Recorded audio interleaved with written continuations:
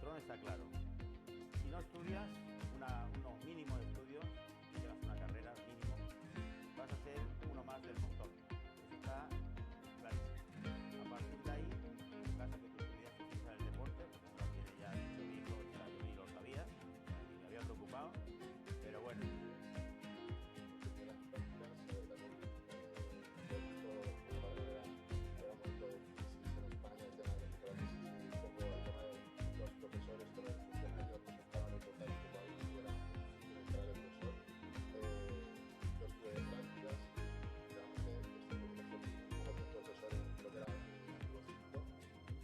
O sea, que fuiste profesor de tu propio instituto. De hecho, a mí me inspiró a hacer esa carrera fue mi profesor del instituto, al cual tengo un gran recuerdo y bueno, de vez en cuando, pues por otra ocasión, me paso por esta fecha de casa de mis padres y los saludo.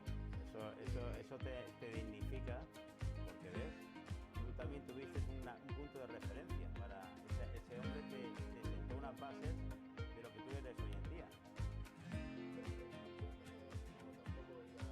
En ese momento hacíamos, era un gran profesional de lo que está por gimnasia. Cuando crear figuras con tu propio cuerpo es un poco gimnasia con... Eso había mucho en Castellón. Acrobacia, exacto. Yo era figura. Nos hacía en el periodo de 3-4 meses de ello. El tema de ser cortón, el tema de la fuerza, pues tú además que empiezas un poco a ver la forma del cuerpo. Piensa que yo como que me gustaba mucho eso, pero no entendía, no llegaba a entender. Claro. Pero bueno, sí que cuando volví a verlo, pues esto tal, me gustaba esto y al final... Claro. Ha sacado un medio eso. Y bueno, sí, el tema de pues, tener una estabilidad con unos estudios para al menos tener una base. Después quizás acabas trabajando en otra cosa, que puede pasar a muchas personas. Nos pasa a todos, pero lo más importante es tener unos conocimientos básicos para que no te vayan tomando por el pelo por la vida. Esto es importante. Aparte tú pudiste estudiar en esos momentos también el inglés, que tú lo controlas bastante bien. De hecho, lo controlas bien, no, hablas perfectamente inglés, te defiendes perfectamente. Pero en el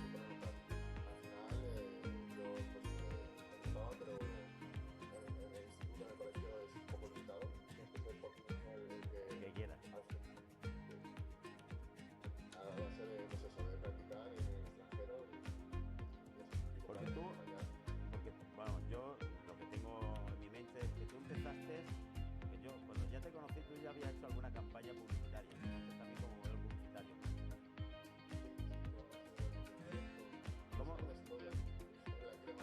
Exacto, es donde voy, hombre, la crema depilatoria firmaste, imagino que firmaste en su día unos contratos de por vida y ahí lo están explotando al chiquillo Sergi.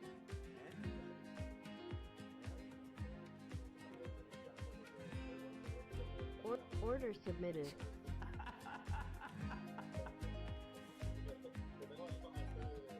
Estoy echando, pero es que esa Cos Marte went from doing hard time to building hard bodies. He's the founder of ConBody, which is a prison-style boot camp class in New York City that employs former inmates as fitness instructors. In today's Walk the Talk, Bloomberg's ongoing conversation about diversity in the workforce, I sat down with Cos to discuss how he built ConBody from the ground up. ConBody was derived from my prison experience. I lost 70 pounds in 6 months, and in my prison cell, after doctors told me I could probably die because of my health issues. I was extremely overweight. My cholesterol levels were through the roof, and I lost 70 pounds in 6 months, and then I helped over 20 inmates who was over 1,000 pounds combined. But I took that same programming that I was doing in the prison yard and started doing that and brought it to the streets of New York. And you began a business, but you told me how you didn't have any startup costs and you funded this yourself. How did that work? Yeah, I mean, I didn't have no overhead. I just went out straight to the park and started running after a woman wearing yoga pants. And I was like, hey, I got a boot camp. And I told her my story and started just attracting people to the park. I was standing on the F train, B train, making announcements. Like I was nonstop. Hustling and asking, and I basically took the same skills that I used while I was selling drugs and brought them out legally.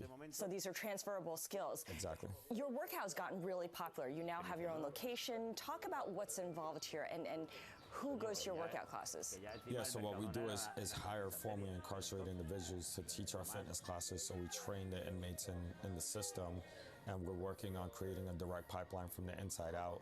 Mostly the people that come to our classes is young professional women. Actually, a lot of people are surprised, but we don't use any equipment. A lot of guys like to, go to the gym and lift 1,000 pounds. My secret sauce is that I work with what I got. So just my body weight, small amount of space, just like I did in my prison cell, and I got that prison body you've always desired. Now, you hire former inmates, as you mentioned. You're trying to build this pipeline. What do you look for in a potential new hire? And the extent of vetting, talk about that involved in these prospective hires. I look for people that are charismatic, and when I conduct my interviews, I conduct them like 5:30 in the morning. So if you don't show up or you come in late, too bad. So I really try to make it strict as possible in the beginning, and then I really see if I could hang out with this person, if this person could say hi and bring a smile out of my face, not only me but the customers that are coming through the door, and really breaking down that stereotype, because we have people coming in who's never met anybody who's been incarcerated. What the perceived notion of somebody that's a so-called ex-con is that we're all killers and rapists and, the worst of the worst. But the truth is that we're just all human beings that committed a mistake, and we just want to readapt back to society and get a second chance. Your real message here is about prison reform when it comes down to it. And you kind of came up with your business plan when you were in solitary confinement. You had a lot of time to think about this. You also got some help once you established your workout class, after you held it in the park. Talk a little bit about the organizations that allowed you to bring together some of your ideas and make it a more scalable business. Yeah, so when I came home, I tried to take advantage of every nonprofit that you could think of in the prison reform industry. So I went to Fortune Society. From Fortune Society, went to Career Gear, and all these nonprofits were helping me and just trying to get me back on my feet. But there was one program called Defy Ventures. Defy Ventures believes that illegal entrepreneurs have the transferable skills to become legal entrepreneurs. And I did that program. It was a very intense program taught by MBA, Harvard, and Stanford professors. And you graduate and you get an MBA Baylor University certificate when you graduate from the program. So they helped me put my whole business plan together and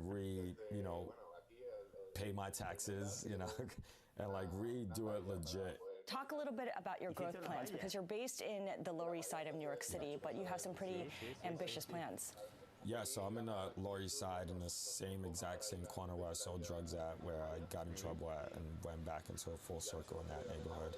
Our growth is we want to open nine studios in the next 5 years. I just came out with my book, so Conbody shows my whole secret sauce in that book. And then also we started this online platform that's coming out in a couple weeks, where you can virtually work out with a formerly incarcerated individual. So you basically choose your favorite ex-con for $9 a month, and you get that prison body you've always desired.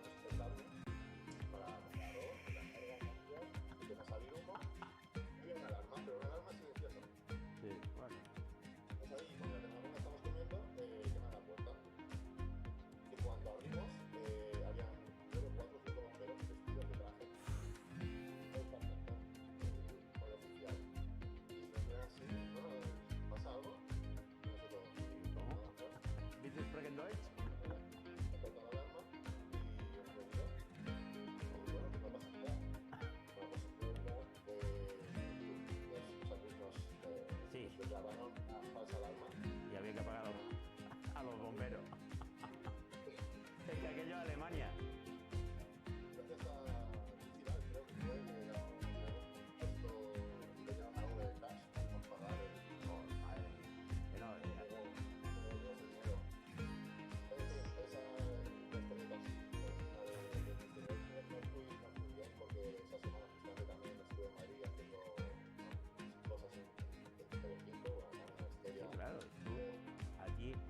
Llegó un momento en que te reclamaban empezaste a decir, bueno, ¿esto qué es?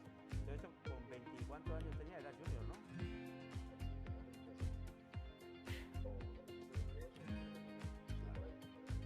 Tú ahora con los años que tú tienes, la madurez, vamos, que tú sigues siendo joven, ¿cómo piensas, cómo ves ese momento? Sinceramente, lo mucho, pero no tuve a nadie que me aconsejara, que me guiara un poco la vez. Nunca he tenido, yo todavía sin tener ningún representante, ni nadie que me guíe un poco a nivel de adaptaciones, o qué hacer, o qué no hacer. Es un mundillo un poco aún que no llega a su nivel. Ya. Me encanta, como un atleta futbolista, tener un representante que le va a decir, a ver, Ya, pero también...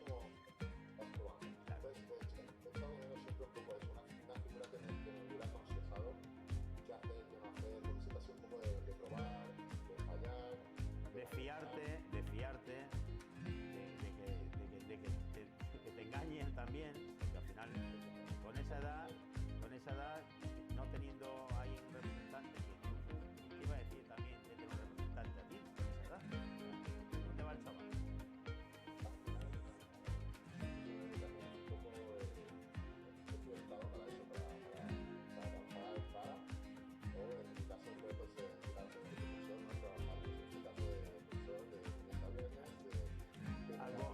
Algo que está muy bien, pero que realmente no requiere...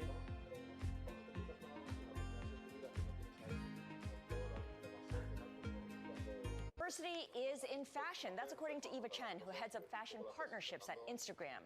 In today's Walk the Talk, Bloomberg's ongoing conversation about diversity in the workplace, I sat down with Eva Chen at the monthly Cornell Tech at Bloomberg Speaker Series, and I asked Eva how exactly inclusion is showing up on the runways.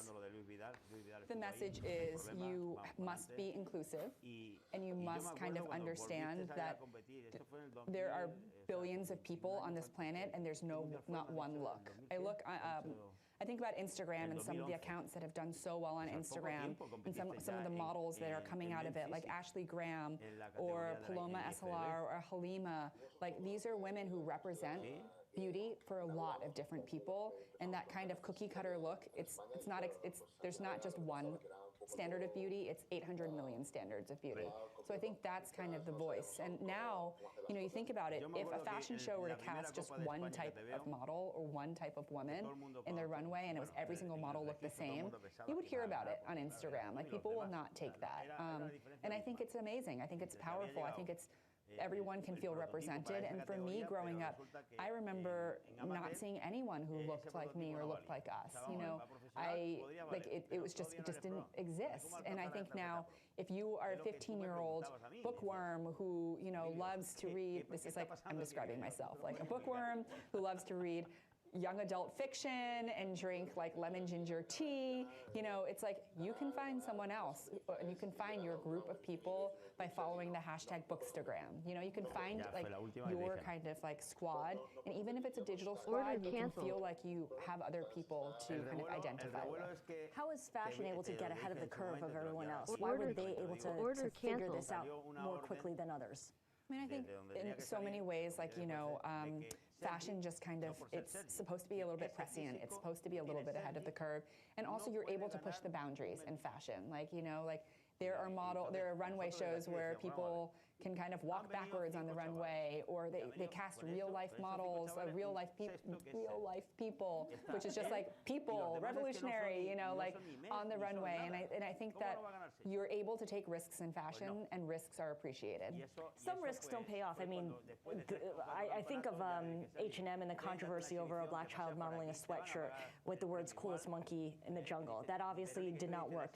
How is the feedback now from consumers different in the age of social media, where something like that will go viral in a bad way very quickly? Yeah, I mean, I think that, listen, I don't know what the thinking was behind that specific moment, or behind that specific casting, but nowadays it's like, the most important thing for corporations and companies is to have representation. Make sure that your board of directors is diverse. Make sure that the people who work in the casting department and the creative teams are diverse, because you want to be able to truly represent and truly embody. It's not enough to say, we believe in diversity. You have to have diversity. And that's, I feel very fortunate at Instagram. It's like, it is a diverse team. I love seeing like and hearing the different voices and opinions and voices of dissent as well. And that's the thing with Instagram. It's like, people have opinions. You won't always agree with the opinions, but it's important that people voice their opinions, and when people see something that they think is wrong or that is wrong, like they will speak up and speak out. Right. Do you think fashion brands are nimble enough to respond, or it's because of something like Instagram that provides that instant loop, that feedback loop, they're able to? I think some companies are. I think it very much depends on the infrastructure of the company, and this is like, I don't know enough about like fashion corporations and infrastructure, but like if you have, I look at Gucci, for instance, and Gucci, you know, they have been known to collaborate with a lot of Instagram influencers and artists, and for the most part, 99% of the time, it's amazing. And there was one season where they did there was something on the runway that was very evocative of Dapper Dan, you know, the renowned kind of like fashion icon, and they were called out for it. And very quickly, they issued a statement saying like, you were right, and now they're collaborating with Dapper Dan and doing a whole collection together. And I think that's in part, their creative director, Alessandro, is incredibly fluent in Instagram. He's on direct messages, reaching out to illustrators, looking for fresh voices. And I think a lot of it depends on the leadership and how, I don't want to say woke, but like how kind of like tuned in they are to what the public consciousness is creating.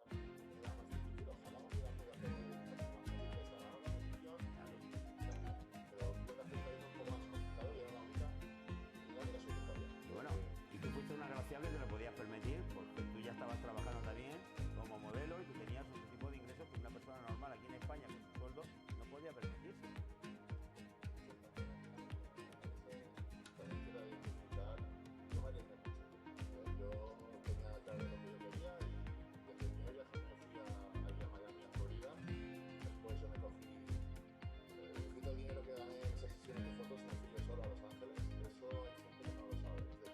Eso lo sabes tú.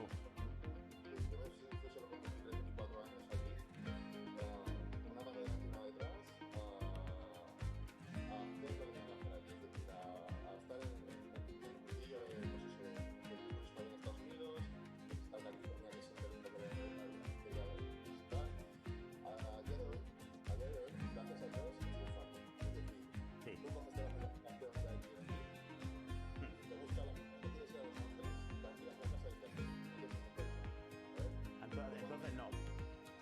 Yo conocí ahí el primer año y el segundo año. Gracias a Dios me acogí a alguien en su casa. Mi interés de bueno, a ver. Y pues mi manager o tal o cual. Pero yo me acuerdo de hacer ahí contactos, amistades o bueno, gente cercana. Y incluso después del segundo año decidí voy a ir allí todos los años. Dije, oye, por favor, te escribías aquí en España, oye, por favor, tú estás en tu casa a dormir en una habitación. Muy amigos en el gimnasio, muy amigos para irnos a tomar algo, pero luego cuando tirabas a una mano, por favor, déjame en mi casa para seguir buscando mi sueño, ¿no? Mi objetivo, ¿no? A nadie te ayudaba. Ahora es muy fácil, ahora no tienes ni que levantar el teléfono. Llega y le están esperando, como sepas.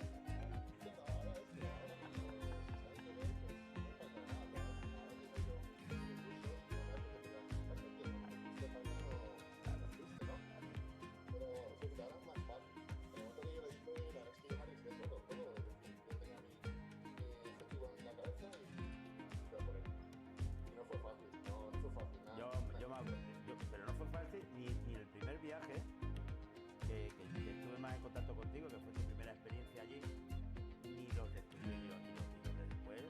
Y menos mal que tú hablabas inglés, o sea, porque a todo eso, imagínate, si no tuvieras una cultura mínima, pues te encuentras allí y no hubiera salido, o sea, no hubiera podido volver a España nunca jamás en la vida, estarías por ahí investigando.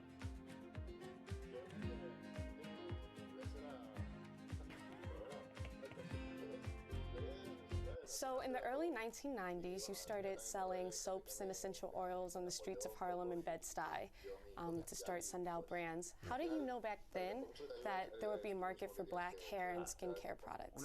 Yeah, well, because when we started, there was, first of all, there was nobody producing natural products that were efficacious and that were designed to work on different hair textures and on different skin types. And so what you had was a consumer who desired to have healthier products, natural products, but had no access to anything that actually worked. And so, you know, when you stand on the street corner, people tell you what they want. You better give it to them, otherwise it gets really cold, right? And so we started to take that feedback and started to incorporate that into the things that we were offering. And before you know it, we were selling to other vendors who were bringing feedback from their customers and clients. And so very quickly we got to understand just how underserved women of color were around their hair and their skin. What has the explosion of the natural hair movement in the U.S. done for your business? Yeah, as women became more and more empowered or empowering themselves, I should say, to wear their hair natural, to express themselves as freely as they wanted to around the things that were important to them, that really started to drive the adoption of natural hair. And then they actually had products in Shea Moisture that delivered on the promise of what they wanted, right? So I think the two worked hand in hand, and it really took off. How does Sundial brand stay authentic as you guys have grown? Yeah, I mean, I think for us, we've built our business from day one on a model that we call community commerce. And what community commerce is that a business ought to invest in the community where it does business, right? And it ought to provide not just products to that community, but it also should take the dollars that it takes out of that community and put it back in. And so for us, that meant that the products that we produced from our supply chain in Ghana, of which there are 16,000 women that now supply Shea Moisture, who have now risen above the poverty line because of this model, also get to share in 10% of the revenue of the products that their ingredients go into, right? That then provides them with infrastructural support, you know, warehousing, equipment, training, safety, health insurance, bank accounts. That's the core of what we do this for, and so we continue to do that. And so in November, Unilever acquired Sundial Brands. What did that deal allow you to do now that you haven't been able to do before? It enabled us to take, you know, to commit to this $100 million fund. It's called the New Voices Fund for Women of Color, which now allows us to go create other entrepreneurs, or maybe not create, but invest in other entrepreneurs so that they too can have the type of economic opportunities that we've had. So as I said, it's not for one company or two companies alone to be able to compete and to survive and to sustain is not enough. We need thousands, right? So the first thing this allows us to do is to invest there. The second thing that it allows us to do is to scale our community commerce model so that we can go from these 16,000 women to 200,000 to 300,000 women globally. And the third thing that it allows us to do is to compete globally against global corporations. We can't compete for shelf space the same way because we don't have the same resources. We can't buy the same amount of advertising on TV or in magazines or in social media. So we end up shrinking and shrinking and shrinking as more companies come in to serve us as consumers. So what we've got to do is we've got to provide capital to each other in our communities in order to compete. We've got to find ways to scale our business. Now, the way that I've done it may not be the way for everybody else, but at least it shows a path, right? And it shows that it can be done, and it shows that you can do it and be highly successful at doing it. And it also shows that once you do it, you've got to be committed to putting it back in.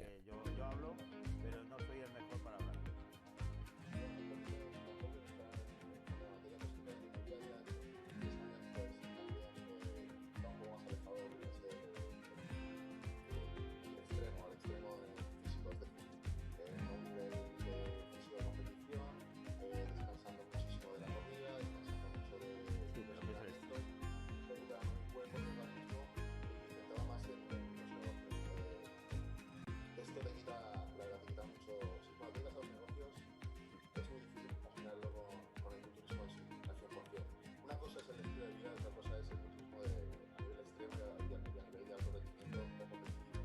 precisa toda tu energía. Seguramente cuando a mí me ha pasado, venga, voy a empezar y las 3 semanas empezando a entrenar fuerte, hacer dieta, pero vas a ver un mes y ya me decimos que tienes una llamada de un problema que ha surgido y comentas directamente, ya no tienes un entrenamiento, no vas a tener un entrenamiento, vas a estar pendiente de solucionar ese problema y acabar entrenando para o el entrenamiento que soluciona ese problema. Bienvenido hermano.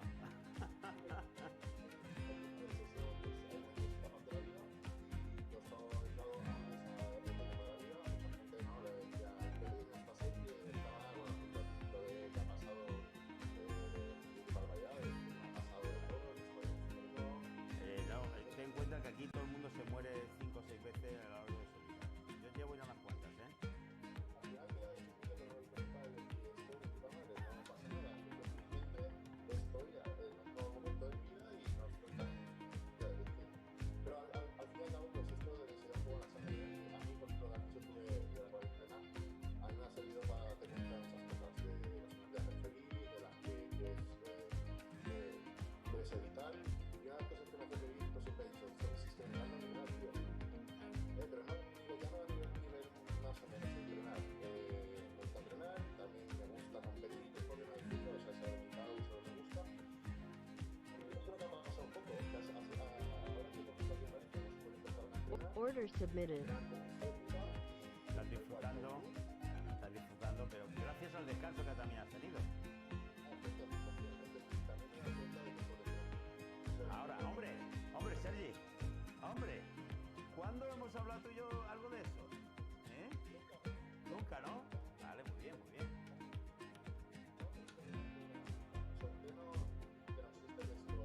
No, pero escúchame, no, hay un sobreentreno que tú no lo valoras. Tú piensas que el músculo cuesta mucho sobreentrenarse, pero el músculo, cuando tienes esto reventado, se sobreentrena muy fácilmente.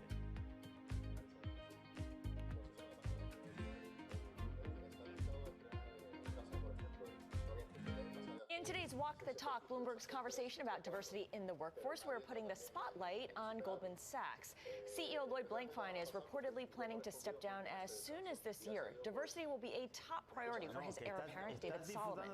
Solomon recently told the Women in Corporate Leadership Initiative, quote, "You make progress, but the progress as you're looking at it day to day feels slow, and it feels slow because you're a big organization. But you know over time that will change. It's our job to change it."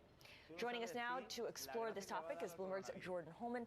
Jordan, we know that Solomon has been pretty active on the diversity front. He did propose a number of ideas to the board not so long ago.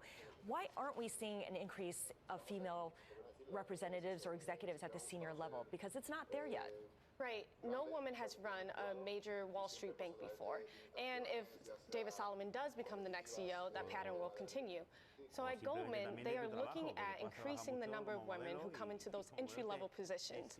But we're not seeing the women come out on the other side of the pipeline on those executive teams. So there is a retention issue, and they are looking at that through mentorship and sponsorship initiatives. So how long does it take before you get sort of a critical mass of women at senior ranks? I mean, what's the sort of trajectory within Goldman to reach the upper echelons of leadership? It definitely takes years, and you know, you have to groom people. Goldman's a company where they want to hire internal candidates. An internal candidate becomes CEO. So that's why it's important to retain those women that they're bringing in. For example, this summer, they said that they have about 40%, mid 40% of women in their junior employee class. And so that's great, but there's only 2 women on their executive team. So now you have to, with this generation, groom them, promote them, have opportunities for them to want to stay on Wall Street. And that takes time. I think about how Dina Powell, who was once at Goldman Sachs, went to work for the Trump White House, has come back. And there's some tension over her promotion when she returned because she was added to the management committee when her background is not in a profit-generating business. Right. Her background's in government and philanthropy. And when you're looking for the next CEO, you're looking for those people who've been in positions of profit and loss. And she's not in that. So then when you look at the pool of women who are in that, it gets smaller and smaller. So then when it's time to select your CEO, you have nowhere to turn. How does Goldman compare to its peers with this? So Goldman's not alone when it comes to female representation. Citigroup and JP Morgan also have less than than a quarter of women on their executive teams. So it's a conversation that needs to happen across all the banks of how do you get your first, female CEO of a large bank. You recently talked with Goldman Sachs' former HR head, Edith Cooper, who spoke about the bank's efforts to increase diversity, women as well as minorities. What did you learn from her? So Edith Cooper spoke on a panel last week, and she said that Goldman is looking at the data. They're really trying to be data-driven about their diversity initiatives. So if the data's not saying that they're making progress and change, like Solomon said earlier, it looks slow, then they're going to switch it up. They're going to try new initiatives.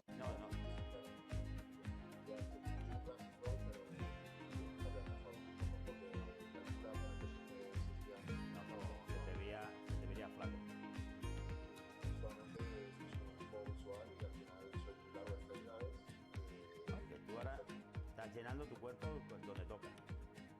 Exacto, poquito a poco, a ver, justamente puse un vídeo ayer que se me ve muy grande comparado con otras fotos y vídeos, y la gente ya está diciendo que cuando vean salir a competir, que por fin, tío, es como... Y acabo de empezar. Yo tengo un objetivo fijo, pero estoy disfrutando, corrigiendo, mejorando lo que quiero mejorar, pero para yo no verme bien, de qué estamos hablando. Si luego poquito, va a ser genial porque va a ser como un temas. Es decir, va a ser con temas. Va a ser como... Sí, que no has hecho un esfuerzo submasivo. Ahora estoy bien para subir y sobre la tarima, perfecto. Si no, no pasaba tanto. Si subo me sale a disfrutar y pasarlo bien. También es verdad que yo, como sabes, siempre voy a ganar. Pero eso lo tienes en los genes. Tú nunca... Es más, sabiendo que aquí no te iban a dar de ganador e ibas intentando ganar, pues, no te van a poner primero. No, estás el último. Y ibas predispuesto, digo, ya. Pero eso era así.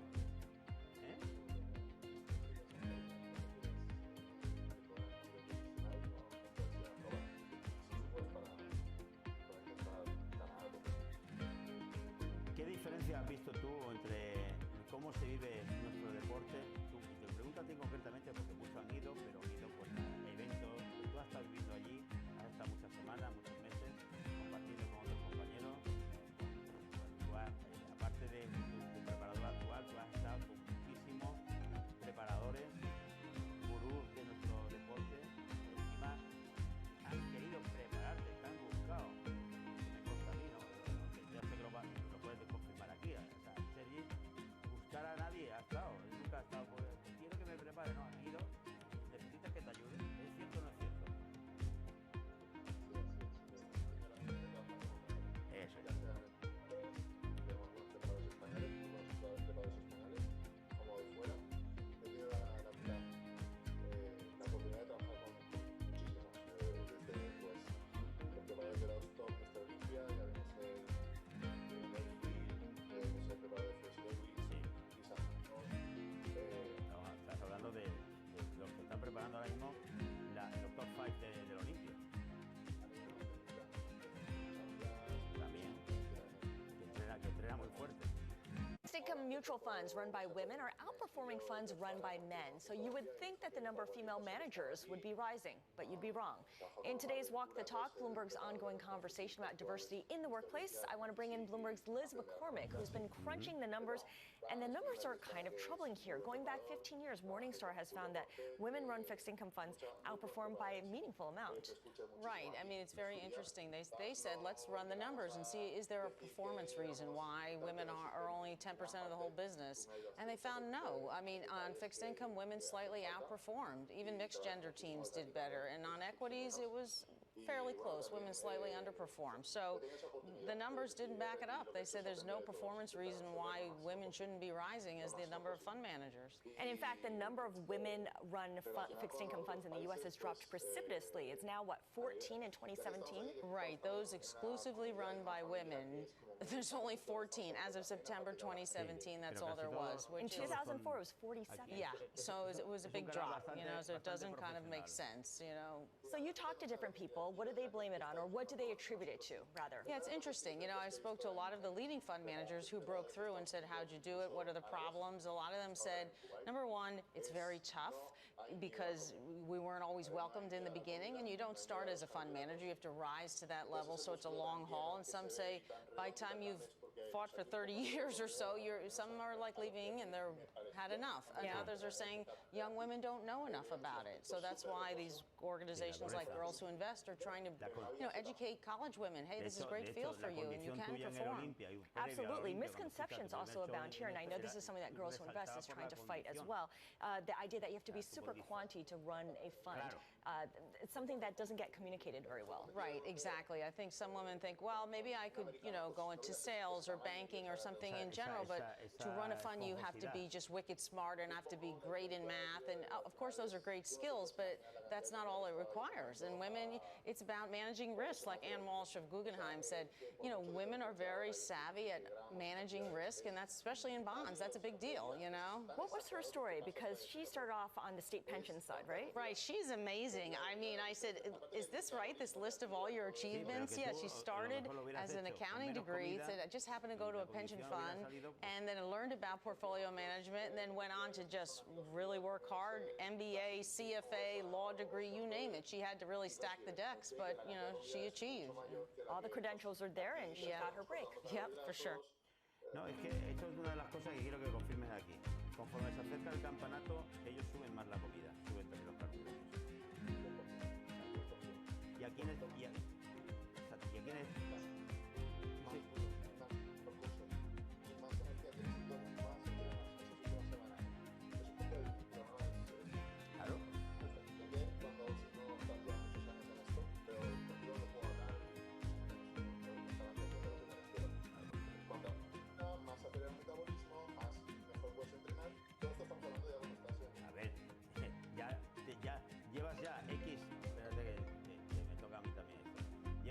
semanas preparándote, no hay que semanas, ya llevas ya es la última, prácticamente las últimas 6-7 semanas, que es cuando tú ya tienes que tener la condición.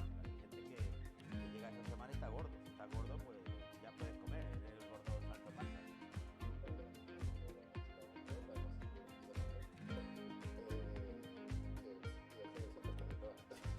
No he perdido una.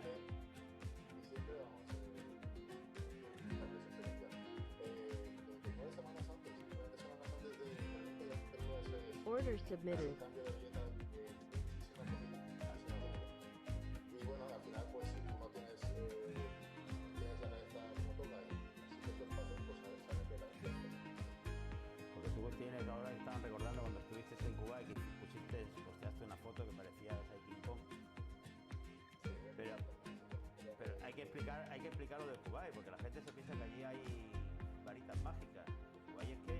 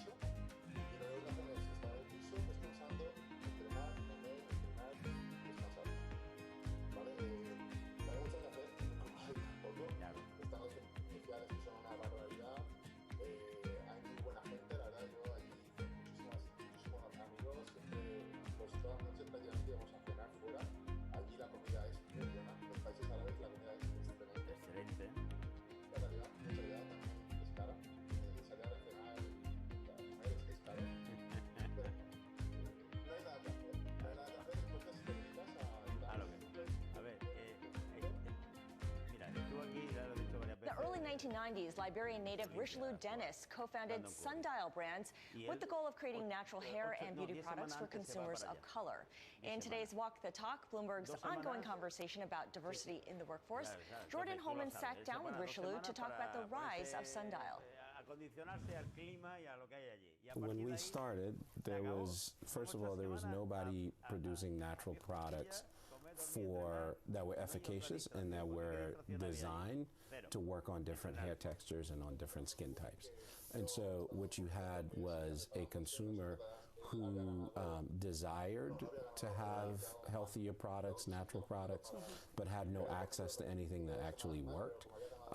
And so, you know, when you stand on the street corner, people tell you what they want. You better give it to them, otherwise it gets really cold, right? And so we started to take that feedback and started to incorporate that into the things that we were offering. And before you know it, we were selling to other vendors who were bringing feedback from their customers and clients. And so very quickly we got to understand just how underserved women of color were around their hair and their skin. What has the explosion of the natural hair movement in the U.S. done for your business? Yeah, as women became more and more empowered or empowering themselves, I should say, to wear their hair natural, to express themselves as freely as they wanted to around the things that were important to them, that really started to drive the adoption of natural hair. And then they actually had products in Shea Moisture that delivered on the promise of what they wanted, right? So I think the two worked hand in hand, and it really took off. And that was Bloomberg's Jordan Holman speaking with Sundial Brands co-founder Richelieu Dennis. You can get the full interview on Bloomberg.com.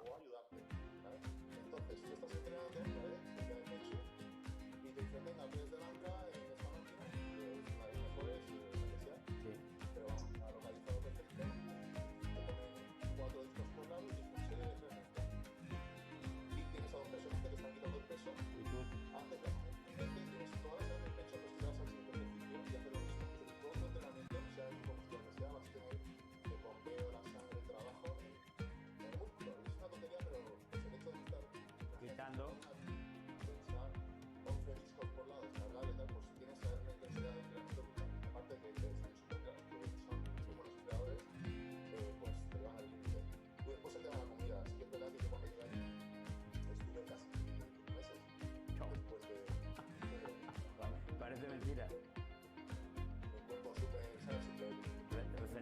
Receptivo.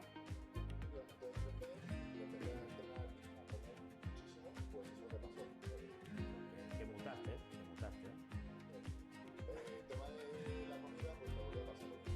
Llegué allí y Ascar, que era el centro de rey, te vas a comer de estos 2 años, de esta cantidad de proteína al día, de comida, y el sábado te las saltas.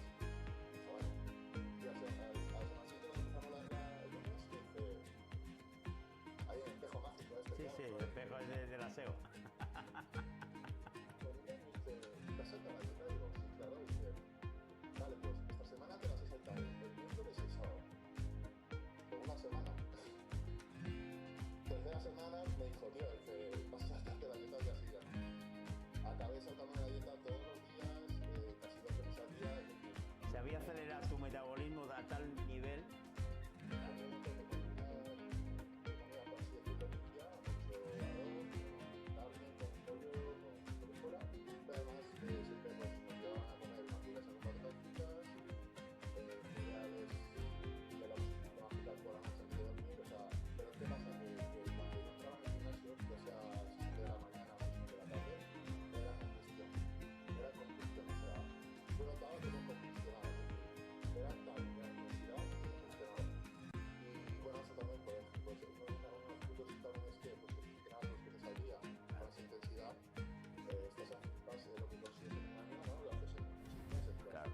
Si no comes, desapareces. O sea, es imposible.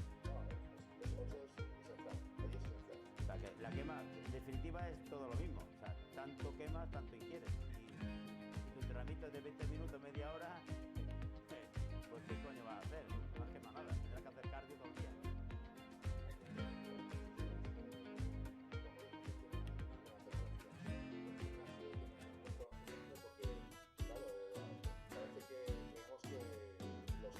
LOTOME stands for Locate, Target, and Message. LOTOME helps advertisers collect and organize their consumer data. So if you can imagine, that customers engage on the phone, on the web, in a store, through a coupon. We help collect all of that, attach it to a profile, and it's the big data story. When I started the company in 2006, I saw this unbelievable opportunity around user-generated content. It changed the paradigm for all advertisers. There had to be a platform to protect the brand and get a defined result, which is a sale. That is the genesis of Loadme.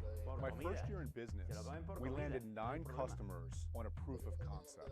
I then went to venture capitalists and told them the story. And over time, I was able to raise $60 million. I woke up one day in 2011, I had a board meeting.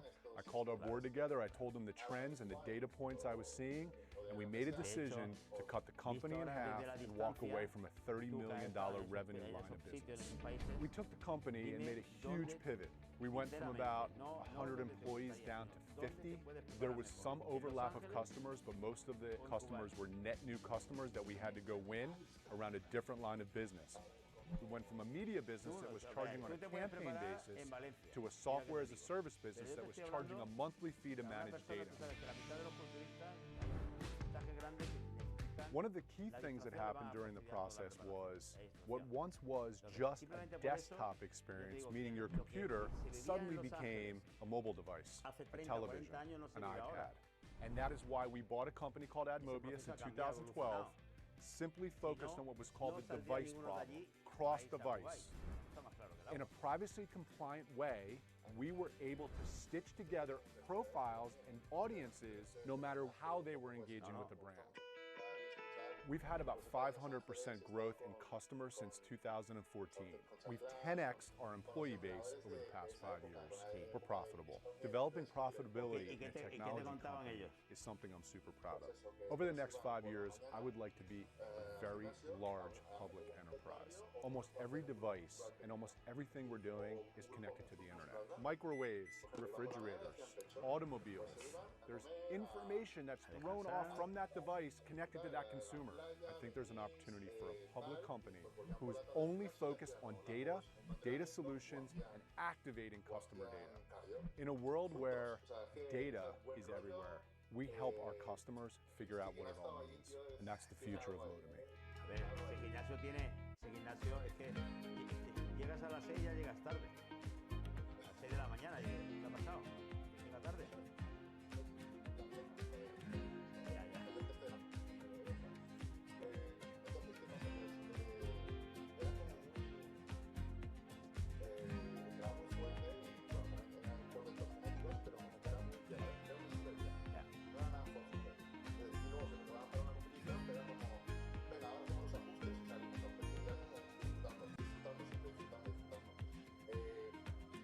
Eso se ha perdido un poco también porque,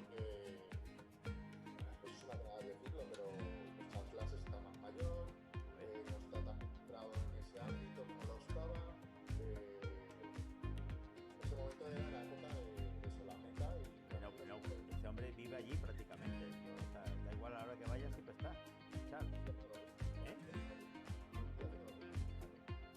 Entonces, ¿qué pasa? Sí que es verdad que eso se ha ido perdiendo un poco. También, pues, cambiar un poco los tiempos y sí que es verdad pues, que hay gente que necesita distracciones, porque si hay distracciones, pues al final, ya sea fiesta, ya sea mejores, ya sea Sinceramente, Kuwait para mí sería muy aburrido.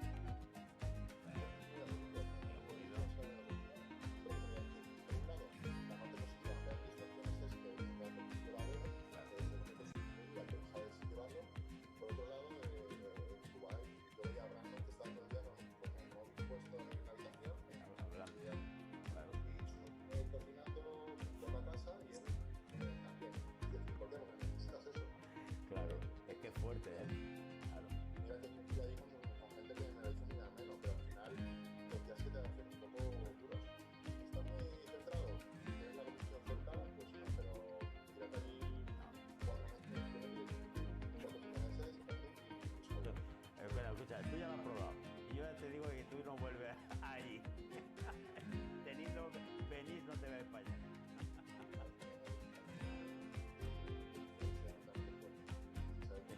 Es lo que dice Íñigo. Y dice, Kuwait solo es oxígeno.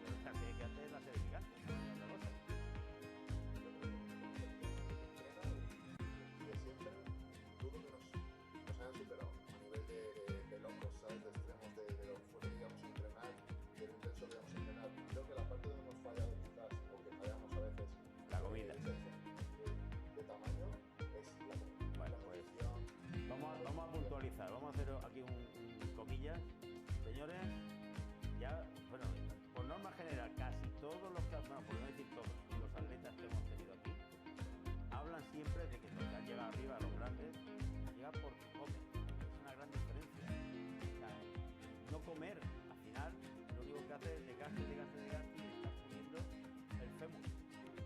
Realmente es lo que te va a quedar. O sea, quedaros con eso, comer, sin miedo, pero eso sí, si entrenas, si hay gasto calórico de verdad. Porque tú en ese momento llegabas a hacer cardio en tu lugar, no tenías ni tiempo, no hacía falta. A ver, cero.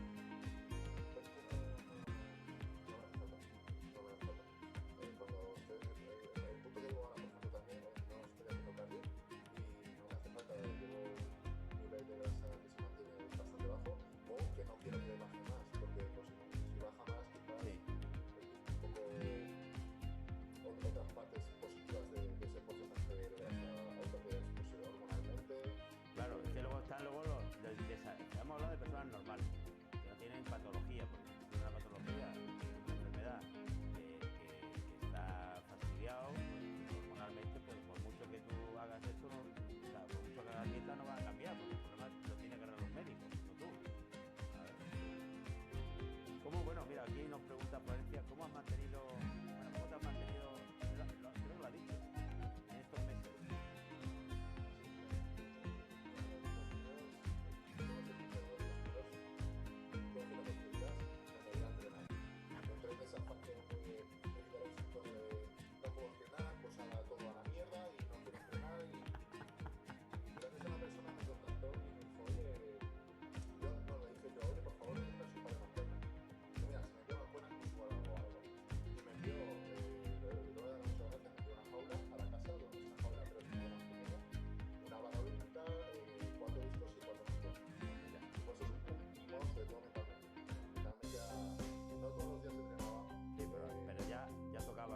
The idea for Foley came about in 2009 when I was making a personal shift to a healthier lifestyle generally.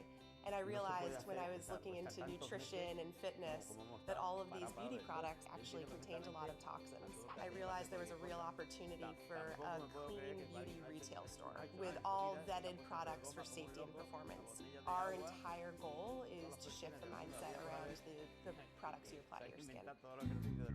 I needed to learn a lot about business and about the beauty industry. I worked on a lavender farm, I worked for a skincare developer, I got a quick MBA at Babson where I focused on the business plan the entire time. In 2013, we opened doors to our first store. I was in there every single day talking to customers, figuring out what this needed to be. I raised a small angel round of $750,000. That lasted us almost 3 years. All the way through to 2016, I was really focused on building a brick and mortar first business. At the same time, there was so much more going on in beauty online than there ever had been. You know, content had become so critical. We decided to make a huge shift in 2016 and change to a digital first business. We decided that digital first was really going to be the only way that we could get the content out there and we could grow fast enough to be able to share our, very unique level of expertise. So we raised a round of $3 million to do that. We needed to build a digital first team. We needed to build a new flexible tech stack. We're very lucky to be in Boston, to be surrounded by a ton of really awesome engineers and folks that are super passionate about mission-driven business as well. We spent a year and a half building it out, figuring out how Foley should exist online. So it'll be between 70 to 80% online by the end of this year. Despite building a digital-first business, you can never truly replicate our in-store experience online. We have 2 brick-and-mortar stores right now, both in Boston. We'll be opening 4 this year, and if everything goes well, we'll open an additional 10 in 2019. We're going to continue growing content and education online in a huge, huge way. I think the real secret sauce to Foley is we're a highly curated portfolio. Since starting the business, we've tested between 800 to 900 brands. We have 75 brands in the store right now. It's not easy to get on our shelves. We don't carry any full brand portfolios. We carry what the best products are by the brand. It's helping in the repeat rates. It's helping in retention. We're now becoming known as the place to really, truly start your clean beauty journey. Cuando tú te vas al gimnasio y tienes toda la maquinaria, como has ido al gimnasio, da igual, los de Valencia los tienes también. ¿Qué carajo vas a estar con una goma? La goma está para cuando está para hacer un calentamiento previo antes de salir, hace 4 gomas y sale a competir. Que muchos también dicen, mira cómo calientan los profesionales. Sí, pero tú lo has dicho, calienta, no es ningún tipo de entrenamiento. Es entrenamiento con la goma. Hombre, si tú no has trabajado tu músculo nunca y haces así con la goma, pues al día siguiente vas a tener agujetas. Claro que sí. Es normal.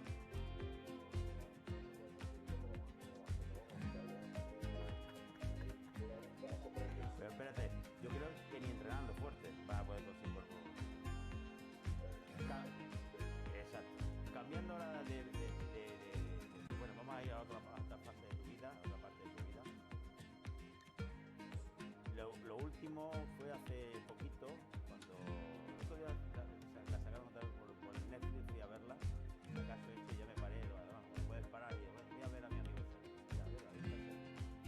La película que grabaste con los... ¿Cómo se llama la película? De los superhéroes. La Liga de la Justicia, donde sale Superman y todo eso. Cuéntame cómo llegaron hasta ti. Bueno, esa la queremos saber todo. Yo sé nada más que de ahí salía y nada más me dijiste, Emilio, es que me estaba dejando de barba, es que salgo en una escena.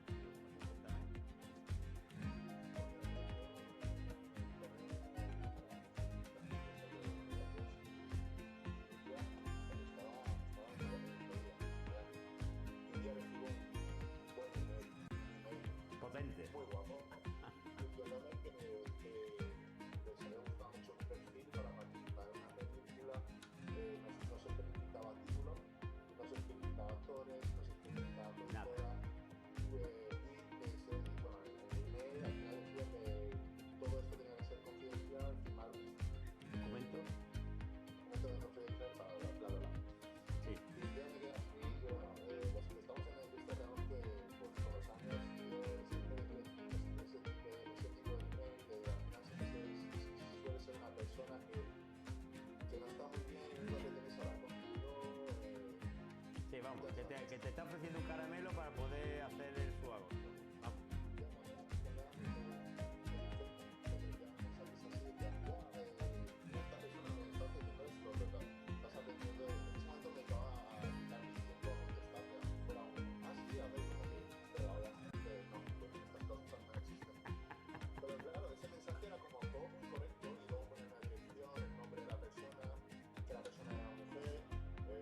Dirección de casting, bla, bla, y yo le dije a mi cámara de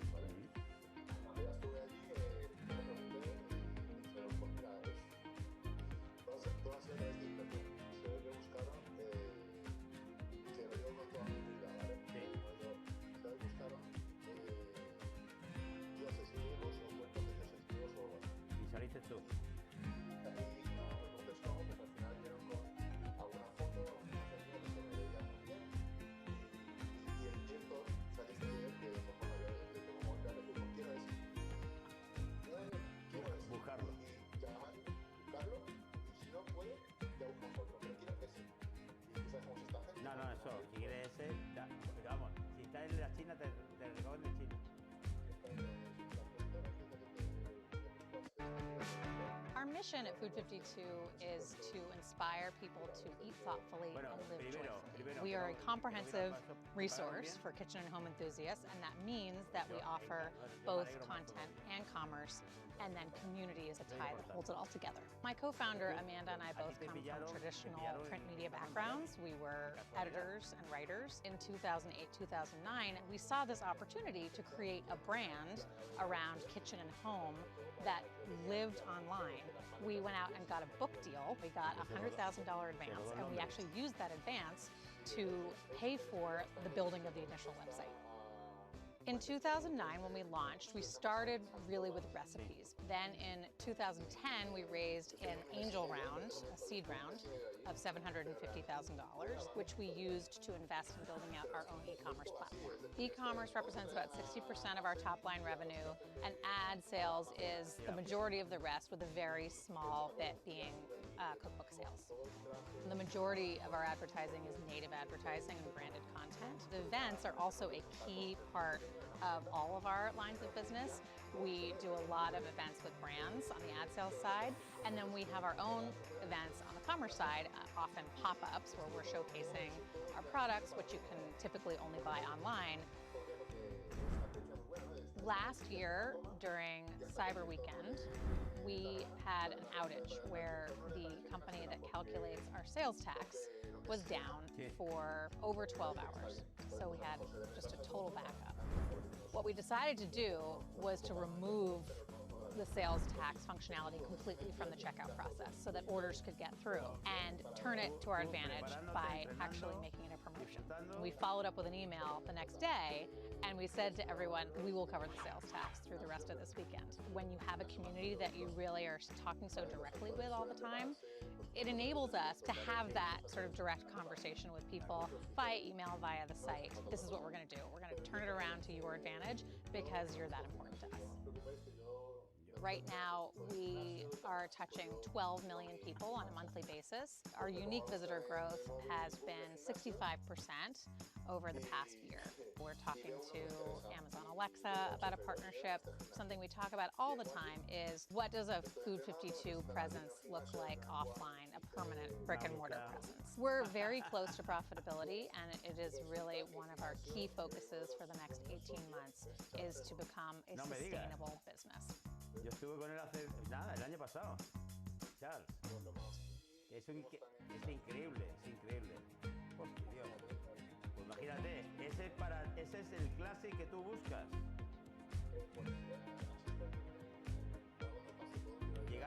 ¿Tú llegaste a verlo competir? No, tú ya ni te acuerdas, ¿sí? Cuando compitió en Madrid. Ah, no. Él compitió en Madrid y ganó uno de esos eventos que hacía Rafael, un campeonato profesional, y él vino allí, era el más desconocido de todo, pero y ganó de calle. Ese hombre, ¿eh? No, y además se mantiene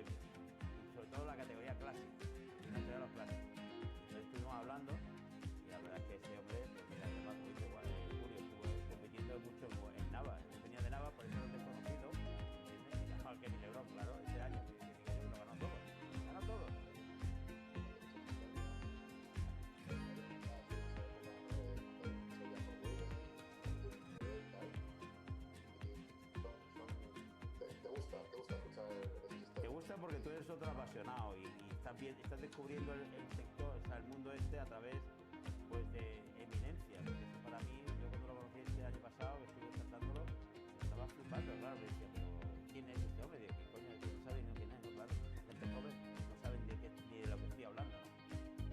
Pero es que eso además, europeo, tío, vamos, una pasada.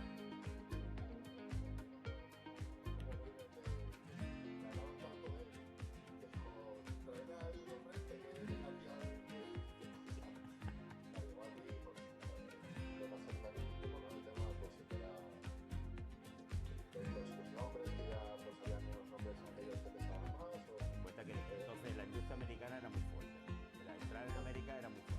Hoy en día ha cambiado bastante, pero en aquellas fechas un europeo triunfara en Estados Unidos es que costaba. At Sweetgreen, we make every single thing from scratch in store every day. The three of us were just, what if we opened this restaurant? It was just solving a problem that we had in our own life. This problem of wanting to eat something that was healthy, affordable, convenient, and really stood for something that we believed in. We started the company by going out to anyone we could ask, and we raised about $300,000. 40 people contributed to that very first restaurant. That means the average check was somewhere between $5,000 and $10,000. The place we found to open was tiny, and what that did was it really forced us to simplify everything. And that philosophy has really stuck with us throughout the whole history of the company. It wasn't that sales took off in a crazy way right away, but it was like the people who knew about us loved us. Very soon after we opened the first one, we started exploring the idea of a second and a third one. Our first 7 restaurants, we stayed in the DC area. We had these huge ambitions, but we knew we had to get things right before we scaled it. We've had to raise a lot of capital along the way because we built restaurants, but we never really took on any sort of institutional funding or any big investors. It was about 4 years ago, one of our customers and friends approached us about investing a lot more money. It was a guy named Steve Case. He really believed in our mission. That kind of funding allowed us to invest in people, invest in the community, invest in the systems and infrastructure, allowed us to build a brand. We invested in mobile technology and also rebuilt restaurants in a responsive way. You can pick up your phone or go online and within just a few clicks, order it, have it on a shelf ready, come pick it up and be out of there. That was really hard.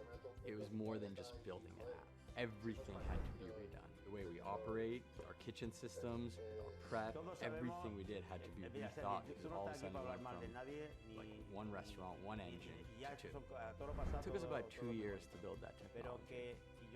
I think sometimes the easy way is not the right way. Instead of resisting it, embrace it and figure out a way to do it the right way, not just the cheap or the easy way.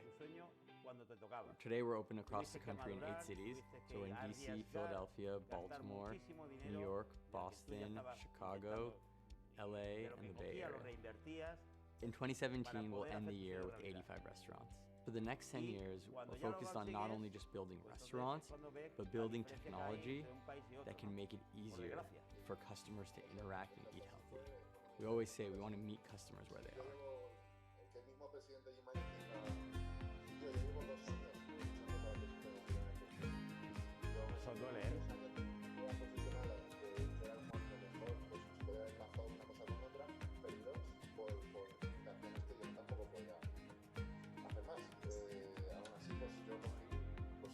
Sergi, tú eso es la primera vez que lo estás diciendo tranquilamente, porque ya es agua pasada, pero es algo que siempre hemos denunciado nosotros.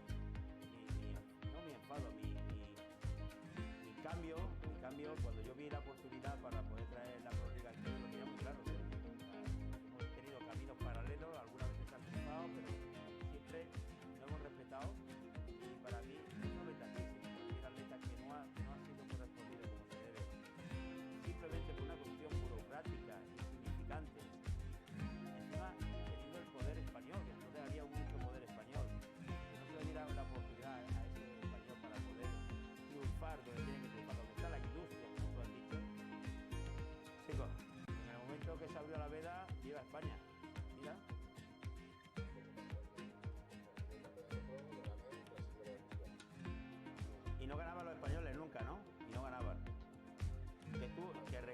perfectamente, porque siempre están los miedos. Lamentablemente, entonces estaba preparando spin, no pude estar porque estaba muy malito, estaba allí solo. Y realmente cuando tú ibas a salir, decía, no, mira, aquí existe el Mister Olimpia, ¿sabes? El Mister Olimpia, que ahora mismo ganó el Olimpia, después no lo ganaba hace 2 años. ¿Cómo se llama el chiquito ese? No me acuerdo, tú lo sabes. Barro Hensler. Y digo, pero tranquilo, sí, tendrá la cintura que tú quieras, tendrá la amplitud que quieras, sí, pero está gordo, está pasado. Hoy no te puede ganar. Si te gana, bueno, pues te ha ganado porque tú no gustas, no porque tú tengas tu condición. O sea, en ese momento tú saliste, te colocaste y ya viste que tú podías ganar, el otro estaba acojonado, digo, mira los ojos, estaba acojonado. ¿Me entiendes? Es muy importante, Sergi, que haya siempre alguien pegado en esos momentos antes de salir. Es muy importante. Porque tú no eras consciente de lo que están moviendo los demás.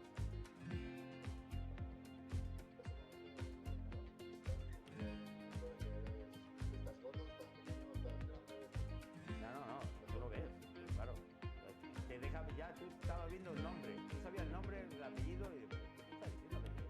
Y yo ahí no estoy viendo a nadie tenía tu condición. Nadie.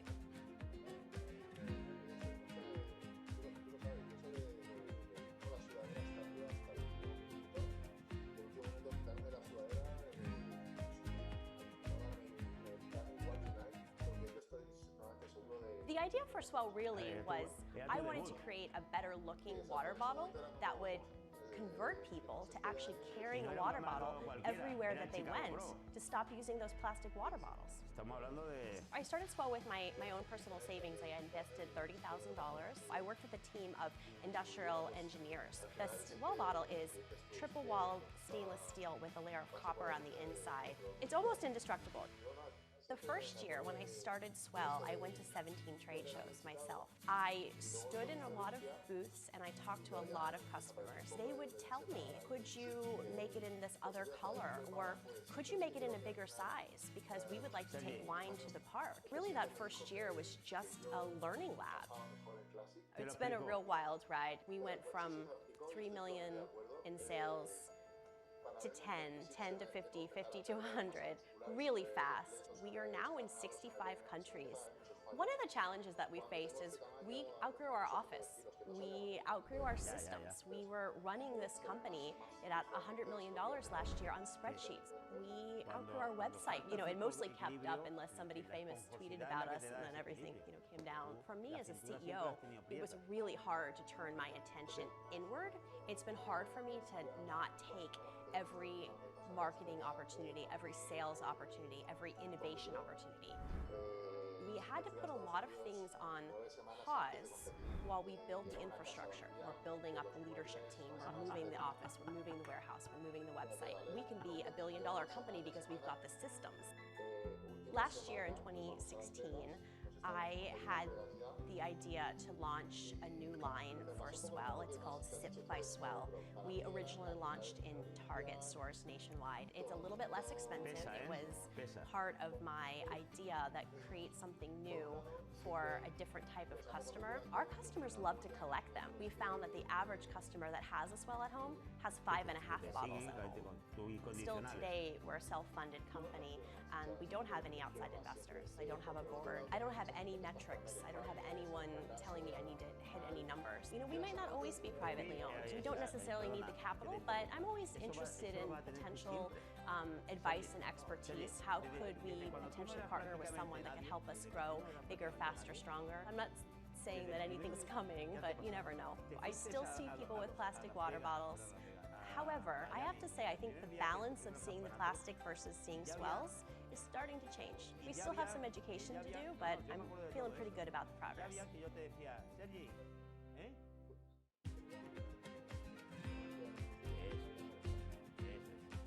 Ya desde ese minuto te dije, Sergi, tío, esto, mono chino, tu objetivo, porque cuanto más crezcas, este país, sobre todo en España, en otros países, Estados Unidos, pues se abrirá de otra manera, pero no tienen tanto tiempo en criticar la vida de otra persona, ¿entiendes? O sea, como te he dicho, yo tengo, o sea, me dice, coño, Sergi ha aceptado hablar contigo y digo,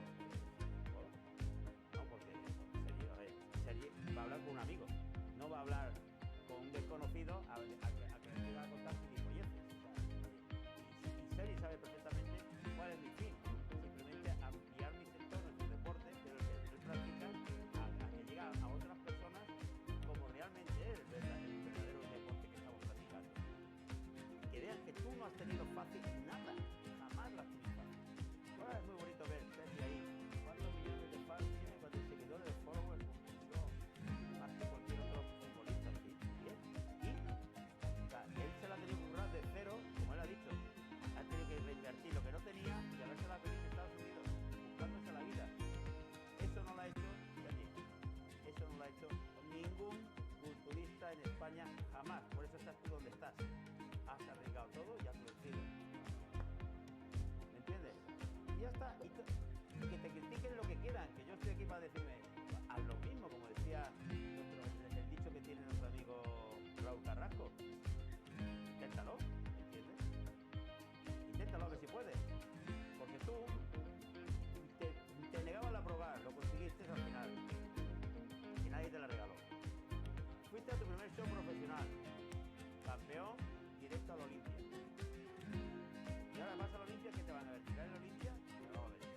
Y ya tú cuando fuiste a la Olimpia ya sabías tu deficiencia. Porque la entrevista que te hizo Bill Manning fue terminada en Chicago.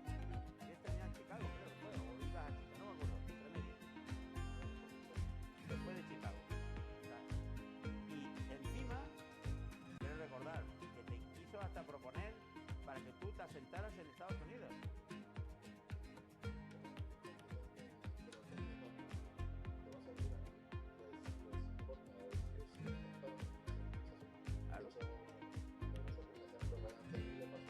Lo mismo, que es muy amigo tuyo, ¿verdad, Brian?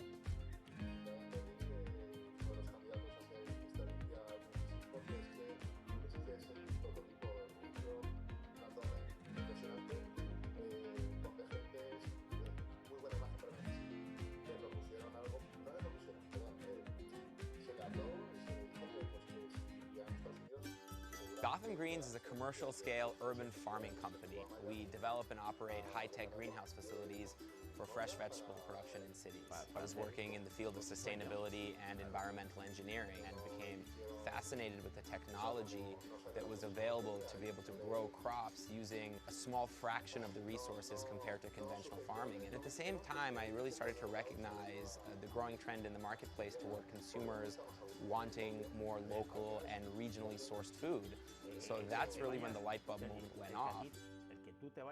We cobbled together some funding and built a 15,000 square foot rooftop greenhouse in the Greenpoint neighborhood of Brooklyn in 2011. We started pitching supermarket chains, restaurants, we started inviting chefs into the greenhouse facility, and within 3 months we were completely sold out of the produce. And that's when we realized that we were really onto something and we should probably expand. And then a really compelling partnership opportunity came along with Whole Foods Market, which at the time was one of our largest customers, and we crafted an idea to actually design and build a commercial-scale greenhouse into the roofs of one of their new supermarkets in Brooklyn, New York. That was almost double the size of the first one.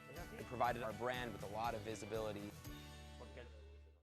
Lo and behold, within a few short months of opening that second greenhouse facility, we were yet again sold out of the produce. So we started looking at Chicago, which is also a city with a thriving food culture and a consumer base that's increasingly demanding high-quality fresh produce, and that facility is our largest until date, which is about 80,000 square feet or 2 acres.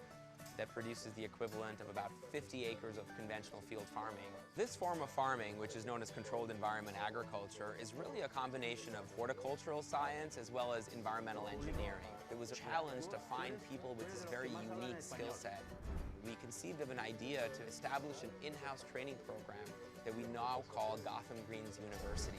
So we're able to take young graduates out of university or high school vocational programs focused on science and biology and train them to really design these facilities and operate them.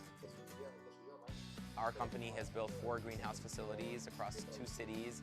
We have about 160 employees. We've experienced about a 20x growth rate since inception. In our first year of operations, we grew about 500,000 heads of lettuce and leafy greens. And last year, we grew over 20 million heads of lettuce and leafy greens. I believe the future will have us expanding to other cities across the United States, expanding into new products, new product development. Our motto is to be able to harvest and deliver within 24 hours, to be able to provide consumers with the freshest possible product and the best tasting product.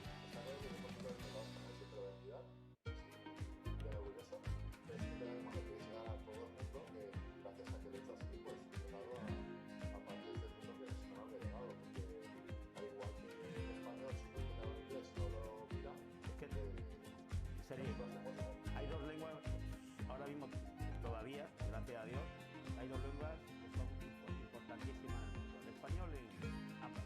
Tú las dos las controlas. Con esas dos puedes ir a cualquier parte del planeta que tú vas a estudiar. Por supuesto, el mercado anglosajón es el que tiene la industria. Nos guste o no nos guste, es donde está la industria.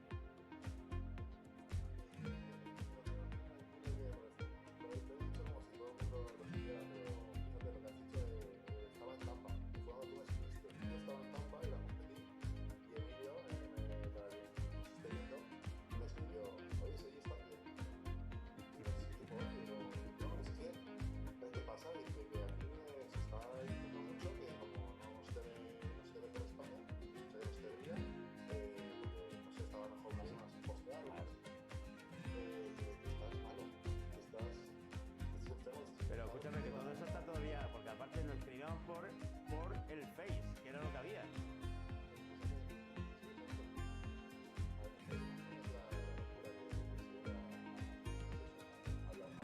Entonces todo esto viene por lo que estamos hablando del peso de la línea.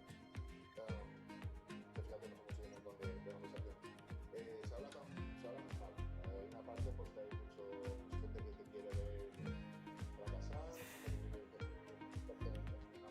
No, ya te veo lo fracasado que vas, hijo. Venga, cuéntame.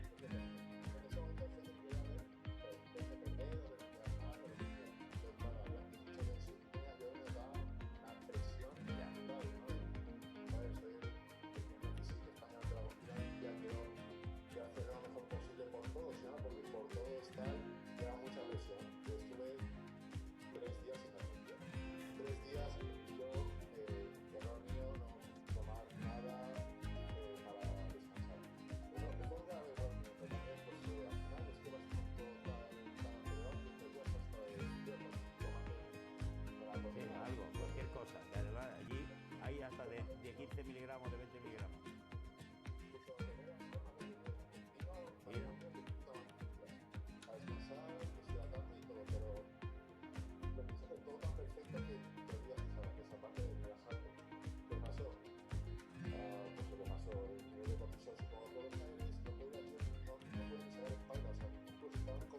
Estabas totalmente, no saliste, mira, saliste hasta en comparación a Chicago desencajado.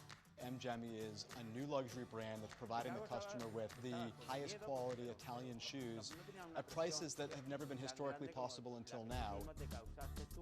We looked at the luxury marketplace, and there were so many qualities about luxury that were great, but there were some qualities that needed some real reinvention. The incumbents certainly were not reinventing. Shoes happened to be a category that we fell in love with because we love obsession. We want to be a business that occupies a spot, a place in the customer's mind all the time. Shoes create that unique obsession. We think that you've got to be newsworthy. You've got to be different. You've got to have a story to tell. Our consumer knows there's must-see TV every Monday, and it's not about markdowns. It's not about private sales. It's about great new product. We actually don't release that many more products than other traditional retailers do. We just don't do it all at once. The way we describe our company to the consumer is we're old world meets new world. We identified very early on in the business creation a team in Italy that I had some history with that we could in essence acqui-hire. There was a group in Italy, in Florence, that have been in the shoe manufacturing business for generations. There was a whole bunch of challenges in taking the old, historical Italian shoe manufacturing industry and putting this new engine on top of it. Unlike most fashion brands that produce things 4 times a year where you have these big spikes, we're providing them with this constant demand, keeping their factories moving all of the time. We had to get them to start producing products at the pace that we wanted them produced. The only way to solve that was to learn. They've done a pretty good job of learning through our data. They've done a pretty good job of learning through our forecasting what opportunities they can receive by moving faster than they've ever moved before. They've been pretty open to listening about ways to improve their demand forecasting and ways to improve their speed of production, but they're not so open to listening to better ways to make shoes, that's for sure. Probably rightly so. We opened our first store in Soho. 80% of those customers who bought in the store first buy their second purchase online. If you're buying things with the frequency that our consumers buying them, the luxury of multi-channel drives to their purchase pattern. 50% of our buyers come back and buy a second time. Once they buy a second time, on average, they average 4 purchases within a year. We're also seeing consistent 100% growth year over year in total sales, and margin continuing to improve in each of those years. So the goal is not go as fast as you can go and grow as fast as you can grow. The goal is with really good controlled growth, ensure that you can double your business for a number of years. Hay un riesgo que te sale o te sale, pero de todas maneras, mira. Sí, lo sé, pero la historia, tú sabes la historia de cuando ganó el primer Olimpia Ronnie Coleman. Después Kevin LeBron, y bueno, la contado yo mismo, ¿no? Dice, toma, bebe, yo no bebo, yo compito, dice, no, si tú quieres saber qué hago yo para poder estar así, bebe. Y se bebieron la botella de vodka y al día siguiente le salió un extraterrestre.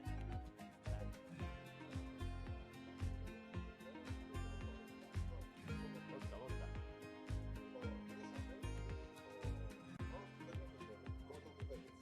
No, yo no.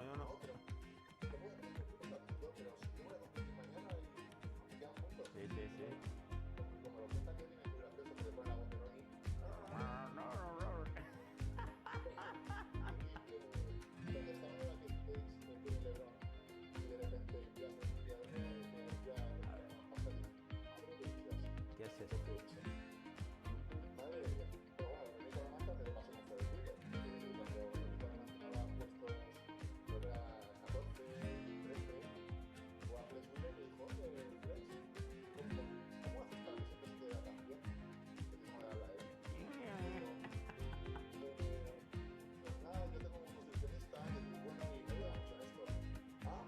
¿Qué es eso?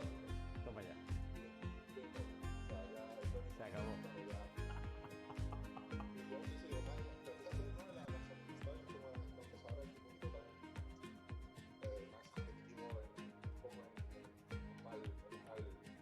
Todo va evolucionando. A ver, tú has tenido la suerte, tú te has sabido buscar ese círculo de amistad que muchos quisieran tener. Tú lo has tenido ahí. Y tú has ido realmente compaginando y utilizando lo que te ha ido interesando en cada momento. Tú tienes todas las cartas, has tenido la oportunidad de tener todas las cartas, poder elegir. Y cuando has terminado el show, has sabido, vale, me he equivocado por esto. Sabes perfectamente lo que te habías equivocado. Por eso tú, o sea, que critique, o sea, el gilipollas, perdón por la palabra, que te critique, el gilipollas, es para decirte, vamos, chaval, ¿de qué estás hablando? Es que tú no sabes lo que estás criticando, no sabes, o sea, lo que hay detrás de esas letras, da igual que seas tú, que sea cualquier otra persona. O sea, es que no me cabe en la cabeza criticar a ningún atleta. ¿Cuándo nosotros, el petit comité, que no lo hemos reunido después de los campeonatos, ¿cuándo se nos ha ocurrido criticar a un atleta? Box is an online warehouse club. We cut out the membership fees and we deliver it right to you, generally in 2 days or less with free shipping. I grew up in the suburbs of tropical New Jersey, and then moving into Manhattan later in life, I didn't have a car to get to a warehouse club. And so I thought, how many other folks around the country had that similar problem? So actually moved back into the burbs to start the company in a small 2-car garage in Central Jersey, tape gun in hand. We went after and tried to solve that problem. Gordo, no había internet, no había internet, ¿sabes? In the early days, we actually didn't have a marketing budget. Our marketing budget was virtually zero. It forced us to be creative. It forced us to create a very good service. where folks would talk about it. So Hoda and Kathy Lee loved the service. They were both like, chasing this. Sure enough, they talked about us, and from that moment on, we capitalized on that opportunity, went out and raised our first sizable round of financing, and then moved out of the garage. The gigantic challenge that we had actually came up when we started expanding our footprint throughout the US. It kind of forced us to make a decision, are we short-term or are we long-term? Treating people right is actually a short-term detriment, meaning that it's so easy to take away benefits or say, hey, you know, we'll pay minimum wage, because you see an instant pop on your financial statements. I don't believe that's a long-term good way to drive the business. We took the long-term approach. No matter if you work in a fulfillment center and it's your first day, or you're the chief marketing officer of the company, we're all one team. We need to treat everyone fairly. In the short run, there might not be a line for increased morale and increased sense of team, but over the long run, I truly believe that that will pay huge dividends. To this day, we picked that road. It has become who we are. Folks have chosen to spend their money with us in pretty large amounts because we do the right thing. Now, our fulfillment footprint is 4 locations throughout the United States, 4 fulfillment centers, 3 offices, and a life spent on an airplane for me these days. Last year was our 3rd full year in business, and we went from virtually 0 in our first year to over 9 figures in that 3rd full year. So it's always been a dream of ours, and especially mine, to push the button at the New York Stock Exchange. We've identified an area where there's a real dearth, a real lack of solutions, and for us, it's about staying focused, not trying to be the everything store, doing wholesale and doing warehouse clubs and doing it right. Botella de vino o tu buen vodka o lo que te dé la gana. Relajado no, 2 veces relajado. ¿Entiendes? ¿Y será otra historia? ¿O tú crees que Flex Lewis, sí, Lewis, va a ir a competir este año cagado? Y ya lleva tanto, él llega allí a su casa, vengo a por mi título. Ahora que me ganáis. Claro. Pero esa oportunidad tú has tenido una sola vez. Cuando te puedo asegurar, yo te doy fe de ello, que si hubieras tenido la oportunidad antes, ya hubieras ido más de 3 o 4 veces. Te lo digo así. No, es verdad. Porque no es lo mismo empezar más joven, que tú entonces puedes ir 3 o 4 aparatos y tu vida hubiera cambiado. Hubiera cambiado. A que te has tenido que crear tu fama, personal, todo girando hacia ti, tampoco lo ve la gente. Tú mismo te has creado tu propia empresa. La empresa se llama Serie Costa, la puedes llamar como te dé la gana, puedes llamar tu producto como quieras, pero el producto, el máximo valor de tu producto es tu nombre y tu persona. Y eso es lo que jamás, Sergi, mira, y eso te lo digo aquí, estoy hablando demasiado porque es tu turno, y eso jamás se te tiene que olvidar. El máximo valor que tiene eres tú. Y mostrarte como tú eres, no te tienes jamás, tú ahora me has dicho, pues no me vi bien, lo digo así, pues más quisieran algunos ver ir a la Olimpia como tú fuiste de mal, ¿me entiendes? Yo quiero ir mal como el Sergi.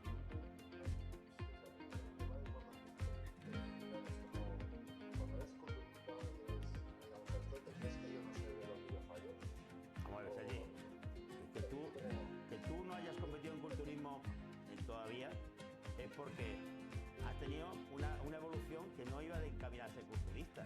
Pero tú eres culturista. O sea, vamos a ver, que hayas hecho Memphis.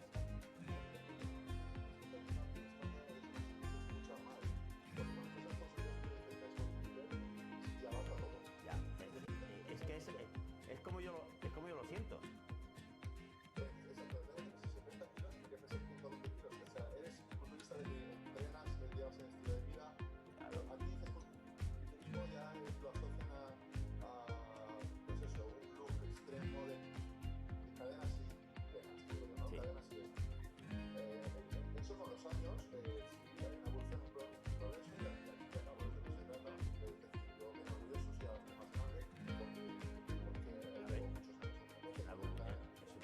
¿Cuántos años tiene ahora, Sergi?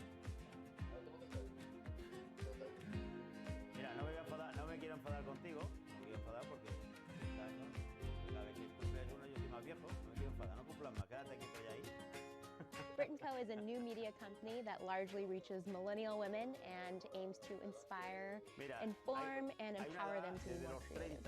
My past is largely out of tech companies. I worked at Google and Apple, and I started realizing the world of digital media was becoming a big trend. I left Google at the age of 25. I was not married yet, and I had saved up enough money to bootstrap my own business for about 6 months. And ultimately, within that 6 months, I made enough traction to raise a seed round, and the rest was history. We have a three-legged stool of revenue. The first is through advertising, and we do primarily native advertising, so branded content as well as experiences and events. We also sell classes online. We have almost 100 courses that women pay for. And then the last leg is through our merchandising business. So one big challenge over the last 12 months has been the notion of whether or not to put our content natively on distributed platforms, ranging from Snapchat to Pinterest to Facebook and Instagram. A lot of the platforms will automatically give you a little bit more reach per their algorithm if you're putting content natively on them. However, they initially had not built monetization tools. So it was a question as to whether we wanted to sacrifice our control over our content and our distribution. I personally believed that the social networks and all of these platforms would get nowhere if they didn't have great high-quality content, and that they would figure out a way to support those people who are providing that content. And that's been paying off. We now reach 125 million uniques a month. We also have 350% growth in revenue bookings year over year. Some of our newer business segments, like our online classes, have grown over 300% year over year as well. We are producing over 100 pieces of content every day and hundreds of videos every month. I think it's so important for a digital brand to have an offline counterpart, especially for any brand that's trying to reach millennials or Gen Z. So we started an event called Remake 4 years ago, just a year into the business. Fast forward to today, it's a 15,000 person festival. It's been doubling in size year over year, which is proof that it's working and that it's only going to go bigger and better from here. We know millennial women, and we want to create content for them no matter where they are and no matter what they're listening to, reading, watching, or generally consuming.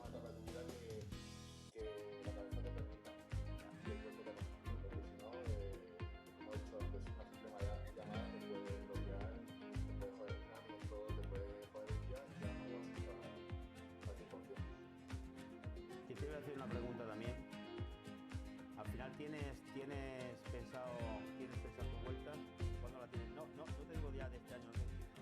La cuestión no va por ahí. Digo, sé que quieres competir, pero ¿cuándo estás planteando en tu vida, tanto empresarial como lo que estás llevando tus nuevos proyectos, te van a permitir el tiempo suficiente para poder enfrentarte a eso?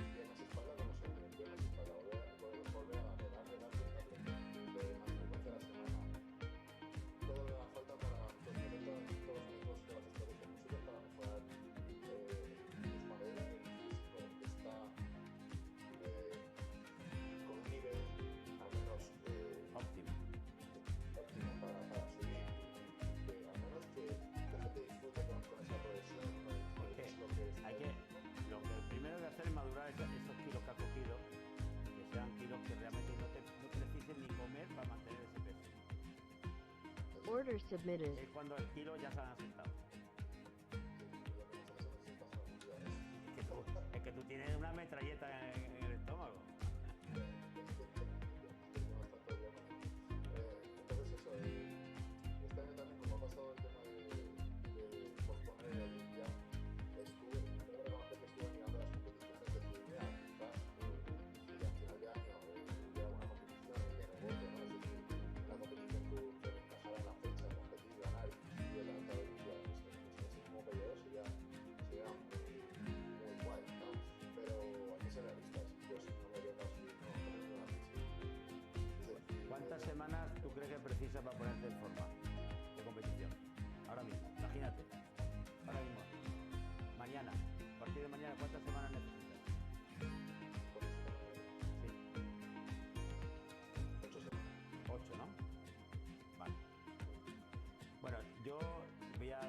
algo aquí para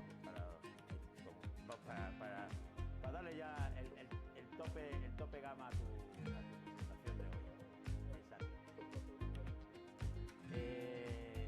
La Proliga este año, bueno, hemos tenido un parón de campeonatos importantes porque no se podían hacer, pero we are a luxury betting destination that's online only and direct to consumer. The company was started by my wife and I, and we were in the market for new sheets. We just really hated the shopping experience. It wasn't consistent with what we're used to with shopping with apparel or other items online. We first started with some of our savings, I'd say about $20,000, to get the prototypes going, build a website, do a photo shoot. It really went to the bare minimum product. And then we raised a little bit of money from friends and family, about another $100,000 or so. That got us to our Kickstarter, where the goal of the Kickstarter was to finance our first purchase order. Our goal was $50,000 of sales. We ended up selling $230,000 worth of product in the first 30 days with no marketing dollars spent, really just word of mouth. Social media has been really, really important to building the brand and getting the word out. There's some logical people that are in market for our product. People that move into new apartments. Facebook has this data of, an address change. People recently engaged that are doing registries. Pinterest is really, really great for the home decor space. And then there's influencers, that people that really spread the word and advocate for the product. We're very confident that once it gets in someone's hands, that they're going to love it. We didn't take any funding until very recently when we bootstrapped the whole thing, so we had to sell to buy. We would sell all of our inventory, use that money, and roll it over to buy more inventory and more and more. And that created problems of like this up and down, up and down, up and down. It's very hard to get momentum in the wheels turning when that happens. It's planning ahead, getting ahead of your inventory, getting ahead of the demands, just to make sure that you have enough to facilitate the growth. It seems simple, but it's super complicated, the forecasting element that we've gotten much better at. And that's one of the biggest challenges in consumer products business in year 1 or 2. Our first year of sales was about $250,000. It was mostly the Kickstarter. Year 2 was 10x growth. We broke 20 million in sales last year, so it was another 10x, and now we're on pace to more than double that yet again this year. 5 years down the road, who knows? We might be, the biggest betting home goods company in the world. We might get acquired by a bigger company that's looking to get a closer relationship with customers. Once we feel like the betting category, like we've really mined everything that's there that we could, then there's opportunity to move on to other categories that supplement it in the home space as well. But we're not ready for that. There's a lot more to do where we are right now. Ya no puntúa para este año, puntúa para el año que viene. Que no está mal. No dejes estar, ya dice, pues bueno, voy a ese también y ya cojo la plaza para el año que viene. Bueno, el tema es que, Sergi, vamos a poder disfrutar en nuestro país de lo nunca visto, no solamente para el amateur, que sabes que yo lo he hecho mucho para que los chavales puedan ser profesionales cuanto antes, para que su carrera se inicie donde tiene que iniciarse, sino para el profesional y que no tengáis que salir muy lejos para poder competir aquí en casa. Nuestras.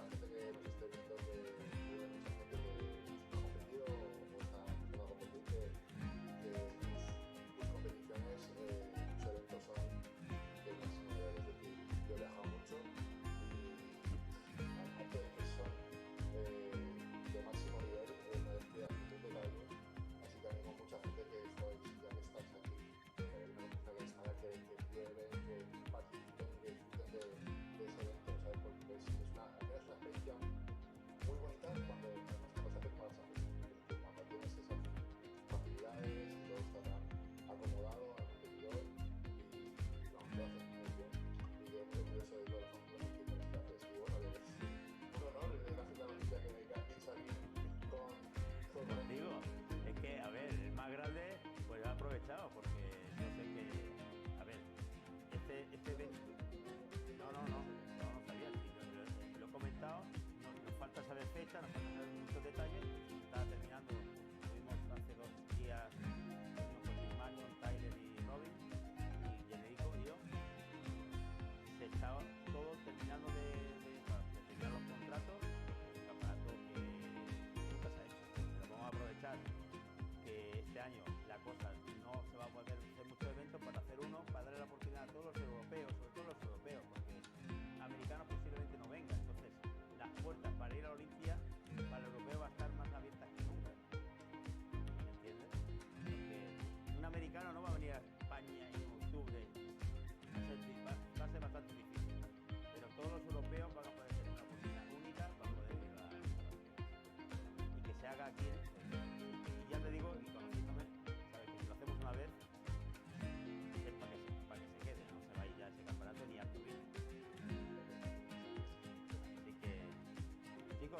tenéis alguna pregunta para Sergi, aprovechar, estamos ya cerrando. Sergi tiene que comer, que tiene más hambre que el perro ciego ahora mismo. ¿Cómo has aguantado sin comer, Sergi? ¿Cómo has aguantado? D&Co is a personalized online shopping service for women who wear sizes 14 and above. Plus-size women in the U.S. make up about 67% of the population in the U.S. and pretty shockingly make up only 17% of apparel spend in the U.S. Dia was founded on the simple mission of really creating equality for her as a customer and therefore really bringing her to the table for the first time within fashion.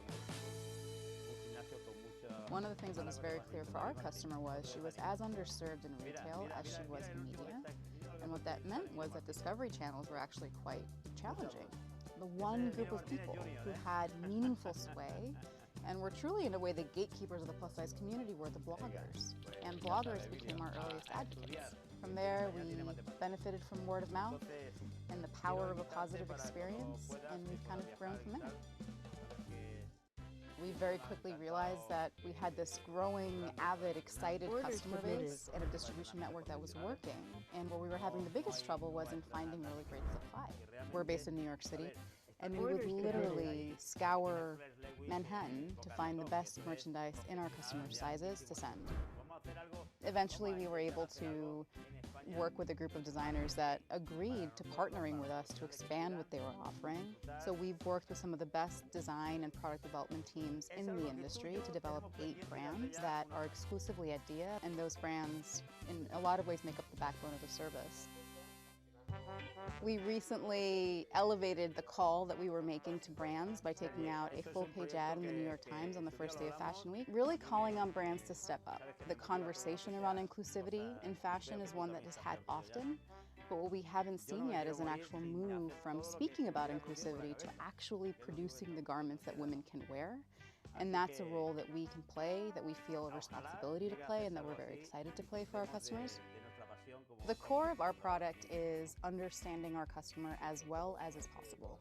We serve women who are very early in their style journey and some who are much farther along in terms of understanding what they like and what they don't like.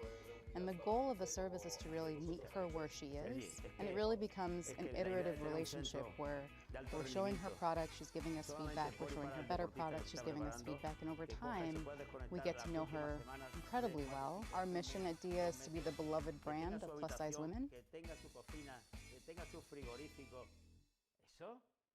Eso es un sueño, Sergi. Es que luego, aparte, a la hora de entrenar, madre mía del Señor. Y luego a la playa, como tú dices. Como bueno, acá, seguimos trabajando.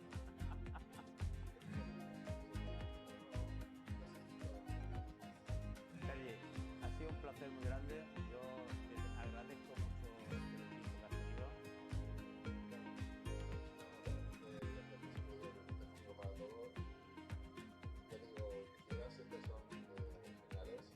Muchísimas gracias.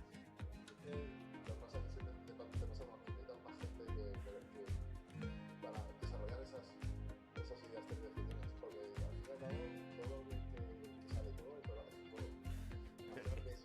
Es que no hay más tiempo para nada. Pero tranquilo, a ver si tenemos tiempo de sentarnos y tu capacidad y bueno, pues ahora mismo tu forma mediática de introducir todo, podemos, con el trabajo que le puedo y las horas que le puedo echar, hacer algo grande para nuestro país, para nuestros deportistas. Al final, yo, ¿sabes qué pasa? Me pasa que un poco lo que te quería decir a ti. Yo solamente trabajo para los que realmente disfrutan de nuestro trabajo. Sabes que vamos a tener siempre gente que disfruta criticando, que no tengo tiempo para criticarlo ni para escucharlo. Y tú no pierdas ni un minuto de tu vida en ver nada de eso, que te tenga todo. Señores, muchas gracias por vuestra paciencia también.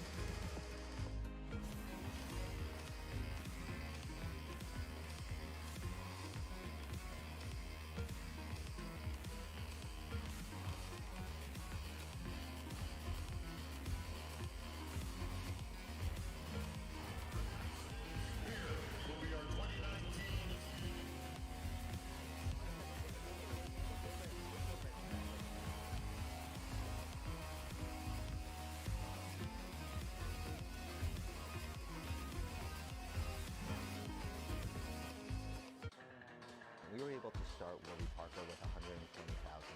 That enabled us to build a website, get some PR support, and purchase our initial inventory of frames. I remember launch really vividly. It was February 2010. We made it live February 15th. We didn't tell our friends or family because we didn't know the website would work. Immediately the orders started pouring in. We hit our first year sales targets in 3 weeks, sold out of our top 15 styles in 4 weeks, and accumulated a wait list of over 20,000 people. We had to start cutting class because we were full-time students at Wharton at the time, getting our MBAs. It was really crisis management. We had orders coming in. We actually didn't have enough inventory to fulfill those orders. We had to think about a communication strategy, service policy. We would just profusely apologize, but also explain to people what was going on. We just launched. We didn't expect to have this much demand. And when you tell people the details, they can have patience and they can understand and sympathize. Brands build relationships with customers much like human beings build relationships with other human beings, and that's through vulnerability. Our first store was actually my apartment. We laid out the glasses on the dining room table, and that was our first foray into learning about the bricks and mortar world. So we did a pop-up. We bought an old yellow school bus, ripped out the interior, and turned it into a mobile store. Went to over 15 cities across the country. In each city, we would be in roughly 3 locations, so we could tell you which intersection performed best for us. So suddenly we had a roadmap for where to open stores. We now have 46 stores across the country. It's really been an important part of Warby Parker's growth. We founded Warby Parker to create a company that would do good in the world. At the very beginning, we committed to distribute a pair of glasses for every pair that we've sold, and we've now distributed several million pairs of glasses to people around the world.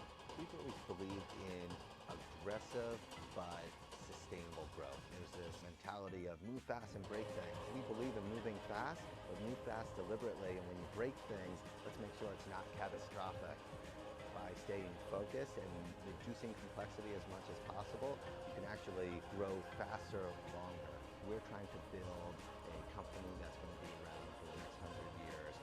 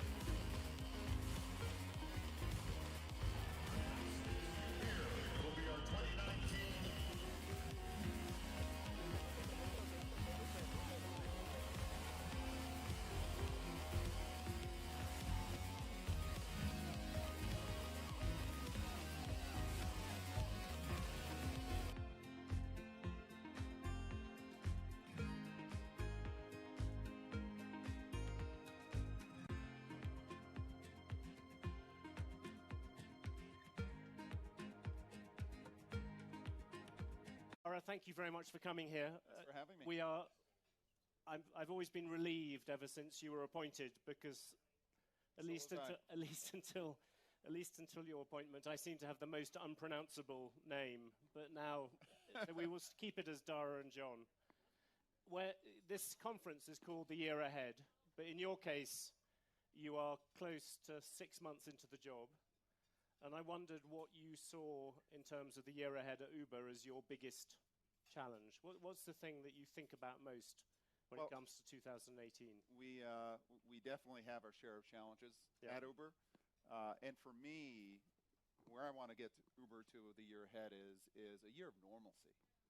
2017 was, I think, will go down as one of the most difficult years for any company out there. And I have to give credit to the Uber team and the employees there. It is a group of true believers who believe in our mission, who believe in mobility as a service being available to consumers everywhere at a reasonable cost.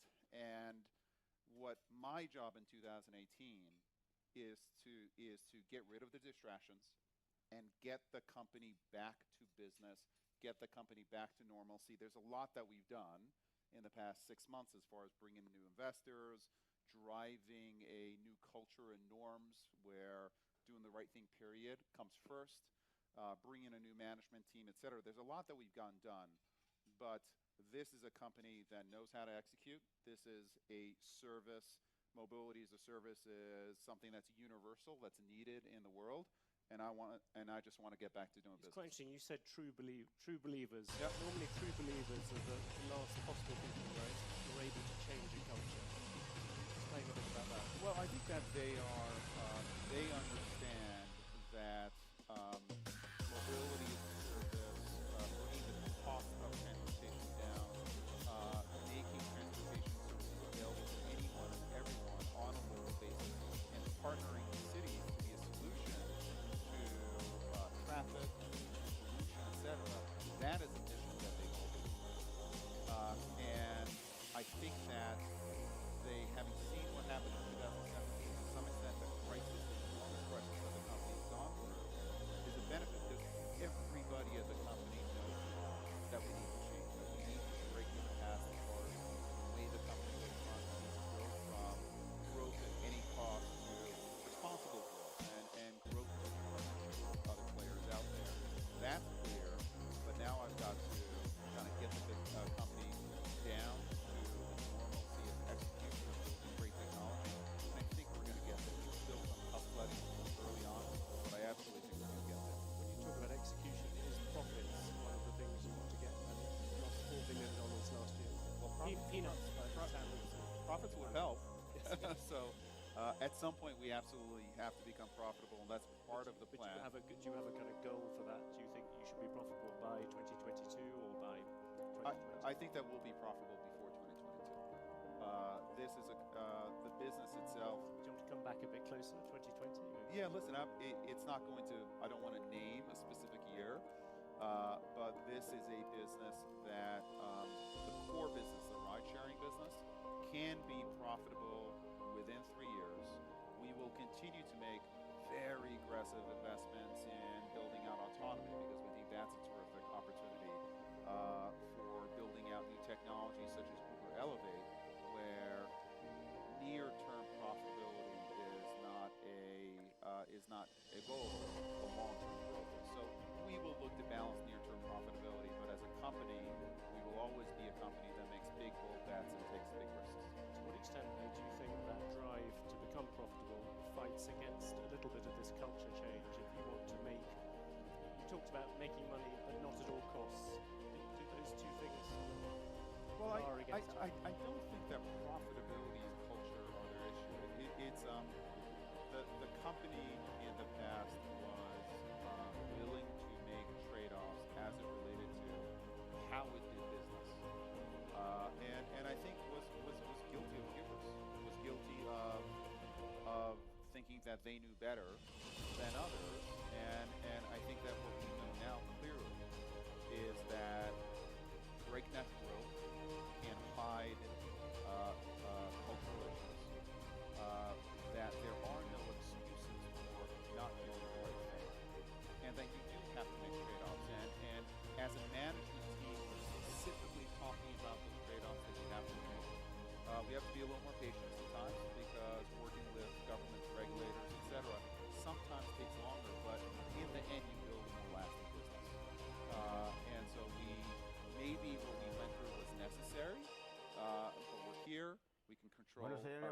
noches, ya estamos en directo una noche más, hoy con un gran invitado, un gran amigo.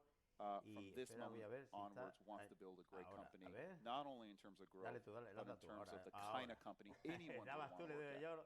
Can I ask you one thing which you have got a sort of hangover from last year, which is all the regulatory problems, and particularly all the cases against you. I think there were 6 criminal probes or whatever going on. The lawyers are lining up outside the door. Which one do you sort of think, which one do you fear most, I suppose, different things? Listen, I think that all of them are serious issues, and my response is that we're going to be transparent and we're going to take responsibility for our actions in the past. I do think that there are certain circumstances where there was smoke but no fire, and I think as a company we have to defend ourselves and work within kind of the appropriate frameworks. And my goal is just to get beyond this stuff. But some of these things like pricing policies, surely they go right to the heart of what Uber is, or am I wrong about that? Yeah, I think they do, but I think that there's a way of being smart but transparent at the same time, and that's where we've got to take the company. Take me through governments. When you talk to governments privately, do they talk any differently than they do publicly? Governments? Yes, governments. La verdad es que hasta yo mismo me he sorprendido. I think that they are honestly a bit relieved with how we are engaging with them, because I think that the engagement is now real. I think they feel like we're out there, we're genuine because we've learned our lessons of the past, and I do think that we can take, for example, the data that we have in terms of traffic and in terms of movement of our drivers and riders, and we can use that data to partner up with cities in order to solve congestion issues, because congestion doesn't help anyone. It wastes enormous amounts of time for consumers. It hurts the environment, and I think that we are aligned with cities, for example, to partner with them in a fundamental way to solve these problems. And I do think that when these are conversations that a number of regulators and cities have wanted to have with us for many years, and I think we are really engaging with them at a depth that I think is going to create a real win-win going forward. Do you think you were too confrontational on this before? Yeah, I do. I think that the company was pushing growth. And listen, any innovator, to some extent, innovation is about questioning past kind of present practices. It's about breaking things, the Facebook breaking things. We just went a step and a half too far.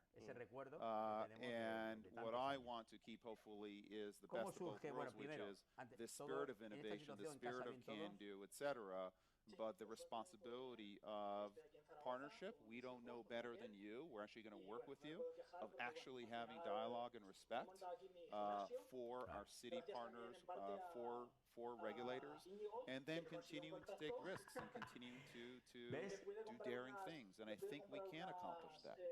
Imagine this Order submitted. City officials, and you want to depict, this is the Year Ahead Conference, depict what the years ahead in this thing are going to be like. How far is driverless cars going to go? You talked just a few days ago about the idea that there'll be flying cars in 10 years' time. Can you just give a description of what you think transport is going to look like? Well, I think that we think there are 3 keys to transport and where the industry is going: autonomous, electric, and shared. And I think all 3 are necessary in order to get to the next level of city planning, etc. There are many cities where up to a fifth of the space taken in these cities is taken by parking and storing these cars. And so I do think that you need autonomous, you need electric, and you need shared. And I do think it's going to take some time. True autonomy for every single use case is some ways away. What we bring to bear is our developing autonomy, and we will have autonomous cars on the road, I believe, within the next 18 months. Not as a kind of a test case, but as a real case out there. And over a period of time, we're going to bring autonomous transportation and feather it in with the non-autonomous transportation with drivers. What does feathering in mean? Feathering in mean to a layman like me? crashing. Yeah, feathering in means if you're, for example, in Phoenix, and you make a request to go from A to B, which is what you do with Uber,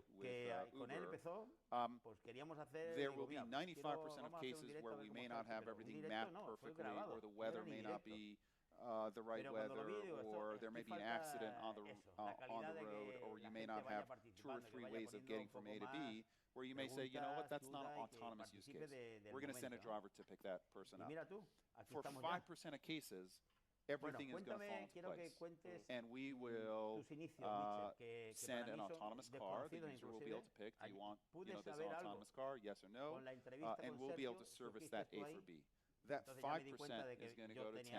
And 15 and 20 as our computers and our algorithms learn more and more about what it takes to drive in a city in a real life situation. And every minute of every day, that driver, that computer is going to get better and know Phoenix better and better and better. And in 5 years, we'll have the perfect driver in Phoenix. We will have to retrain that driver in every single city. We're going to have to build out 3D maps of these cities, and it will take time, but over a period of time, you essentially have a driver who becomes the perfect driver. It'll take 10 to 15 years, but that's the feathering in that I'm talking about. Will a child born today, will they ever need to learn how to drive? A child born today? No, I don't think so. So within sort of 20 years from now, we will... I don't think so. Listen, I hear some groans. Listen, I heard a couple of groans.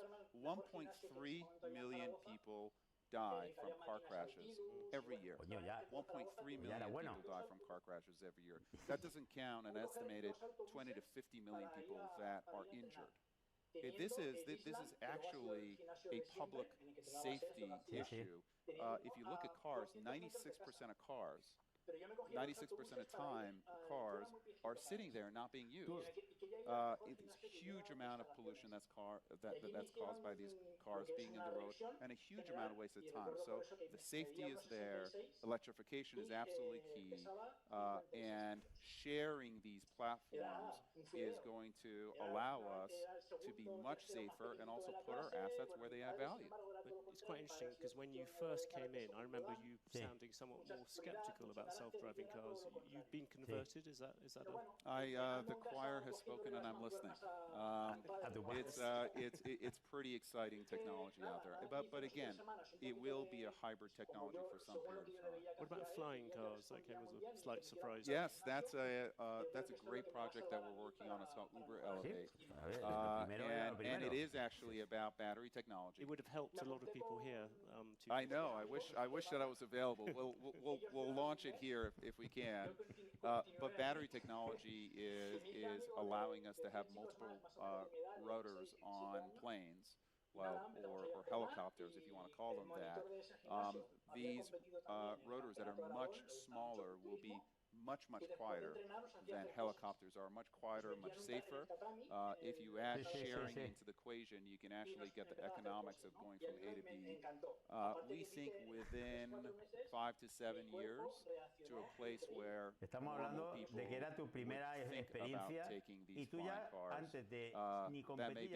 That'll be the beginning, and then it's about scaling. And we're working with a number of partners right now. Do you think the regulation on flying cars, I've heard some proponents of it argue that it might be easier than it has been on driverless cars, because driverless cars you have to deal with existing roads, existing everything. Flying cars, essentially you're going into I think that mayors that are forward-thinking understand Order canceled. that traffic and pollution are real issues. And I think flying cars can be a significant solution to traffic issues in cities. And these cars, to start with, they're going to be very specific. They'll be kind of highways in the air. There'll be very specific routes that these flying cars go on. They're not going to be able to take you to your backyard and land in your backyard. There'll be these skyports. So there'll be very specific routes that you go on. And I think if you build a regulatory framework that has that kind of structure around it, I think you get Can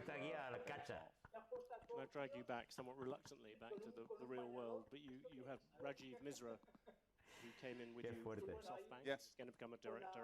Last week, he said that Uber should focus on repairing its market share in the US and on key European markets rather than going to new ones. Do you agree with that? Is that the way you look at Uber? I think one of the fundamental strengths of Uber is the global scope that we have. This is you had that motto, everywhere. What's it? Everywhere for everyone. Yeah, everywhere for everyone. You want to make it some places for some people? No, we like the everywhere for everyone. It's much sexier than some places for some people. That's telling me. Just not interesting. I do think seriously though that the global scope that our company brings is important. Our being able to build technology that we can amortize essentially everywhere in the world is hard, but it is part of the fundamental value that we introduce. So I would look at Uber very much as a global brand. That said, we're going to look at all opportunities, but at this point we are leaning forward in 2018. For us, is going to be a very much lean forward year. But without, I'm not trying to create new boardroom tension at Uber, but that would appear that SoftBank is keener on a more limited idea, whilst you're keener on everywhere for everyone. Well, listen, SoftBank is a very important shareholder. They're the largest shareholder. And many of our shareholders have opinions over what's the right thing to do.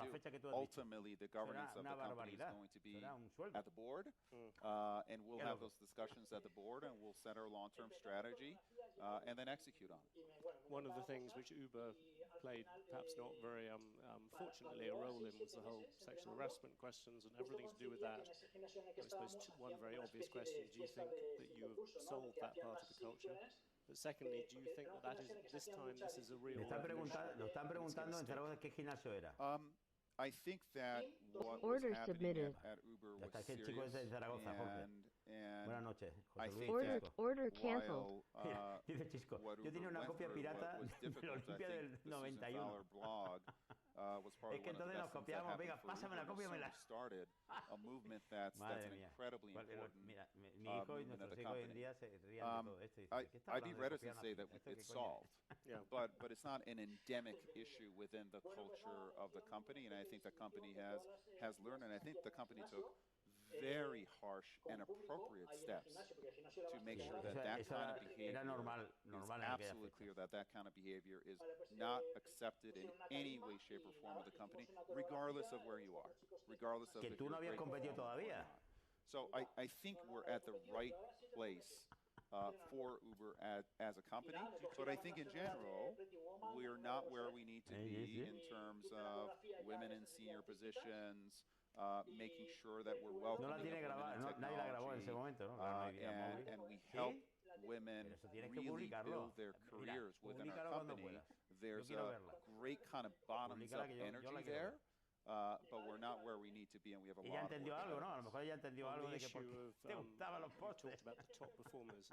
Is that looking back, and also I suppose looking forward for many of the people in this room, because there are a lot of people's businesses which have been affected by this. If you had to give lessons to other people who are now looking at this issue perhaps more seriously than they have done before, is the really bad issue, and I suppose I'm thinking some ways about the media industry in this, is that giving top performers more room for maneuver or whatever than people, or more discretion than people thought, is that top performers need to be treated the same as everybody else?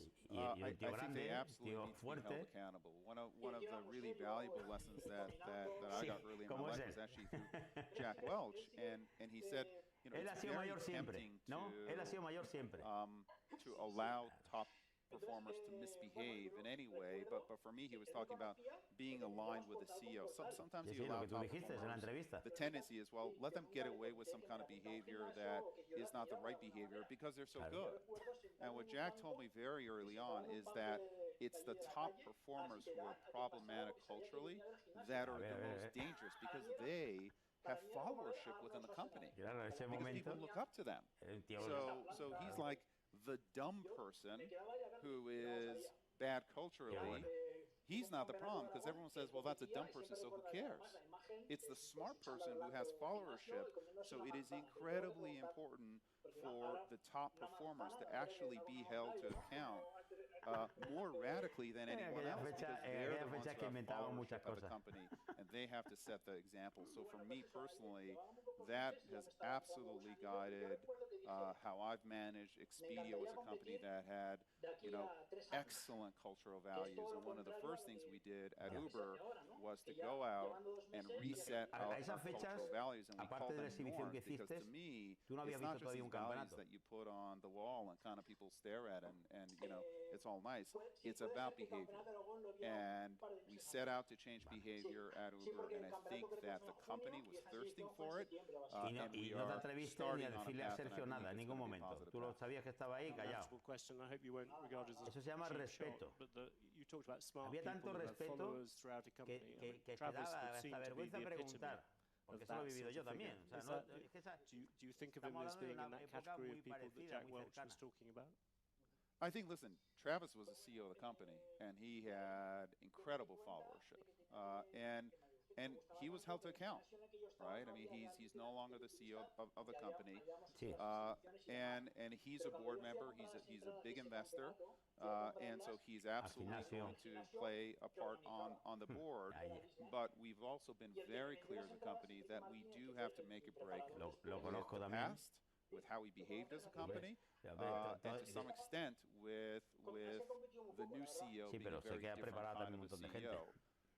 So in the end, you have to be held accountable, and I think that Travis was held accountable, and at this point, he's a board member and a constructive one of that.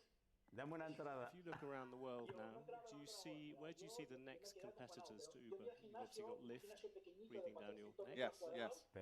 Where else do they come from? Well, I think that as you move into a world of autonomy, the position of the car manufacturers, the position of, for example, Google, who's developing Waymo and Waymo autonomous technology, you're going to get a lot of players interested in the space. And a lot of people think about Uber and ride sharing as a significant enterprise, and it is.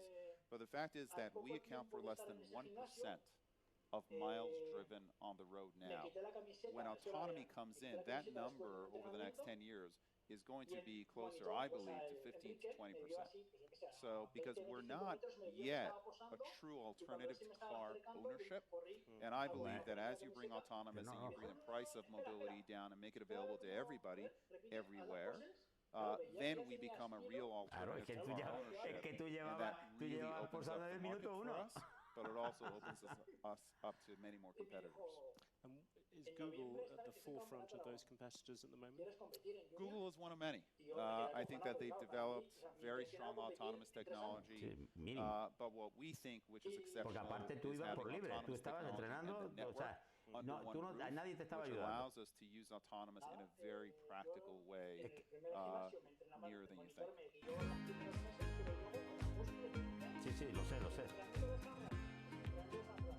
Y comida, pues sabías que había que comer arroz y pollo, que es lo que comíamos todos, ya está.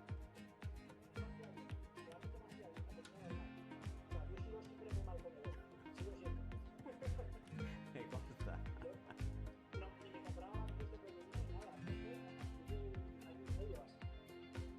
Y bueno, me dijo de competir en el campeonato de la junio, pues se va de conflicto, pero si compite en amigo, que también se ha apuntado al gimnasio, y era que hacía selecciones conmigo. Que más o menos era de mi nivel. Dice, por lo menos, no sé, porque me daba un poco de respeto, ¿no? Competir. Y entonces llegó otro chico y dijo, vale, sí compita, pero él se había fijado en su vida. Había dicho. Y nos preparamos de forma natural. Sí, no, es que entonces no se ocurría a un chaval, no se le ocurría a ningún maestro, ni dueño de gimnasio, que eran los maestros, que habían preparado a un chaval con lo tengo muy claro.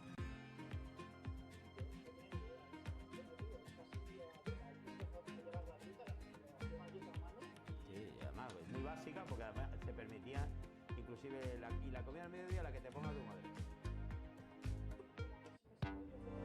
There's an inherent attraction to light and being human.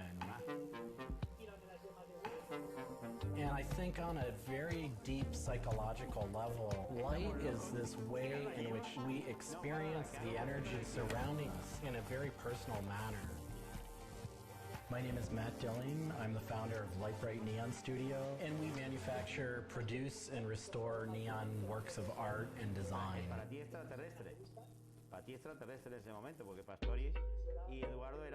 Origins of the creative content of a lot of the work at Light Bright comes from a variety of sources. Sometimes people come with a napkin sketch, some people come with an Adobe Illustrator file, and we have a whole design team who then we kind of work together to help create layouts of what it might look like. Scale it up and create a paper template using a pen plotter. And that paper template actually becomes our guide for what we're going to bend the neon to. We take from the office into the glass shop. We pick out the right size tubing with the right color for the right size project. From there, we heat up the glass tubing.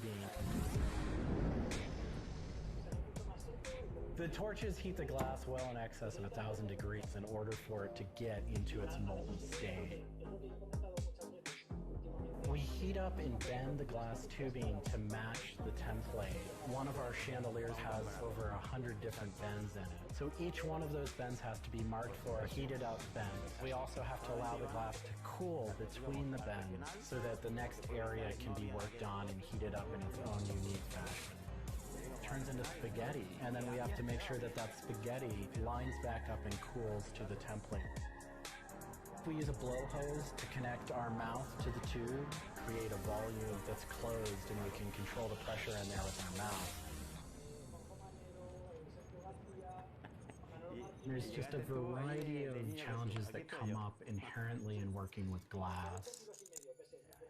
Glass can crack due to stress, and sometimes you'll just have a batch that all it wants to do when it gets near a torch is crack.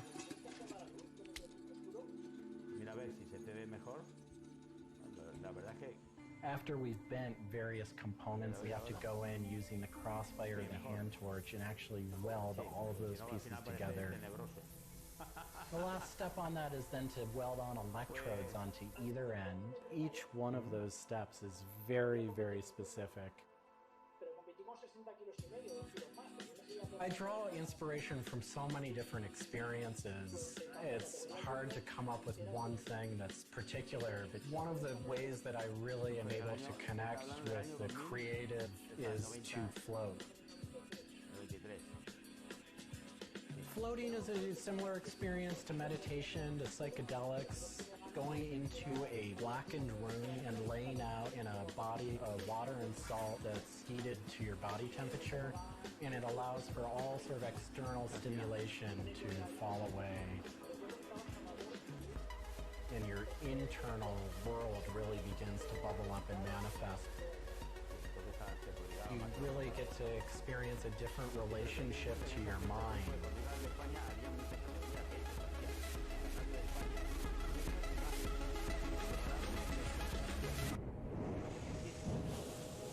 I think I work with neon because I can't not work with it. It's so challenging and so rewarding. And those things are so intertwined that there's no way of separating it out. I've learned so much and continue to learn so much by working with it. I find so much inspiration in working with it, and I just continue to experience new and different things through the medium. It's that close to me at this point.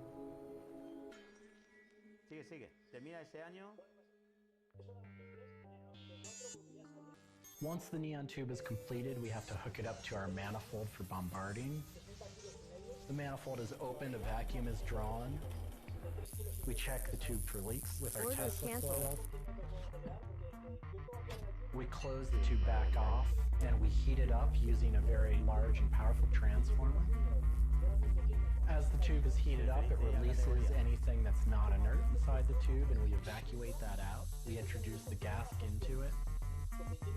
And we seal the tube off, sealing into that tube whatever gas we introduced into it.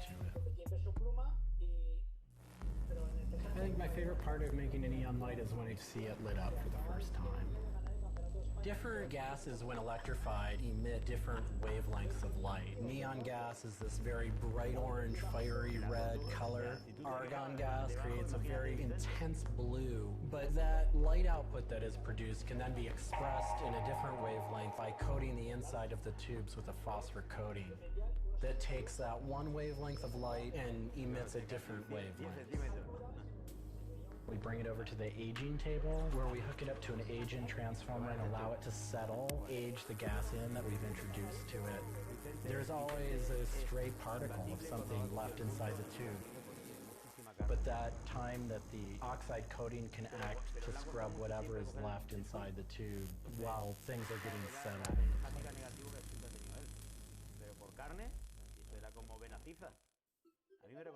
Once the tubes are aged in, we move on to our process of assembling two halves of the fixture together in a jig, gluing up the center of the fixture to its spindle. Once the adhesive dried, we would connect the wires from the fixture together into a transformer, and we turn on power and it lights up.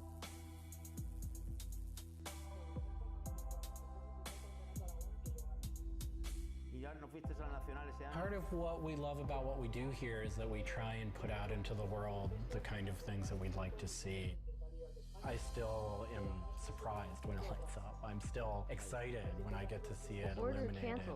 There's an ineffable quality to it. To me, it is this insight into the inner workings of the universe. It literally is. It's a way of looking at what is surrounding us in the cosmos in a new light. Volviste a nacer, vamos. Exacto. Y bueno, entonces estuve el año 95, 96. Bueno, el primer año las piernas casi no las puedo entrenar. Estaba con operaciones y demás, con los clavos que te meten. Sí, y luego tienes que quitarlo. O sea, un desastre, un destrozo. Exacto. Y ya no volví a competir hasta el año 97. En el año 97 sí que ya competí. Empezó ligero, me campeonato de Aragón, unos 3 y 2. Y a las 2 semanas fui al campeonato de España en Sitges. Sí. Y sí que fui. Pero me metí en la categoría que se pone, bajé 2 kilos y me metí en 2 kilos. Y ahí estaba compitiendo Jesús Vizcano, que había ganado ya 4 veces el campeonato de España, incluso el de quinto. Pero ahí me quedé de segundo. Escúchame, ponerte en ese momento al lado de Jesús y quedar segundo, ole. Porque Jesús era el mata gigante, así lo llamaban.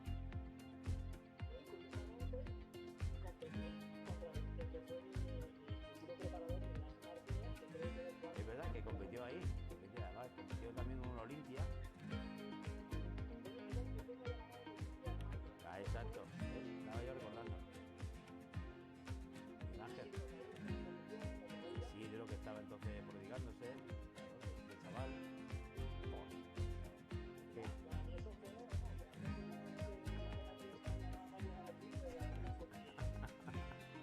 Order submitted.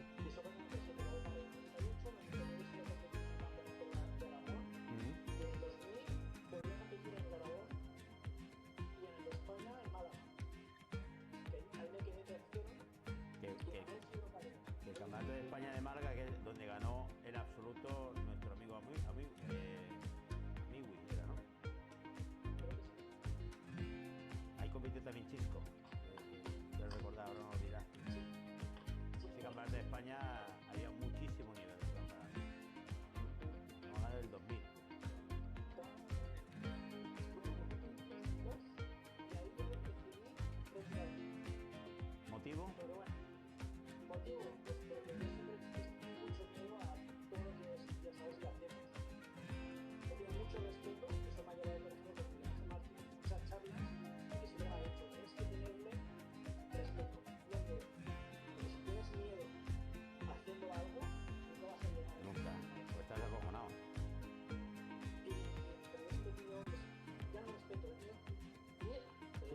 You're watching the best of Bloomberg Daybreak Middle East. The major stories driving the headlines this week.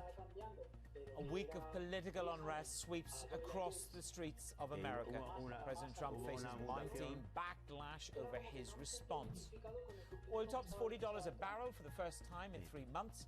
Discord emerges in the OPEC Plus ranks.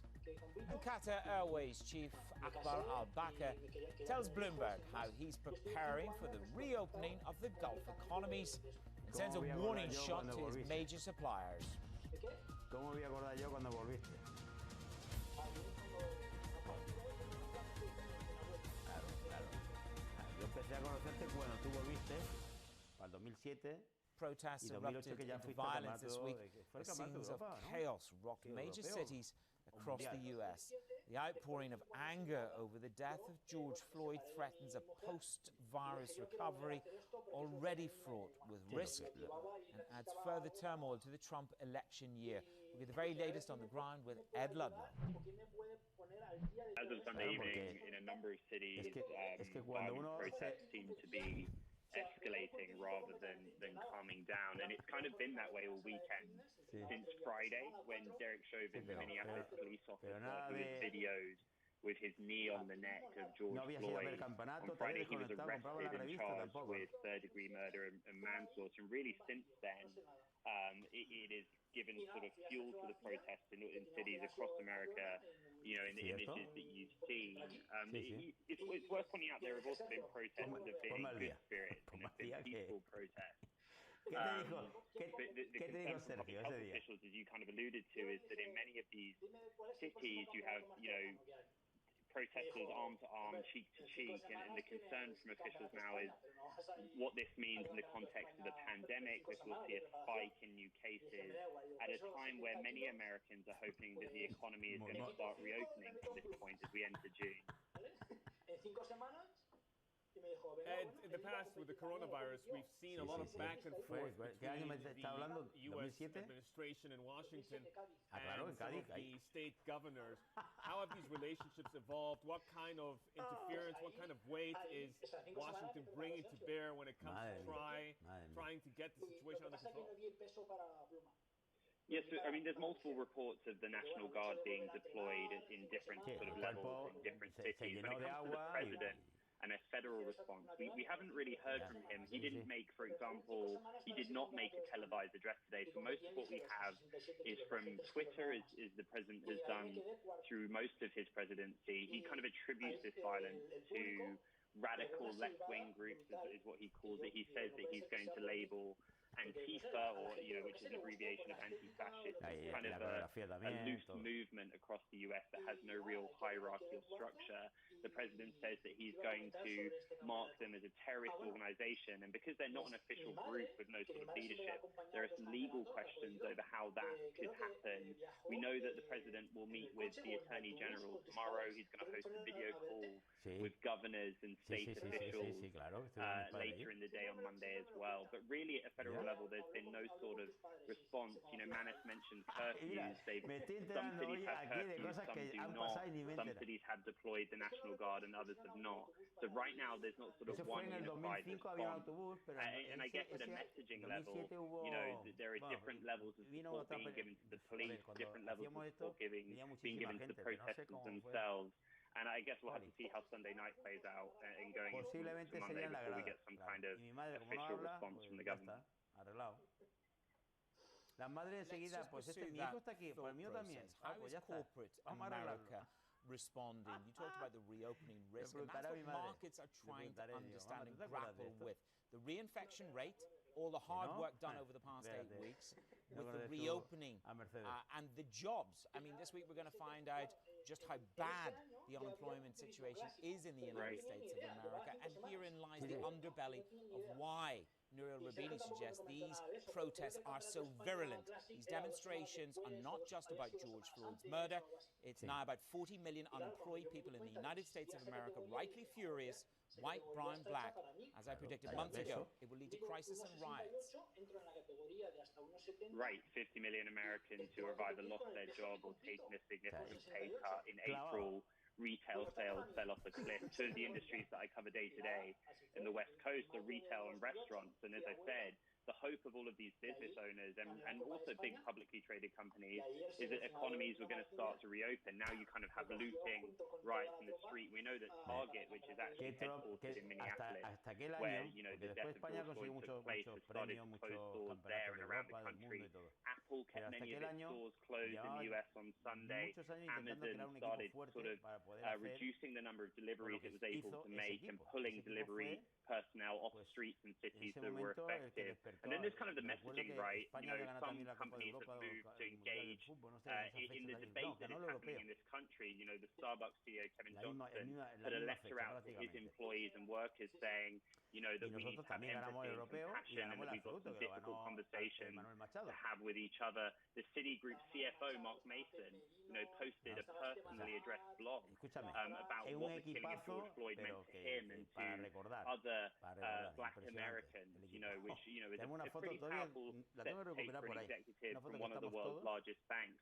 So it's definitely bad timing. It's the worst possible timing for the U.S. economy. Things were already desperately bad, you know, on the high street, on Main Street, and the hope really was going into next week in states like, you know, California, Georgia, New York, going into the middle of June, that we might see some kind of reopening. And I think, you know, the kind of consensus now is that that is at risk. Plenty more to come right here on Daybreak Middle East. This is Bloomberg.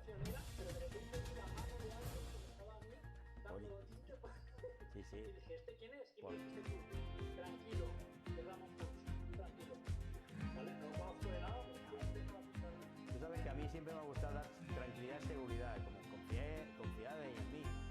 Pues hacía falta manos para poder, porque no permitía a nadie allí. Yo cogí a mis más conocidos para poner tinte en ese momento, que también Miguel Ángel estuvo poniendo tinte ese día. Cuando pusimos a mano a la obra, a cualquiera, da igual que lo preparara o no preparara. Pues hacía falta, entonces le poníamos el tinte, acuérdate que era la crema, y venga crema por todos lados, eso manchaba como el Dream Team. Dream Team, ya no me acordaba, Dream Team, sí. Que no veas. Pues en ese campeonato, la anécdota que tengo también contigo, que en semifinales, bueno, yo en ese campeonato tenía un partido muy grande porque me habían dado universal con mi número favorito para competir. Yo tengo un poco de superstición con el número 11. ¿Y te tocó? Levanté el número 11 y entonces dije, hostias, esto es una señal. Y bueno, en las semifinales fueron públicas porque me comparaban como 10 veces. Y hubo 11 comparativas que sacaron un 10. Tenía como de referencia al constante campeón. Y yo recuerdo que acabé disco por... Entonces eso quiere decir disco de ver. El disco de ver que yo en el escenario no estaba... O sea, no estaba... Tú estabas viendo que iba a ganar, que podía ganar, que estaba ahí, que estaba comparándome, pero mi actitud no era la buena. Y recuerdo que bajamos, éramos 3 españoles en esa categoría, Jordi Bull, francés, no sé qué, no recuerdo cómo era, francés. Y yo. Y nada, nos hicisteis unas fotos, que recuerdo que ese año hacías fotos a todo el mundo. Yo, es que me encanta, una de mis pasiones es fotografiar, y de hecho tengo muchísimas fotos porque... Entonces no había buenos fotógrafos. Oil topped $40 a barrel for the first time since early March this week, all on the optimism that an extension of the record OPEC Plus output cuts would be delivered. However, cracks in the ranks appeared just a day before the proposed meeting, with Saudi Arabia and Russia losing patience with the compliance laggards like Iraq. We got more on the oil outlook with Rapid Energy Group President Bob McNally. Shockingly, we don't know. I've heard from government officials who ought to know that we are having a meeting tomorrow. Some very plugged-in OPEC watchers on Twitter have said we are having a meeting tomorrow, but others have said we're not. And so it's hard to tell. I guess this confusion is only possible because it's a virtual meeting. You and I aren't meeting in Vienna as usual, so I suppose they could log on at short notice. But whether it's now or next week, I think there's a consensus, at least to extend the current cuts, to avoid the tapering of the cuts that would otherwise take place. And so that means Russia and Saudi Arabia are aligned there. But what's taking longer and what might delay the meeting beyond tomorrow is the need to negotiate something new, a compliance mechanism, something formal that sort of drags Iraq, especially, and also Nigeria, into better compliance. So I am hearing that those talks are going pretty well. There's a new Iraqi acting minister, Minister Alawi, the finance minister. He's new, learning the ropes. They're cutting him some slack. So, but the talks are going well. So I think we're going to get an extension with some compliance mechanism, but maybe not tomorrow. Bob, let's flesh out a story around these laggards, because it's not the first time that they're laggards, and every cycle and every few months there's a different reason why it's okay for them to underperform. Clearly, Saudi Arabia and Russia are running out of patience. This new framework, this new approach to enforcing compliance, what do you make of it? Well, you know, it stems from something we've kind of forgotten a little bit in the discussion, and that OPEC has agreed to a 2-year deal here.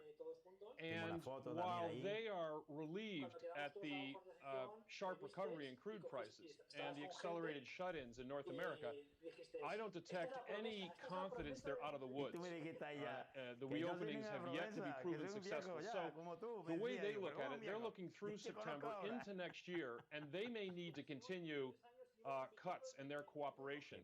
And I think they see this as sort of shoring up poor compliance notoriously by Iraq and by Nigeria and a few others, because they're batting down the hatches, if you will, for a long voyage, for the long haul.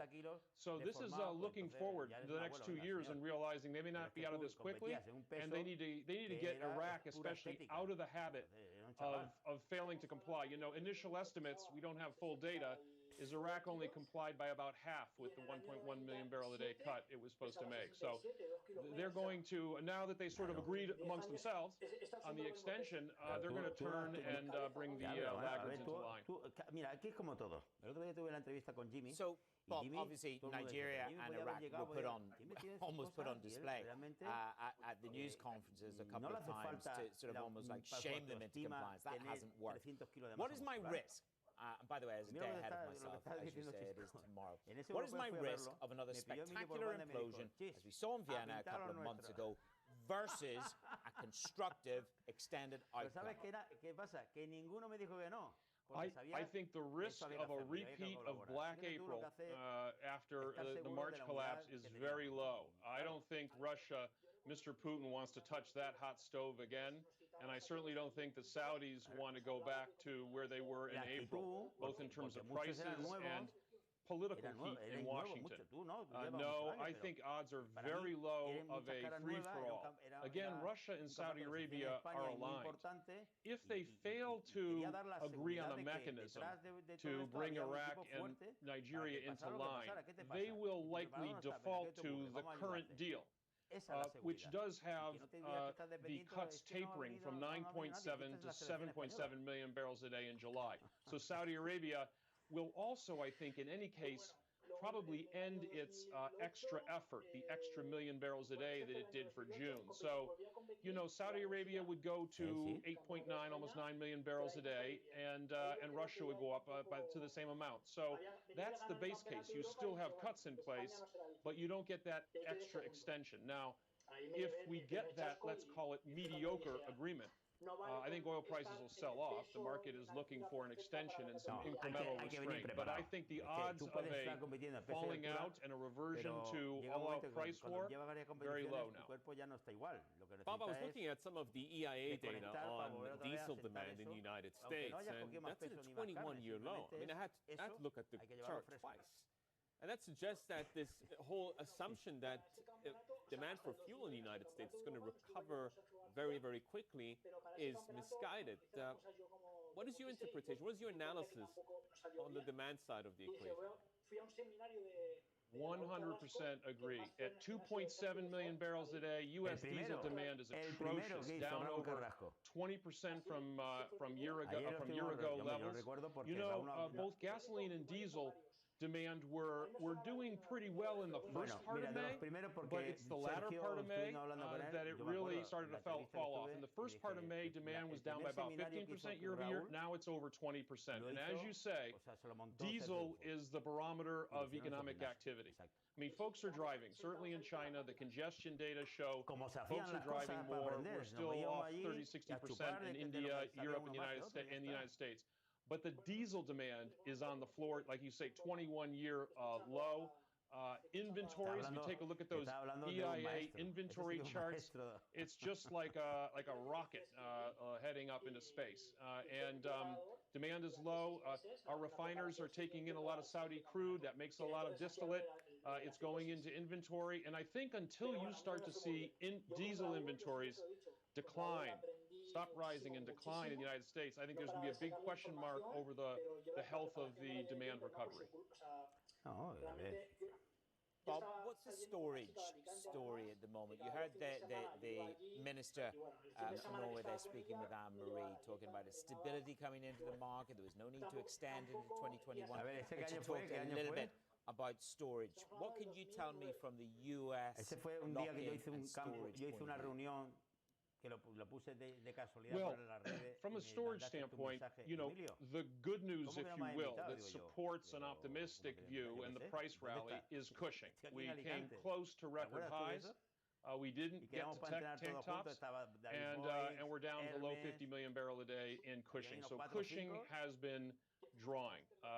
Crude inventories have been stopped rising and starting to come off. That, I guess, is the good news. Now, we are just starting to see now huge imports in the Gulf, reflecting the offloading of that flotilla of Saudi oil that was loaded in March and April and has now arrived. So that's just arriving. You have 1.6 million barrels a day. So we'll see what happens with inventories as that arrives. That could lead to some increase in inventories. But for now, the crude inventory picture is cleaning up. But the product picture is not. Gasoline stocks also rose by larger than folks expected this week. As we talked about, distillate stocks are still high and rising, approaching record levels. And so products are telling us we're not out of the woods. Crude in the United States, Cushing is telling us we've avoided the worst. Meanwhile, other producers have stepped in with their own shut-in efforts. The Norwegian energy minister told us exclusively that she plans to see the nation's cuts through. We are making a substantial cut now. When we come to December at the end of this year, we will be producing 300,000 barrels less per day than what was initially planned. So at the moment, I feel this is a good contribution. I think we're seeing already clear signs in the market that it's moving towards stabilization a little bit quicker than the worst fears. So we will end regulation by the end of the year, but at this time, this is the cuts that we are ready to go through with. So at the moment, there's no talk of extending into 2021? No, we're not discussing that politically or in the department ministries at this time. Right now, the situation is that we will see these cuts through to the end of the year, but then again, we can end the regulation quicker if we see that's possible. But on the onset, the plan is to keep these production cuts in place until the end of the year. You said you see some signs of stabilization, and we are seeing that with the price of oil as well. But we still have more than 1 billion barrels in terms of inventories. How long do you think we will see like proper supply and demand stabilization in the market? Well, I think it's difficult to say, and I'm sure there are oil and gas markets analysts that can probably answer that question a lot better than me. But I think it's a good sign that we're now seeing the oil price going a little bit up. I think some of the worst fears that we had just a month ago about seeing storage globally go to max capacity is maybe something we're not as worried about right now. But like you point out, there is still a huge surplus.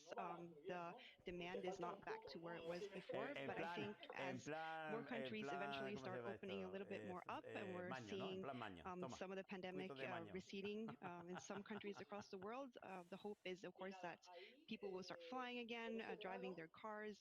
The economy will bounce back, even though we know it's going to take a while. And this will, of course, also affect the demand side in the oil market picture. I know Oslo is starting to open up, or Norway in general. Are you seeing more demand pickup within Norway? Well, we are seeing like one really example that you can see just by moving around is that people are starting to fly again. I think a lot of things have changed because of this pandemic. I think just having digital meetings on webcams, etc., is something that we're probably going to keep doing more, even though things come back to normal. So I think it's too early to say now exactly how this will play out, but we are seeing more people starting to move around, but we still have a really high focus on keeping the virus at bay. So we still have many measures in place to ensure that we have good hygiene, that we don't sit too close together, to make sure it doesn't shoot back up, because it is, of course, a major health issue that we take very seriously. During the previous downturn in 2014, OPEC had invited Norway to come to the meeting. Have they done that this time around? Is this something that you'd be interested in doing? Well, we were invited as an observer on the meeting that they had before they came to the conclusion of cutting production. We're not part of this cooperation. We're not a part of OPEC. I did not myself attend, but we were represented by our officials here in the ministry. So, I mean, we're not part of that group. Any production cuts that we make will be based on independent decisions, based on what is good for our economy and our resource management. Have they invited you? I'm curious, to the June meeting? Not that I know, no. Coming up, rising oil prices have eased the credit pain for Oman as the nation's distressed bonds, well, are they worth a look? Plenty more on the story. This is Bloomberg.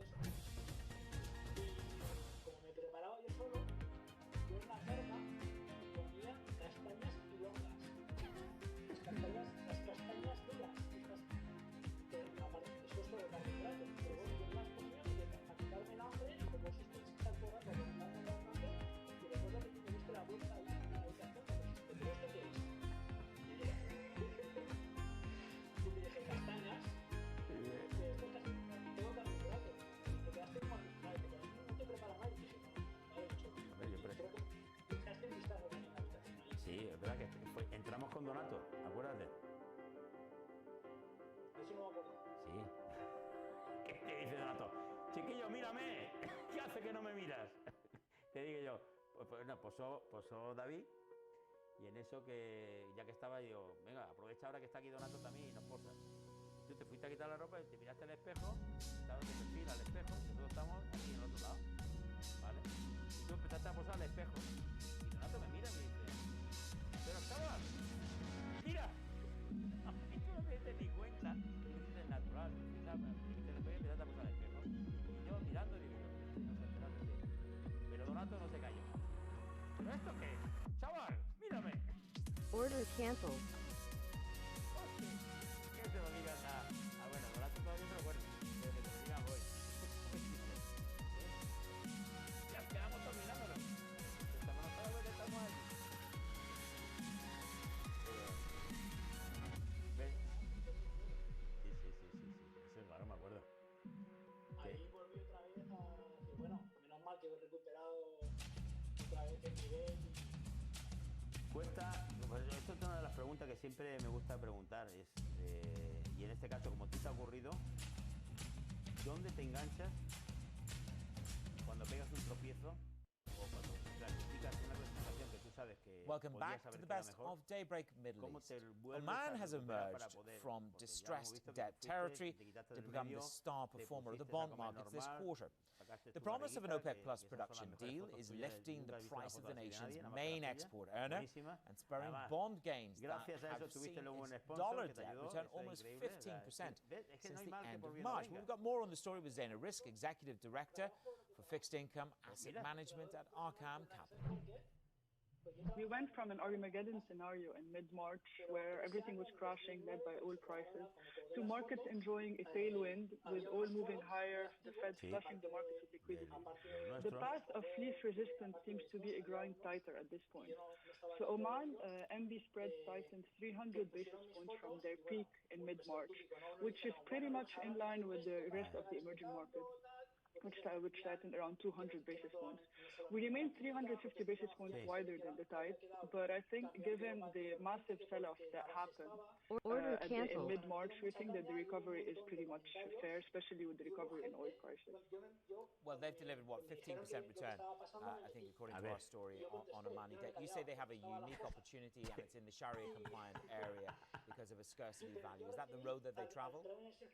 I mean, this should be the road that they travel. If we look at the markets, the conventional, the Oman Sukuk versus the Oman conventional, yield still around 100 basis points wider. So, and if you look at the Sukuk space, you have a lot of scarcity there because of the lack of issuance. So I think in Oman, 5-year Sukuk around 7% should be very well received. We also had the $1 billion issuance from Sharjah, and just adding even more to this ongoing supply that gets injected into the market. The pricing came through overnight, MS plus 245 bips. Surprised at all? I mean, as I said, the Sukuk market has always been a demand-driven market, and now even more given the lack of issuance. We barely had few issuances this year, the latest being Bahrain and the latest being Sharjah. If you look at the books, they were 4.3 times oversubscribed, which tell you how much cash there is. You say that we need to apply more discipline, so stack up the discipline for us in the region. The GCC outperformed EM by 3.74% year to date. But as you go to a more disciplined approach, Zeina, what is the most important aspect of that discipline and where?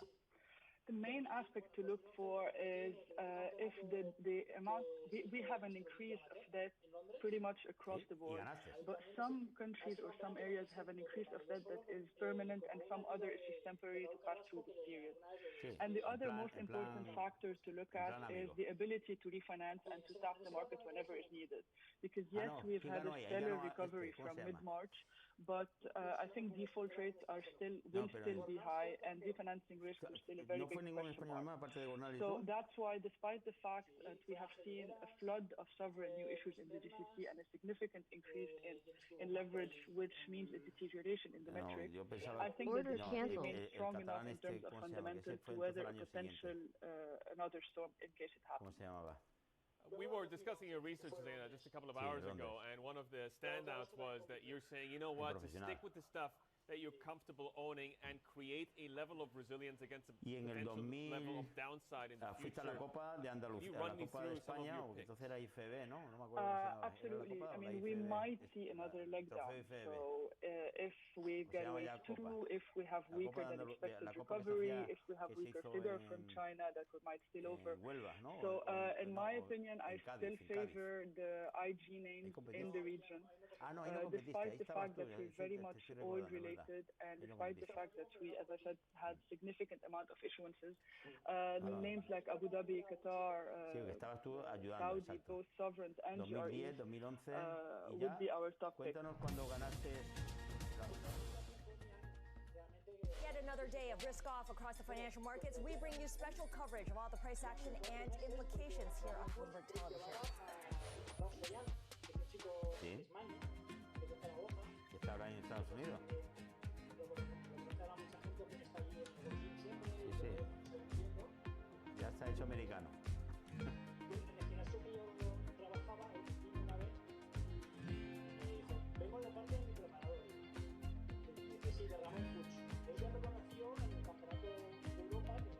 Claro, claro.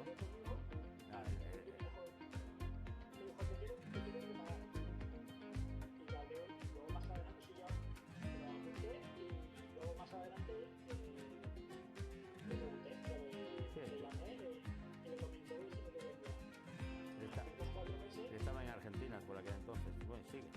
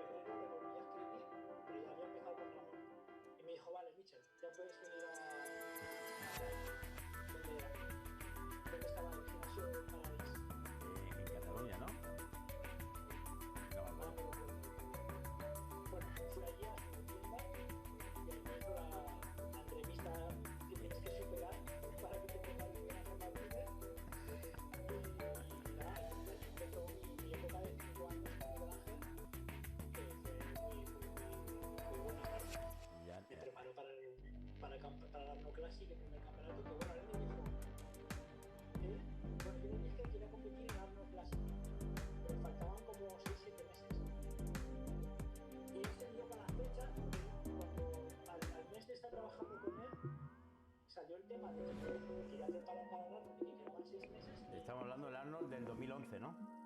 12. Ah, 12. Y me dijo, ¿pero cómo le vamos a preparar el campeonato del Arnold? Digo, sí, yo siempre pido un año de trabajo conmigo para pensar en competiciones. Y le dije, no, yo quiero competir este año.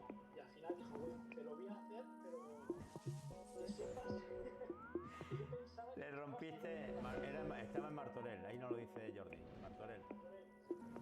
Gracias, Jordi. ¿Ves? Tenemos aquí la Wikipedia.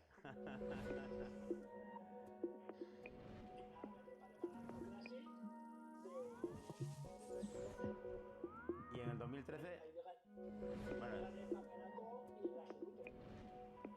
del Arnold Classic, exacto.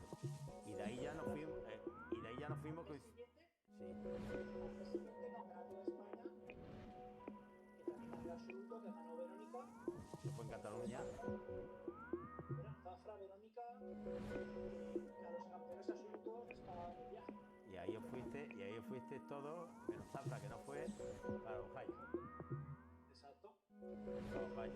Con Marta del Amo también. Marta del Amo, sí. Ahí también volvimos a coincidir, que tú llevabas a Rubén. Ah, sí, claro, a Rubén, claro. Y a ver si lo tengo pronto también aquí, para presentar su carrera. Este chaval, menudo carrerón le queda todavía, con lo joven que es. Pues ahí sí, ahí fuimos. Fue Vicente Santamaría con Marta, tú con Miguel Ángel y Verónica y yo. Con Marta Víctor Senovilla. ¿Y qué he dicho yo? Vicente Santamaría. Coño, tío. Sí. Bueno, he querido decir Víctor. Pero bueno, da igual. Fíjate tú ya las cabezas que están ya perdidas. Y Maui que ganó el campeonato. O sea, eso fue una cosa que fue... A ver, desde que fue en su momento Arturo Castañeda, que ya reventó el Arnold Classic de Ohio, pero no había ganado nadie Arnold Classic en Ohio. Y que lo ganara Maui, qué fuerte. Lo mejor de ese campeonato fue los tirones que te pegaron a ti para dar la altura. Y un poco más te des.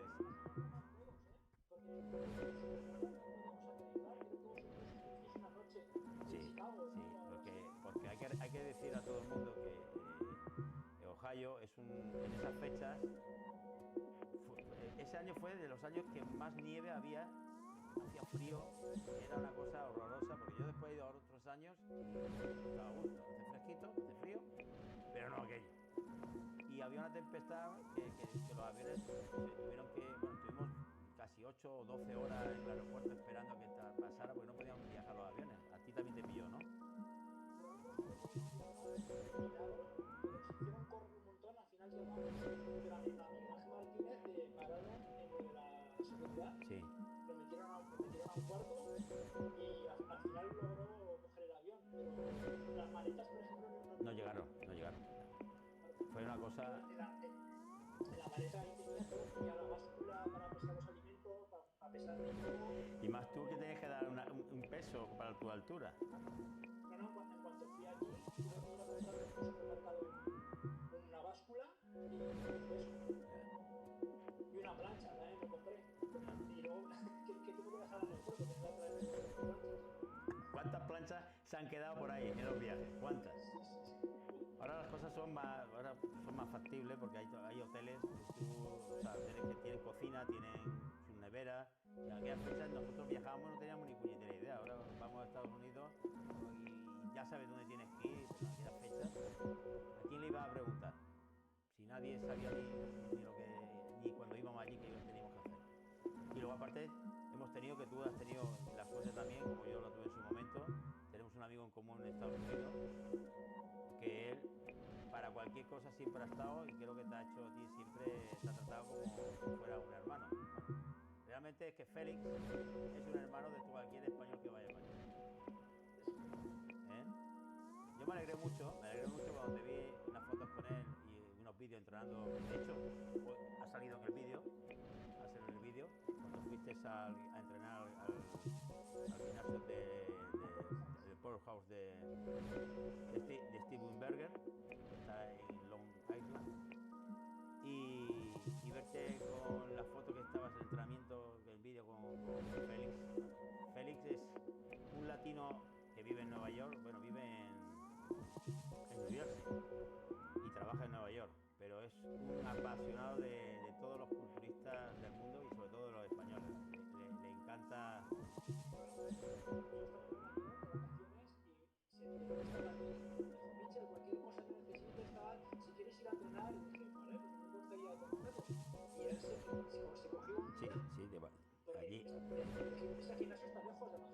Eso está, si tienes que ir, si no vas en coche, que tienes que ir con trenes, como yo fui, pues tienes que coger unos cuantos trenes, está más de casi 2 horas de Nueva York.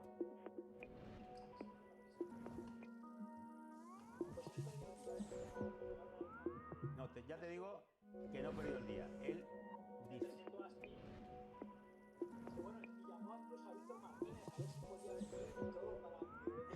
sí, es muy amigo de Víctor. Es muy amigo de Víctor Martínez y de su preparador, de Víctor Muñoz. Y hacía los primeros años, cuando yo fui allí a visitarlo, me presentó a Víctor Martínez. Víctor Martínez no hablaba español, solamente inglés. Yo sabía que hablaba español. Claro, habla español perfectamente, pero que no hablaba conmigo en español, todo en inglés. Hasta que ya, porque sabes que esto es como que las distancias, marcan las distancias, yo soy americano, tal. En la segunda vez que ya me vio allí, ya, coño, casualmente ya hablas español perfecto, ¿no? Ya somos hermanos, brother.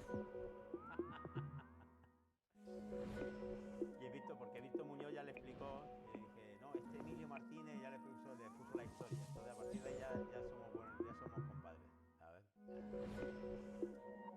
Pues esas son las cosas que vamos conociendo. También recuerdo muy bien la comida que tuvimos después del campeonato del Arno Ohio, que nos juntamos todos los españoles, en italiano, que comimos menudo italiano, comida buena, familiar, una comida espectacular, unas pelotas que nos pusieron allí con una pasta, bueno, todo lo que comimos. Y fíjate tú, que estos son los pequeños recuerdos porque hemos comido, o sea, hemos tenido nuestros cruces han sido siempre en comidas, en reuniones de días, de pocos días. Y ese es en lo que nos conocemos prácticamente con todos los competidores, ¿no? Pero se fragua en ese momento fuera del país más todavía una amistad que es siempre duradera, ¿no?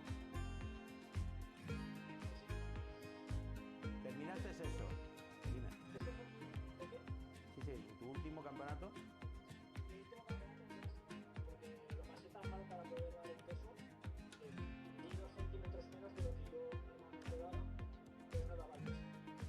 Y lo que comentabas antes, de Miguel Ángel Martínez y Víctor Sinovilla me hicieron pasar muy mal. Yo creo que te colocaron todas las vértebras para intentar que parecieran esos 2 centímetros más. Al final, o sea, Miguel Ángel es cabezón y el otro no se queda atrás. Y tú eras un muñeco. Era un muñeco. ¿Sabes lo que pasé? Porque había un momento en el que se subían las chicas, se pesaban las chicas, y yo pedí que me lo hicieran a mí por si sería buen fallo. Pero los que estaban ahí me dijeron que no, los chicos aquí y las chicas allí. Y al final Víctor Sinovilla, como hablaba bien inglés, llamó a un juez principal, o sea, alguien llamó importante y le comentó el problema y parece que ese juez me dio de conocer que había ganado el campeonato de Europa. En tu categoría. Y el sí, como dijo, es el champion de España, ¿no? Y yo a la vez me iba caminando hacia el segundo puesto y medidor de las chicas, y ahí me midió él. Y digo, sí. Perfecto, ok. Pero menos mal que Víctor fue a buscar a otra persona porque los que estaban allí decían que no podía competir. Entonces es bueno competir en familia, ¿no? Pues sí. Porque uno va solo y se come el marrón tú solito. Tú no vas a dar el peso, ni, o sea, la altura ni de coña. Welcome back to the Best of Daybreak. The coronavirus pandemic is forcing the UAE to rethink its sources of food and growth. The nation may not spring to mind as the ideal place to grow agricultural goods, but managed to harvest 2 tons of rice last month. That's part of a pilot project, a boon for the region that imports 90% of its food. We spoke exclusively to the Minister of Climate Change and Environment, Thani Bid Ahmed Al-Zayundi, about the push to diversify. One of the key parts of our reducing dependence on oil is the deployment of renewable energy solutions and movements toward green economy. Although the world has experienced some delays in this regard, major renewable energy the UAE are on track, and we have also had some very promising developments. Es que eso, es que ahí quería llegar, porque toda tu carrera se reduce de que sí, eres un chico pequeño, empezó a hacer deporte porque realmente tu autoestima no, te faltaba autoestima porque tú veías que querías tener más cuerpo, pero que has trabajado hasta llegar al punto de inflexión que llegas a competir en la categoría en un Mister Olympia en el 2015 y te plantas en el absoluto como campeón de tu categoría y te plantas para ganarte la Procard con gente que está compitiendo ahora mismo en el Olympia y son profesionales de primera orden. After this pandemic is over, Greencon will be for sure comments on our economic recovery plans. Our priority is to boost our economy sustainability. The need of the bank Estamos hablando de que la estética que tú has tenido ha sido competitiva al máximo as many nivel. resources as possible to work on implementing very long-term climate strategies and sustainable development plans. We know that the green economy is going to be more sustainable for the economies moving forward, and we're working with everyone to bring this to the las casualidades de la vida. Minister, good morning. Welcome to Yo te voy a contar una parte de la historia que tú no sabes, tú sabes esa. Crisis, it brings great change ganó la Procard and ahí, sets new targets. pero So no, if we no la import tramitó. 90% of our Todavía food la IFB needs toda está here, unida. what No la is tramitó. your ambition? En What el- is en el the año new de la target separación, en from His Royal 2017, Highness in terms of your yo me voy a la ministry? FIBA We'll go Alemania from 90% to 80% to promover y 70%. a ver Over what sponsor period of para time? el What are the futuro targets olímpico and que the yo quería timescales? And organizar. what's Y ahí, realistically achievable? en el tren que va de vuelta para el hotel, this pandemic me encuentro a Paula has highlighted the need Elis. for ¿Sabes quién two es Paula ways Elis? moving forward. You know, the Trabaja para numbers Boide. are numbers at the Y end, empiezo a hablar con ella, but hola we Paula, have to mira, focus pum, on pum, pum, pum, pum. two main Y de streams. The repente first me one dice, is mira, stepping espérate up our que te voy a efforts to presentar support a local farmers David and explore how can we Estaba ahí innovate farming estaba en methods. How plena can forma we también, encourage vestido, farmers gemelo, to use more iba con high-tech pantalón corto, in los the gemelos way llenos that de they're vela. running their farming Y me businesses. dice, At the mira, same Emilio, es que tenemos time, ver si tú we puedes have to saber move hacer out algo, from the conventional porque irrigation system toward more ganó la Procard, pero no la efficient tramitó. irrigation systems. This is going to take some time Ya for él sure, no quiere but la we're going élite, to él do quiere our la best Procard. to ensure that we're Él quiere reducing competir en la IFB. the dependence on the ¿Vale? Venga, international me la importation. presentó. At the same Yo lo time, había we visto, have to claro, work yo on había visto cómo diversifying ganó el and absoluto boost ese día. international pool supply Contigo. chains. And this includes Y expanding the bueno, number of import y le markets, tramitamos, como a muchos de maximizing los the efficiency españoles of en su processing momento, le food tramité shipments todos los at our informes. Yo ports tenía of todavía the el entry, reporte and de lo at the que same había time, we ganado, have to porque sin ensure reporte that we de maintain esa firma, the highest standard of ese food documento, safety.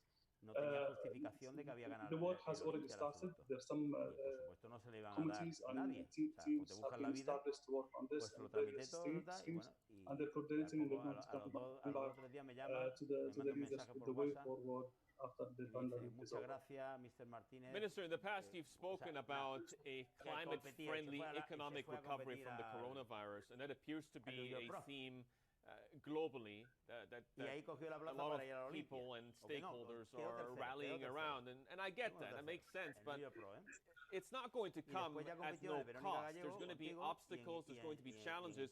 There's going to be opposition because a lot of institutions might stand to lose out on this. How has the conversation been within the UAE around this? How much support have you been getting on it? You know, 2 to 3 years ago, we launched our national climate change plan. And Yo it sé was que developed in a period where San Marino fue we're antes shaping our future and we're thinking about the future. y él ganó ahí. Events that could face the whole region and how we're going to Entonces se iba, prepare creo que our el que sectors ganaba to be iba, no more era por resilient puntos. to such La cogió ahí y unexpected bueno, weather pues la ganó 2 veces. conditions. Nowadays, the whole world is Pero claro, es que facing a cuando tú pandemic which was eres not profesional, como ya lo expected, sabes, and tú no ya one lo was eres, tú really ready for. eliges unos And campeonatos y firmas un documento, continuing and un applying the contrato same en model el cual to the tienes climate que ir, change is not an option. aunque ya hayas Here in the hecho, UAE, si tú we has just firmado had el contrato tienes que ir, si no tienes una penalización, porque el promotor cuenta the con tu National Climate presencia Change como Committee profesional. for Council yesterday, and the whole members, which includes most of Bueno, the cuéntame work entonces stakeholders cuando locally accedes, and cuéntame from ese federal cambio, level. ganas Insisted ahí on y qué te queda de revising our Amadeus, ¿te strategies quedaba and algo? becoming more ambitious moving forward, because the pandemic showed us that we can do it. And after the pandemic, we have really to adapt and apply some of the methods which has been applied during this pandemic. For sure, we started the work on adaptations 2 years ago, and we're going to continue boosting this adaptation program and assess how Ese this impact campeonato the impact fue of climate increíble change para in ti. the various sectors that we have. competir en el campeonato del mundo que había en México. Meanwhile, Dubai will allow all of its public sector employees to return to work from their office next week as economies across the Middle East gradually reopen. Demand Investments Head of Institutions, Mary Salem, gave us her outlook for the region's recovery. Eventually, we were all expecting and hoping for the day to come when we all go back to our normal life and resume businesses the way it used to be prior to the lockdown. Now, UAE has been moving towards that in a faster trend, in faster pace, and this sort of is not eliminating the risks of the coronavirus, which is still around there, and we are all aware of that. It's more like allowing everyone to maintain the stability of the business sector, and as well moving the responsibility more or less from the government and regulators to the individuals directly themselves. So each and every single one of us is going to be responsible for his own security and maintaining distancing and all of these issues to ensure that the corona does not spread further. Okay, and I mean, our market is down 5% on the month, and I look at the performance for Dubai relative to the MSCI, and it isn't that much worse. Can we shift to the other major story across the Gulf, which is the Saudis moving money, $40 billion, or riyals, I should say, and this is the more important point, 150 billion riyals from the central bank into the PIF. They say that's 8.5%, Mary, 8.5% of their FX reserves. Will that, again, ignite the discursive around pressure on the peg? Now, the thing is, when governments intervene to actually protect the sovereign fund and PIF in particular, let's say in Saudi, we know the importance of the PIF. It's more of a support measure that the government is offering to the funds in the country and investments. So we do not see this as something negative. It's on the contrary, the support from the government is always required. So even in the UAE, we've seen such measures. We've seen a lot of support coming in. With Saudi in particular being the biggest market in the GCC, it is something extremely influential to the local market in Saudi and the regional as well. So we do not see yet the impact to be of any negative sort. On the contrary, it's more of boosting the investment and boosting the market, and we should see a positive reaction to that going forward. Can I ask you then what you make of various people have been speaking over the weekend on Twitter, etc., that this is about capital leaving the kingdom, going to Disney, going to Boeing, going to global investments, going to various places outside the kingdom, and therefore it's an exodus of capital and not as you suggested, a domestic accelerator. It's exodus of capital. Exodus of capital, it's being invested in the PIF. Now, wherever the PIF is invested, at the end of the day, it is going to come back in a way or another as a return on an investment or something of that sort. We are still to look more further into that detail, and in particularly on what the impact is going to be on different levels of the economy. So if we look at the PIF investments, they are not just invested in any sort of stocks. It's on the contrary, it's in blue chips, it's in profitable companies that were not probably affected directly with the coronavirus or the lockdown. There are businesses that they kept on moving day by day, regardless of what has been happening, except for Boeing, let's say, at the moment that I'm seeing it on the screen.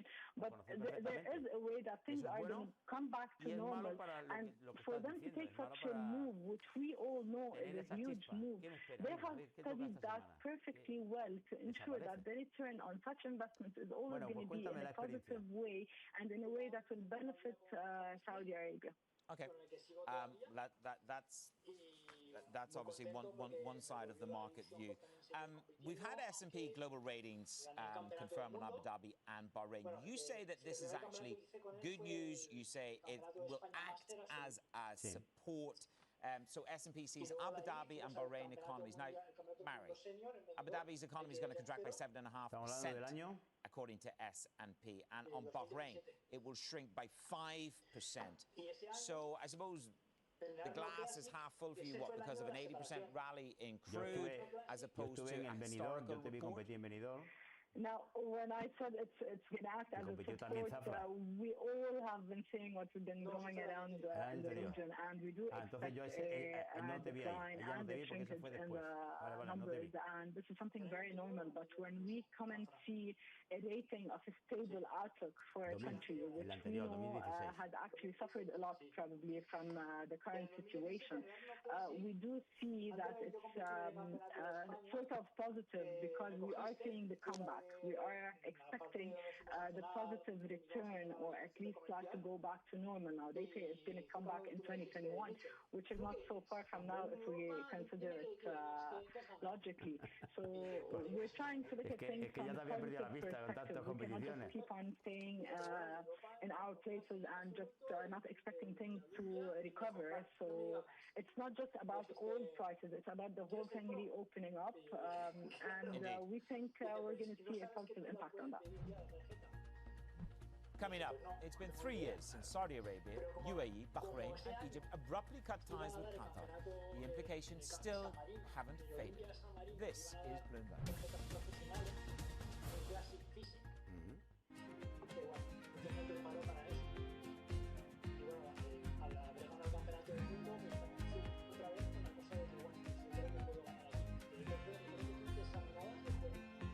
Mi primer examen de juez, que yo había que hacer de 3 a 4 exámenes.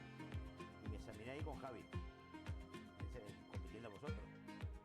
Y me llevé un palo muy grande porque el concepto de juzgar de la proliga no tenía nada que ver como yo estaba acostumbrado.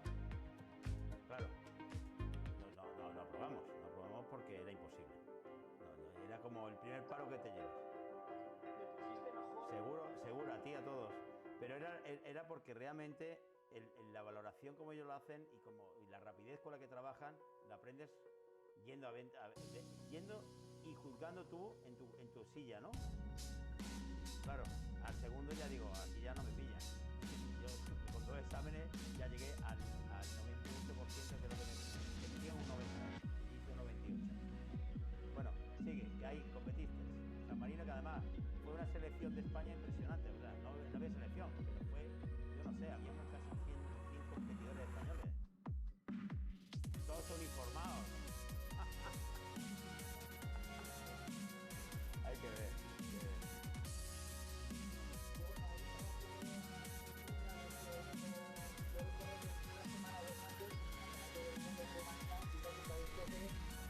Por ahí se sabía que David López creo que había cogido ya la tarjeta profesional y se habían enterado. Hubo un poco de mal rollete ahí. I'm David Weston. Bloomberg Television is reinventing one of the most iconic brands in financial television for a new audience. Join me to see the news program for the clever investor. This is Bloomberg Wall Street Week. Welcome back to the best of daybreak Middle East. Qatar's financial centers Purchasing Managers Index fell a 14th consecutive month in May, according to IHS Market Report.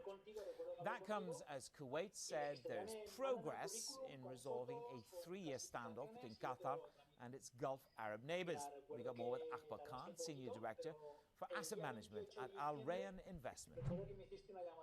In the environment that we have right now in Qatar, in the region with $30, $40 oil, the environment is gloomy.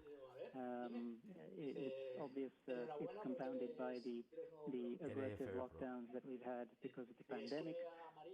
So until there is some clarity or easing of the stringency, I should say, of the lockdown and or a change, a positive change in the oil price, it is gloomy for now. Akbar, very good to have you with us. Good morning, it's Manis. And we talk about that initial shock that we had 4 years ago, and then the recovery and the foreign ownership in Qatari stocks. What is it that will drive Qatar further ahead? Because you talk about it being the best performing stock market in 2018 and the momentum in that market. So what drives us? If there is no reconciliation, what happens next to the market? Thanks, Manis.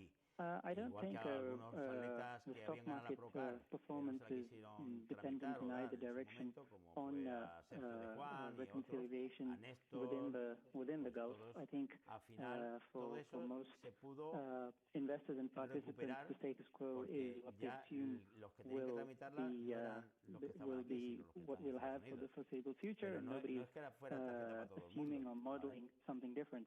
If there is an improvement in relations and there is a change to the situation, well, that would be an added positive. As for the outlook for Qatar, there's the shorter term outlook and there's the longer term outlook. In the short term, obviously, as oil has doubled in the last month, it means that things, as for any hydrocarbon exporter, are less bleak. $40 oil is far better than $15 oil. And also Qatar having one of the lowest or the lowest budget break-even oil price in the region is probably hurting the least, but it's still hurting. So the budget break-even, the budget was set at $55 a barrel, so we're still some way off that. But the pain is obviously decreasing slightly. But over the longer term, there are over the next decade a number of more positive drivers that a medium to longer term investor could look at. Akbar, your research makes the point that the credit default swaps on a 5-year basis have come back down. The easing is sort of a broader trend, but it's clearly outperformed some of its Gulf peers. We have this on a GTV for our clients for the additional perspective. GTV Go is the key code on your terminal.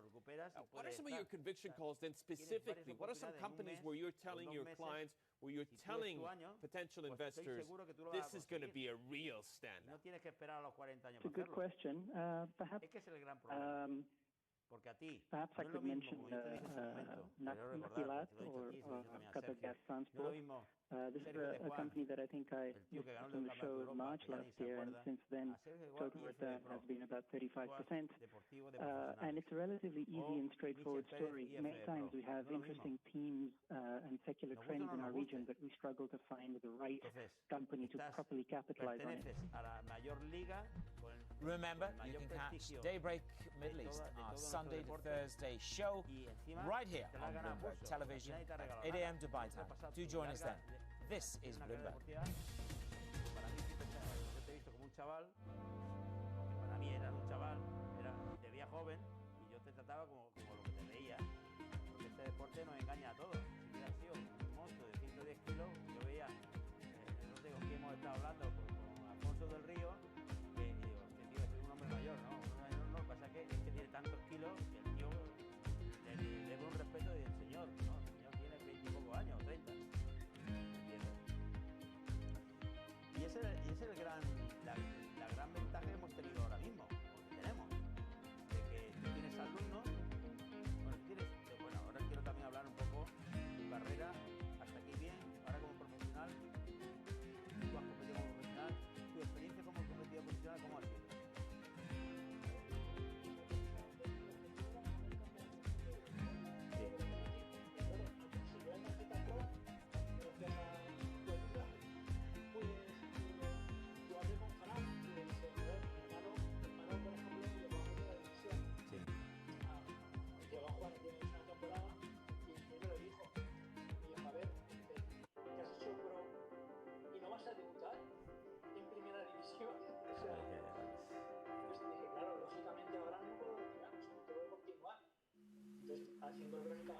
In San Francisco, a lot of tech action today. Our top stories this morning in D.C. and the Dow and the S&P. Shall we? So the euro on a 7-day sizable moves in the currency market, which is down half. We begin in the oil patch. Saudi Arabia. Crude, pretty much unchanged.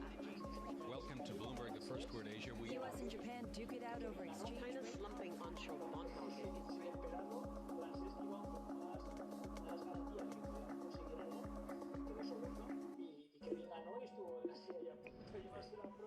Qué bien, es un valor en alza y qué bien va a ser profesional, eso lo sabemos tú, yo y todo el mundo. Es un chaval, está muy cerca y en el campeonato de España le faltó esto. En un momento que se veía plano, un poquito más plano, solo por el nombre de lo fuerte, no estaba aquí plano, ni estaba viendo. Nos pegamos el chasco Founded more than a century ago from humble origins, L'Oréal is now the world's biggest beauty products company. Specializing in cosmetics, hair, and skincare, it boasts an international portfolio of 34 brands and has a market cap of more than 105 billion euros. At the helm, a man who's dedicated his entire career to the company. Over 4 decades, he's covered all facets of the business. Today, on Leaders with Lacroix, we meet Jean-Paul Agon, Chairman and CEO of L'Oréal. Monsieur Agon, thank you so much for speaking to Bloomberg. Pleasure. What happened to L'Oréal in the last 10 years? Innovation, your share price has grown. Was it exciting times? Yeah, very exciting. I started as a CEO 10 years ago. It has been 10 years very exciting. Of course, we had a crisis in 2008 and 9, but globally the business has been very good. We have been growing, acquiring brands, launching new products, gaining market shares everywhere in Europe, USA, China. No, very exciting, fantastic. What's been the most fun? In fact, the most fun has been the past 3-4 years, because thanks to the digital revolution, everything has been transformed. As I tell my teams, I think that this industry, our business, our company has more changed in the past 3 years than in the previous 30 years. So it's an amazing time, extremely exciting. So is this the way you sell, or is it the way that people actually look at makeup? No, in fact, it's the relationship between brands and consumers. In fact, the digital has completely transformed the relationship between the two. Before that, brands were talking to consumers, pushing towards them information or whatever. But now the consumer has taken the power. The consumer decides how he wants to see the brands, what he wants to know, where he wants to discover them. Digital, in fact, creates a relationship that has nothing to do with that existed before. But isn't it much more difficult, therefore, to control your brand? Yeah, but at the same time, it's more exciting, and it enriches the relationship. So now, thanks to digital, we can communicate the content of our brands, we can do tutorials to explain how the products work, how they should be used.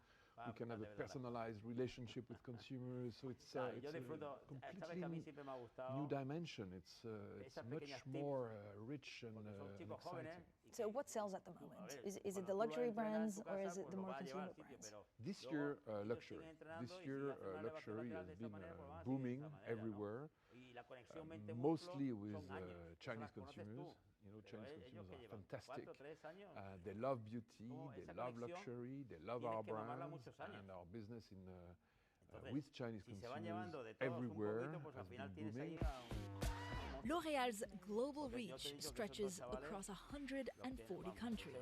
About 2/3 of its sales are generated outside of Europe.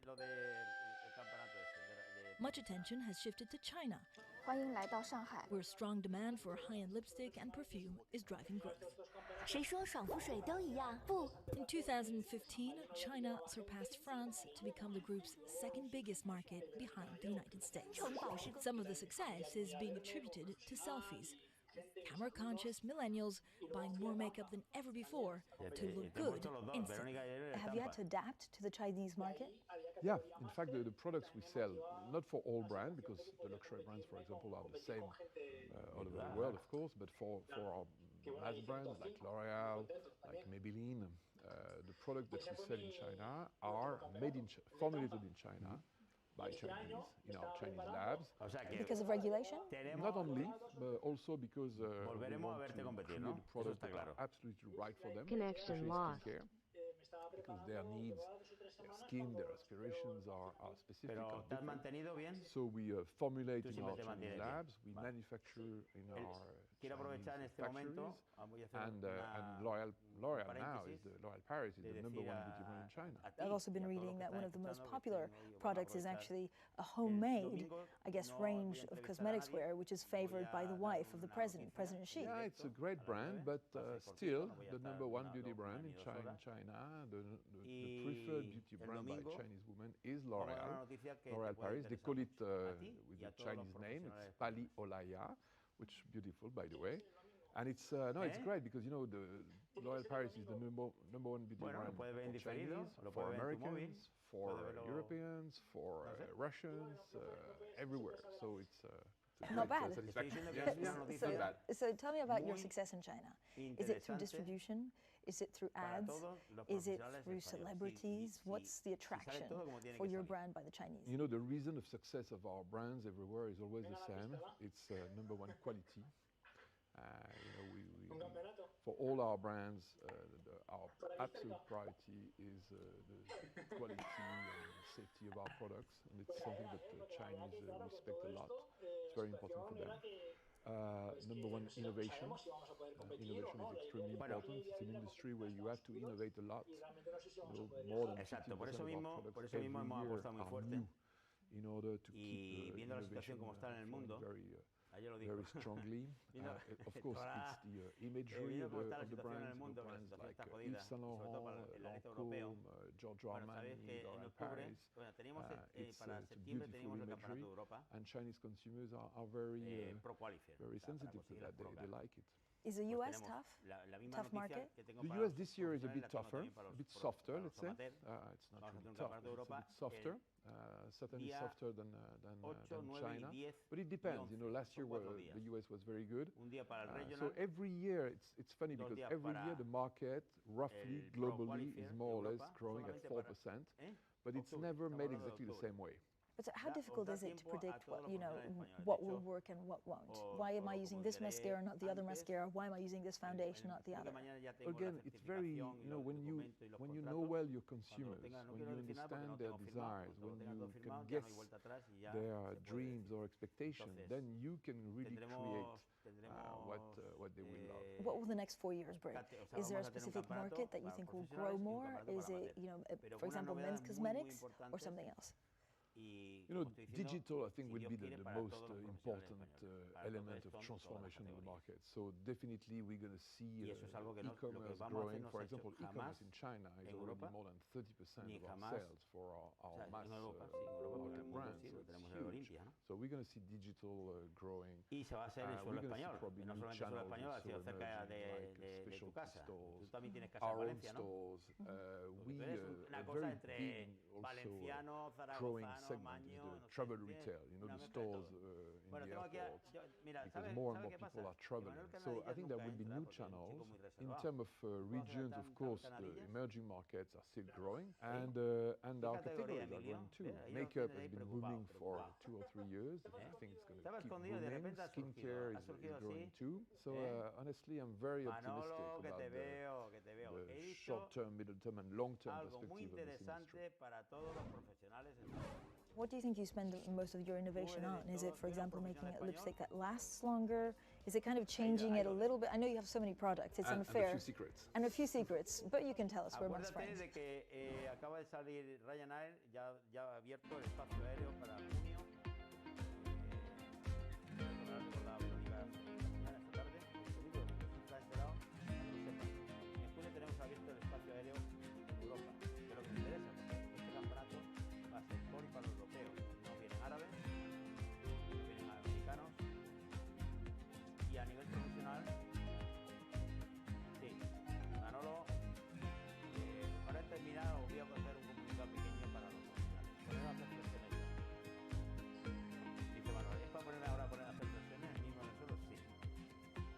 Hace falta que tú estás, el descanso te ha venido a ti de perlas, como a todo el mundo. Yo creo que todos los españoles profesionales que han estado ahora mismo recuperándose de todas las lesiones, de todo ese estrés, con pilla de fábula octubre. Y es más, los que compitan van a tener la suerte, como tuvo la suerte tu histórico pro Ramsés. Se lo recordaba hoy, porque Ramsés está hoy espeso, no está escuchando.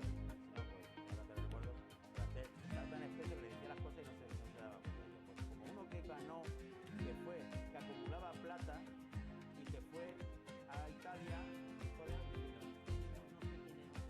caigo, pero en serio me decía, yo dije, no, está mal. Francés había acumulado una serie de platas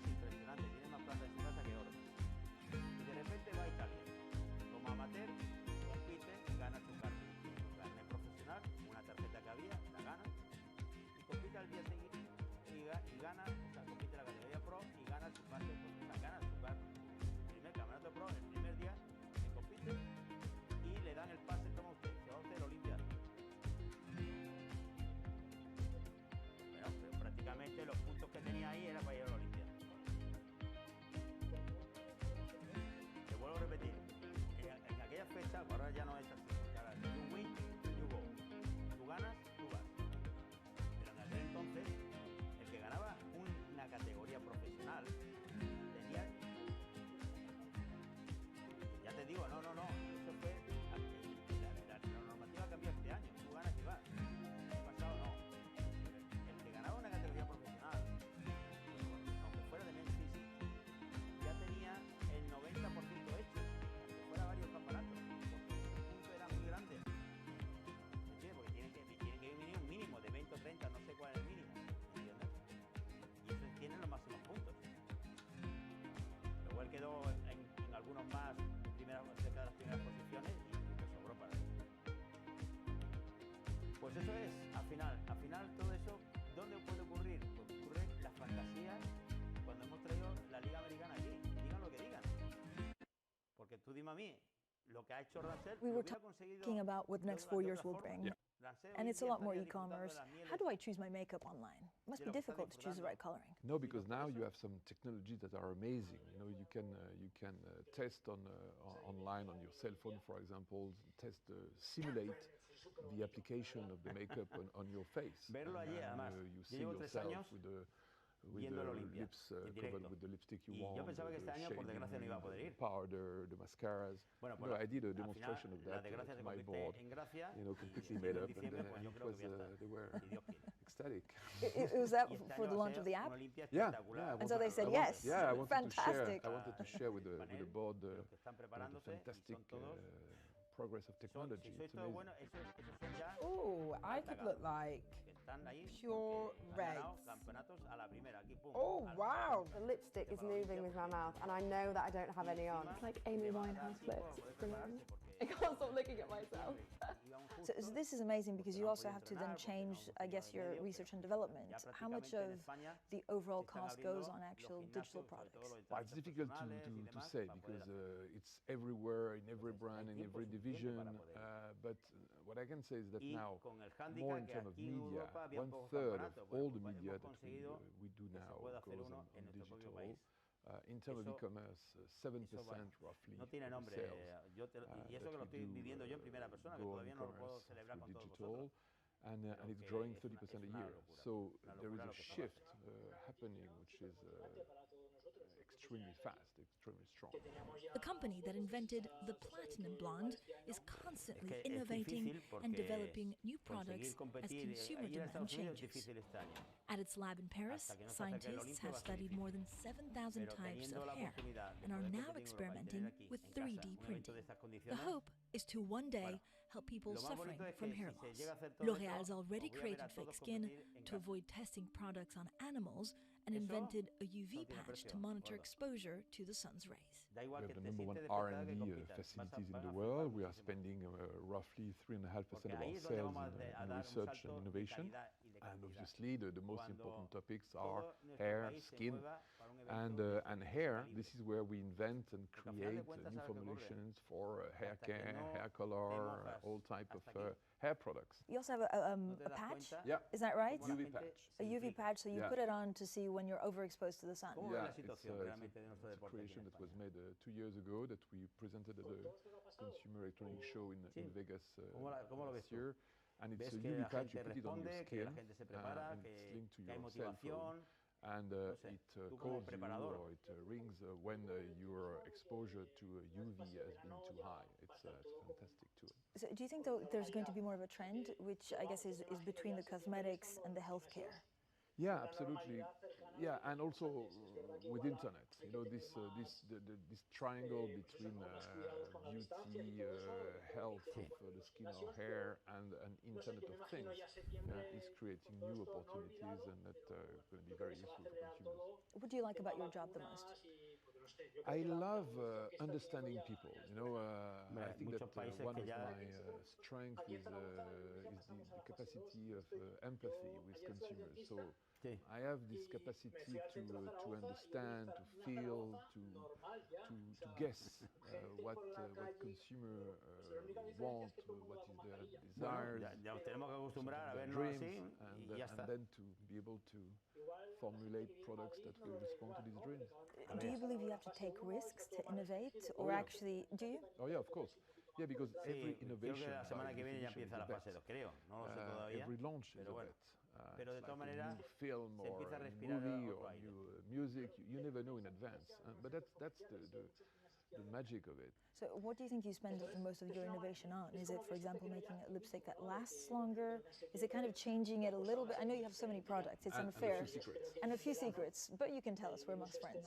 No, we are working on all categories. You know, un problema tan importante como si ahora. De todas maneras también es importante ver cómo la gente ya tiene conciencia de que ese trato afable de vernos y darnos el abrazo, sun care, vamos a tener que and because fundamentally, as I told you, we really believe first and foremost in terms of efficacy and quality. So the mission of the company, which is beauty for all, is also not only beauty for all, but the best of beauty, the best quality, the best performance, the best efficacy, the best safety, and that keeps us busy. 3,500 researchers. Yeah. How long does it take from, I don't know, who has a concept, or for example, a new product, until that product being on the shelf for someone to buy? Depends. Can be very quick when the formulation is easy. Can take maybe 6 months. Or when for example, a marketing guy has a vision, has a dream. But the labs don't know exactly how to formulate it. Can take 2 years, 3 years. Really depends. Mega volume on top, mega volume on bottom. Share it with your friends and buy makeup instantly. One of the criticisms often leveled at the beauty industry is that it's only for young people. Tú no habías visto nunca el Olympia en directo hasta este año, ¿no? First, that would be stupid because we are addressing all needs for all people, and look at our ambassadors. For example, Jane Fonda, Helen Mirren, they are not millennials. Pero es que nosotros esa canción Do you la sell hemos visto en more los to vídeos VHS millennials toda la vida. or to people of a more certain age? No, we sell to everyone. It depends the brand. The brands, of course, some of our brands like NYX, Urban Decay are more targeting young people, Biotherm or L'Oréal Paris may target other te voy a contar, yo saqué la versión original de un VHS, de ahí la llevé a masterizar, and in terms of age, in terms of diversity, in terms of countries, Chinese, Brazilian, Europeans, everyone. It's beautiful. So how do you sell to the emerging markets? We adapt the products that we sell, of course, and make sure that they are affordable and that people can buy them. Brazil, for example, is very interesting because Brazil is the country in the world where the hair is completely unique because it's such a mixed country in terms of ethnic origins that the blend is completely amazing, and that you have to create for Brazilian hair care products that are completely specific. And by the way, it's very interesting because sometimes they are demanding consumers, and so when you can create in Brazil a product that is good for them, then you can make it for the world because it's going to be great for everyone. Do you think Generation X cares more about this than millennials? Clearly, we are not talking anymore about a potential threat. I mean, there is a clear present threat. Ese es el evento de los eventos, pero es lo que se vive en el hotel, lo que se vive fuera, lo que se vive en cualquier gimnasio que vaya en ese momento a entrenar, que están viendo a los profesionales, a los familiares, a los que se están preparando, que están allí, todo, los ascensores con las pegatinas de todos los profesionales.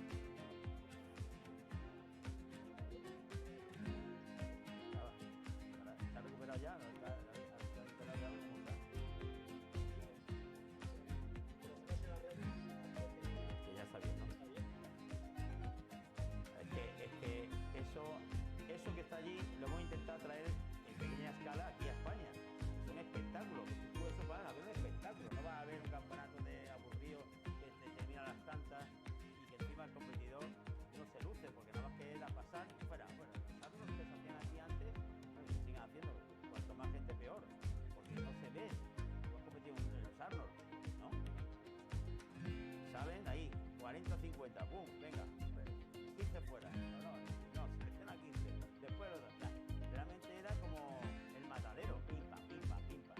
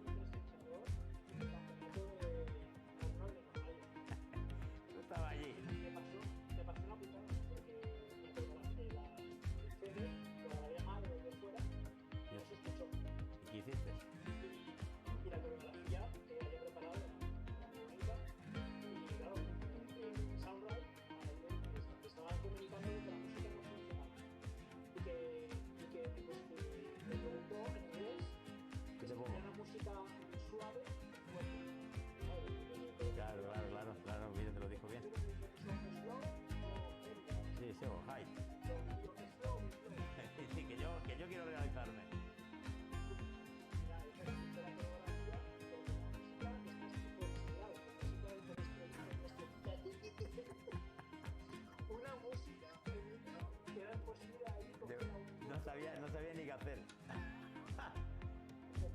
Dile a la próxima, dice, no, pero no firmo, nada, no quiero nada. No firmo.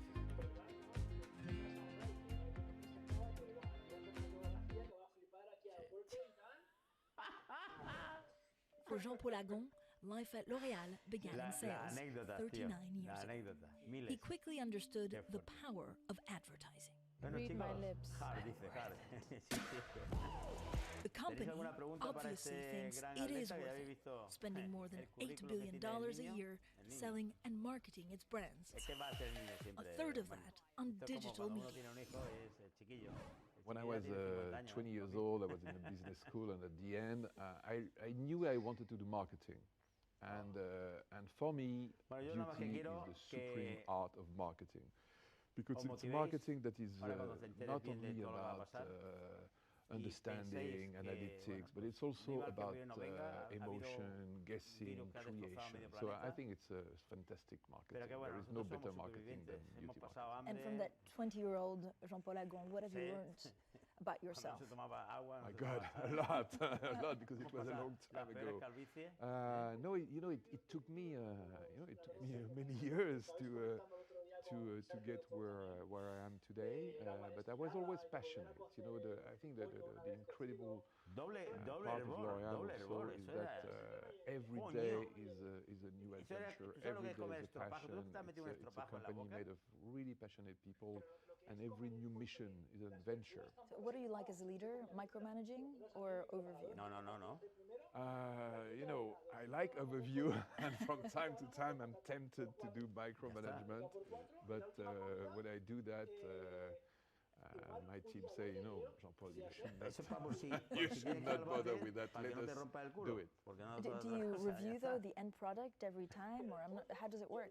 As much as, I have meetings with, of course, with all the brands, not all the time. I travel in many countries around the world, and I'm just trying to help, to make sure that we are taking the right direction, pushing in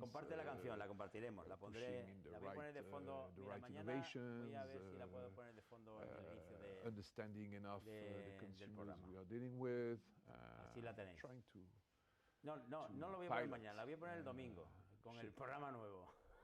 L'Oréal's Sharing Beauty with All program, launched in 2013, was designed to transform the business.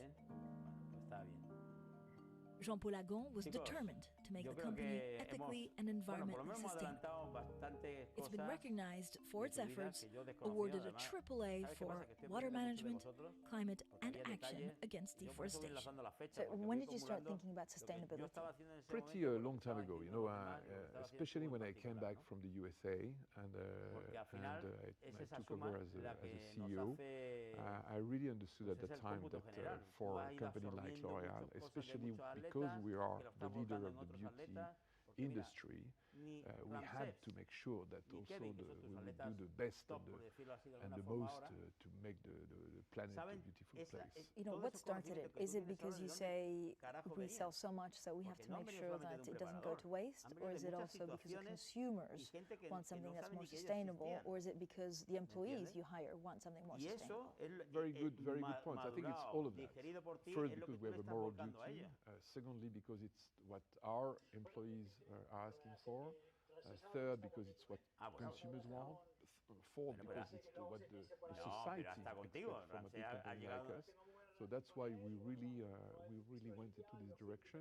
Does it make a difference for the consumer? I remember you telling me a couple of years ago, that if a consumer has a choice of a sustainable shampoo or shampoo that makes our hair better, we'll always go for the shampoo that makes our hair better. Yeah, but now what we want to do is to make a shampoo that makes the hair better and sustainable. Because now in fact, you're right. Our vision is that we have to find a way that it's not opposite, that it goes in the same direction. And it's the same for economic performance. For example, the sustainability performance should not be opposite to the economic performance. And in fact, we are able to prove that. For example, in the past 10 years, we reduced our carbon emission by 67%. When at the same time, we were able to increase our production by 30%. How do you do that? We work a lot. we transform all our ¿Quién tienes tú en la mente factories. ahora mismo? ¿Quién te sale? We have now 10 sites that are carbon neutral. We completely transform the way also we engineer with water. We have what we call dry factories, that they don't use water at all. They completely recycle the totality of the water that they use. We eliminate waste. So it's a very comprehensive effort on all fronts. To transform completely the way we produce, we distribute, etc. And shareholders are behind you every step of the way for sustainability? Yeah, absolutely. They are very. I think that our shareholders are very proud of what we do. I cannot say that they are pushing us hard to do it, but they are happy and proud. Do you think Generation X cares more about this than millennials? The younger you are, the more you think about this? I think that everybody now cares. I think that it's very well understood that there is an urgency. Clearly, we are not talking anymore about a potential threat. I mean, there is a clear and present threat to the planet, and if we are not all doing the maximum in the very short term, it's going to be very difficult. So I think that every generation now understands that. If I speak to you in 5 years, what will be your story? In 5 years, probably I will tell you that the most important mission has been transmission. Because, of course, I will not be CEO forever. Veníamos de competir en Olimpia. I will be, by the way, very glad yo competí con él en Olimpia. Yo quedé detrás de él en Olimpia. So if you think a lot about succession, what kind of successor would you like, and what would you like your legacy to be? I will be proud to have been able to adapt L'Oréal to the new world. I think that we are living in a very special period. The world tomorrow will be very different from the world a few years ago. And my absolute priority right now is to adapt, transform the company in order to make it as successful as a leader, as performant in the new world as it was. Y ahí posó, And I'm very ¿te acuerdas la canción que confident posó? because that's what we are doing. We are doing a cultural revolution. Llevó la misma del digital Olimpia, porque revolution, acaba de competir en el sustainability Olimpia, revolution, era una and semana so después, 2 semanas después. L'Oréal will be Sí, pues will be a posó fantastic la de company. And then La Sagrada Familia, de someone Freddie else Mercury. will take the baton La and Sagrada will drive the Familia. adventure Yo lo further. tengo un vídeo. Jean Paragon, thank you so much. Lo Thank tengo you very en mi much. canal personal, la coreografía.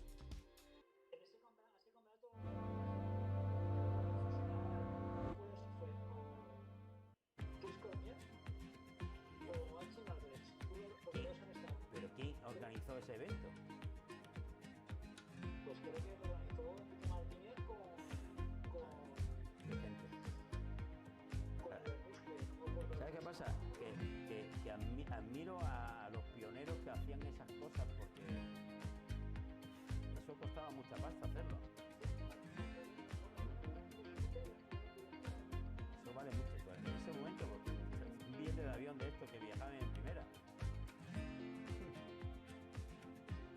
Qué fuerte. Pues Eusebio tenía un arte babosar que eso era suyo, o sea, no podía hacer un minuto, se le quedaba corta, si hacía un minuto se le quedaba corta, siempre llevaba algo de un minuto, más de un minuto.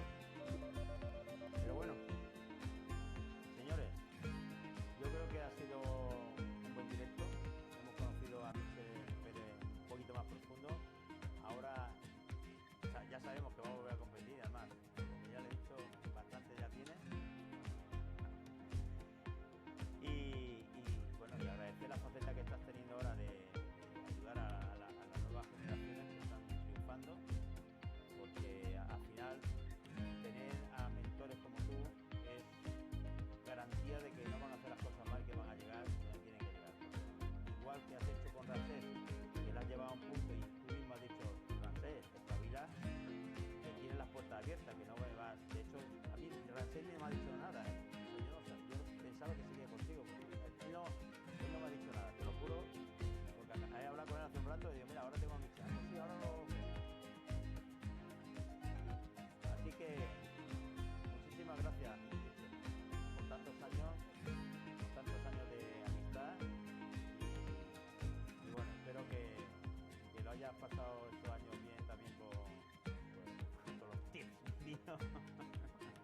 que siempre ha ido para que vayas mejor en todos lados, ¿no? Es que no me nace otra cosa. Mira lo que dice Ángel, como probadores son 10, ya son 7 años con él, toma ya.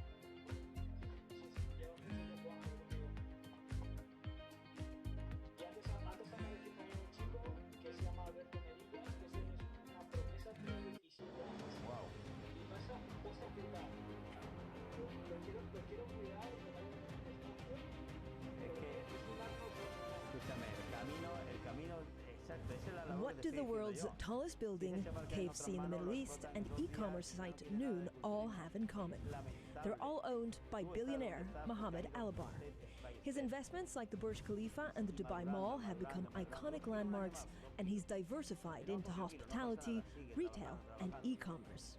He was named the most influential man in Dubai and consistently ranks amongst the top 5 most powerful Arab business leaders. But it's not all business all the time. He's also a sportsman. He's an active member of Emirates' horse racing community. Today, on Leaders with Laqwa, we meet Mohammed Alabar, the founder and chairman of Amar Properties. Thank you so much for joining us. You've really built a conglomerate. You've built a company that has multiple interests, multiple units, multiple portfolios. Did you diversify because you saw an opportunity or because you had to? Well, I think all of us, we look at opportunities, we don't really have to do anything. But I think looking at the Middle East and looking at the industries that I went in with my team, I think we saw amazing opportunities in the Middle East in these sectors. And I'm glad that even though we've got difficult years, the past 2 years have been difficult years for us, still these businesses are operating well. So definitely it's based on opportunities and the sector's long-term growth potential. Where do you see the most growth coming from? Which portfolio, which part of your business will do better than others? The food operating well and strong in the region as a whole, especially with the food delivery business, and that's another story. I would say that our real estate business is still flying really strong. Last year we grew about 28% in the region as a whole. Our e-commerce business is something that's very, very interesting.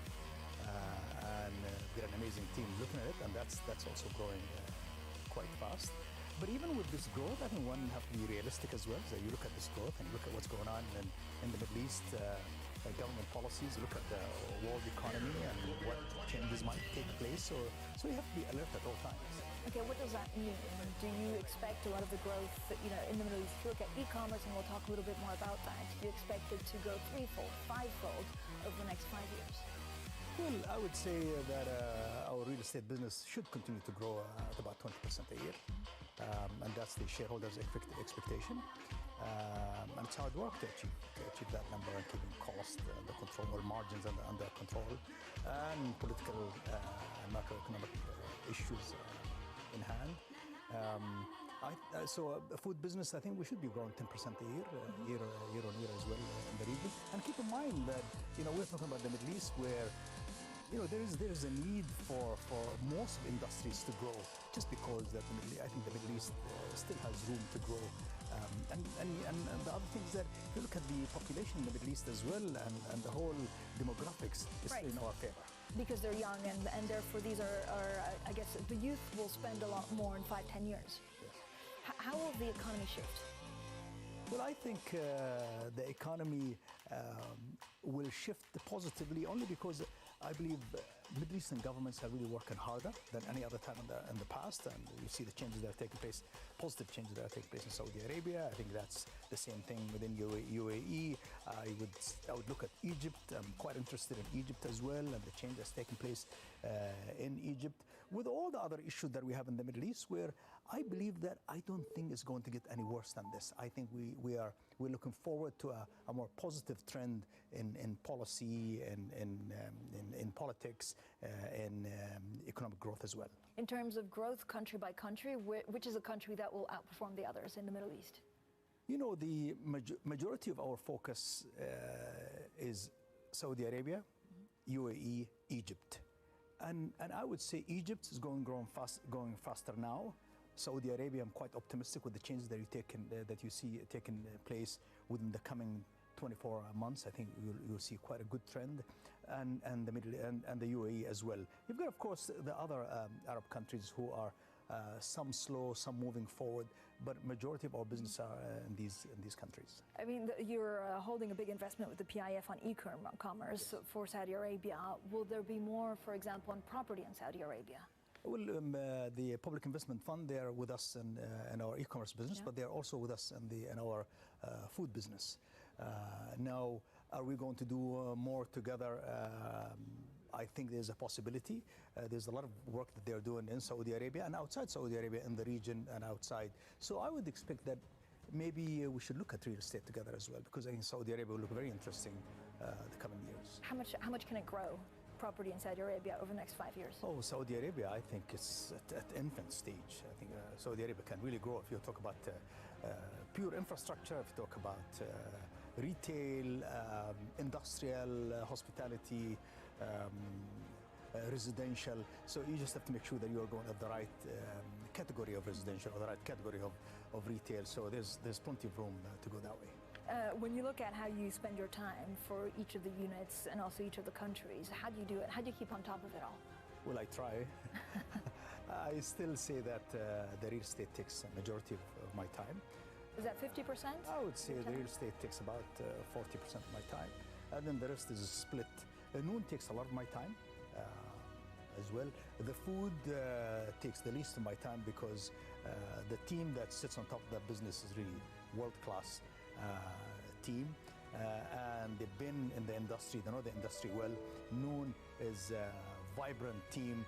It's the new organization. I need to give it more time, while my real estate business, I have an A team, but I'm emotional about real estate. Yeah, I mean, this was like the foundation of it all, right? Do you still see it as your baby? I think my name is really linked to the real estate more than anything else, while all these other businesses, I've been with them now for 2 years. So it's a new brand of product that's associated with me. When you look at the various IPOs and the various units, was it to unlock value, but did you ever feel like it was also high risk? I think mainly to unlock value, and we have investors who have put in their money with us, and it's time for them to get rewarded. But at the same time, I really like putting management under pressure, because IPO is quarterly results. You're out there in the public eyes, under pressure to perform. But mainly value creation. I think that's the business we're in. Value creation, because what, shareholders understand what you do more, and it almost focuses the mind of managers more? Well, that is one, but many of our units, that if they're under the mother umbrella, I think value-wise, they're not fairly valued. So as we put them on the side and put them as separate entities, I think you create better value that way, and then you cash out a little bit and put management under pressure. Are you looking at IPOing any other units or portfolios? When you look at our business, we have businesses. We have India, we have our hospitality business, we have Turkey business, we have another business in Saudi Arabia. So the reality is that you can take all these businesses public at the right time. I think within the coming 3 years, we'll probably have India going public. We probably have hospitality as well going separately to the public route. But so how much bigger will you be if I speak to you, and I hope to speak to you before, but if I speak to you in 5 years, how much will your holdings be worth? I think we should be double in value, because we should be growing in value 20-25% on an annual basis. And I hope that my management and my boards really put that as a focus. And to be honest, I think we're capable of doing that. We just have to focus and have to make sure that we have the right people to do it. And we do this day and night. And that's really how we do business in our region. But that's acquisitions, or that's organic growth? I would look at organic growth.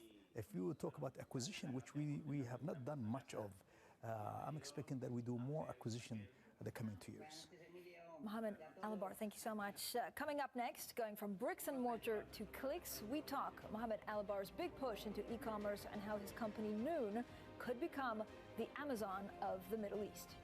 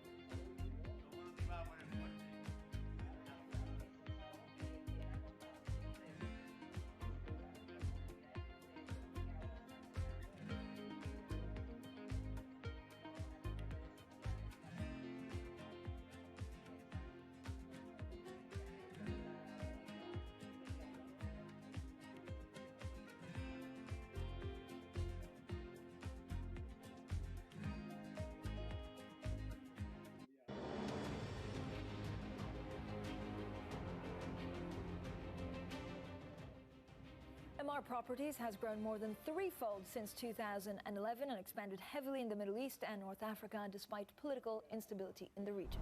So what kind of leadership does it take to shepherd a global company through turbulent times? Well, Mohammed Alibar, chairman and founder of MR Properties, is here. What kind of leader are you? Throughout the program, we were talking about encouraging your leaders, your regional leaders, and also your portfolio managers to be aggressive. Do they always need to be on their toes? Well, I think, number one, they have to be relevant because the change that's taking place in the world. So are you relevant? And the other thing I like is that I think we all have to believe in the reset. Are we doing this upgrade? Are we upgrading every 1 month? Because there's so much happening. And do we really act? I mean, that's, so we have to be relevant, we have to act, we have to have discipline, we have to believe in the best people, and we have to take care of our society. These are things that these are the elements that I really depend on to manage my business. Okay, but what does it mean being relevant? Because in more traditional times, you could ask a customer what they wanted, and you're saying, okay, I'm relevant. But now the change of pace is so fast. Well, relevant is that, are you watching social media daily, what's going on with your customer? And what's going on with your business? There's no more I'll do a research and I'll wait 30 days. How alert are you? And how alert about how your customer feel, or alert what's going on to the industry, what's going on with politics, what's going on with the economy, what's going on in new tools of management, how fast can you go? So I think, are you awake? What do you need to be awake for more? Is it for your clients, or is it politics, or is it how your business interests are going?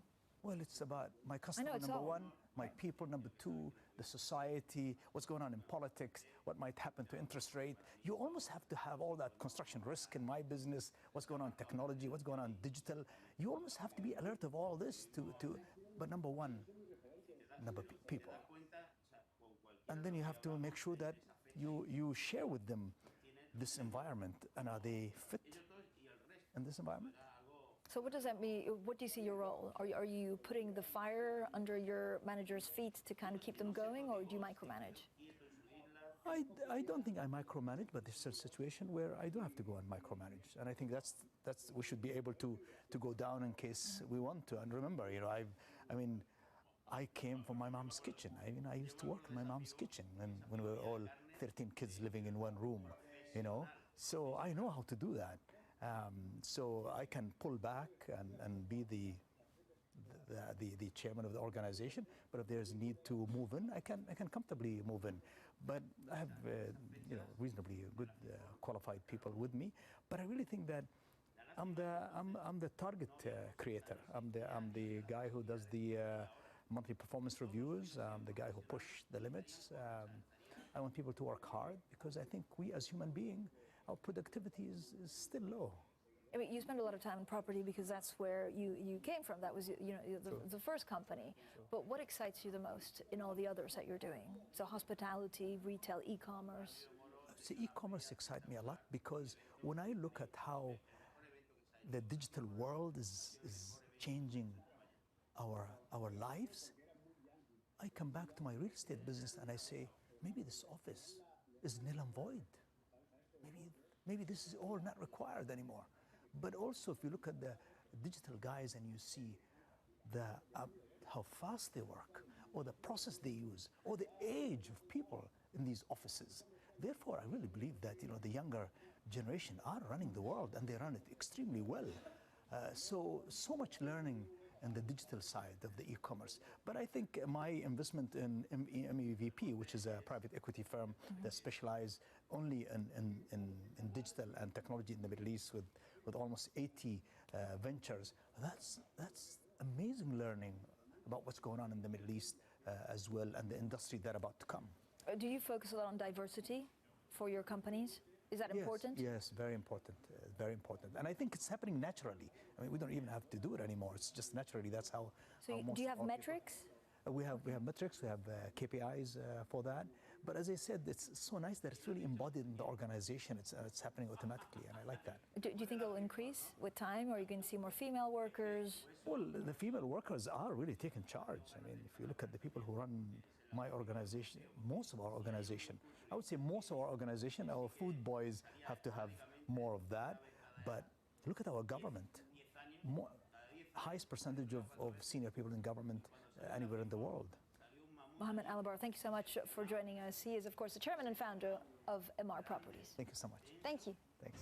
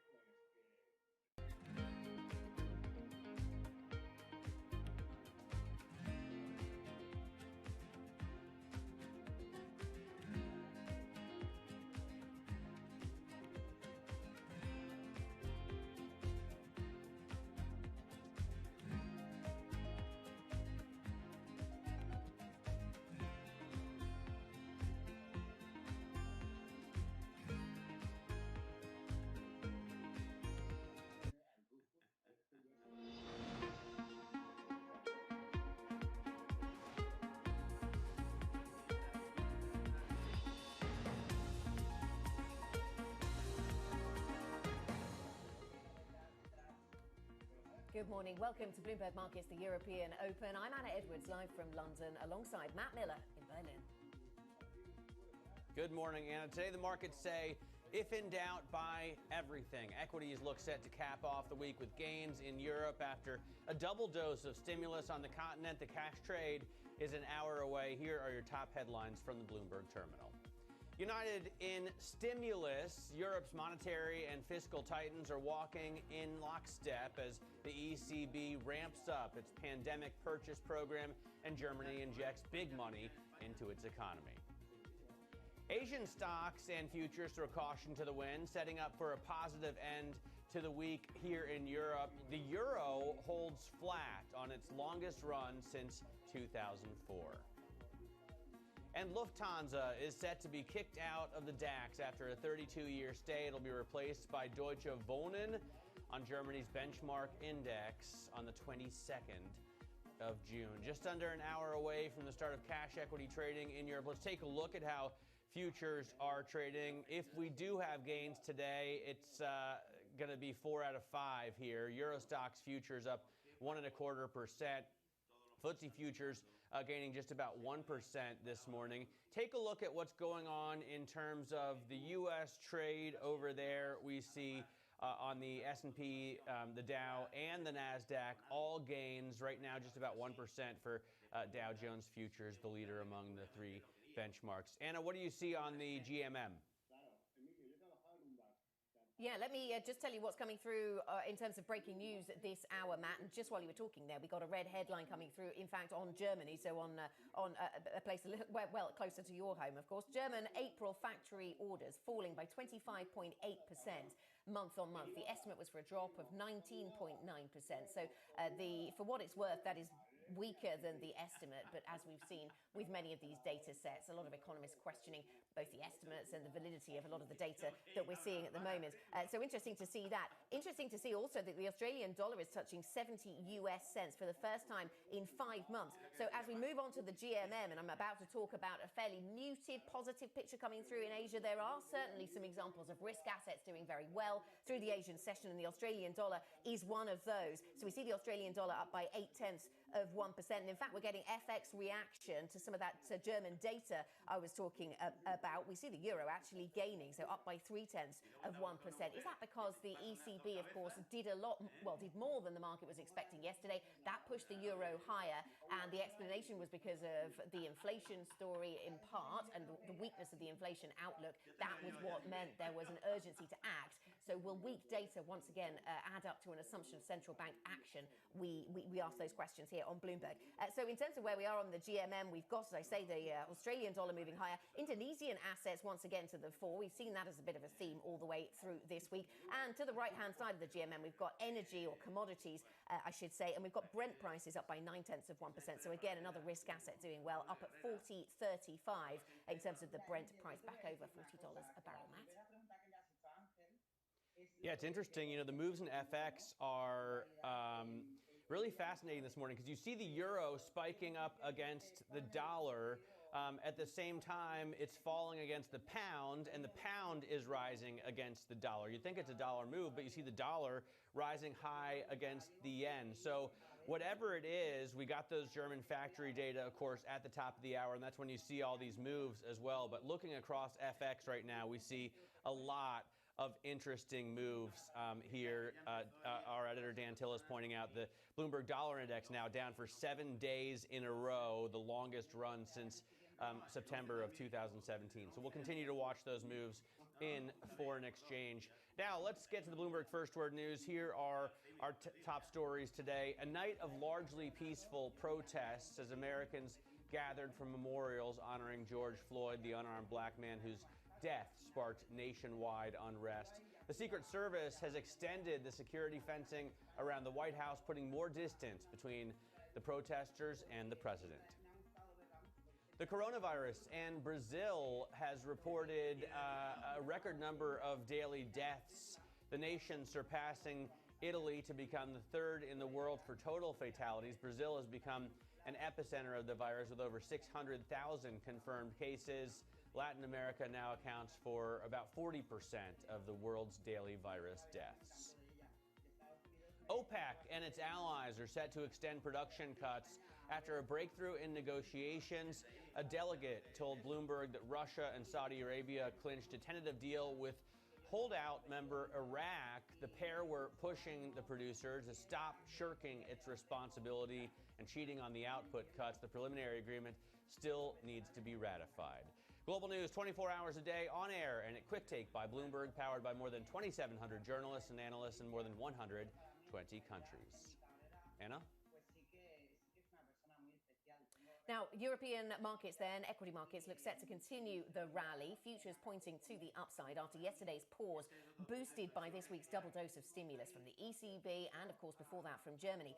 Peripheral bonds in Italy, Spain and Portugal got a big boost, of course, and the euro is holding on to its longest streak of gains in more than 15 years. Incredible run of gains coming through for all the euro. Joining us now, Bloomberg's MLive currency and rate strategist, Ven Rum, the perfect person to speak to right now as we see quite a lot of movements in FX markets then, Ven. Let's start with the euro. A big rally on the back of Christine Lagarde and the ECB's actions yesterday, and we again see movement to the upside on the euro. This morning's move, is it all about the ECB or is it actually a dollar weakness story? What do you make of it? Morning, Anne. I think it's a bit of both. As the ECB announced its actions yesterday, we saw the euro tick up mildly, but then it started rallying a big deal after the dollar started sliding. So it's a bit of both, if you ask me. But, you know, we have seen a tendency in the market for German yields to climb higher. And if that keeps continuing, the euro will definitely got more legs to rally. And we see fair value at 114.81. Anna, Matt? Ven, let's talk about crude's rally here and the agreement. We're going to get more from our oil reporter, Anne-Marie Hordern, a little bit later. But how far do you think we could see prices go right now? Brent crude up over $40, trading for $40.32. Morning, Matt. We have seen prices double from the 20-odd levels that represented multi-year lows in the space of just 2 months. So in a sense, that was the easy grind higher, but the gains are bound to slow from here onward. Why do I say that? That's because given the impact of the pandemic on the hospitality and travel industries, it's not clear if demand will be back to pre-pandemic levels anytime soon. And as you yourself mentioned, Matt, just a while ago, that producers have been cheating on the output cuts. So if you weigh up those two factors, I don't see that oil prices can continue climbing higher at the pace they have been. Matt, Anna? I want to ask you then about the job story in the United States. We could sadly, of course, see reported later on today that unemployment in the United States has touched 20% or close to it. That's at least the estimate on the Bloomberg this morning. What do you think we should watch for from a market reaction point of view? If we get a much worse picture for jobs, what does that do to risk assets? And also the reverse, if the picture is better than anticipated? It's a great question, Anna. We already know the numbers are going to be pretty bad, which is already reflected in front-end treasuries. So unless the numbers are way out of line with what economists are expecting, the markets may, to some extent, shrug off the numbers. If the numbers sharply lower, we can expect some bull flattening in the treasury curve, and ironically, stocks to be actually supported. On the other hand, if the numbers are better than expected, the bear steepening in treasuries may continue, the long end will sell off, and stocks may get wobbly. Anna, Matt? All right, Ven, thanks so much for joining us. Great day to have the voice of Ven Ram, Bloomberg's MLive currency and rate strategist when there's so much action in these markets. Coming up, Frankfurt and Berlin moving in lockstep. Christine Lagarde and Angela Merkel lead Europe's effort to aid the economic pickup from the coronavirus crisis. Up next, we'll discuss the ECB's stimulus bazooka. This is Bloomberg.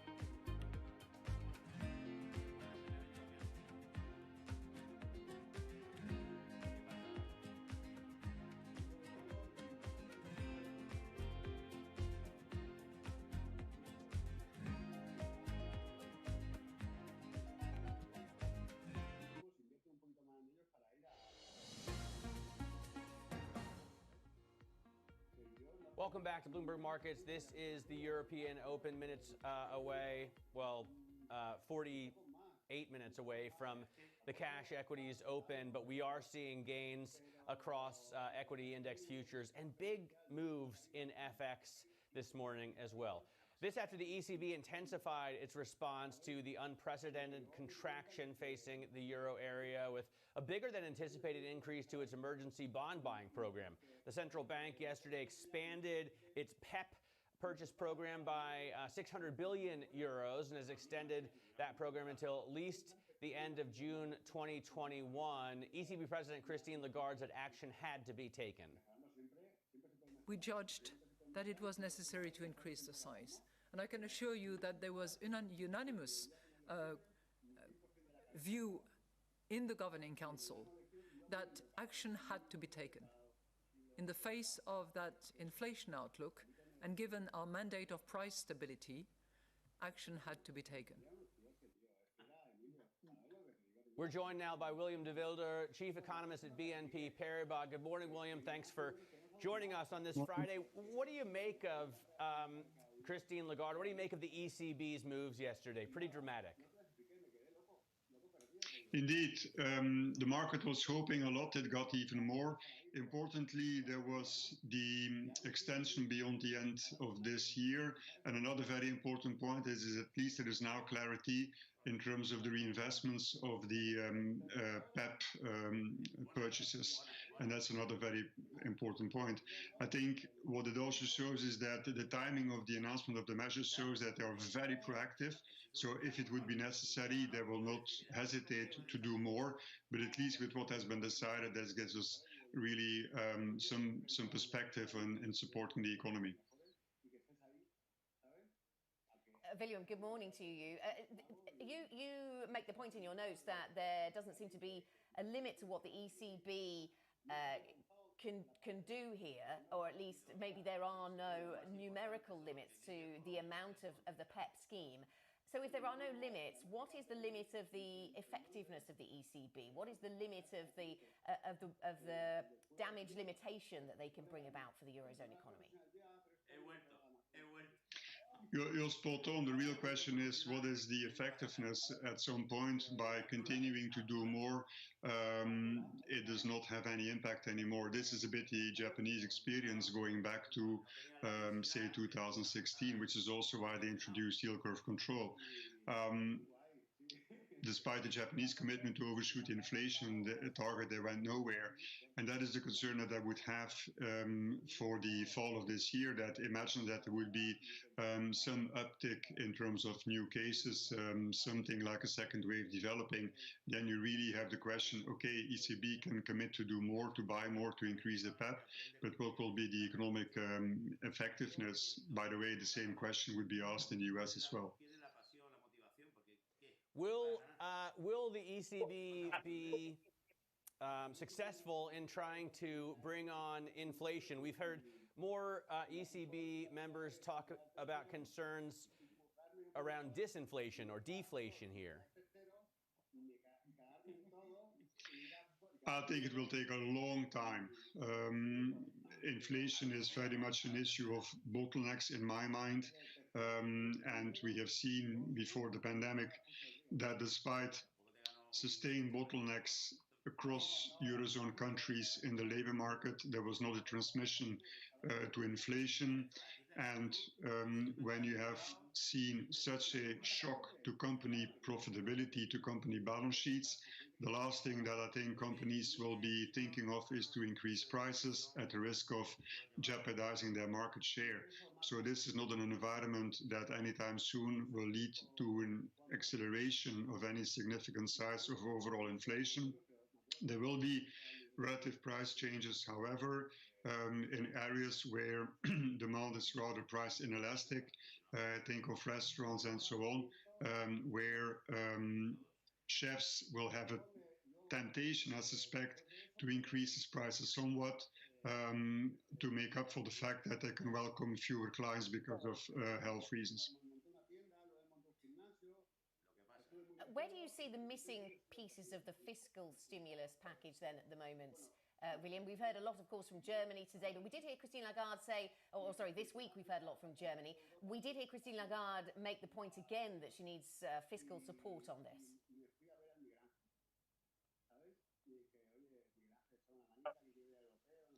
The fiscal support has to come from the European level now. We have seen that there has been a series of announcements at the national level. We then have had the European Commission recovery plan proposal. So now all eyes are focused on that.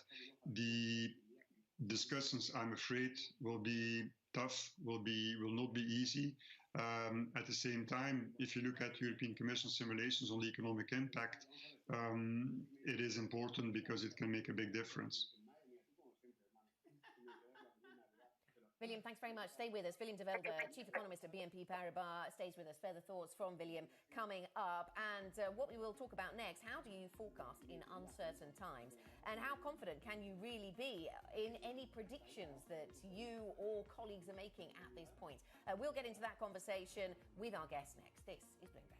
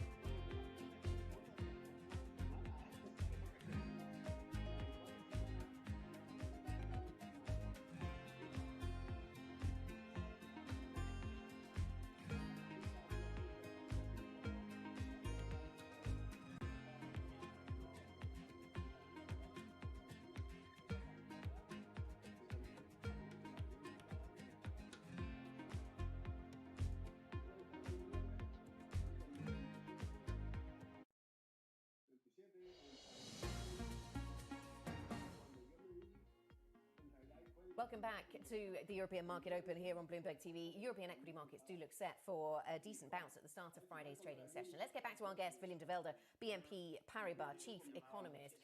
I wonder if you've given much thought, William, to just how typical or atypical this recession is. At the start of this downturn, we talked, obviously it came on very quickly, and we talked a lot about how unique this situation is. It's certainly unprecedented, perhaps in its depth. But I wonder if it will linger, just like any other recession. And I wonder what clues you're looking at to try and establish what kind of tail this recession is going to have. It's a very atypical recession. One of the reasons is that if you time recessions based on peak in sentiment and the trough in sentiment, which is of course not the official way of doing it at NBER, this is about the only recession that you knew in advance how long it was going to last, meaning very short one, because it is driven by lockdown measures.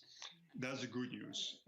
The bad news is that we have absolutely no idea on, one, the depth, but also the pace of the recovery. And that is, of course, causing a huge degree of uncertainty if you compare the range of GDP growth forecast for this year and next with the range of GDP growth forecast of the consensus back in 2008 for the year 2009, you are miles away. It's a multiple. You look at earnings per share forecasts for the S&P, bottom up, the dispersion of these forecasts at the individual company level is 5 times as high as in 2009. Uniquely uncertain this recession compared to previous ones.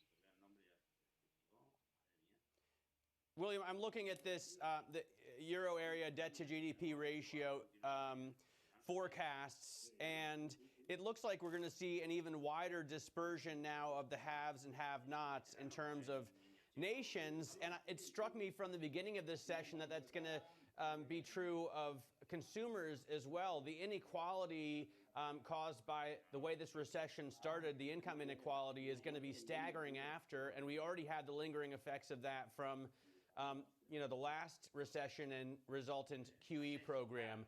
Does this kind of stimulus make it worse? I mean, central bankers will tell you these programs don't spur income inequality, but nearly everyone else seems to disagree. Yeah, it's a very, I would say it's inequality all over the place, but starting with with households, it is of course a big debate because some households are exposed to equities, most households are not. On the other hand, you have to take into account the positive effect on the labor market and so on.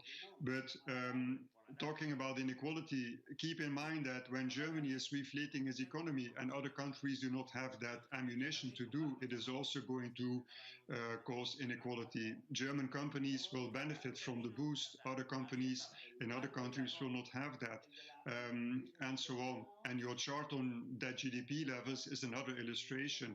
Keep in mind that the spread, the relationship between spread and debt GDP levels is non-linear.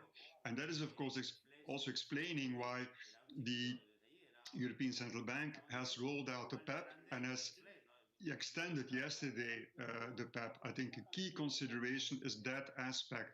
Avoid that at some point the market would become obsessed by the debt GDP levels that would be reached, and that structurally would price in somewhat extra risk premium. You talked there about the inequality could be exacerbated by some of the money being spent by Germany. William, what could the EU do from an economic perspective if they have a goal of reducing inequality across borders? What mechanisms are open to them? Because we have seen the recovery fund seemingly setting us up for a new phase in the European Union with debt mutualisation, a little bit of it at least. So what would you expect on that front? Well, it may be naively optimistic, but we need to have this big agreement that we will provide solidarity and we will commit to reaching the milestones, to use the buzzwords from the European Commission's plan last week. And we will stop being obsessed by moral hazard. And that way we agree that there's going to be 750 billion, prospect perhaps of more, and with a good mix tilted towards grants. Whether that will see the day remains to be seen. I'm afraid that it will be watered down, sadly. William de Wilder, thank you so much for joining us. William de Wilder is the chief economist at BNP Paribas, talking to us after this really dramatic boost in stimulus by the ECB. We got more stimulus from Germany as well. It looks like stimulus is really kicking in all over the continent right now, and that is, to some extent, also separating kind of the financial markets from the economic realities of what we're seeing, nowhere more so than in the United States. We're seeing gains nonetheless on equity index futures, both here in Europe and over in the U.S. as well. So look for another day of rallies here. 4 out of 5 days this week if it holds. 4 out of 5 days last week as well, as we get back to levels that are hitting pre-March highs. Up next, OPEC and its allies are set to extend production cuts after a breakthrough in negotiations. We'll discuss that with Anne-Marie Horder, and this is Bloomberg.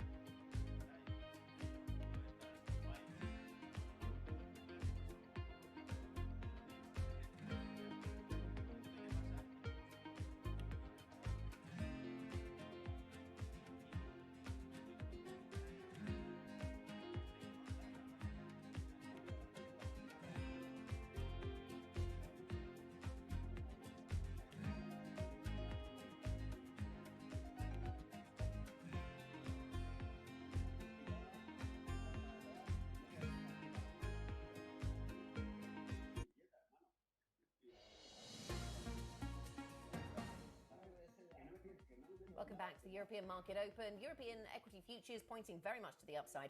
Euro Stoxx 50 up by 1.4%, so we expect a little bit of a bounce at the start of trade as we wait for the job numbers. And as we get to the end of the working week, let's have a look at some of the things we're watching out for today. The latest round of Brexit talks concludes later today. Negotiations are deadlocked, and at the moment, the European Union is pinning its hopes on a dramatic intervention by the British Prime Minister Boris Johnson. We're expecting to hear from the EU's chief negotiator, Michel Barnier, at around 12 p.m. UK time. The same stumbling blocks of fish, the ECJ and Standard seem to be dominating things. Also today, Germany's sovereign debts being rated by DBRS. Well, watch out for that rating. That comes after Chancellor Angela Merkel's coalition agreed to a 130 billion euro stimulus package earlier on this week to boost consumer spending and get businesses investing again. And I mentioned the jobs number. We will get that all-important non-farm payrolls jobs number, that report for the month of May. It's usually a job creation number. Of course, this is all about job destruction. The numbers are expected to be better than April's, though. April's was 20.5 million job losses. The figure is still going to be high, an estimated more than 7 million jobs lost in the month. That is what we are expecting to see. Matt? All right, I'll quickly bring you a couple headlines here from the Bundesbank in Frankfurt. German stimulus is expected to raise GDP by more than 1% this year. However, the Bundesbank says it does see German GDP in total shrinking 7.1% this year. So worse than the 6% forecast that are floating around there. But they are saying they expect the stimulus that we have been talking about to help boost GDP by 1 percentage point. It sees, by the way, in 2021, 3.2% growth, and in 2022, 3.8% growth. Again, those headlines from the Bundesbank. Now, OPEC and its allies are set to extend production cuts after a breakthrough in negotiation with Iraq. Joining us now is Bloomberg's Anne-Marie Horder. And Anne-Marie, what's the latest on this shirking of production cut responsibilities? Good morning, Matt. Well, we finally know that they're going to have a meeting as well this weekend. There's been a lot of talk about when they would actually meet, some thoughts where maybe they would meet yesterday. For the first time, we have Russia and Saudi Arabia, for the first time in a while, given the oil price war, on the same side. And what they've been trying to do in these debates over the past few days was to bring some of the cheaters on board into further compliance, the likes of Kazakhstan, Nigeria, and most notably Iraq. And they seem to have gone through this breakthrough with Iraq.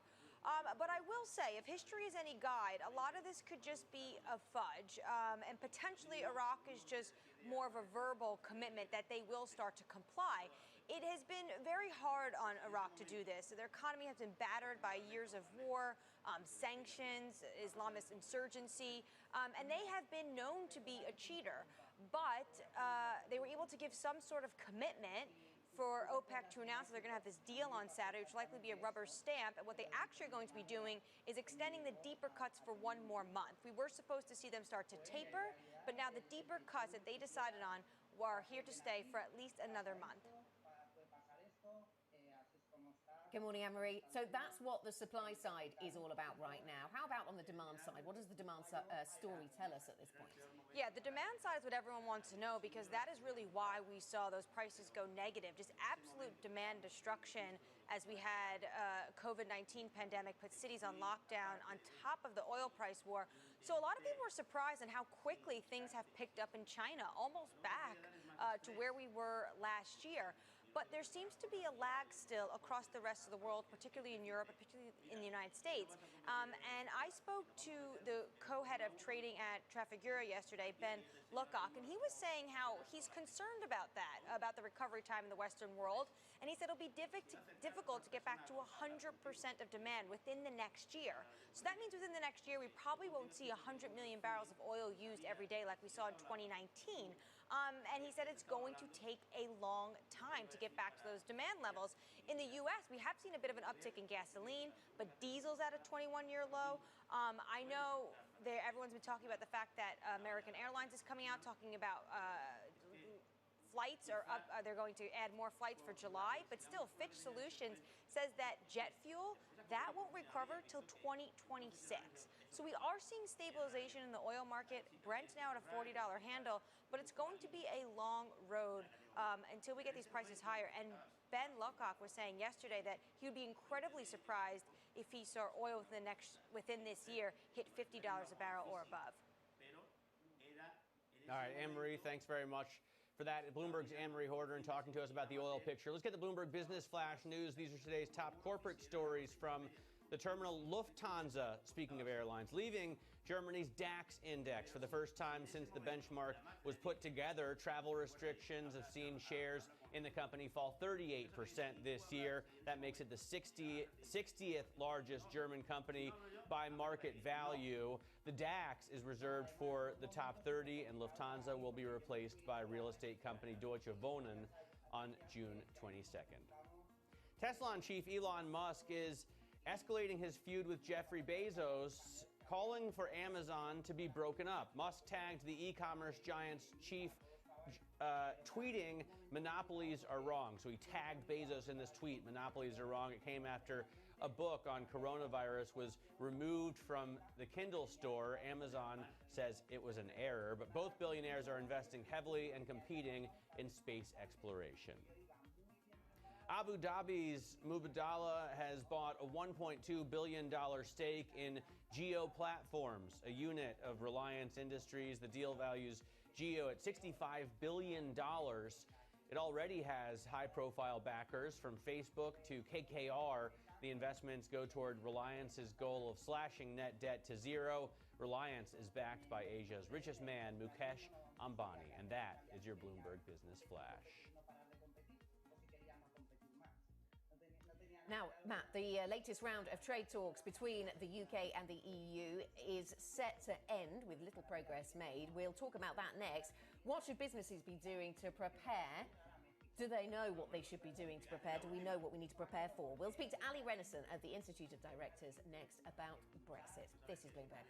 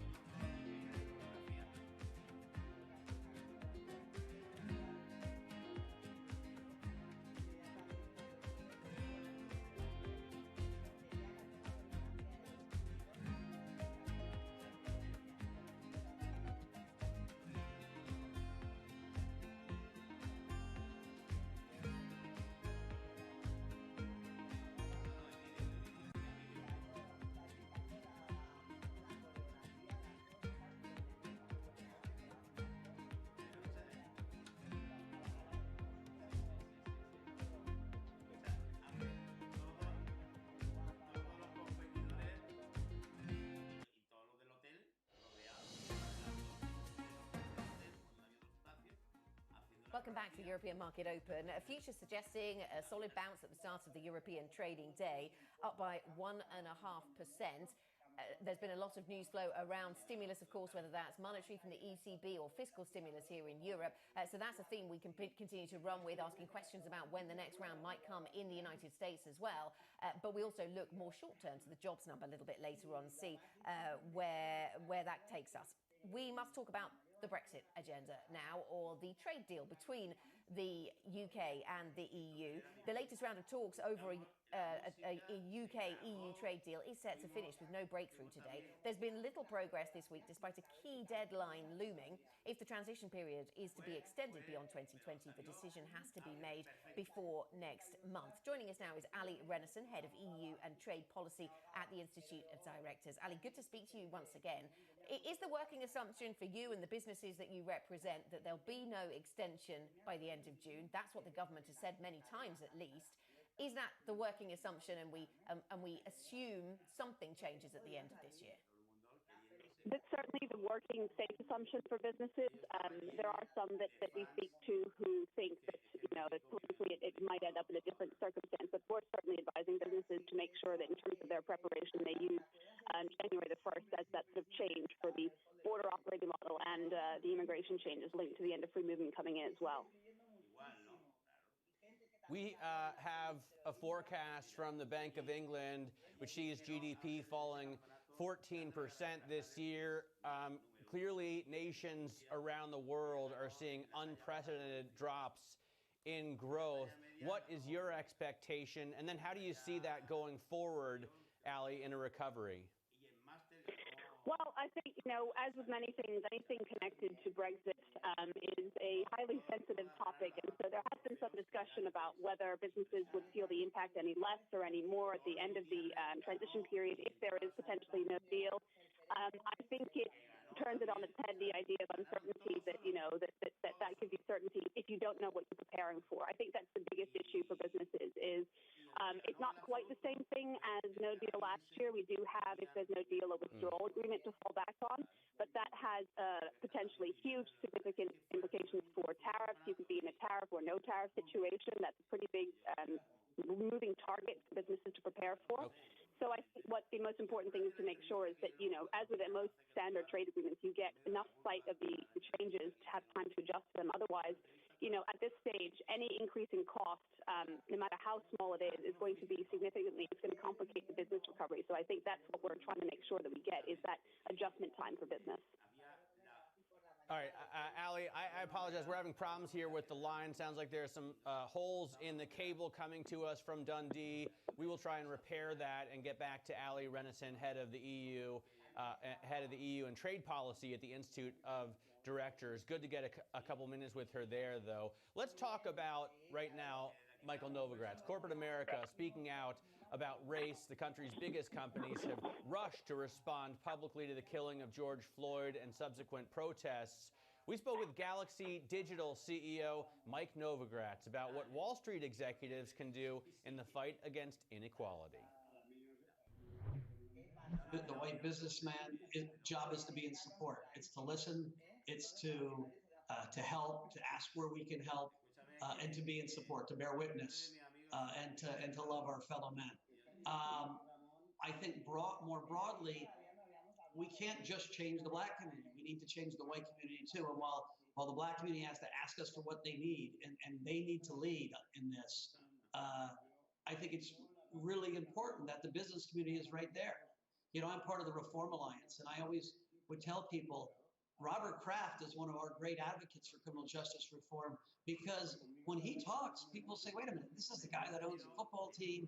And so the people that are listening to him are harder to convert, right? He's converting people over that might not see the world the same way as a liberal New Yorker sees the world. And so I think you need an army of criminal justice reformers. You need an army of people that say, wake up, watch the video. Things aren't fair. I was kidding around with a friend today. I've been arrested twice. I have been drinking and carousing and having fun my whole life. And not once have I felt threatened by a police officer. Mike, let's hang on to that for a second, because I do want to get back to criminal justice reform, given your work with the Reform Alliance. But I do want to also talk about systemic racism on Wall Street and how much Wall Street can be doing more to create equality in this industry. You built Galaxy. It's about 60-some people now. You've told my colleague Amanda Gordon that there are 2 black people that work for you now. You had the chance to start Galaxy from the ground up versus some of these other firms that are very well established, long histories, also very few black people at the top of these firms, let alone in their entire workforce. Why is that, and how does that change going forward? I think, listen, change is tough. We looked at ourselves, and we had a few more African Americans and blacks, and they left for various reasons. And so we're certainly not doing well enough. I'm committed. I told our leadership team that we've got to do better. We will get a black, member of our board soon. And listen, I made the mistake of thinking, hey, we're a startup company, and it's hard in a startup industry where there are not a lot of black resumes, and you're going as fast as you can. And so almost gave myself the excuse that we'll get there. And that's a mistake. I raise my hand and say it was a mistake. It's hard. There aren't a lot of black resumes. And so we got to look a little harder. You got to look in places that you're not used to looking. And so, cheers on you for calling me out. We're going to try harder. So what can you be doing then? Is there people that you're working with in the community that are helping you address this issue? And community activists, what kind of support are you getting in terms of finding change? Listen, we have a philanthropy group called Galaxy Gives here that 3 years ago really committed our resources to criminal justice reform. And so, on the floor right below Galaxy Digital, we spend all day and lots of money and effort listening to local activists. We have a program called Galaxy Gives where we have mentorship and grants to six small NGOs that are run by formerly incarcerated men and women, some black, some white, that are working on issues within the criminal justice system. And so, ironically, we had one floor of our company, or one floor of my universe, that was fully engaged in this. But the company right upstairs, we were less integrated. And so we've got plenty of resources. And it's literally looking at, like, the board is not hard. I know lots of people that would be good board members. The employees is harder, right? You gotta work harder to find them. Mike, how do you feel so far, given that you're in New York, you're seeing how the city is reacting? What do you feel about the mayor's response and the president's response to a lot of the protests that we're seeing across America? I think the president's response has been despicable. It has been throwing kerosene on a fire. It has been divisive. It really angers me. I don't think the mayor has been great either. The governor and the mayor not getting along. It's time to grow up. We need leadership. Leadership in crises, it shouldn't matter if you're Republican or Democrat, conservative or liberal, you should get together. And the president has not been able to do that. And here in our own city and state, we got a mayor and governor. And so it's frustrating. That was Galaxy Digital CEO Mike Novogratz speaking to Bloomberg in what was, I think, a fantastic interview, and the story that Bloomberg News wrote was also very widely read. Right now, minutes away from the open, up next, a shake-up on Germany's benchmark, seeing Lufthansa slide off. We've been talking about this, the index, for the first time. And we're going to be back with Ali Renison of the Institute of Directors on Brexit. We've got that line to Dundee restored. This is Bloomberg.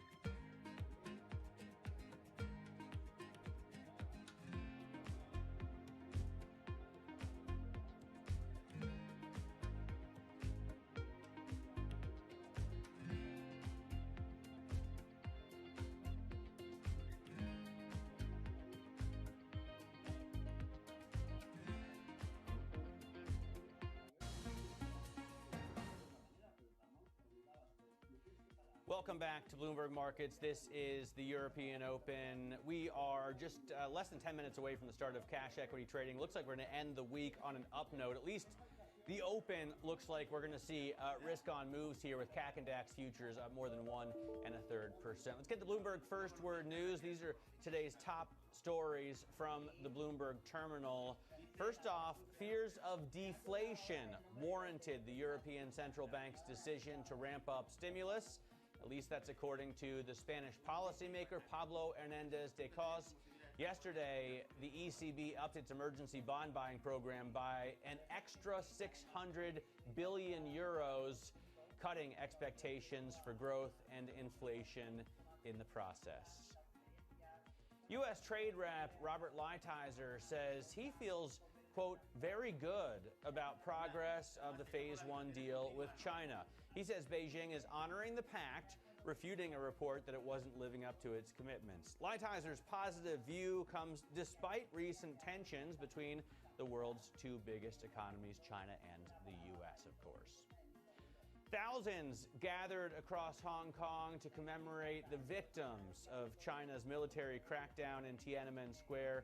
That's despite police outlawing a mass gathering, citing the coronavirus pandemic spread. As well as the main vigil in Victoria Park, many congregated in smaller groups to adhere to social distancing rules. Global news 24 hours a day, on air and at Quick Take by Bloomberg, powered by more than 2,700 journalists and analysts in more than 127 countries. Anna? Let's talk about something that's happening in the DAX right now. After a 32-year stay, Lufthansa is being removed from the German DAX index. A 38% slump this year has been enough to get Germany's flagship carrier removed from this important benchmark, where it has been since the index started. The airline will be replaced by the real estate company Deutsche Wohnen. We've seen already in some of the morning calls for where these stocks are going to head that this is going to have an impact on their trading today. Richard Weiss, our reporter in Frankfurt, is with us for more. Richard, so what's the strategy around Lufthansa and Deutsche Wohnen beyond today? Well, the question, of course, is will Lufthansa shares fall and Deutsche Wohnen rise? So can investors benefit from this shuffle? And there's certain phases here. One is the speculation phase. As soon as people see how shares are trading, the criteria from Deutsche Wohnen are public. We have Bloomberg. You'll see trading volumes and market value. So you will know all this. That's been going on for a couple of months. So you could have gone Lufthansa short for months, and there's actually a bunch of investors who are doing that right now. And there's the announcement that happened last night. There's not a lot of changes in the DAX. Normally, it's only reshuffled once a year. This is an exemption because Lufthansa stocks fell so much. So that was last night, and it looks like this morning the Lufthansa shares will be down somewhat and Deutsche Wohnen will be up. But this phase now is 2 weeks until the changes are actually implemented. So if you're a passive index fund manager, you will have to make the changes between now and June 22, and some will actually wait until very close to that date because that's what their rules say. So there will be movement this morning and possibly for the next 2 weeks in those two shares.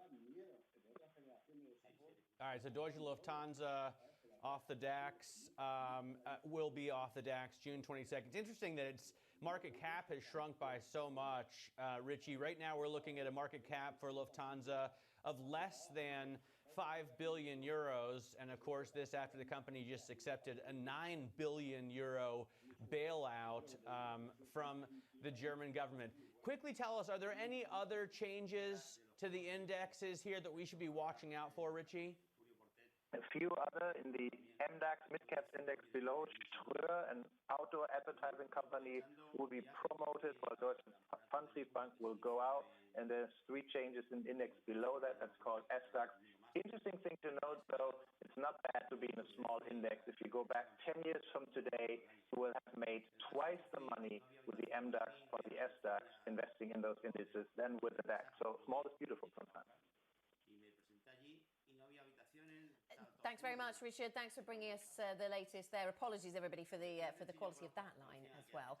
We will try harder. Richard Weiss, our reporter in Frankfurt, with the latest and what we should watch out for on the DAX. So keep in mind those couple of names, those movers in and out of the DAX. That's certainly going to be one of the themes. But overall, the overarching theme is one of optimism. It's been a week where we focused a lot on stimulus, monetary and fiscal here in Europe, and we seem to be heading higher once again for European stocks. Euro Stoxx 50 up by 1.4% in the futures market. We'll see what happens as we get these markets open in just 5 minutes' time. US futures also point higher on this very important jobs day. How bad will those numbers be later? The Open is up next. This is Bloomberg.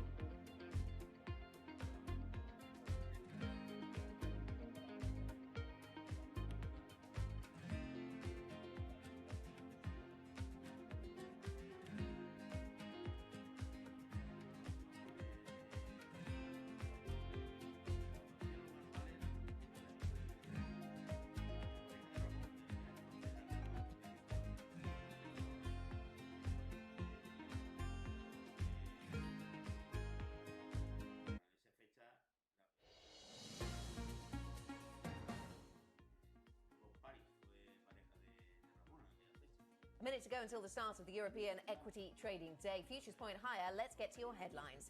United in stimulus. Europe's monetary and fiscal titans are walking in step as the ECB ramps up its pandemic purchase program and Germany injects big money into its economy. Asian stocks and futures throw caution to the wind, setting up for a positive end to the week in Europe. The euro holds flat on its longest run since 2004, actually ticking upwards in the last hour or so. And Lufthansa is set to be kicked out of the DAX after a 32-year stay. It will be replaced by Deutsche Wohnen on Germany's benchmark on the 22nd of June. Matt, the euro, I should have said points higher, up by 0.3%. What do futures look like? Yeah, the euro is definitely a story today. Futures as well. Euro Stoxx 50 futures up 1.25%. DAX futures up 1.2%. Even with the gain in the pound, you see FTSE futures rising. So we should see the FTSE come out of the gate stronger this morning. Indeed, it's up. You can see here from the global markets global macro mover screen, I should say, that the FTSE is gaining about 1/3 of 1%. On the left-hand column, you see the equity indexes. They stay gray while the change is relatively small, and then go green to indicate bigger moves to the upside. And there you see a lot more green on the left-hand side of your screen. Germany's DAX up 1.1%. France's CAC up 1%. The Spanish IBEX up 1.33%. So equity indexes really back in rally mode as you see sovereign bonds sell off. That's the middle column on this GMM screen. You can see it's all red because investors no longer feel they need the perceived safety of government debt. Get rid of the paper that pushes up the yields.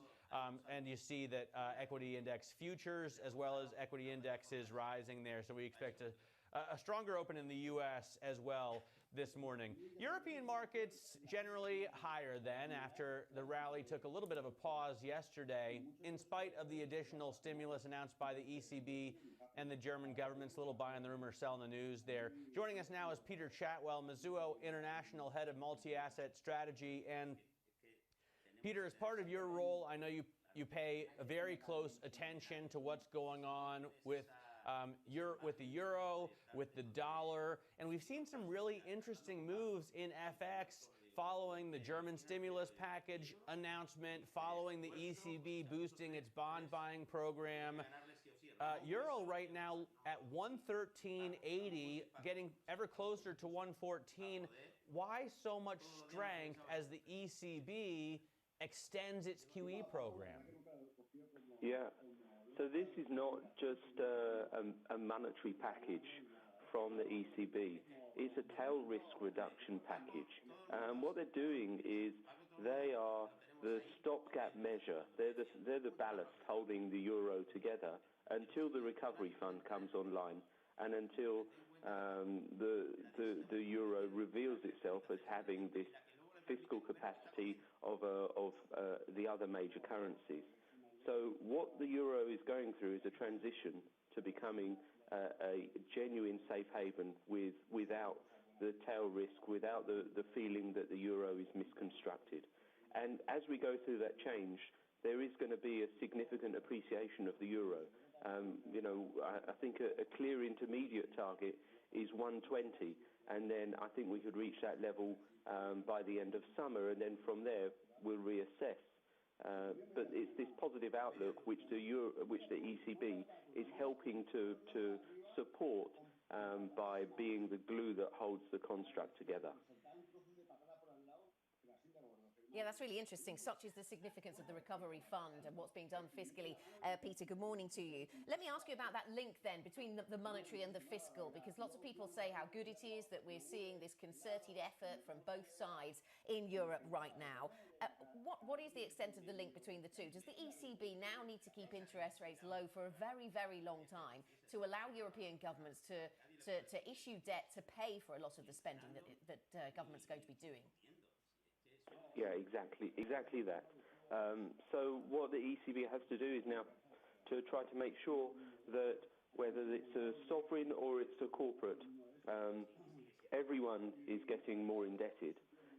That's the problem. If you miss 1 or 2 quarters of growth or top-line revenues, then it's going to necessitate taking on more debt to fill that gap.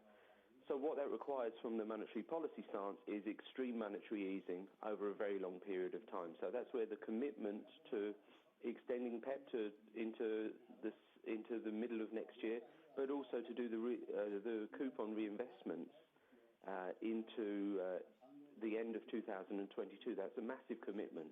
Shows that the ECB is going to be there effectively keeping bond spreads tight, and keeping interest rates low.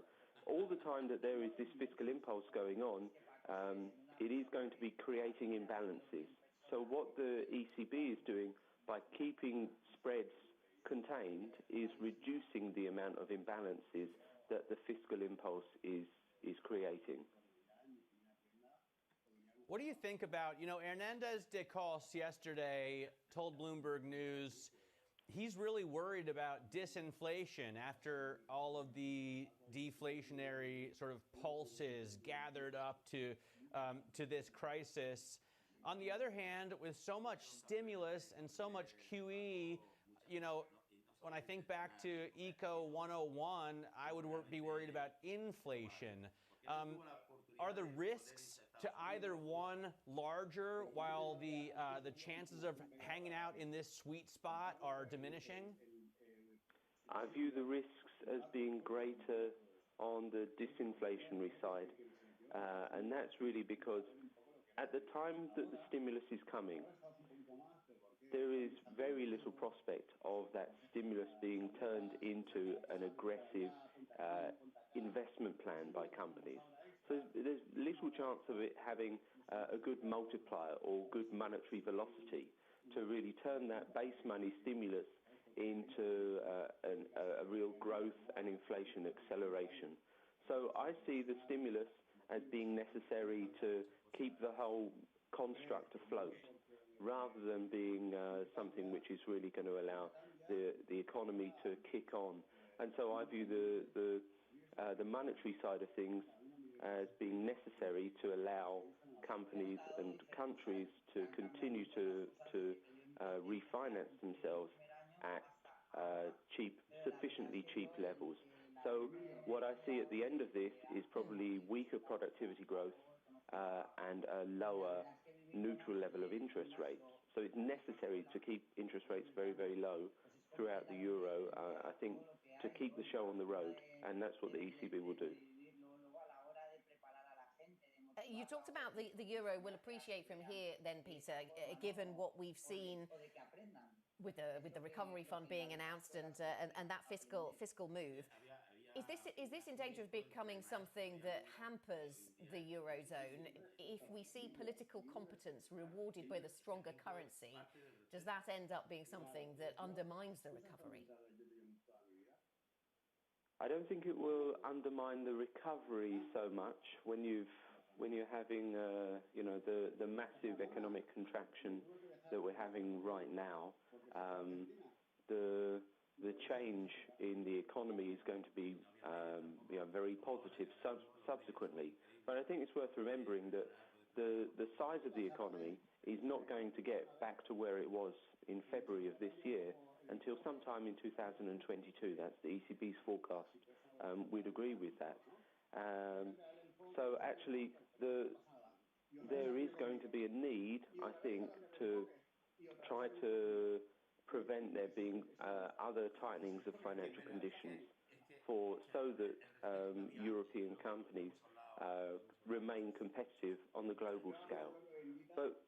So there may be a need in subsequent quarters, subsequent years, for the ECB to consider whether this upside to the euro is something that is undesirable. They may need to consider subsequent rate cuts, but this is not a consideration for this year.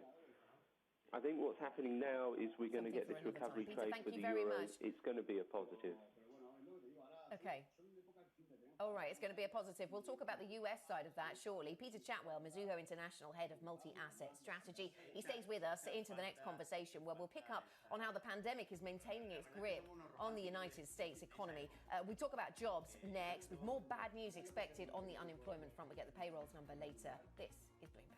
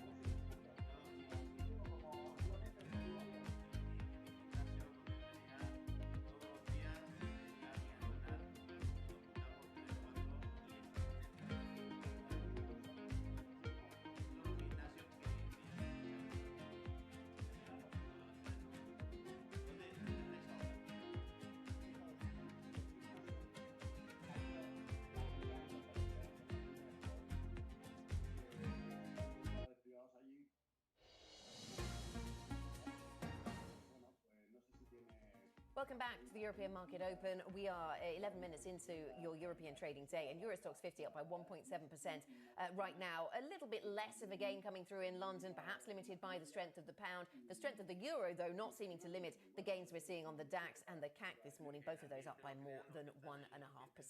Now, later today, we will get the all-important non-farm payrolls report, the jobs report from the US. The figure is expected to show there were around 7.5 million job losses in the month of May. The most recent data shows nearly 2 million Americans applied for unemployment benefits last week, maintaining the downward trend. But the number of people continuing to claim for financial support increased to 21.5 million. Analysts estimated a decline. Peter Chatwell, Mizuho International Head of Multi-Asset Strategy, is still with us. Peter, what are you going to be looking for from this jobs number? In terms of the market's reaction, do we start to join the dots between numbers and policy response, or does that sort of mindset belong to another era? Yeah, I remember that mindset. That was they were enjoyable times. But I think the size of the Fed put is so great that if there were to be bad data from the jobs report, then expectations of further stimulus would increase. Whereas if there are any slightly positive signs from the jobs report or less bad signs, what the market is trading now is the change, not the level of the economy. So if the deterioration starts to slow, the market will view that as a positive, and I think that you'll get more going into this risk-on trade, which I think it's early, it's going very fast. But I think that there's still evidence that there's more capitulation to come from this risk-on trade. What about the amount of cash on the sidelines? JP Morgan a couple of days ago talked about trillions of dollars out there. This is kind of the same mantra we heard in 2009 to power that rally. And they also said that only 40% of investors are only 40% invested in stocks. They expect that ratio to rise closer to 50%. Do you agree? I think the logic makes sense. I do also see the evidence that cash balances are large. And the question will be, is there still perceived to be enough juice in the equity trade for people to be comfortable putting it to work there now? What I'm expecting is that because we've got this coincidence of the macro data bottoming out, they bottomed out earlier this month, and also we've got the economic reopenings, then I think we probably have a window of maybe 3 months where data are going to be continuing to improve. And that is going to drive a very supportive backdrop for credit spreads to keep tightening and for equities to be rallying. And then you just got to think about the macro risks to that. And is there a point when the macro risks become greater than the recovery trade? So that's what we're looking at, the trade-off for now. And the macro risks, I'm talking about geopolitics, Brexit, some other factors, they may come into view, but for now, the recovery trade, the cyclical trade, is of greater importance.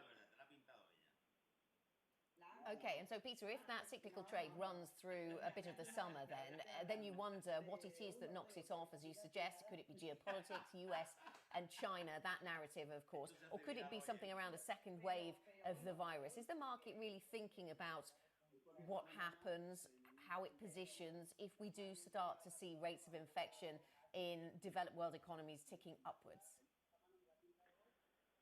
I think, well, certainly participants are thinking about this. We're thinking about this. The problem is that it's quite a bad outcome. If when there is a second wave, then you would clearly expect more policy response, governments to be providing more support for the stricken sectors. The stricken sectors would once again be travel and leisure. If it does mean that there are lockdowns, then that would mean that retail could suffer, and generally we could have more of a broad-based decline in the economy once again, and that would be coming at a time when the economy is only just bouncing back. So there is a bad outcome for sure, and it is there on the horizon. But right now, the probability of that outcome isn't increasing, whereas the probability of the recovery over the next 3 months is increasing. There's more confidence going into that because economies have managed to exit lockdown. So that's where there is there's room for this to run. And then I think get to the end of summer, then we would reassess. And I think that's when there would be more caution evident. But until then, I think that this risk trade will continue. You'll get better visibility then. Peter, thanks so much for joining us today. Peter Chatwell-Mizuho, International Head of Multi-Asset Strategy. I'm going to continue this conversation with Peter on Bloomberg Radio. That's at 9 a.m. UK time, 10 a.m. here on the continent. You can find that. If you're in London, you can just tune in on DAB Digital Radio.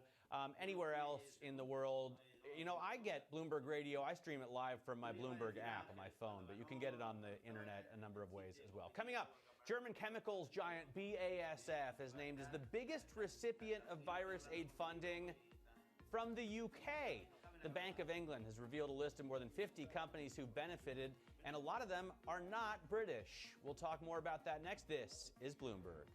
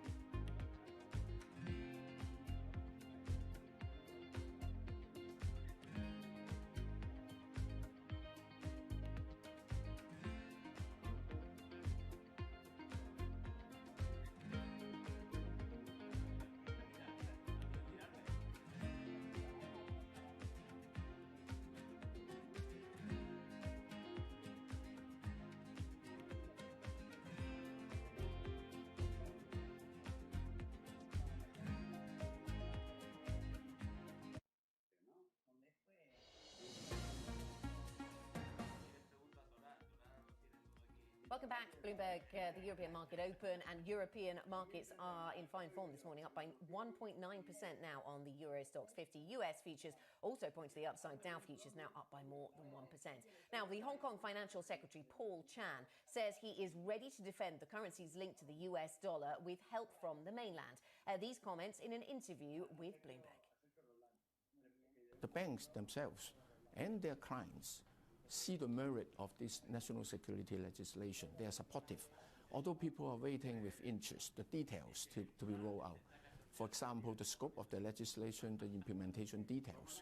So I do believe the positive reaction towards this national security legislation is quite widely held among the business community. What do you think is going to be the immediate and then long-term impact of maybe what we could call a decoupling from Hong Kong and the United States? I would not say this is a decoupling, but this is an adjustment in the relationship between the U.S. and Hong Kong. I do believe going forward we will still be enjoying a mutually beneficial relationship. You mentioned about the special privilege afforded to Hong Kong. We have looked at that, and this also serves the best interests of the U.S. here in terms of their economic interests and other interests.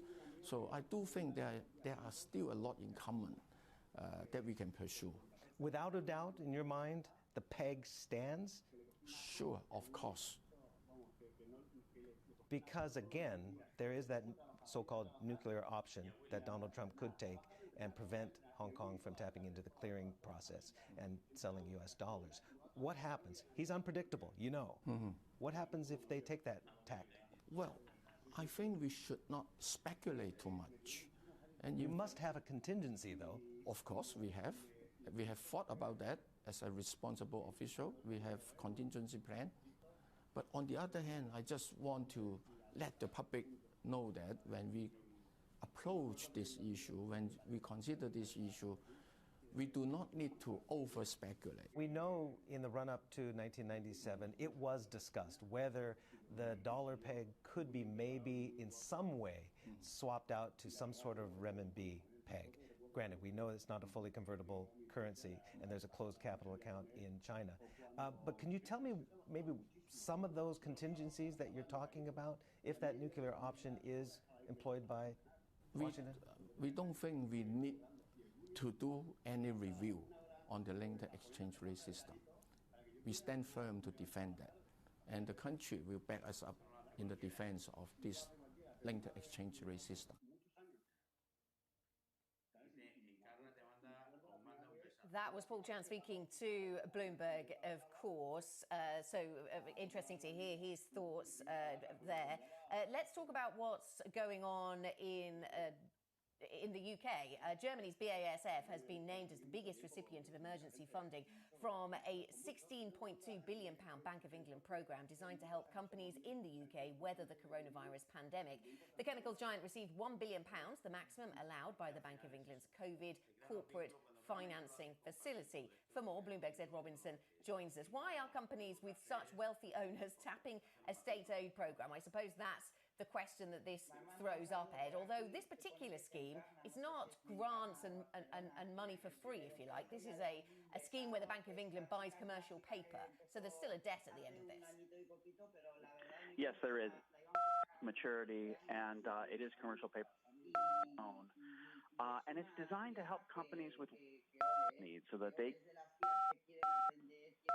of the pandemic and the lockdowns, and of course preserve jobs and preserve their position in the UK economy. But what's striking is that some of these companies have very wealthy owners, billionaire families that control them, and of course this has raised some controversy. Let me just break in here, Ed. I'm going to suggest that you may be hitting buttons on your phone unintentionally, or somebody is hitting buttons on a phone unintentionally. We're going to try and get these audio issues fixed and hopefully get back to you, because this is a fascinating story. The Bank of England identifying a lot of the companies getting the biggest funding grants or loans from a UK program are not from the UK. For example, BASF or Bayer, who each only have about 900 workers in the UK and do most of the rest of their business overseas. Ed Robinson from Bloomberg's Wealth Team. Hopefully we can get back to him a little bit more and cover that story later on in the program. Coming up, we're also going to talk about the lockstep movement in terms of stimulus between Frankfurt and Berlin. Christine Lagarde and Angela Merkel lead Europe's effort to aid the economic pickup from the coronavirus crisis. We're going to discuss how to invest after the ECB's stimulus bazooka. Do you just follow the money here? This is Bloomberg.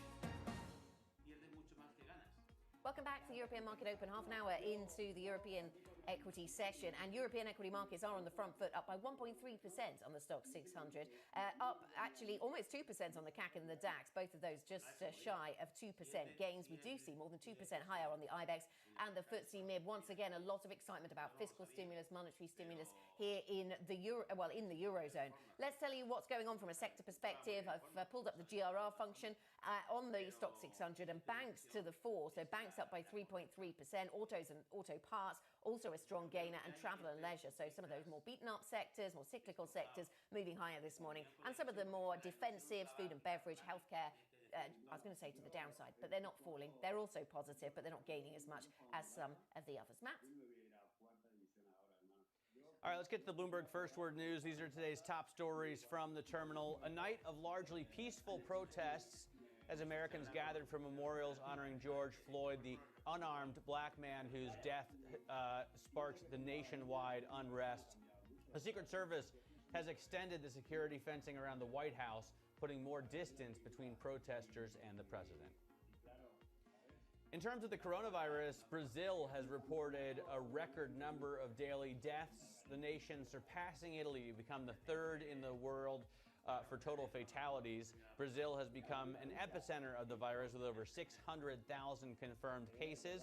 Latin America now accounts for about 40% of the world's daily virus deaths. Thousands gathered across Hong Kong to commemorate the victims of China's military crackdown in Tiananmen Square. That's despite police outlawing a mass gathering, citing the coronavirus, as well as the main vigil in Victoria Park, which you see here. Many congregated in smaller groups to adhere to social distancing rules. Global news 24 hours a day, on air and at Quick Take by Bloomberg, powered by more than 2,700 journalists and analysts in more than 120 countries. Anna? Now, Europe's monetary and fiscal titans are finally moving in lockstep, it would seem. Angela Merkel's stimulus package buttresses additional central bank easing announced by Christine Lagarde. ECB policymakers have said that fears of deflation justified the central bank's decision to ramp up its emergency bond buying program. Each initiative is already substantial, but combined, they're quite the show of force.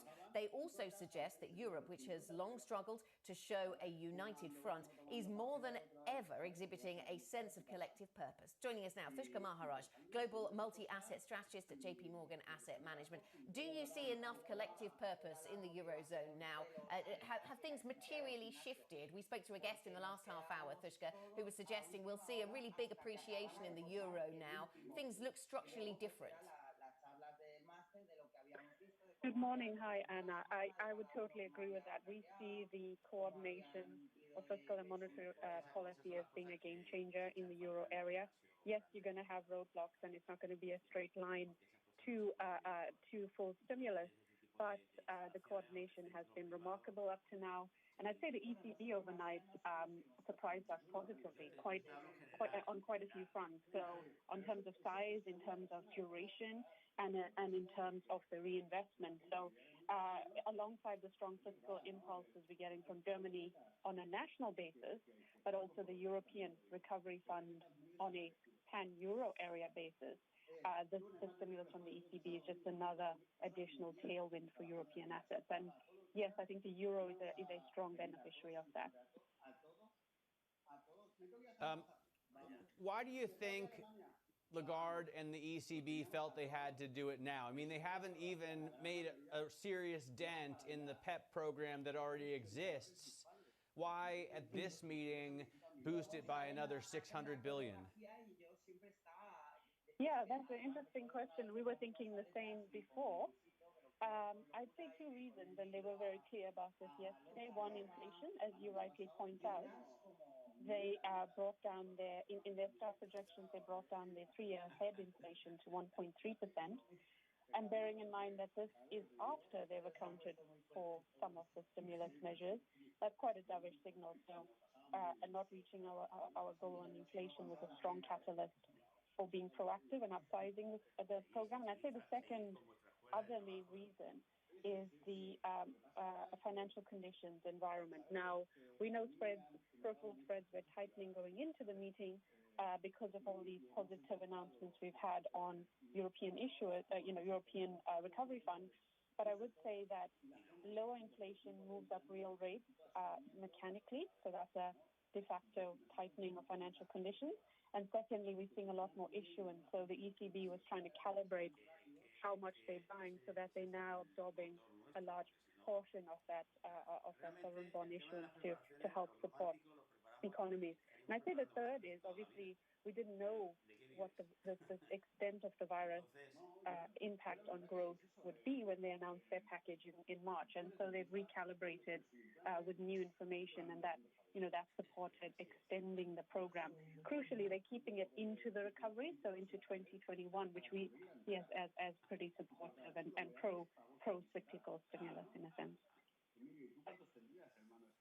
Sushka, on the fiscal side of things, we've heard a lot about that from Germany this week, but more broadly from the European Commission in the last couple of weeks. What is the fiscal multiplier of the money that we're going to be seeing spent by European governments? How effective is it going to be at generating GDP? Yeah, that's a fantastic question, because in the past we've been very skeptical of fiscal stimulus and its impact on potential growth. I'd say two things on our view on the impact of this on potential growth.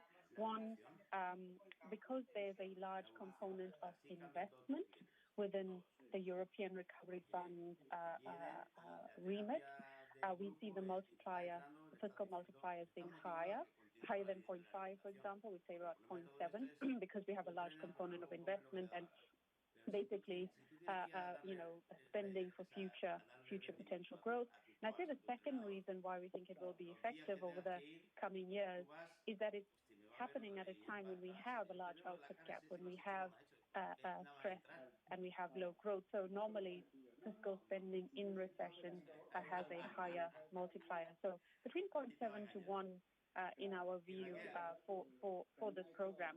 And that sounds high. That's definitely higher than what we've experienced in the past. But I'd say that's pretty realistic given our starting point.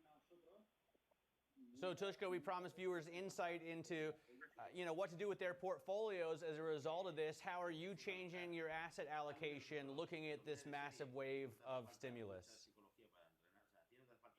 Yeah, so, from a global perspective, we were pretty cautious into April and then gradually turning more pro-risk, buying areas of the market where the central bank support was pretty clear, like investment grade in the US and parts of high yield there. Now, with what we've had from the euro area, both on the fiscal front, nationally as well as pan-European, now the ECB surprising us positively.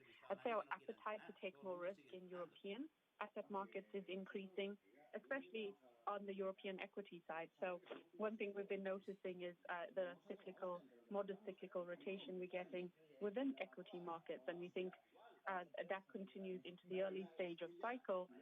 European equities will benefit because they have this twin tailwind, right? They have if we're in the cyclical recovery, they benefit, but also the tailwind of policy. So European equities are becoming more preferred within our framework. I'd say the other is peripheral markets, Italy and Spain, maybe not further out the curve, but in the shorter ends of the Italian curve, we see strong reasons why we should focus on earning carry there.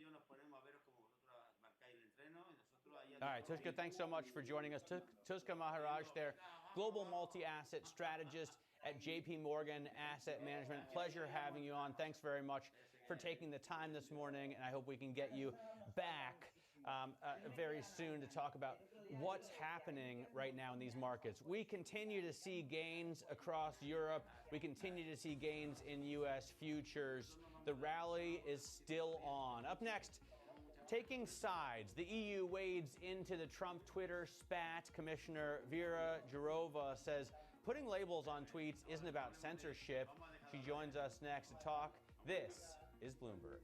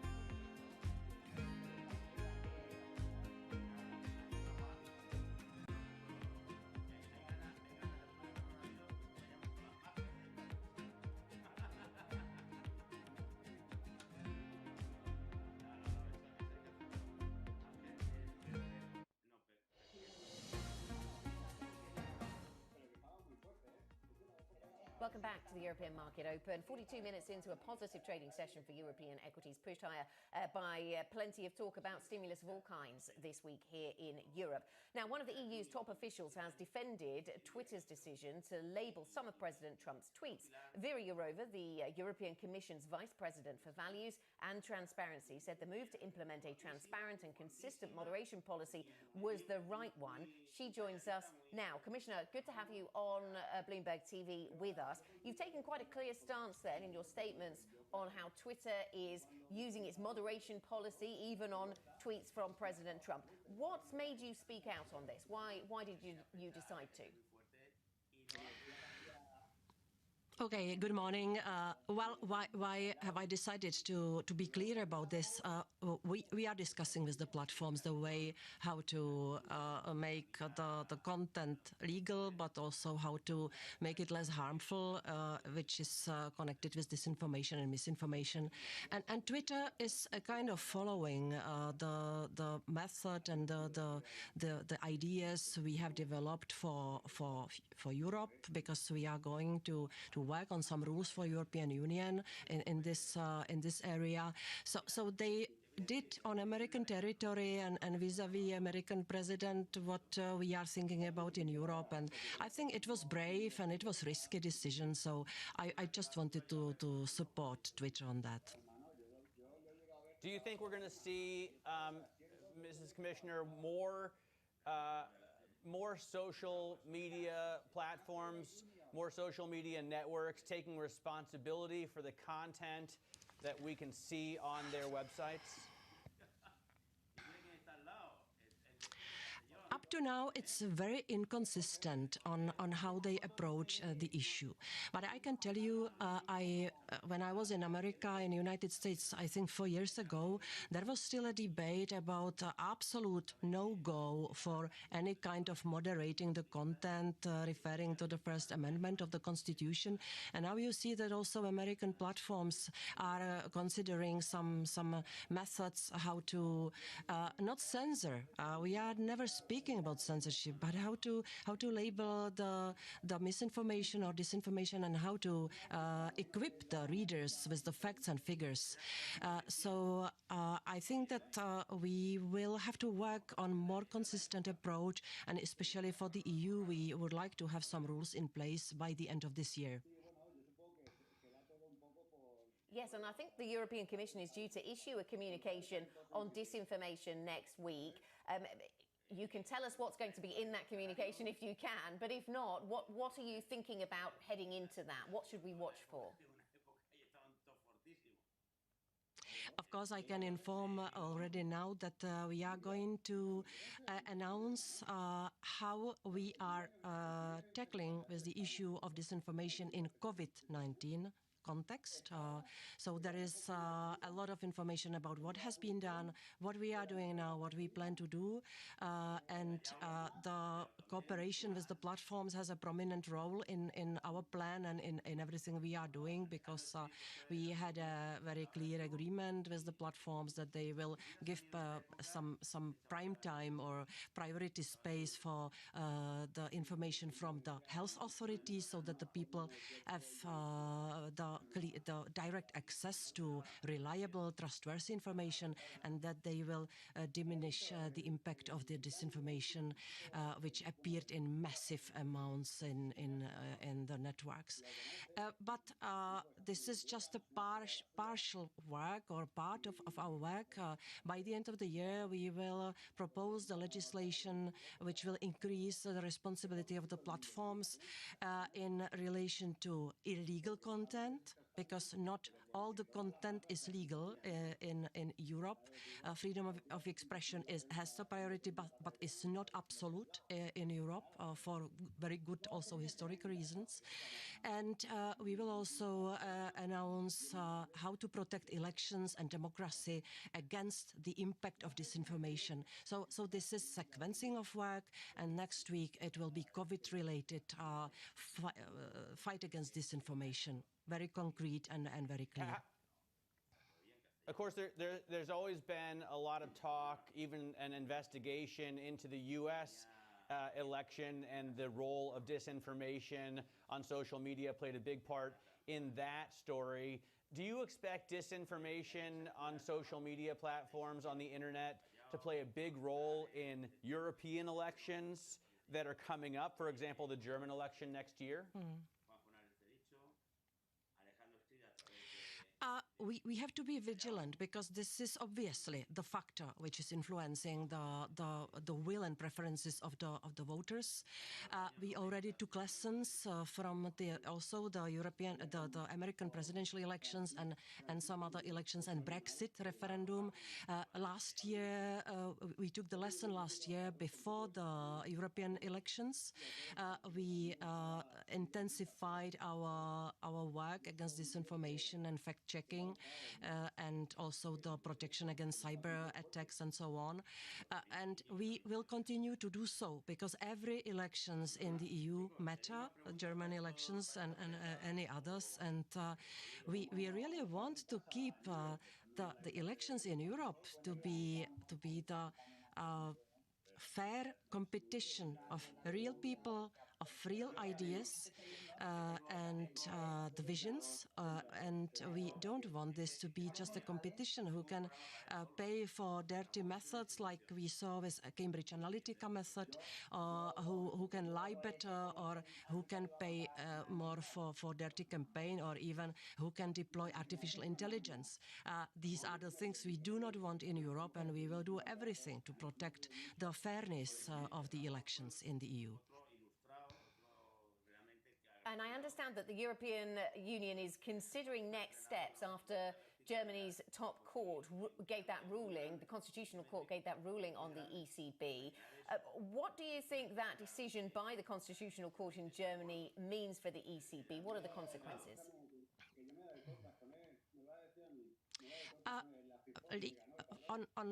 As for the legal assessment of the decision itself and its consequences, we are still analyzing and preparing a reaction, which I cannot now tell you more about.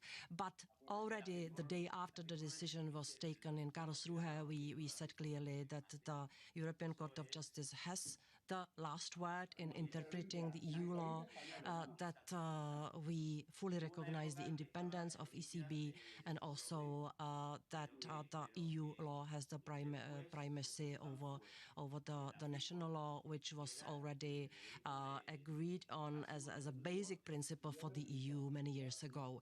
These are the principles which must not be changed or put into question, and we were very clear about that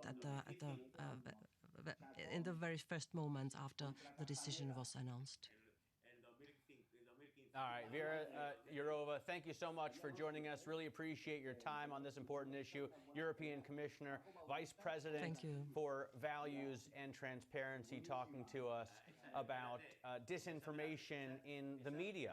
Up next, making money in your sleep. Since the March low, most of the gains in U.S. markets have come from overnight trading. We'll explain why. Next, this is Bloomberg.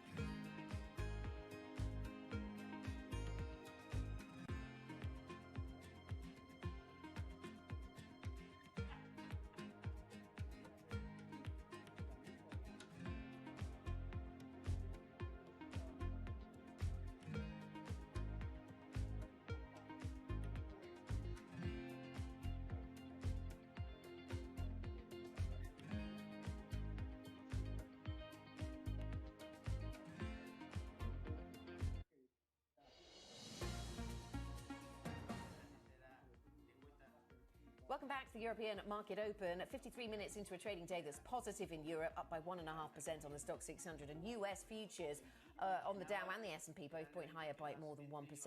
Now, while most people around the world are asleep, US stock markets, or at least most people in the US are asleep, US stock markets have been doing their biggest climbs. The majority of gains in American equities have come from overnight trading. It adds another layer of mystery to a market that keeps defying gravity. Joining us now to discuss is Danny Berger. Danny, so why are most of these gains happening after regular market hours? And to one degree, these are just easy gains. It's an easy way to make money. I myself built a back test starting at the low on March 19th. And if you just hold positions overnight, you would have gained 25% returns. Just trading during the normal working hours, then selling before the close, only 5%. So perhaps this doesn't really line up with the fundamentals, given all the risk overnight, be it the civil unrest, be it presidential tweets, be it being company announcements.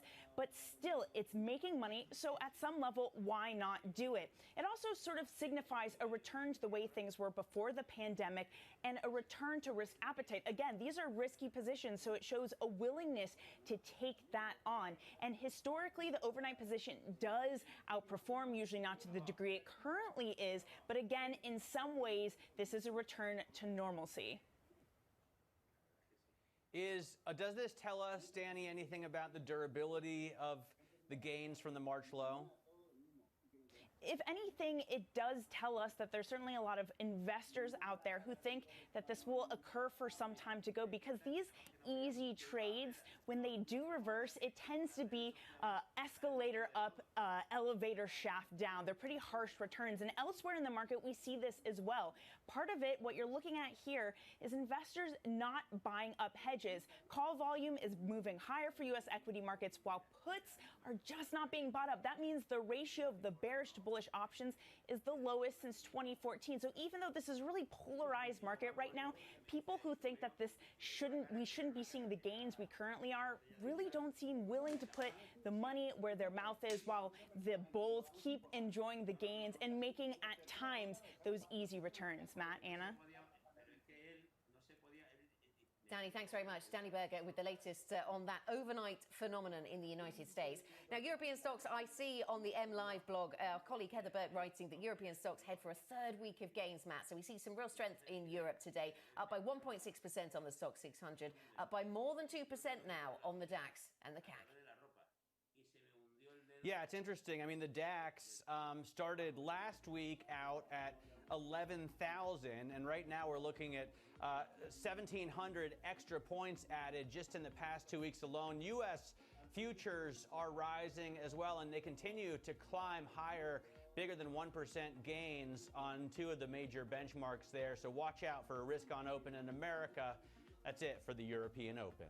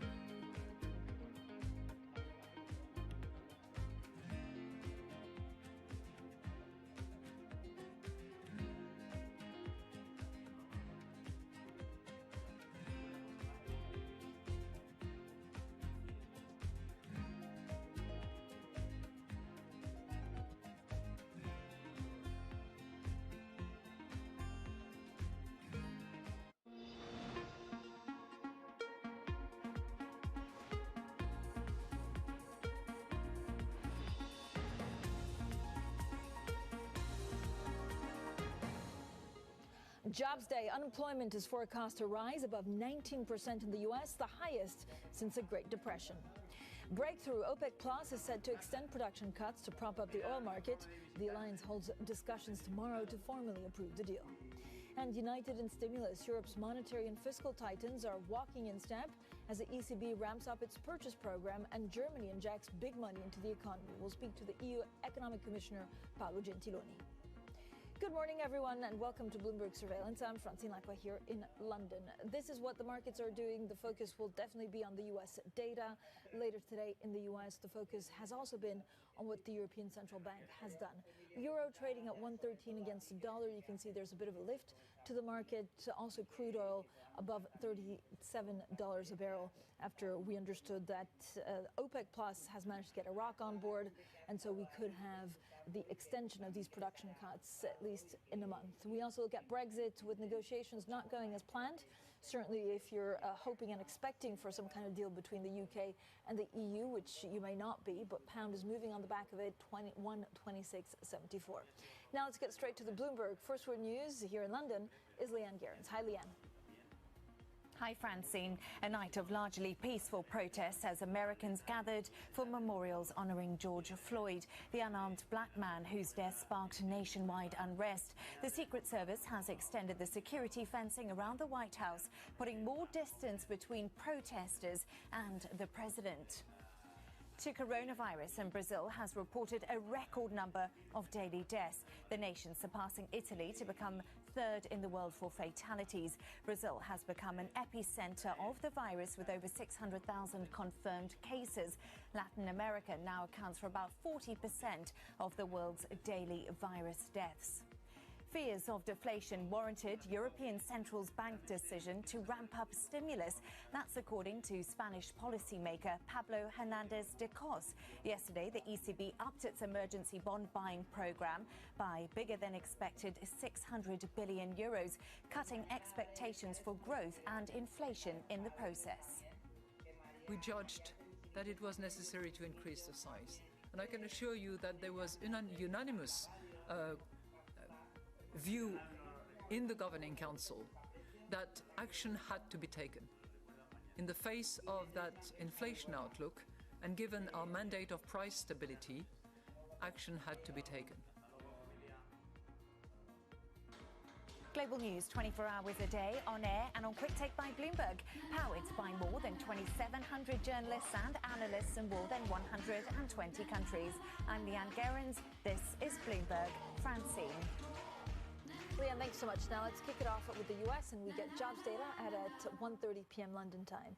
The unemployment rate is expected to rise above 19% as the pandemic takes its toll on the economy. Well, joining us today is Isabel Mateo-Silago, co-head of Official Institutions Group at BlackRock. Isabel, thank you so much for joining us. When you look at what the Fed has done so far, and when you look at what the ECB announced yesterday, is there a limit to what central banks can do?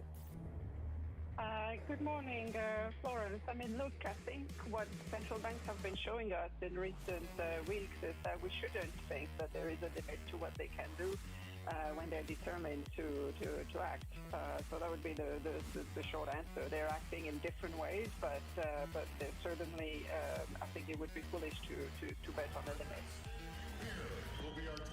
When you look at the U.S. jobs and when you look at the U.S. economy, Isabel, how worried are you that we're getting a kind of depression-like spiral which will last quite some time? So the U.S. jobs data, I mean, like all mainstream data, the problem is it's essentially backward-looking, and it's telling us something that we already know, namely that a substantial part of the economy, be it in the U.S. or elsewhere, had to shut down and is gradually reopening. So to be honest, we're focusing a lot more attention on alternative data these days that give us much more quasi-real-time information around the pace of reopening of the economy, the pace at which consumers are going out there spending money again, and so on and so forth. The traditional macro data is only of limited relevance at this stage. But to answer your question about how worried are we of a spiral, I would say not too much. Frankly, the massive policy response that we've seen in the US, in Europe, in Japan, and elsewhere suggest that the policymakers have taken the measure of the shock they needed to counter, and that, you know, we should in fact be seeing we should be able to avoid that kind of deflationary spiral and see the economy rebound, you know, maybe not in a perfect V shape, but certainly so far we seem to be on track for that. The risk, and that's more true in the US than in Europe, is the risk of a policy cliff, of a fiscal cliff in particular, because a number of the measures that have been approved are set to expire relatively soon. But, you know, it's clear that policymakers will have that in mind, and if the politics allow, we'll deal with it. Isabel, when you say that you're tracking the economy in a different way to the traditional way, you know, in the figures that you're tracking, what does it tell you? That we're at the bottom range of the forecast on how bad this could be, or that actually we could get away with a little bit better? I don't know. If you look at the jobs number in the US, for example, if it's at 19.5%, how much of these jobs come back when the lockdown ends? So that's the key question, and we'll get a much clearer read on that in the US than in countries more like in Europe, including the UK, that have used furlough schemes that retained employees attached to the company, even if they're not working. In the US, people have gone into unemployment, and the risk is a number of these jobs will not come back. Certainly not immediately, but perhaps not ever. Jobs in retail, so some of the hospitality sector, some of the businesses may just shut down forever. So that is indeed a critical concern.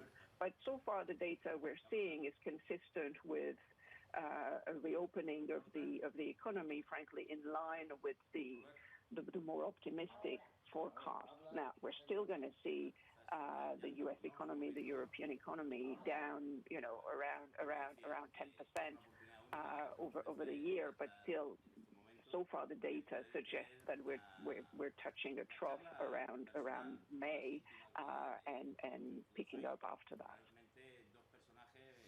Isabel, when you look at the world, are we going to have vastly different economic recoveries depending on how much fiscal stimulus there is, but also how much central banks have done, or are they pretty much comparable?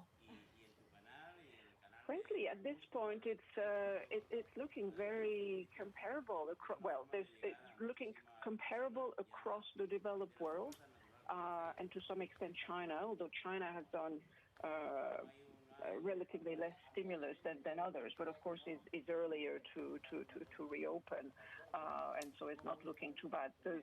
Where the scope for stimulus is more constrained is in the emerging world, but across developed markets, I think until maybe last week there were a number of question marks around Europe's ability to match the kind of forceful response that we saw in the US, and now these questions, frankly, have been answered by the Recovery Fund, by the German stimulus package announced yesterday, and of course by the ECB. And we're likely to see, in part thanks to this ECB package, more announcements of fiscal stimulus from the individual member countries who now know that they will be able to afford it. So this is very positive in terms of policy response.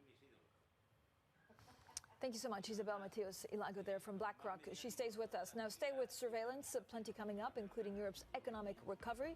Don't miss our exclusive conversation with the European Commissioner for the Economy. He's Paolo Gentiloni, and that's at 9:30 a.m. UK time. This is Bloomberg.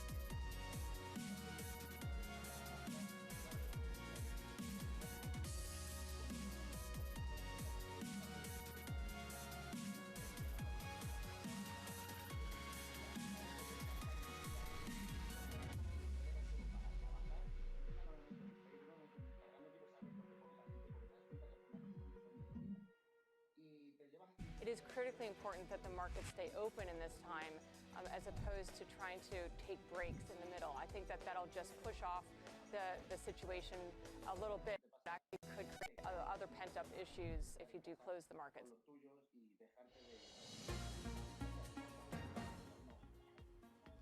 Economics, finance, politics. This is Bloomberg Surveillance. I'm Francine Lacqua here in London. Now let's get straight to the Bloomberg Business Flash. Here's Leanne Gerrans. Hi, Leanne.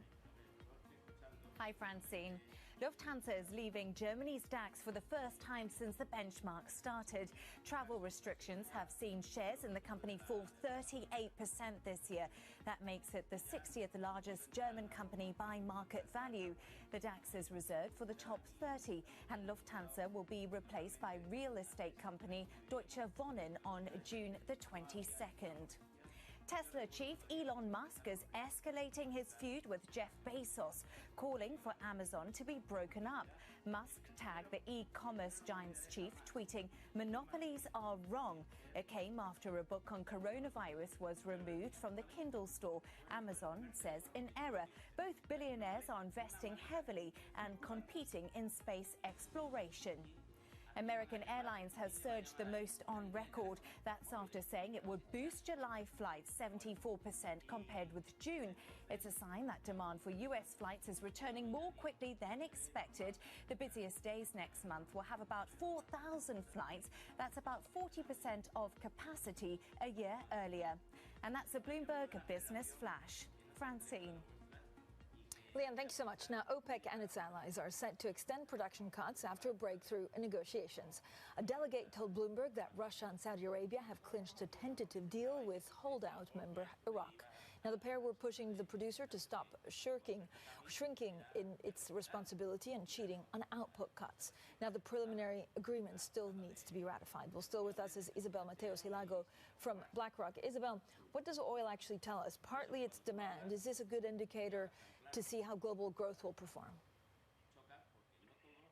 So the oil story was had two stories in one. One was the collapse in demand, obviously caused by the global shutdown in activity.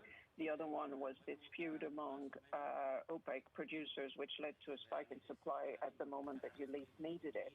I think that second part of the story is on the mend, and so is the demand side. So we're actually reasonably optimistic in terms of the outlook for oil in the second half of the year, and that will be frankly helpful for emerging markets, who in the main are well, certainly on the fixed income side are oil exporters.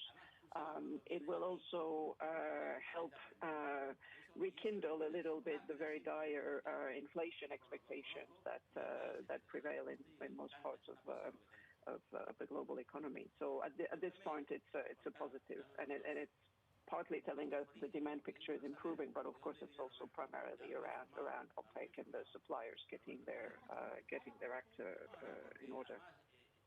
Isabel, you're saying that this would be helpful for emerging markets. Is it more helpful to have a stable oil price than it is to have a range that actually is good for them? So first of all, let me caveat that there are some very large ones, including China and India, for example, who are oil importers and don't benefit from higher oil prices. But for those who are exporters, I don't think stability per se is helpful if it's at a very low level that doesn't allow them to make money or finance the fiscal spending that they're accustomed to. So stability around 40 is one thing. I do think we're going to see quite a bit of upside because demand is likely to recover far more quickly than supply in the second half of the year, possibly even beyond that. As long as the range is not too wide, this isn't a worry for oil producers. The bigger concern is meeting their break-even point and meeting their fiscal spending needs, and that's easier to do. Isabel, I know. At around 40 or above than below. Isabel, I also know that you basically have increased the likelihood of some of your main risks. Now you highlight them as 4 risks, which is U.S.-China competition, European fragmentation, Southeast tensions, South Asia tensions, and LATAM policy. again, if you look at the price of oil and some of these commodities, how deep will they hurt emerging markets that will also be hurt by these four main risks? So, I mean, that really points to another theme that we've been emphasizing, is that within emerging markets, there's a lot of heterogeneity. And, you know, long story short is Asia is looking more solid. Why? Because it's emerging from the COVID crisis sooner. It's able to reopen its economy, whereas, and it's you know, mostly on the oil importing side of the ledger, and so has benefited from the weaker oil prices. LATAM, as you noted earlier in the program, is now the epicenter of the pandemic. There's a lot of political discontent, and there's a lot of commodity exporters who were hit by this double whammy of the COVID shock and the oil price shock. So really, you have to follow this on a case by case. But I would say, generally speaking, the U.S.-China tensions is one that is going to force every country in the world to essentially choose who they most want to be partnered with, and that's going to be a particularly tricky balancing act for countries in Asia, as in fact the Prime Minister of Singapore recently pointed out, because these countries have built their prosperity on having strong relationship with both the US and China, and so that's a particular conundrum for that part of the world. Yeah, Isabel, of course, we're also seeing huge social unrest in the U.S., partly, of course, due to this huge inequalities. If you look at the world economy, what it's going through, the shifts, geopolitical or domestic, are markets ignoring some of these fundamental issues? No, I think markets are actually intensely focused on, and when I say markets, it's, you know, the people in it, and this is what I hear also from all of our clients who are long-term investors. They're intensely focused on trying to guess what the future post-COVID is going to look like. And I think this issue of inequality, but also increased nationalism, increased government intervention are absolutely front of mind. And you know, while it's clear that in the first phase, the COVID crisis has aggravated and amplified social tension, social inequality where it already existed, it could also trigger a counter reaction. And that's true in the U.S., where obviously the November election will be a key determinant of whether we see that. But even in Europe, you know, we're going to end up with much larger role for government. We're going to end up with social subsidies, a mechanism to put money in people's pockets and corporates' pockets that are going to be very hard to unplug. So phase one is more inequality. Phase two, possibly a much more socialized economy where the politics allow. But I would say, if you look at even the UK, where we have a conservative government in place, there is talk of raising corporate tax, raising tax on people who can pay them, and a much more interventionist government going out of the crisis. So there's going to be several phases to this, but markets are intensely focused on this. Isabel, when you talk about European fragmentation, you know, what does COVID mean? We talk a lot about the ECB standing firm and doing as much as it can. We have this huge plan by the European Commission. It's unclear whether this will actually go through because countries have to vote on it. But do you worry that it's exposing how unequal a lot of these countries are? So in terms of the inequality within countries, not so much. What we were deeply worried about going into this crisis is that the COVID shock would amplify divergence in fundamentals within the Eurozone in particular, with essentially Germany being hit less than the periphery and having the fiscal capacity to react much more massively. And we've seen this to date. Germany's fiscal response is by far the largest of any European country. And so we were worried that we would end up with more divergence in growth prospects, in debt to GDP ratios, and that would be a huge threat to the cohesion of the Eurozone. What we've seen is a massively positive policy response, completely unlike what we saw after the global financial crisis. And our view at this stage is between the response of the ECB and the recovery fund, which probably will not be adopted exactly in the shape that the Commission put on the table, but we think will end up in a place that is, essentially similar. We are confident now that these centrifugal forces should be able to be kept in check as long as the politics remain supportive. But we think we're in a better place to deal with these centrifugal forces now. Isabel, thank you so much for joining us. Isabel Mateo-Silago, they're co-head of the Official Institutions Group at BlackRock. Now, coming up, Minneapolis holds a memorial remembering George Floyd. His killing has caused outrage and sparked a wave of protests in cities across the U.S. Up next, we discuss the latest. This is Bloomberg.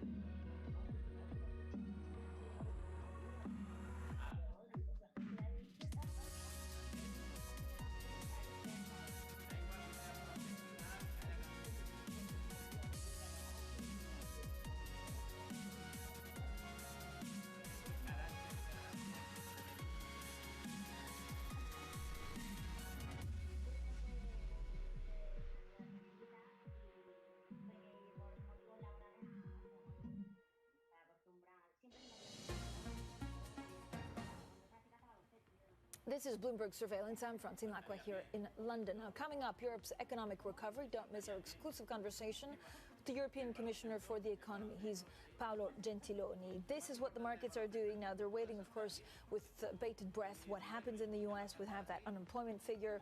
The focus is also on what the European Central Bank did yesterday. I'm looking at euro dollar, and then OPEC Plus set to cut their, or to extend their cuts after a breakthrough with Iraq. We'll have full market action, and we speak to Commissioner Gentiloni. This is Bloomberg.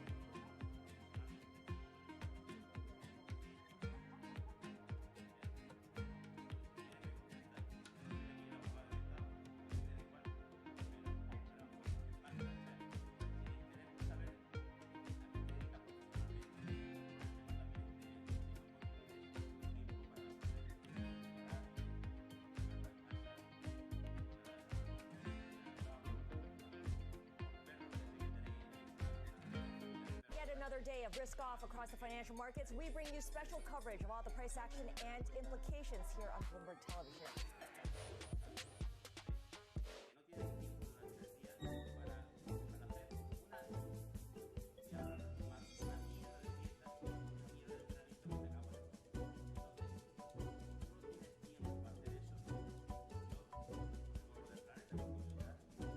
I was actually poor. No foreplay? Eat your bag of Lay's with a smile on your face. If all the diseases have been taken, I'll take a tax.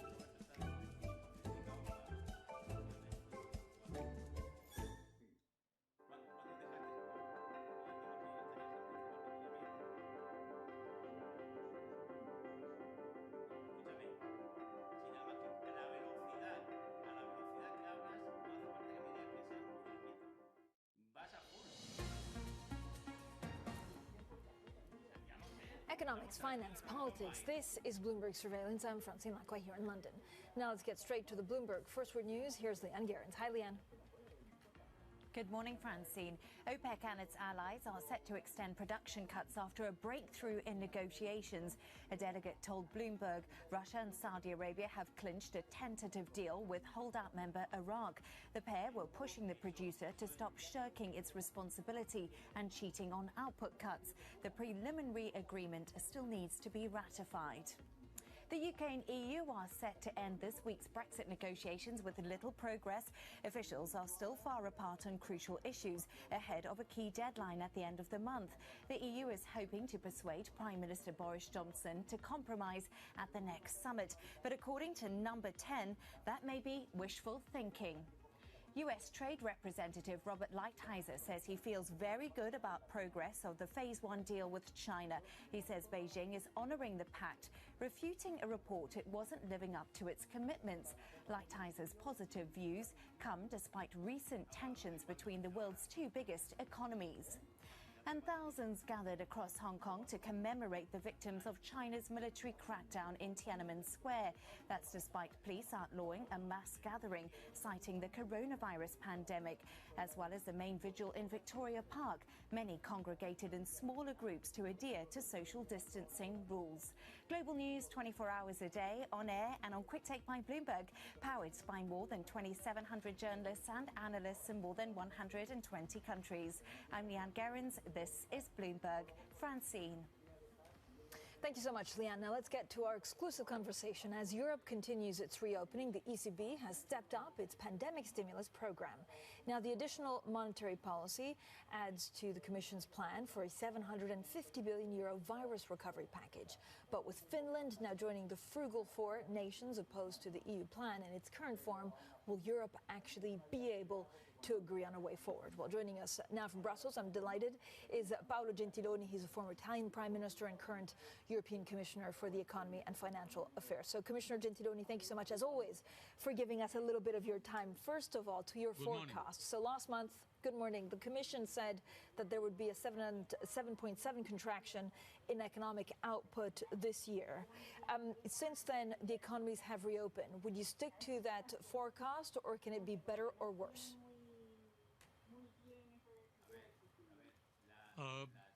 Well, I think the forecast was reasonable. As all forecasts, this was the baseline. You can have risk at the downside and even a better situation. For the time being, I think this forecast is rather reasonable. I've seen the ECB having a similar forecast with a 8.2 negative growth this year. The real question mark on this forecast is what we are predicting as a rebound for next year. We are forecasting a rebound of 7 or 6 points, and this is connected to how strong and fast will the recovery be. And this depends on how the consumers and the population will react, but also it will depend on our decisions. Decisions such as what money being pumped into the economy. So, for example, we had this proposed economic recovery plan, which was quite important in terms of figures, 750 billion euros of joint debt issuance. Smaller countries are against it. Do you think it will be able to be voted through anyway? Yes, definitely it will be voted, it will be approved. We will have negotiations, as always, among member states. But I think it was impressive how quick and fast quick and strong, was the reaction of European institutions and member states. If you look behind us, in fact, we have only less than 3 months from the initial decisions that were taken in the middle of March, from the ECB, from the European Commission, and then from member states. And in these 80 days, measures at national level and European level are really, as we say, unprecedented. So we don't have only national reactions that are impressive.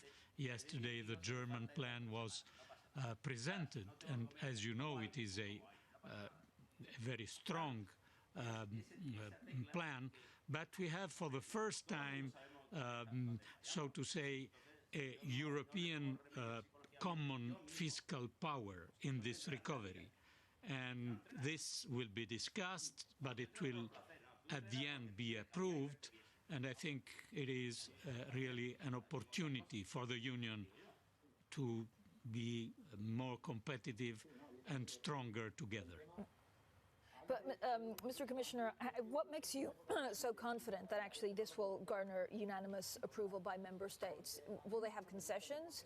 How can you turn the countries that so far have been very reluctant on side?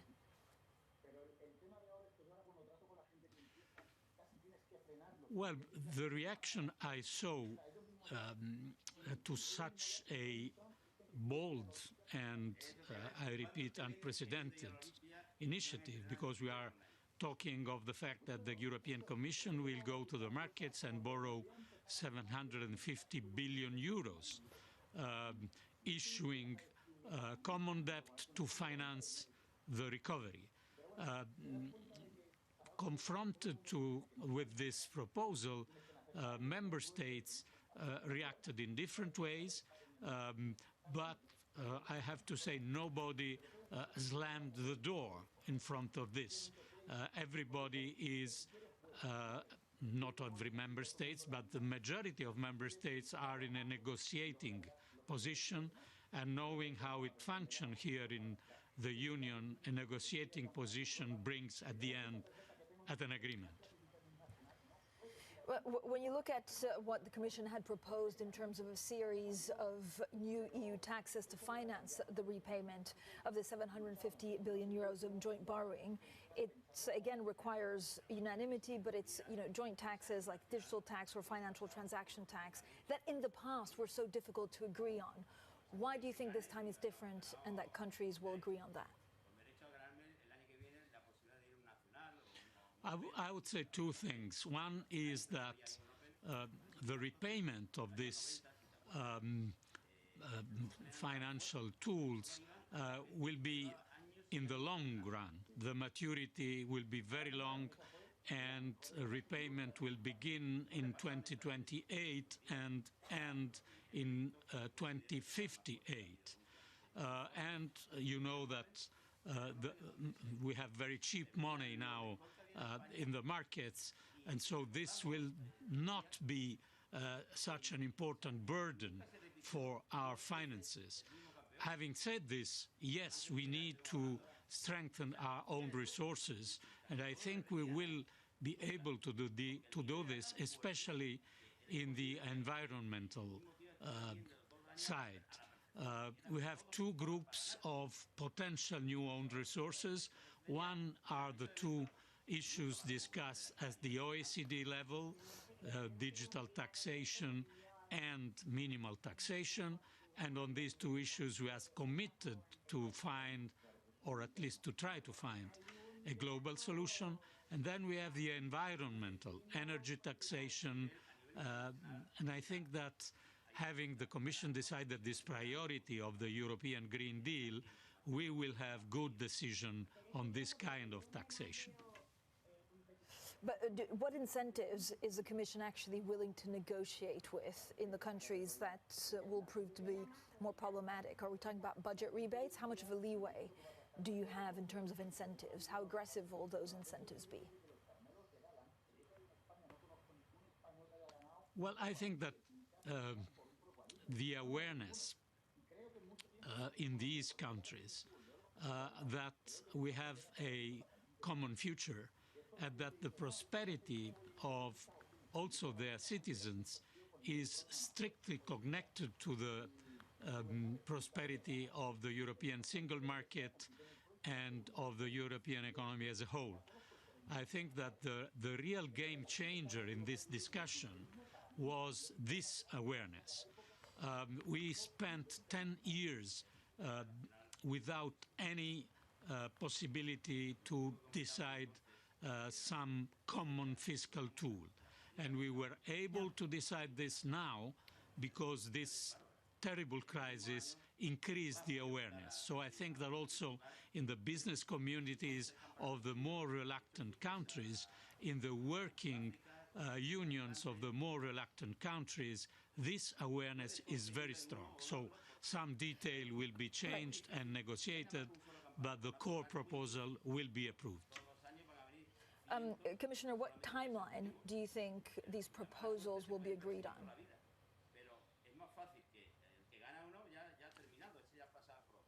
I think it's possible that the agreement of the European Council, so of the member states, will come in July.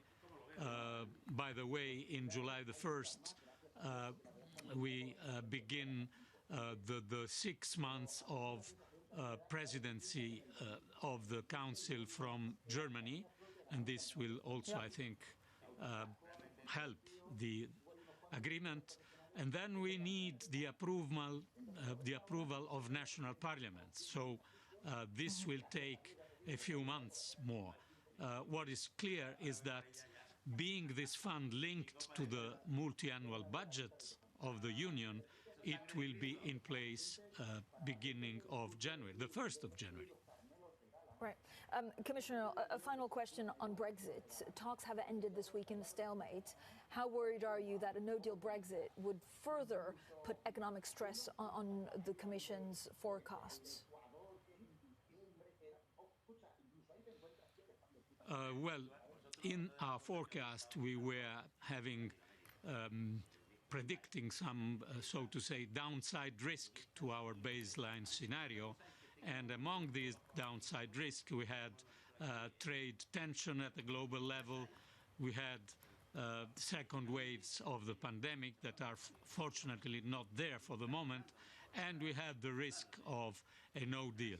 I have to add that this is also a greater risk for UK. All right, Mr. Paolo Gentiloni, thank you so much for joining us. He's European Commissioner for the Economy and Financial Affairs. Now, coming up, we also talk about markets. European stocks climb alongside U.S. futures. Investors are cheering fresh stimulus measures to aid the global economy. So while we await the latest American job figures, we'll look at what the markets will do. This is Bloomberg.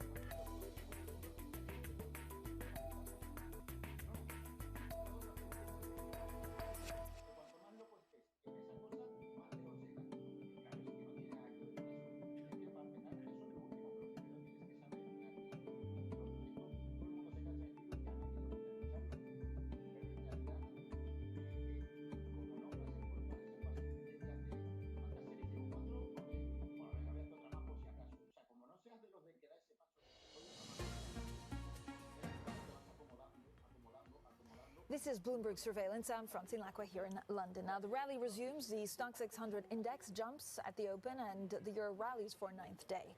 Well, U.S. futures trading higher. All of this in the wake of fiscal and monetary aid measures from Frankfurt and Berlin that exceeded expectations. Now, the Trump administration expects to spend up to another $1 trillion to battle the effects of the pandemic. Now, while investors seem to be cheering fresh stimulus, we're still awaiting the latest U.S. jobs figures. Well, joining us now on the phone from Singapore is Paris Anand. He's Chief Investment Officer of Asset Management for Asia Pacific at Fidelity International. Paris, thank you so much for giving us a bit of your time. When you look at how the markets are reacting, there does seem to be a difference between what we're seeing in the fundamental economy and certainly what equities are doing. We used to talk about the most unloved bull market.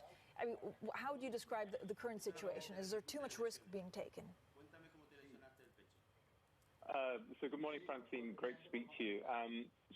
Look, I do think that what we are seeing in markets is a very strong positive reaction to a couple of things. I think one has been, the scale of sort of central bank intervention and the level of stimulus, both sort of monetary and fiscal stimulus that has been announced. And I think some of the data on what we're seeing as certain economies start to emerge from lockdown. But I think it is, I think it is fair to say that when we look at the sort of the gap between the performance of asset prices and still being in that very early stage of even being able to define exactly what is happening to sort of fundamentals with corporates looking at corporate earnings, it does feel like the position that we often talk about, which is Wall Street diverging from Main Street. It does feel like we're in a little bit in that territory at the moment. So when you look at the risks out there, and there are many, it's geopolitics, it's COVID, it's of course the recession and what kind of form the recovery will take, it's social unrest in the U.S. What do you worry about most that you think markets may be mispricing? So I think a couple of things that I would point to. I think number one is that we continue to see that that positive response from markets to certainly to kind of monetary policy, central bank action in particular. And I think that I think what concerns me about that is that we've seen, I think, over a number of years that the level of impact of that sort of monetary stimulus into the real economy is often much lower. So I guess that one of the things that concerns me is that sort of reflexive reaction of asset prices to kind of to sort of short-term intervention.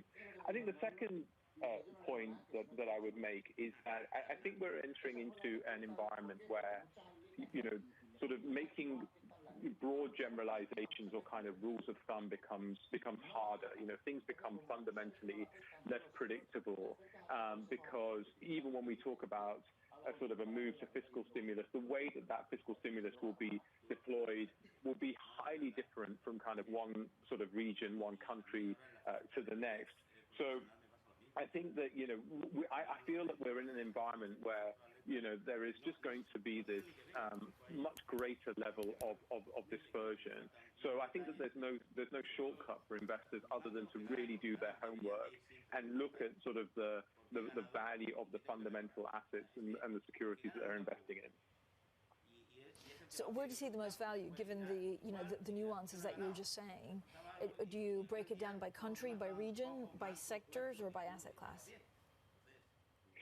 So I think if I talk about a couple of areas where we would we would see value. I mean clearly on within sort of Asia and I guess emerging markets more broadly. I mean first thing is to remember is that they entered this period of volatility not at particularly extended levels. So there was a lot of concern even prior to the period of the pandemic and the market volatility that we've seen about the outlook for growth from Asia as a region and emerging markets more broadly. And as a result of that, I do feel that when we look at sort of fundamentals, we look at the prospect for kind of corporate earnings in the region versus what we've seen in prices, we do see sort of value emerging there. And I think one of the things in that context, Francine, is that actually when you look at the scale of both monetary and fiscal stimulus in Asia and China in particular, yes, there has been some, but it pales into insignificance relative to what we have seen and what we are going to see in Europe and the US. So it just means that when you try and assess the underlying growth, you feel that there's more sustainability, there's more duration in the data that you're looking at because we're seeing less in the way of meaningful stimulus. So I think that that would be one area. I think the second area that I would point to is that we know that sort of traditional value sectors in the market continue to have performed sort of badly as people have kind of worried about the sort of the economy. and people are very used to this kind of notion of a value trap. But I think that there are growth traps out there as well, and potentially, opportunities in value sectors as we kind of look forward. So valuation, I think, becomes an important thing for investors to focus on. Paris, what do you do with some of the havens? We've been talking recently quite a lot about gold. Given the uncertainty out there, are there havens that you think would be a good thing to own right now?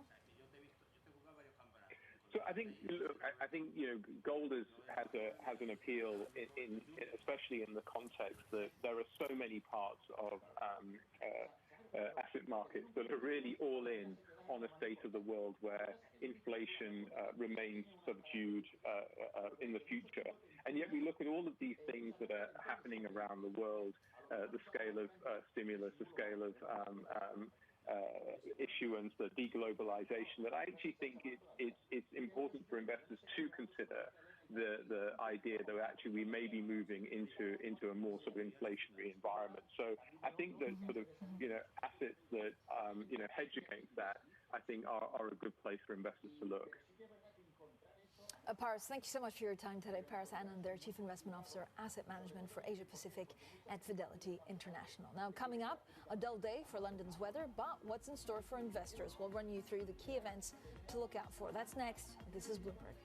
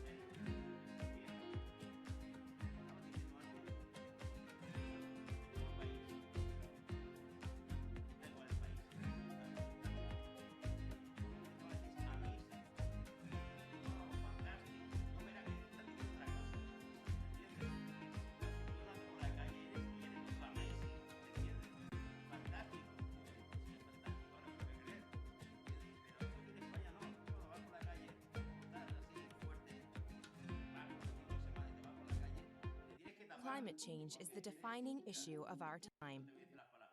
So we've redefined how we cover it.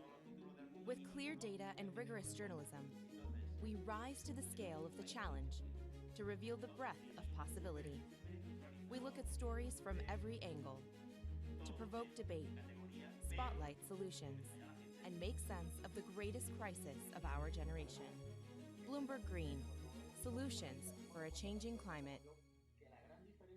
It is critically important that the markets stay open in this time as opposed to trying to take breaks in the middle. I think that that'll just push off the situation a little bit, but actually could create other pent-up issues if you do close the markets. It's time for us to stand up in Georgia's name and say, get your knee off our necks.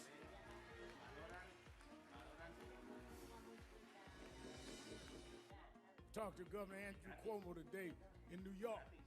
He says we got to change 58 where the backgrounds stop of policemen. We need to know if they stop you, they find out everything you ever did. Why don't we know when policemen have a pattern?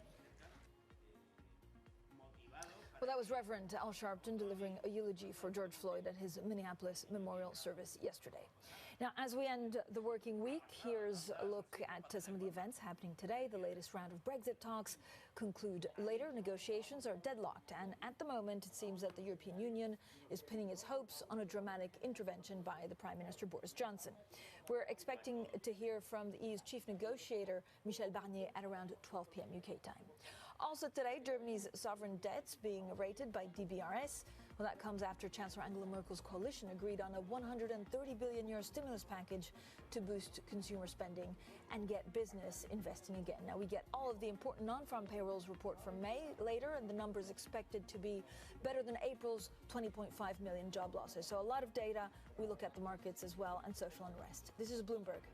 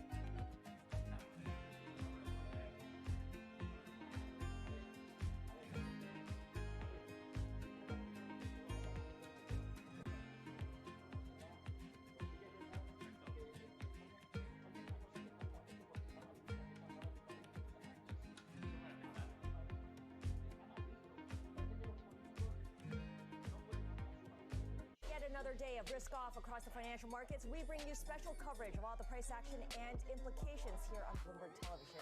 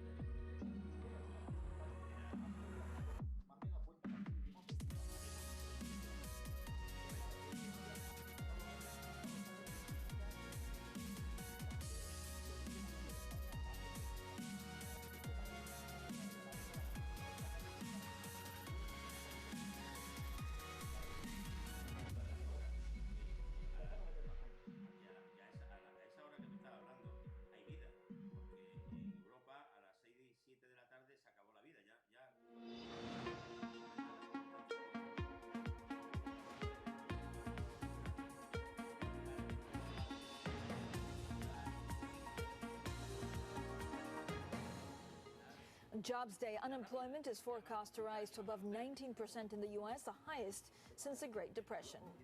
Breakthrough OPEC Plus is set to extend production cuts to prop up the oil market. The alliance holds discussions tomorrow to formally approve the deal. And united in stimulus, Europe's monetary and fiscal titans are walking in step as the ECB ramps up purchase programs and Germany injects big money into the economy. Good morning, everyone. This is Bloomberg Surveillance. As always, Tom and Francine from London and New York. Tom, the focus is firmly on the U.S. jobs data. I think, of course, the main question that people want to hear is even if the U.S.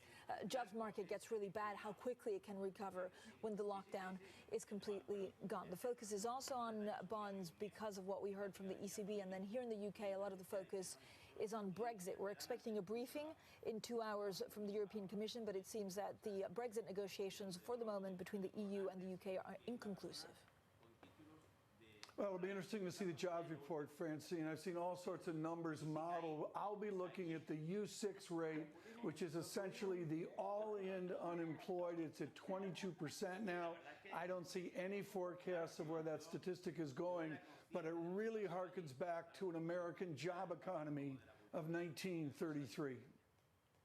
Yeah, we'll have a big look on whether we'll go back to those depression years. Now let's get straight to the Bloomberg First Word News. Here in London is Leanne Garens. Hi, Leanne. Good morning, Francine. Tom, as you were saying, today's jobs report is expected to show the U.S. unemployment rate surged to almost 20% last month. That's after reaching the highest level since the Great Depression in April. The May report is likely to show the job slump has now extended into white-collar positions. Payrolls probably shrank by 7.5 million positions. The job report comes out at 8:30 New York time. In Buffalo, New York, 2 police officers have been suspended after a video of them pushing an elderly protester to the ground went viral. The video shows a 75-year-old lying motionless with blood pooling around his head. Police originally said the protester tripped and fell. He's been hospitalized in a serious condition. OPEC Plus is ready to extend production cuts to prop up the oil market. It took almost a week of wrangling, but coalition leaders Saudi Arabia and Russia were able to reach a tentative deal with holdout member Iraq. They were pushing the Iraqis to stop shirking their share of cutbacks. And Brexit talks between the UK and European Union are set to finish today without a trade agreement. Negotiators are still far apart on crucial issues ahead of a key deadline at the end of the month.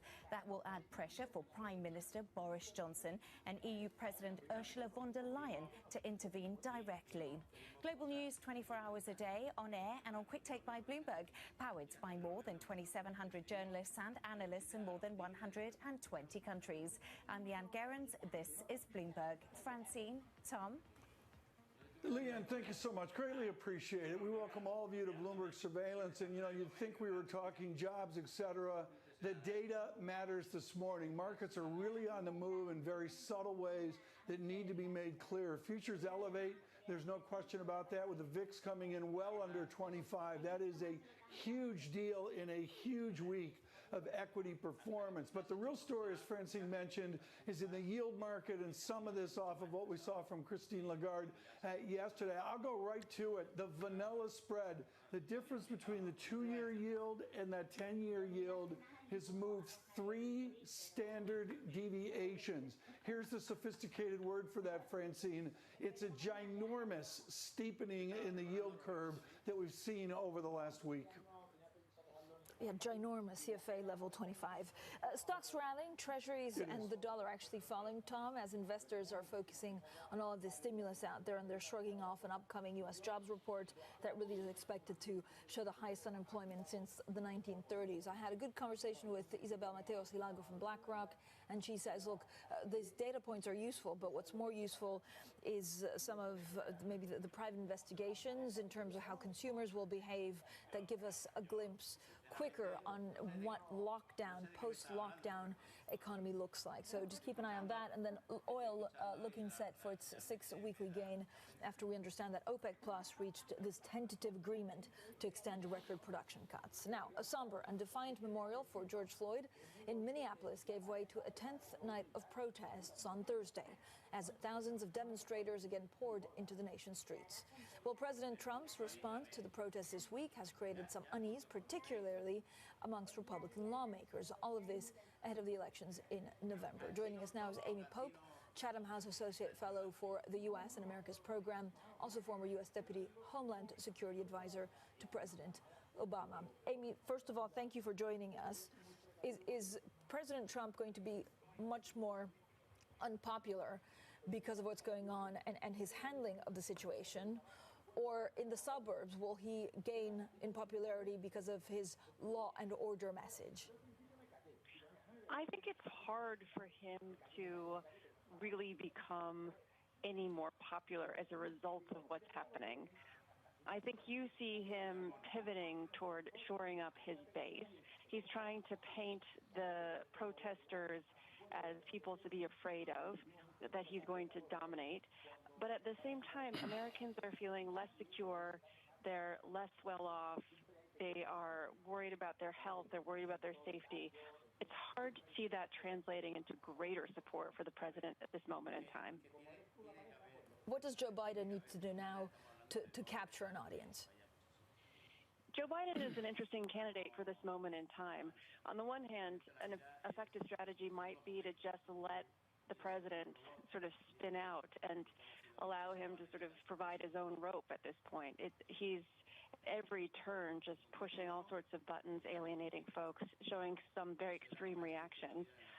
On the other hand, Joe Biden, while not providing sort of the face of the new Democratic movement or very progressive movement, does suggest that he's sort of a safe pair of hands. He's someone who's been around a long time. He's not going to come up with extreme new policies.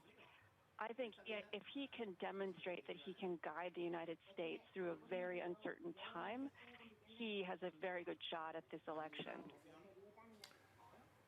Amy, Tom Keene in New York, good morning. Thrilled that you're with us, and particularly with your experience, the tangible day-to-day experience in the Homeland Security Department of this nation. Folks, that started out of 9/11 in 2001 and Tom Ridge into 2002. Amy, right now we have a fortress in Washington. It is a walled terrain from the Ellipse up to the Hay Adams Hotel, taking up all of 15th, 16th, and 17th Street.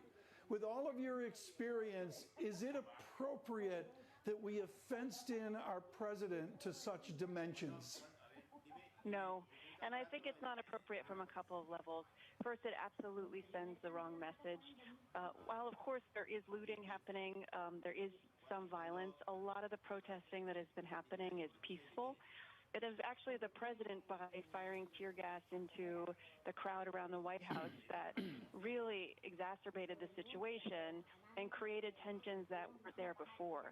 Likewise, I think building a fence, effectively his wall around the White House, suggests that he's not open to finding ways to resolve this. And that's the real issue here, is that there's not a clear way forward, and it doesn't look like he's trying to navigate that way forward. I'm going to give you the Fox angle here, and those that support the president very much so. It's about the president's safety. And of course, you've had responsibility to deal with that division of Homeland Security, the Secret Service. Can't the Secret Service be justified in worrying about the protection of the president within that perimeter? Absolutely, they can and they should. But the real question are, what is the real threat here? Is it really that the president cannot be protected through usual mechanisms? It's well known that there is a bunker available to the president should he need it. He's used it. Apparently, he's inspected it while not actually needing it, if you believe his framing of the event. But, there's a real question of, what is he afraid of? And if he's so afraid of it, what should the American people be afraid of? Again, I think this is sending the wrong message and is not getting us to a place where we can resolve the very real issues and find a way forward. I think it's particularly problematic that you see, for example, the military starting to speak out against the president as well. General Mattis's comments the other day, for example, suggest that President Trump's tactics here are not actually going to be effective in managing the unrest. Does that also point, Amy Pope, to a U.S. military in turmoil, not sure what quite to do or make of what's going on? Yes, and the president is effectively putting them into a position where they're having to choose, which is ultimately not good for the country as a whole. It's not good for the relationship between the president and the military, any president, not just President Trump. It's creating a precedent that will be difficult to walk back. None of this behavior is terribly presidential, and that's where it goes back to the original question.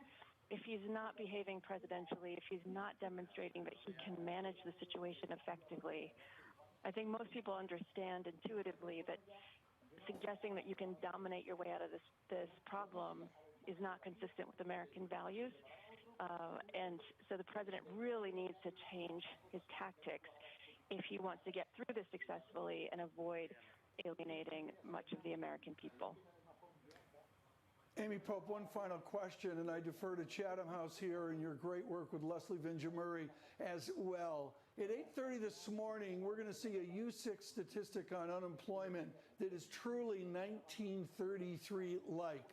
Will that be enough to establish a new fiscal stimulus in Washington?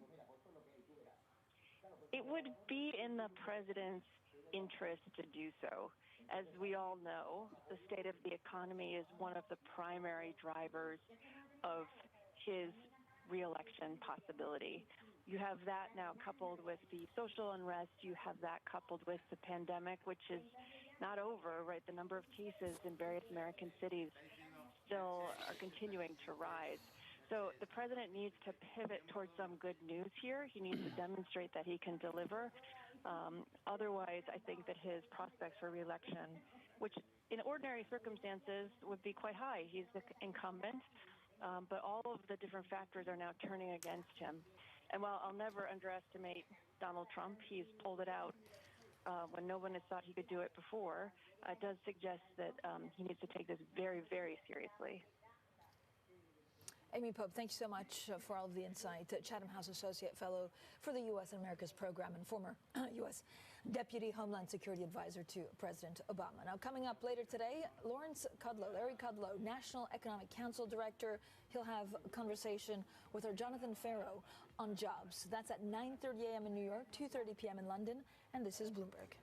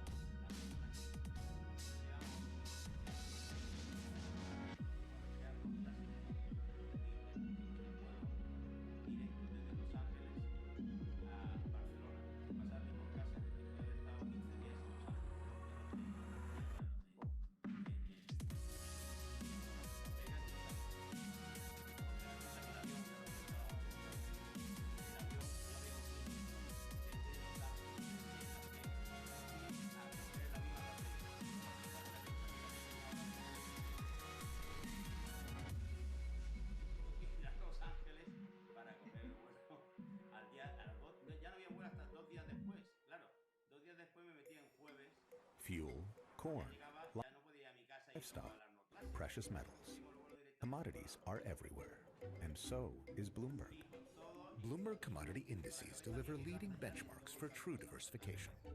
Adding commodity exposure can help hedge against inflation and diversify your stock and bond portfolios. With full data transparency and broad distribution, the Bloomberg suite of commodity indices is your measure for the commodity markets. With Bloomberg, you've got...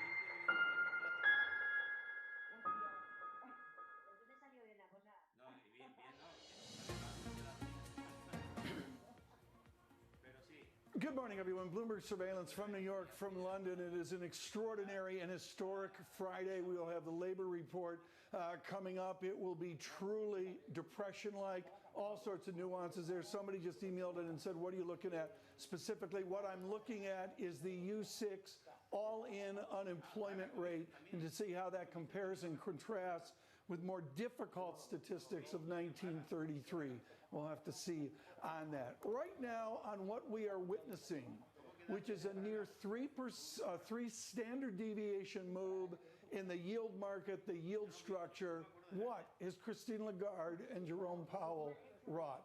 Holger Schmieding is with us with Berenberg, and he has been all over the media with wisdom on this topic. Holger, have we reached a jump condition where we are resetting the yield structure to shorter panic short-term yields, but longer maturities give way to higher yields?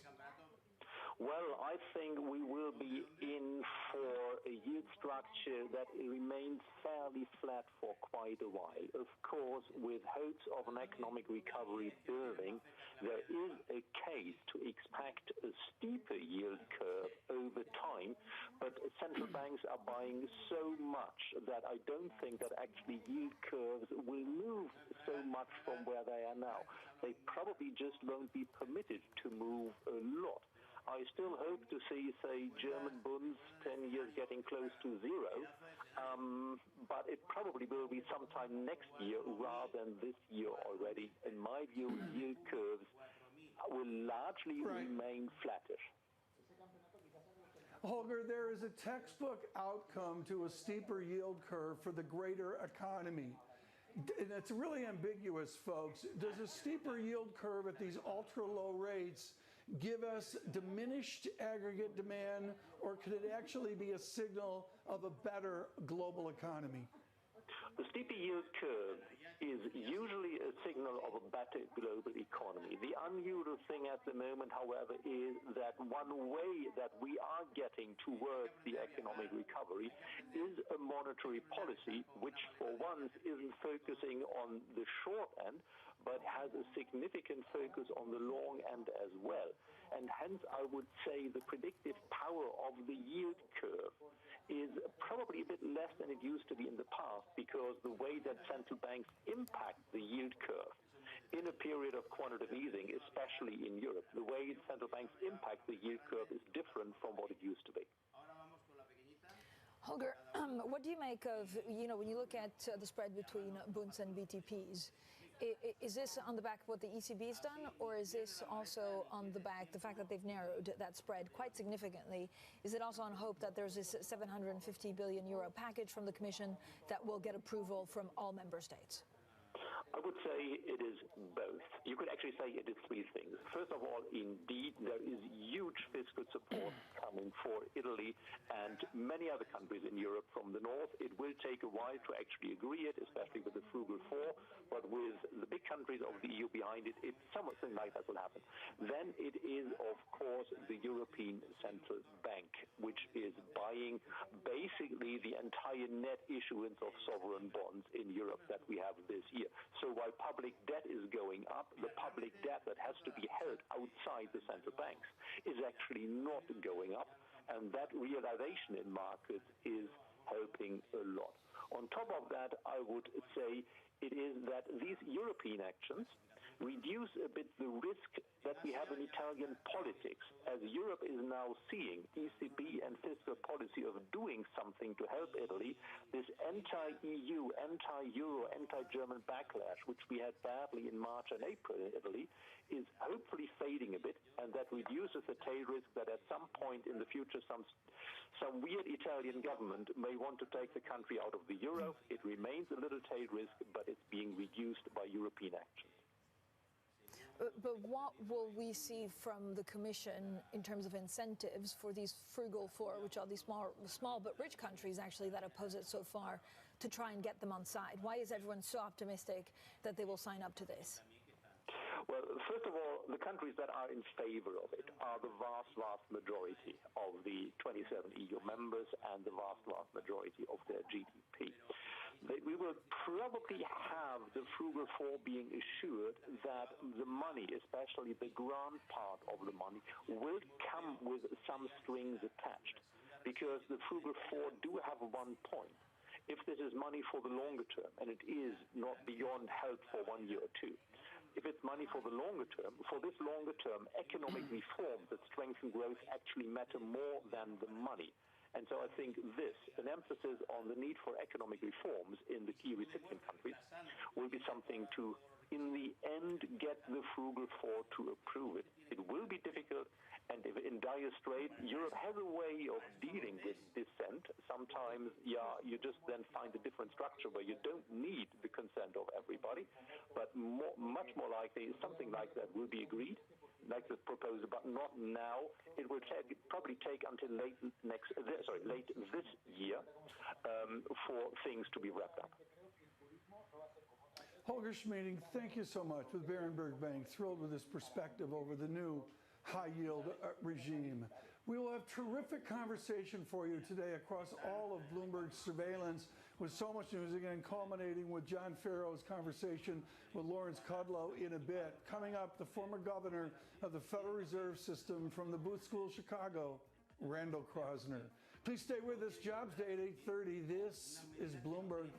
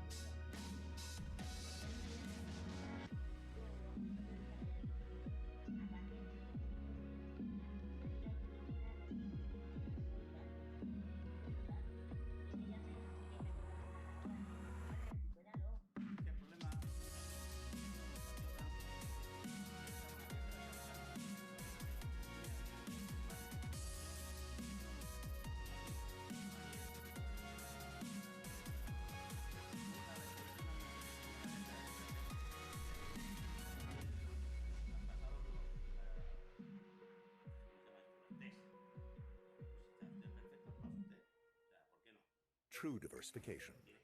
That's what adding commodities exposure to your stock and bond portfolio can help provide. The Bloomberg Commodity Index is the standard for commodity market exposure. 23 traded commodities are represented: agriculture, livestock, metals, and energy. The Bloomberg Commodity Index is the benchmark most widely used by investment professionals globally. Track your commodity investments with a proven financial information partner. The Bloomberg Commodity Index. True diversification.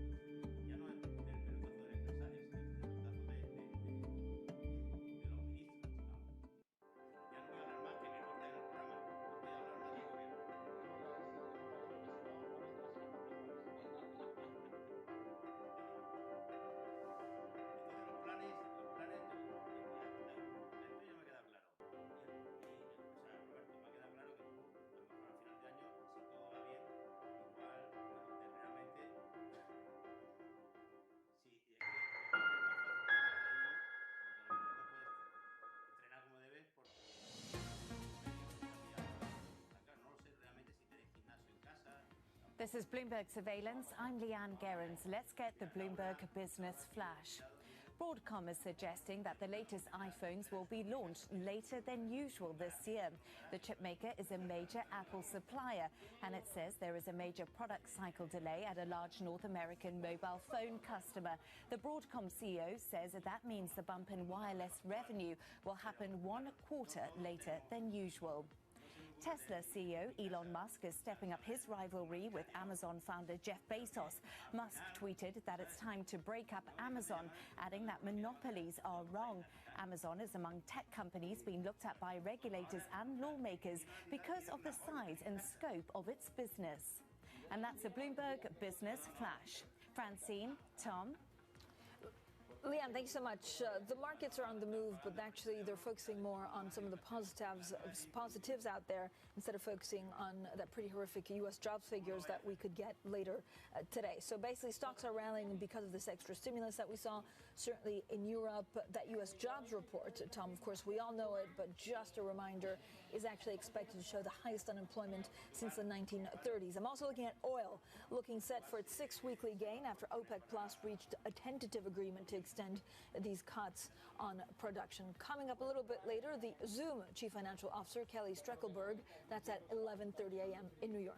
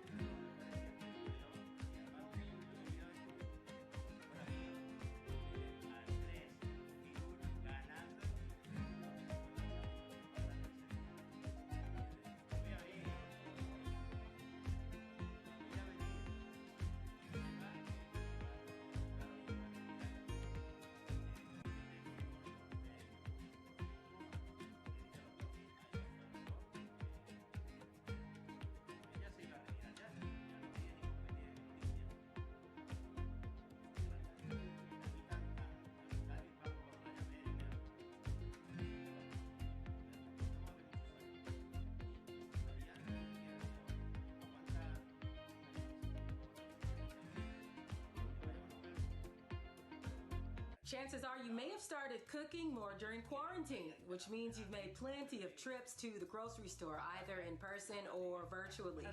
But brace yourselves, that chicken wing and hamburger patty, it's about to cost you more money. Just 4 meat processing plants account for about 80% of production in the United States. Back in April, President Donald Trump ordered all meat processing plants stay open. They're going to be very careful. They are. As to who's going into the plant, the quarantine is going to be very strong. Even as workers fall ill and production output suffers. So where are plant operators in all this? They have to go through lower productivity and higher costs, which means they need to make some major changes. And some plants are already running slower because of social distancing and fewer workers, and some production lines are fully automated. Centro Das is a professor at the New Jersey Institute of Technology. He gives us the numbers. He says reducing meat processing plants to 1/3 of their capacity and also distributing the adequate protective equipment, this could all boost chicken prices at grocery stores by 25 to 30%. That means if you buy chicken at 99 cents per pound for 5 pounds, now at $5.95, it could cost you up to $6.44 before taxes. That means higher costs for an industry that's been pretty efficient at putting out cheap protein.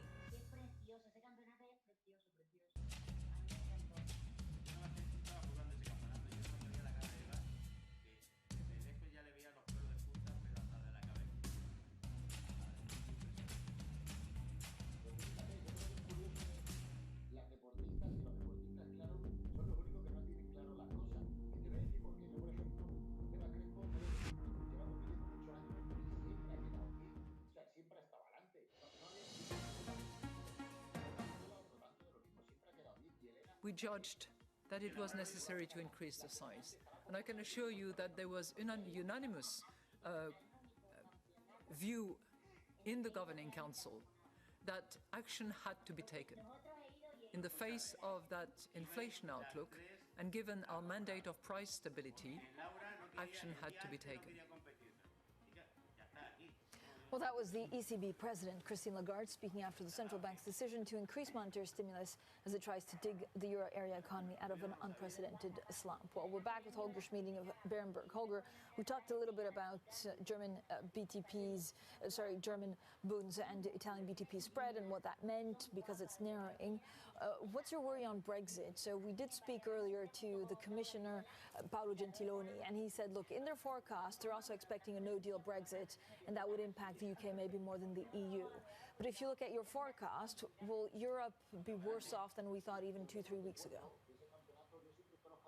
Brexit does not play a major role in the European discussion. Relative to the impact of the pandemic, the Brexit impact, especially on the European continent, is very, very small. We can discuss whether, for instance, the growth outlook for next year for the Eurozone would be impaired by, say, 0.1 to 0.2 percentage points in case of a no-deal hard exit from the EU single market for the UK. But relative to the other uncertainty, will it be 4%, 5%, 5.5% rebound next year from the big recession now?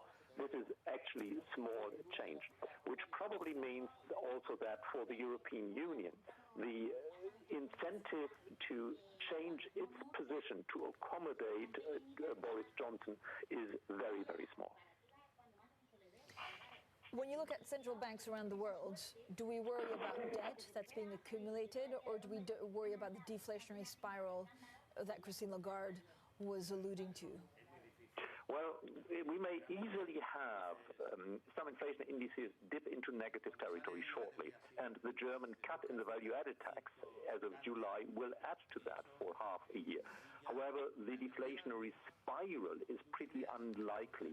That is what the monetary policy and the fiscal policy are jointly preventing. The monetary policy is providing a clear safety net for everybody who has to borrow, at least for almost everybody who has to borrow, and governments are adding so much to demand that this deflationary spiral effect, for instance, the effect people hold back purchases because they think stuff will be cheaper a year from now, that this effect is unlikely to materialize.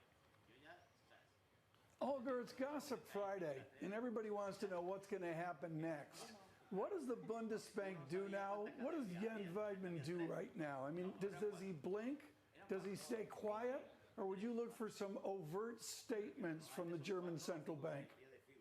Well, first of all, there is not the occasional big dissent from the Bundesbank as to what the ECB has done yesterday. That is a good sign. Weidmann has applauded the fiscal package out of Europe and the German fiscal package. That is good. What Weidmann now has to figure out, really, is how to respond to the German court verdict, where, of course, the European Central Bank, not being subject to the German court, isn't the one that has to respond. But if the Bundesbank could get around to actually making strongly the case for ECB policies in the German public, then that would diffuse this legal conflict that we have in Europe and especially in Germany. Well, are you optimistic that that can occur? I mean, basically what you're telling me is the Bundesbank has to have an independent strategy from the conservative politics of domestic Germany. Can they actually pull that off? I very much hope so they will. And interestingly, when you think of Berlin politics, that in Berlin politics, the ECB and the European Court of Justice verdict, namely that ECB asset purchases, the standard program, are fine, that has a much more resonance than the verdict of the German Constitutional Court, which in part of the political circles in Berlin is basically seen as an embarrassment. At a time where we need to hold Europe together, this wasn't really helpful. So in a way, the German court is fairly isolated, and I do kind of hope that with the head of the German parliament and the German government being in favor of let's find a way to diffuse this conflict, without sort of doing any damage to the ECB, that the Bundesbank will contribute to an effort to diffuse the conflict without doing anything that would hinder the ECB from, well, basically responding to every challenge as they did yesterday. Holger, I'm also looking at some of the trade war escalation that we're seeing between the U.S. and China. So the Chinese government says it will take necessary measures to safeguard the interest of some of the domestic Chinese companies after we had some fresh U.S. restrictions on 33 companies. Where does Europe sit in this U.S.-China trade war? Well, to some extent, we are not part of it. We don't want to be part of it. We have our issues with both sides, unfortunately, and we do hope that it doesn't escalate too much. Economic logic would suggest that in the wake of the pandemic and with the US election, neither side should be interested in doing something that would really hurt their economies. So our impression is both sides have an interest in a bit of a phony war, trade war, because to deflect attention from their domestic shortcomings, but none of the sides should have an interest in something that really hurts badly, because the economic consequences would be even more difficult now than they were last year when both economies were doing much better. This has been wonderful. Holger Schmieding, thank you so much for joining us today with Berenberg Bank. Again, if you're just joining us, we've had significant moves and longer maturity yield, out 3 standard deviations on that vanilla, that foundational U.S. 2s versus 10 years spread. And now with our news in London, here's Leanne Gerrans. Good morning, Tom, and thank you. In Buffalo, New York, an elderly protester is in a serious condition after being shoved to the ground by 2 police officers. The video shows a 75-year-old lying on the ground with blood pooling around his head. Buffalo police are investigating. The 2 officers have been suspended without pay. The federal plan to contain protests in Washington, D.C. employs about 7,600 people, according to a document seen by Bloomberg News. It includes civilian law enforcement, National Guard and active duty Army personnel. So far, the active duty troops have been kept outside the city. National Guard forces include 1,700 troops from 9 states. The Senate won't take up the next round of economic stimulus for at least a month. The Trump administration expects to spend up to $1 trillion with the latest proposal. Senate Majority Leader Mitch McConnell says there are no plans to take up a stimulus bill until after the 2-week-long 4th of July holiday. Brazil has now passed Italy to have the 3rd highest death toll from the coronavirus. The country reported more than 1,400 deaths yesterday. In all, more than 34,000 Brazilians have died from the disease. Brazil accounts for about 40% of the world's daily virus deaths. Global news 24 hours a day, on air and on Quick Take by Bloomberg, powered by more than 2,700 journalists and analysts in more than 120 countries. I'm Leanne Gerrans. This is Bloomberg. Francine, Tom. Thank you so much, Leanne. Now, up next, Alan Winters, Director of the UK Trade Policy Observatory at the University of Sussex. We talk about Brexit and negotiations. This is Bloomberg.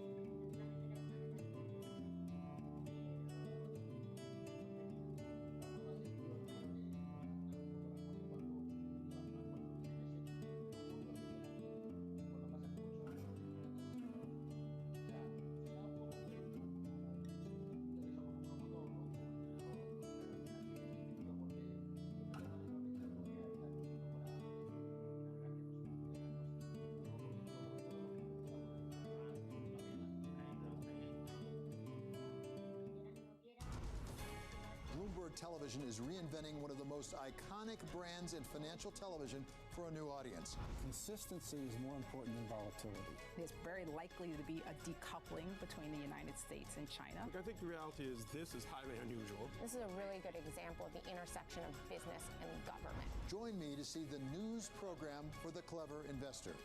This is Bloomberg Wall Street Week.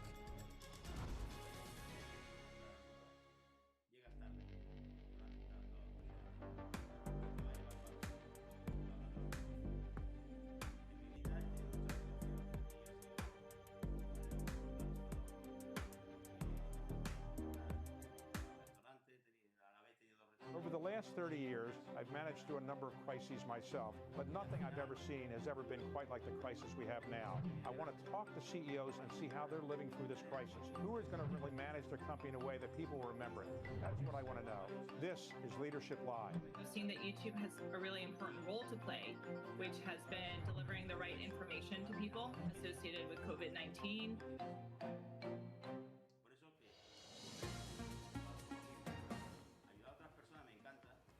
This is Bloomberg Surveillance. Tom and Francine from London and New York. Now, the latest round of trade talks between the UK and the European Union is set to finish today without a breakthrough.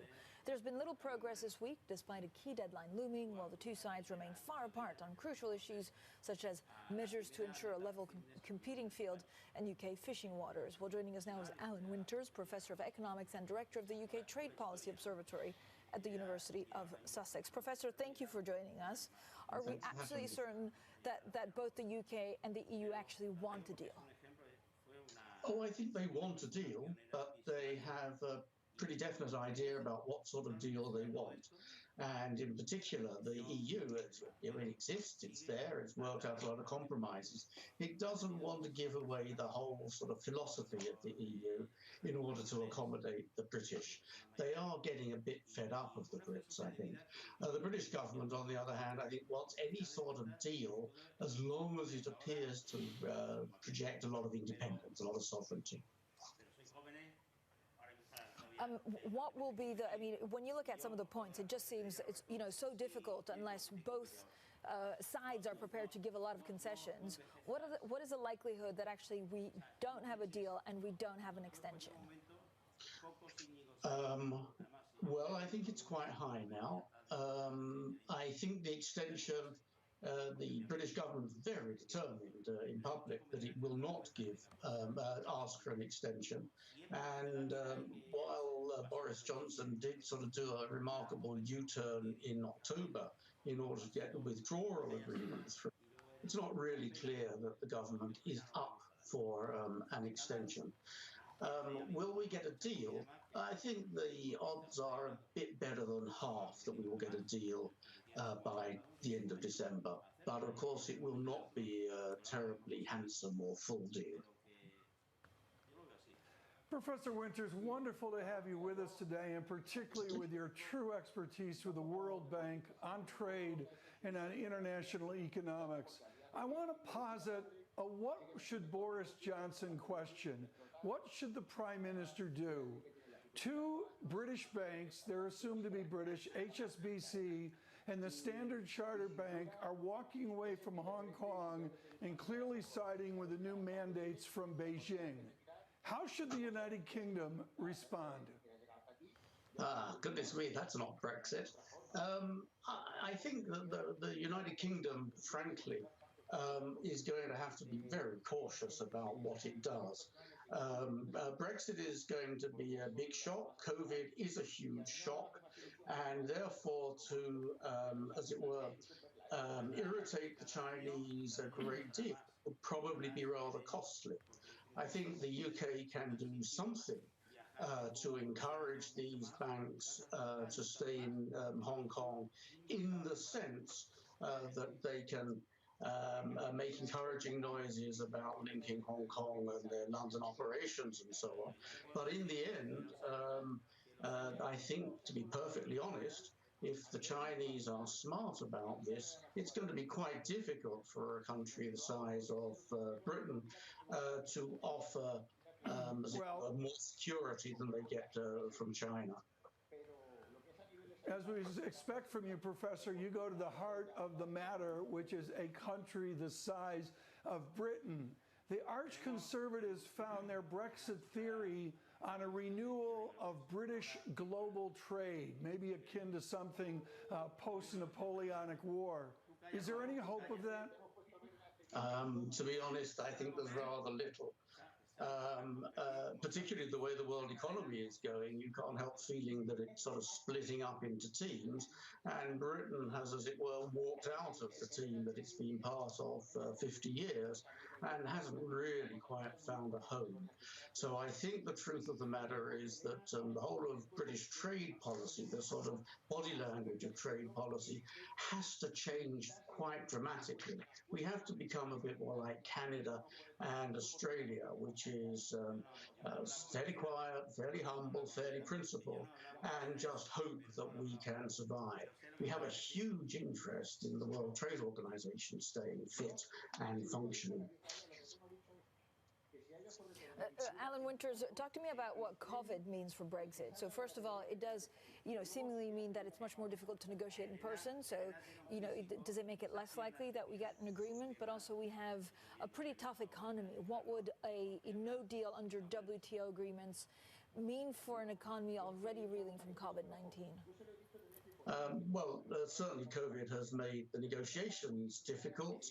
I think they've got tetchier as a result of having to be done electronically, but they were never going to be easy, even if you'd had plenty of coffee or something stronger to ease them along. So it's made it a bit more difficult. It hasn't changed by nature. COVID, we don't know, but it looks like the UK is going to take a major economic hit because you can't help feeling that we're going to be among the slowest to get out of lockdown. Brexit, the estimates were that a no-deal Brexit would cost 7.5% of GDP, 8% recently. We've had some of that, so we're looking probably, if we get no deal, at about another -5%. One of the things that's worried me is that Brexit entails a big change, a big reorientation in Britain's trade behaviour, who we trade with, perhaps even what we trade. And what we know is that exporting is expensive, it's difficult, it's hard work to build up new markets.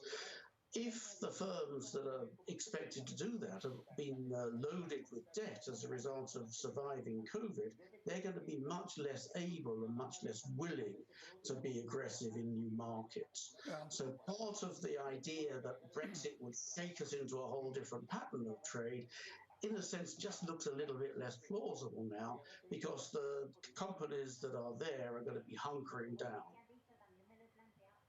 Professor, thank you so much. Alan Winters with us with the University of Sussex on Brexit and on his expertise on international trade policy. In the 9 o'clock hour, there will be two important conversations, of course, after the jobs report. But for those of you at Global Wall Street, on the game theory of the market move we see in yields, Mohammed El-Arian and Rick Reeder join Jonathan Farrow. This is Bloomberg.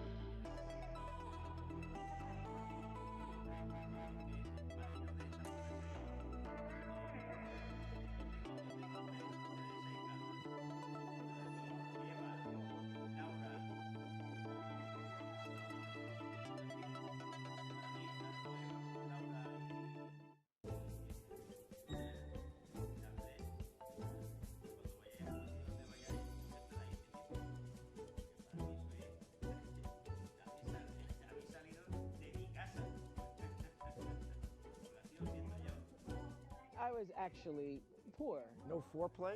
Eat your bag of Lay's with a smile on your face. If all the diseases have been taken, I'll take a tax.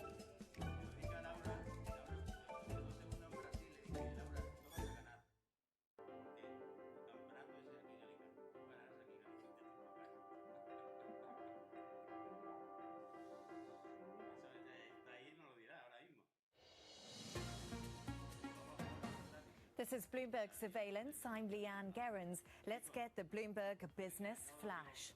Slack is not confident it will benefit as much from the work-from-home era as investors were expecting. The software maker has withdrawn its annual billings forecast. The app is a combination of an office chat room and a workflow platform. It competes with Microsoft's Teams application. Now, the Justice Department is demanding information from the 4 biggest U.S. meat packers in an antitrust investigation. The companies, Tyson Foods, JBS, Cargill and National Beef, control more than 80% of the beef processing market. Their dominance has sparked concerns about their pricing power over livestock suppliers. The companies are not commenting. And the European Union is weighing in on Twitter's decision to flag a couple of President Donald Trump's tweets. We talked with the European Commissioner for Transparency. On American territory and vis-a-vis American president, what we are thinking about in Europe, and I think it was brave and it was risky decision, so I just wanted to support Twitter on that. Twitter fact-checked the president's tweets about voting fraud. It also said another presidential tweet glorified violence. And that's a Bloomberg Business Flash. Francine, Tom? Thank you so much. Now, the Hong Kong Financial Secretary, Paul Chan, says he's ready to defend the currency's link to the US dollar with help from the mainland. The banks themselves and their clients see the merit of this national security legislation. They are supportive, although people are waiting with interest the details to be rolled out. For example, the scope of the legislation, the implementation details.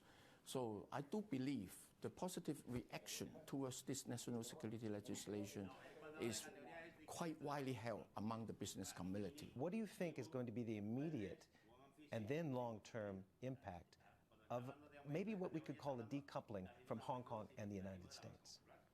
I would not say this is a decoupling, but this is an adjustment in the relationship between the U.S. and Hong Kong. I do believe going forward we will still be enjoying a mutually beneficial relationship. You mentioned about the special privilege afforded to Hong Kong. We have looked at that, and this also serves the best interests of the U.S. here in terms of their economic interests and other interests. So I do think there are still a lot in common that we can pursue. Without a doubt, in your mind, the peg stands? Sure, of course. Because again, there is that so-called nuclear option that Donald Trump could take and prevent Hong Kong from tapping into the clearing process and selling US dollars. What happens? He's unpredictable, you know. Mm-hmm. What happens if they take that tact? Well, I think we should not speculate too much. And you must have a contingency, though. Of course, we have. We have thought about that as a responsible official. We have contingency plan. But on the other hand, I just want to let the public know that when we approach this issue, when we consider this issue, we do not need to over-speculate. We know in the run-up to 1997, it was discussed whether the dollar peg could be maybe in some way swapped out to some sort of renminbi peg. Granted, we know it's not a fully convertible currency and there's a closed capital account in China.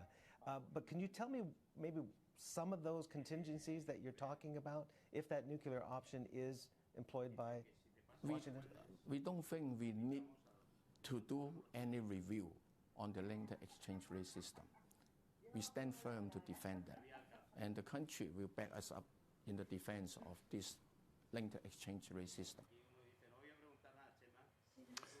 A really interesting interview there. You'll see much more on that over the weekend with Paul Chan of the Hong Kong Financial Ministry with our wonderful Stephen Engel. That is an important conversation about the ever-changing Hong Kong.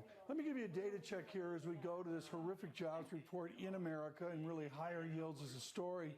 The VIX slams in well under 25. That is hugely risk-on, and futures show it up 24. Dow futures up 307. But it's the yield space that's extraordinary. The 30-year bond in the United States, 1.66%. What a week with a 30-year, with curves steepening. The 2-10 spread is out 3 standard deviations. Stay with us. This is Bloomberg.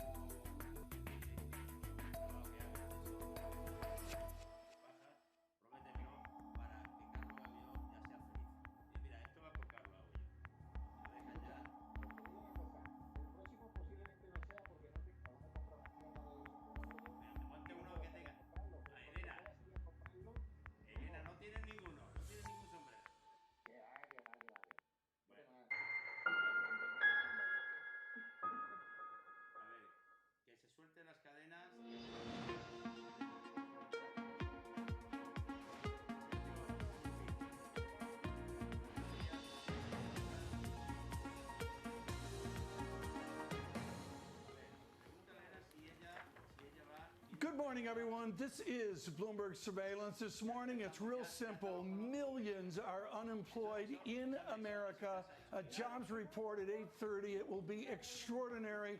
I'll be watching the U6 report, which will be extremely difficult. In the markets, it's just absolutely amazing. Yields are higher. There's no question about that, with the 2-10 spread going out 3 standard deviations. And in Washington, amid peaceful protests, the president and the Secret Service extend the boundaries of the White House, the fences of the White House, from the Ellipse to the Hay Adams Hotel. Good morning, everyone. This is Bloomberg Surveillance. I'm Tom Keene in New York, Francine Lacroix in London. Francine, the news flow is absolutely extraordinary, and I think we need to take within this hour a focus on America of Christine Lagarde yesterday really stepping up and reaffirming the independence of the European Central Bank. I think you're right, Tom. And if you look at what the markets are focusing on, they're focusing more on what's happening in Europe with that two-pronged attack from the ECB actually throwing a lot more than markets were expecting at this economic response, together with extra stimulus that we saw from Germany and Austria today. And there's a lot of optimism that this $750 billion euro bailout fund from Europe will actually be ratified by countries. So they're focusing more on that than the horrific figures that we're expecting in terms of U.S. unemployment, and more on this stimulus and also some of the social unrest that we saw in the U.S. The other thing, Tom, that I would point to is the fact that actually in U.S.-China trade relations, there's quite a lot going on, with China now stepping up retaliation against what the U.S. did with 33 of the Chinese companies. Well, the uproar in global banking as well, with HSBC and Standard Chartered no doubt extending into the weekend. Right now with our news, our first word news in New York is Ritika Gupta. Morning, Tom, Francine. Today's jobs report is expected to show that the U.S. unemployment rate surged to almost 20% last month. That's after reaching the highest level since the Great Depression in April. The May report is likely to show the job slump has now extended into white-collar positions. Payrolls probably shrank by 7.5 million positions. The jobs report comes out at 8:30 New York time. In Buffalo, New York, 2 police officers have been suspended after a video of them pushing an elderly protester to the ground went viral. The video shows a 75-year-old lying motionless with blood pooling around his head. Police originally said the protester tripped and fell. He's been hospitalized in serious condition.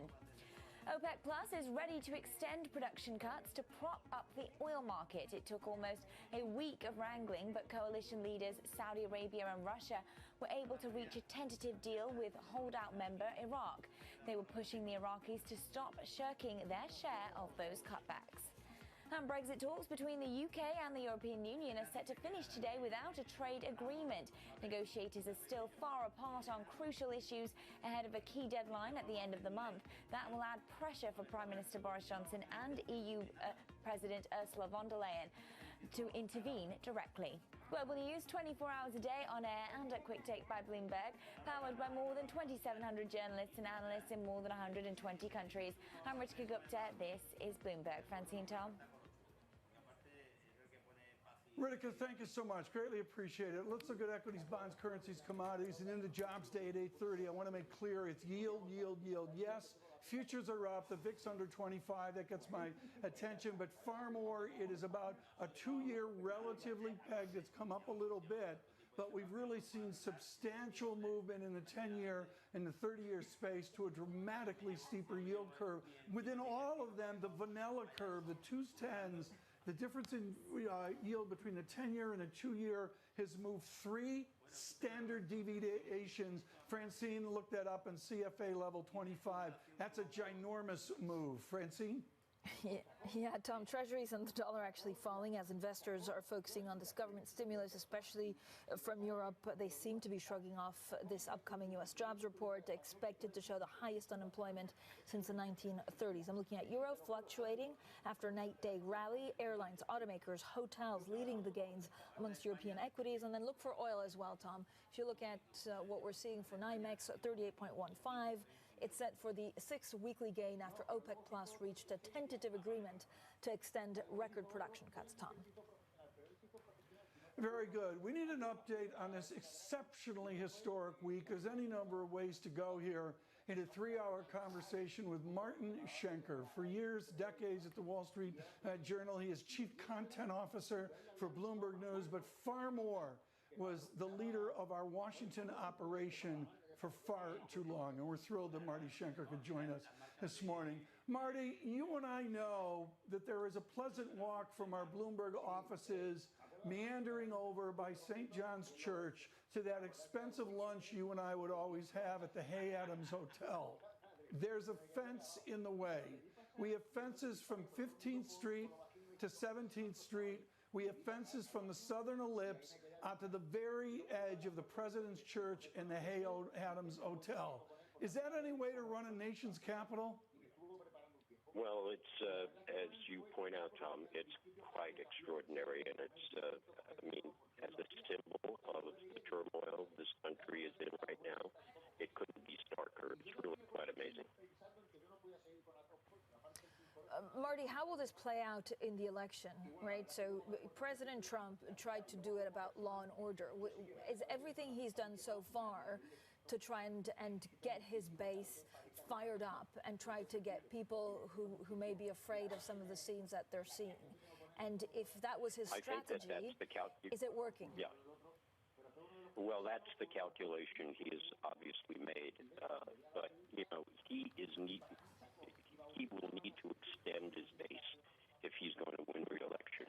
And we have a story out this morning that talks about his standing in the battleground states of Michigan, Wisconsin, Pennsylvania, where Joe Biden has a lead, not a big lead, but a lead.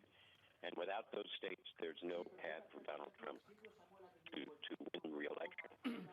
So in my view, the real issue is, yes, he has to fire up his base, but he has to suppress the vote of the Democrats in order to win re-election.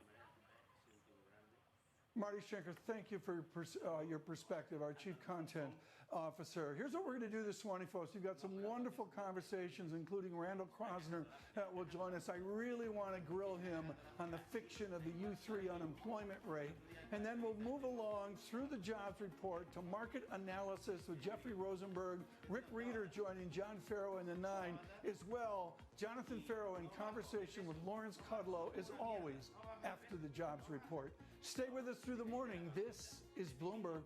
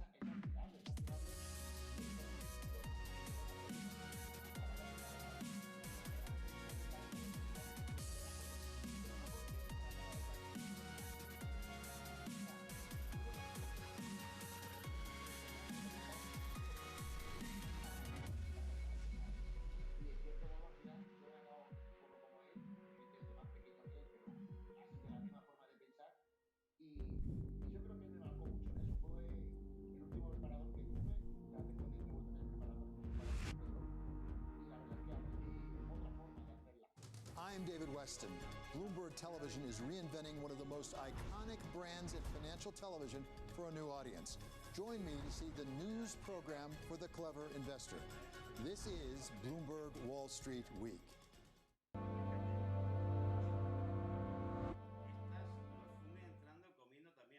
Over the last 30 years, I've managed through a number of crises myself, but nothing I've ever seen has ever been quite like the crisis we have now. I want to talk to CEOs and see how they're living through this crisis. Who is going to really manage their company in a way that people will remember it?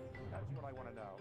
This is Leadership Live. I've seen that YouTube has a really important role to play, which has been delivering the right information to people associated with COVID-19.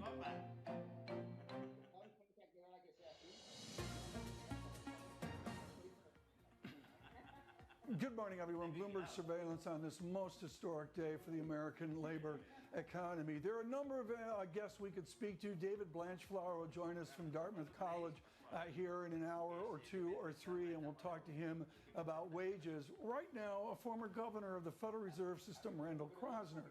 Usually we speak to Governor Kroszner about financial dynamics, and we'll get to that here in a moment, talking to him about the labor economy. But right now, with the news flow, and it has been extraordinary, you need a First Word News update. Here is Ritika Gupta. Thanks, Tom. In Buffalo, New York, an elderly protester is in serious condition after being shoved to the ground by two police officers. The video shows a 75-year-old lying to the ground with blood pooling around his head. Buffalo police are investigating. The two officers have been suspended without pay. Broadcom is suggesting that the latest iPhones will be launched later than usual this year. The chipmaker is a major Apple supplier, and it says there is a major product cycle delay at a large North American mobile phone customer. The Broadcom CEO says that means the bump in wireless revenue will happen 1 quarter later than usual. Tesla CEO Elon Musk is stepping up his rivalry with Amazon founder Jeff Bezos. Musk tweeted that it's time to break up Amazon, adding that monopolies are wrong. Amazon is among tech companies being looked at by regulators and lawmakers because of the size and scope of its business. Asia's richest man is adding to the host of backers investigating a digital upstart Geo Platforms. Abu Dhabi's Mudala investment has just been put in $1.2 billion.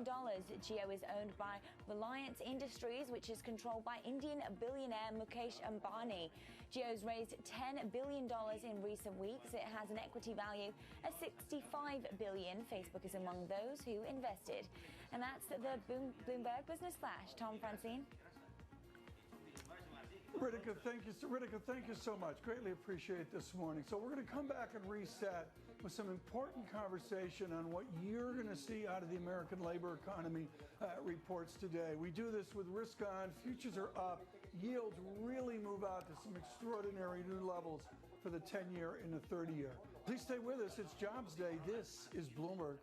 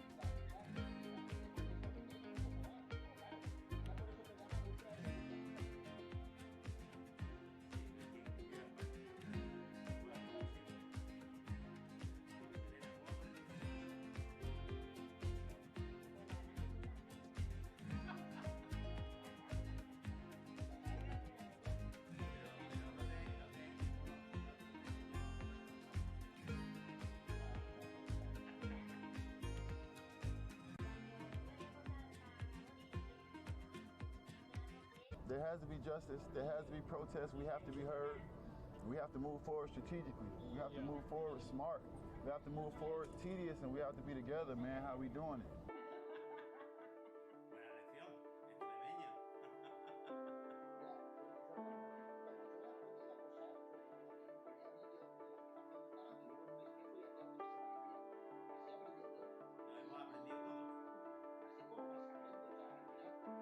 Talk about how sports is for everybody. We talk about how, sports is where you bring people together. It's everybody's, it's an inclusive thing. But when we talk about our own personal battles outside of sports, there's a lot of people that are silent on issues, and they're important issues.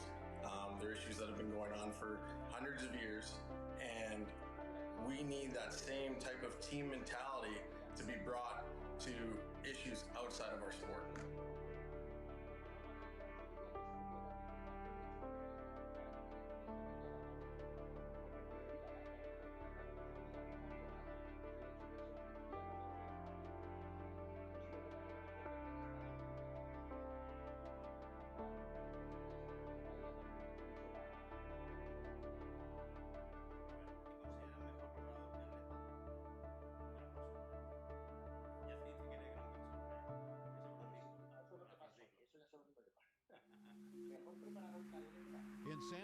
Francisco, a lot of tech action today. Our top stories this morning in D.C. and the Dow and the S&P. Shall we? So the euro on a 7-day sizable moves in the currency market. Temperatures down 0.5%. We begin in the oil patch. Saudi Arabia. Brent crude pretty much unchanged.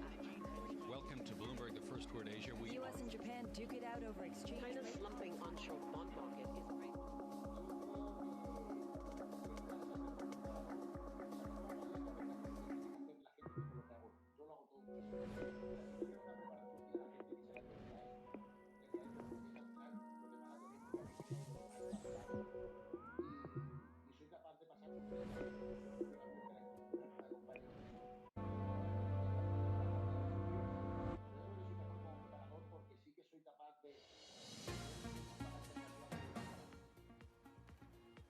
Good morning, everyone. Bloomberg surveillance from London and from New York as we move towards an historic moment for the United States, a grim jobs report at 8:30.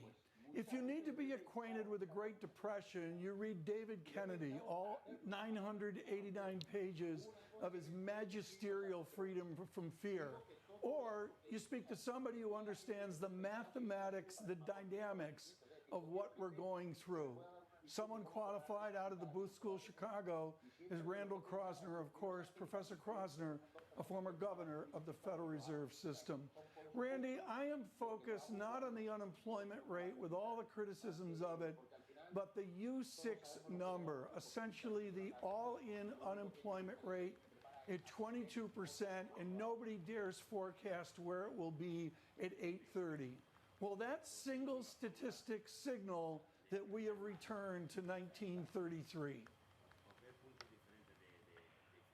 Well, that is, I hope we have not returned to 1933 because that meant that recovery is going to take a very long time. But we will have an unemployment rate that we will have not seen really since before World War II in the U.S. The key is going to be how quickly can we bring that unemployment rate down, hopefully much more rapidly than during the Great Depression, but that doesn't mean a V-shaped recovery. There are any number of theories. Thank you for the V-shape analysis, but there's any number of theories of what the appropriate level of, I guess it's okay, kind of like unemployment rate is.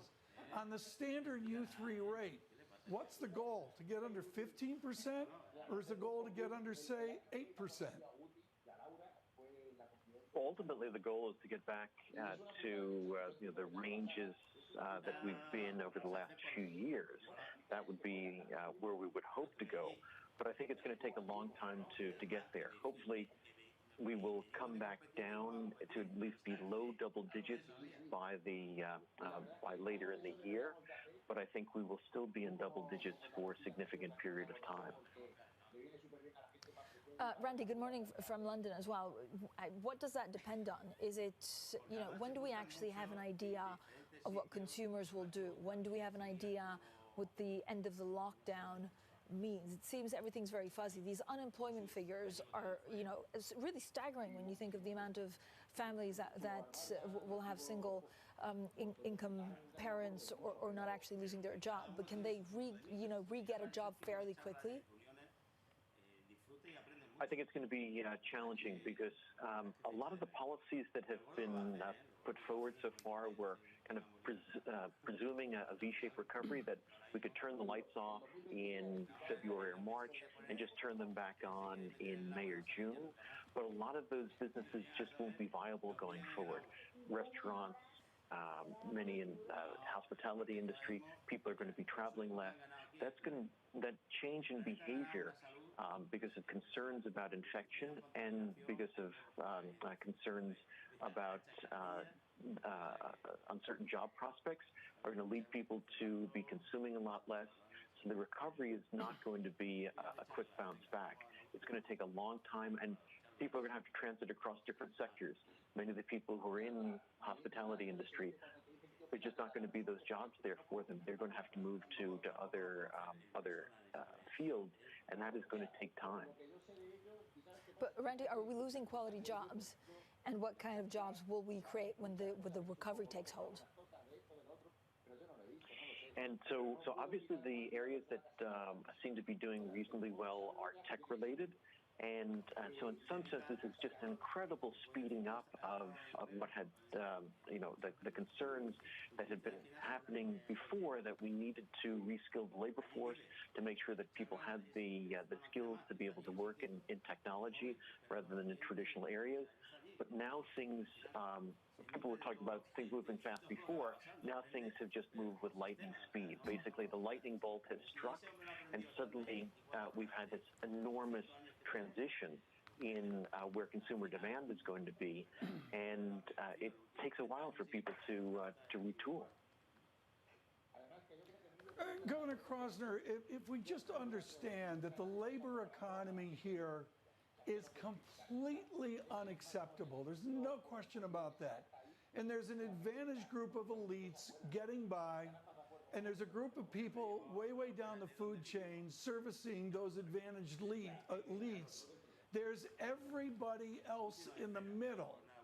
When do we see the next fiscal assistance to those everybody else in the middle?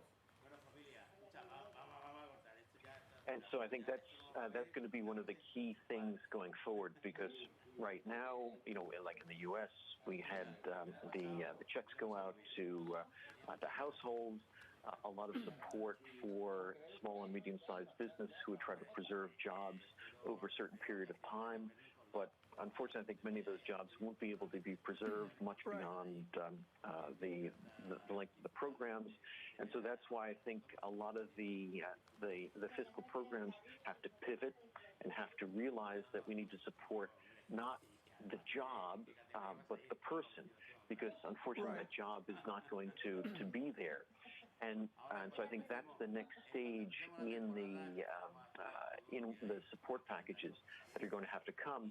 Also, I think we're going to have to realize that there are going to be a lot of restructurings, a lot of bankruptcies, and so providing support for rapid bankruptcies, prepackaged bankruptcies, asset management companies, to make sure that we can move capital quickly into the new areas to be able to create those jobs for people is important too.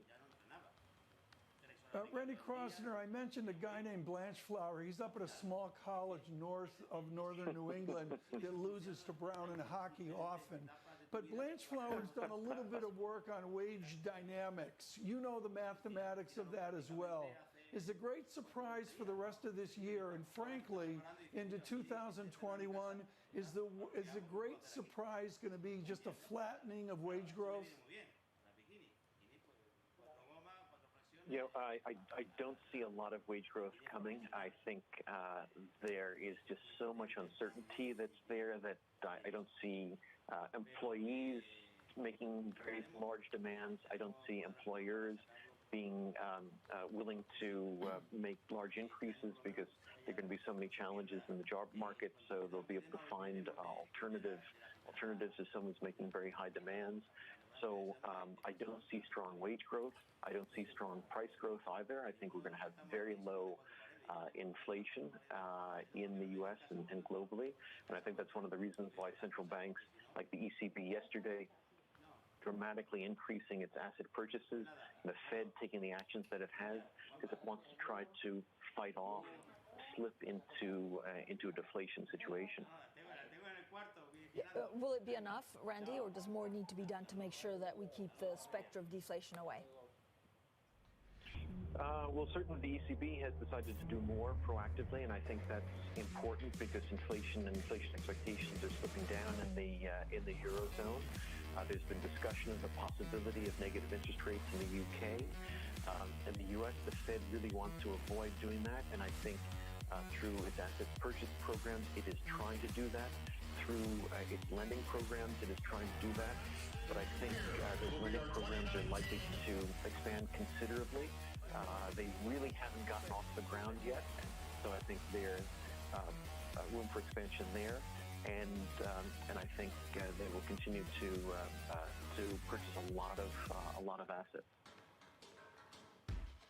Randy, thanks so much. Randy Krosner, there, a former federal governor and professor at the University of Chicago Booth School of Business. The market's focusing on the U.S. jobs a little bit. The focus of the markets is a lot more on what we saw in terms of stimulus, both from the monetary side but also the fiscal side. The other thing that Tom and I are watching is Brexit heads. Of course, as these talks, the latest round of talks between the EU and the UK have ended in a stalemate. There's also an oil story. If you look at what the price of oil has been doing, it's set for its 6th weekly gain after OPEC Plus reached this tentative agreement to extend record production cuts. Now, coming up a little bit later, Kelly Steckelberg, the Zoom CFO, that's at 11:30 a.m. in New York, 4:30 p.m. in London. She'll be able to enlighten us on the future of working from home. Are we going to be stuck to our Zoom conference calls like we are at the moment? This is Bloomberg.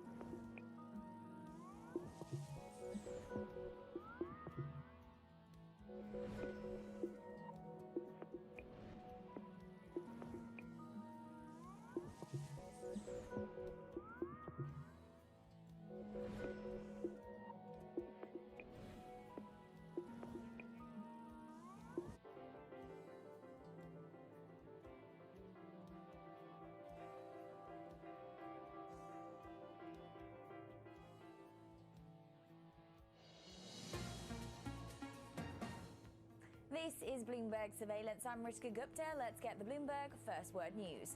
In Buffalo, New York, an elderly protester is in serious condition after being shoved to the ground by 2 police officers. The video shows a 75-year-old lying on the ground with blood pooling around his head. Buffalo police are investigating. The 2 officers have been suspended without pay. The federal plan to contain protests in Washington, D.C. employs about 7,600 people, according to a document seen by Bloomberg News. It includes civilian law enforcement, National Guard, and active duty Army personnel. So far, the active duty troops have been kept outside the city. National Guard forces include 1,700 troops from 9 states. The Senate won't take up the next round of economic stimulus for at least a month. The Trump administration expects to spend up to $1 trillion with the latest proposal.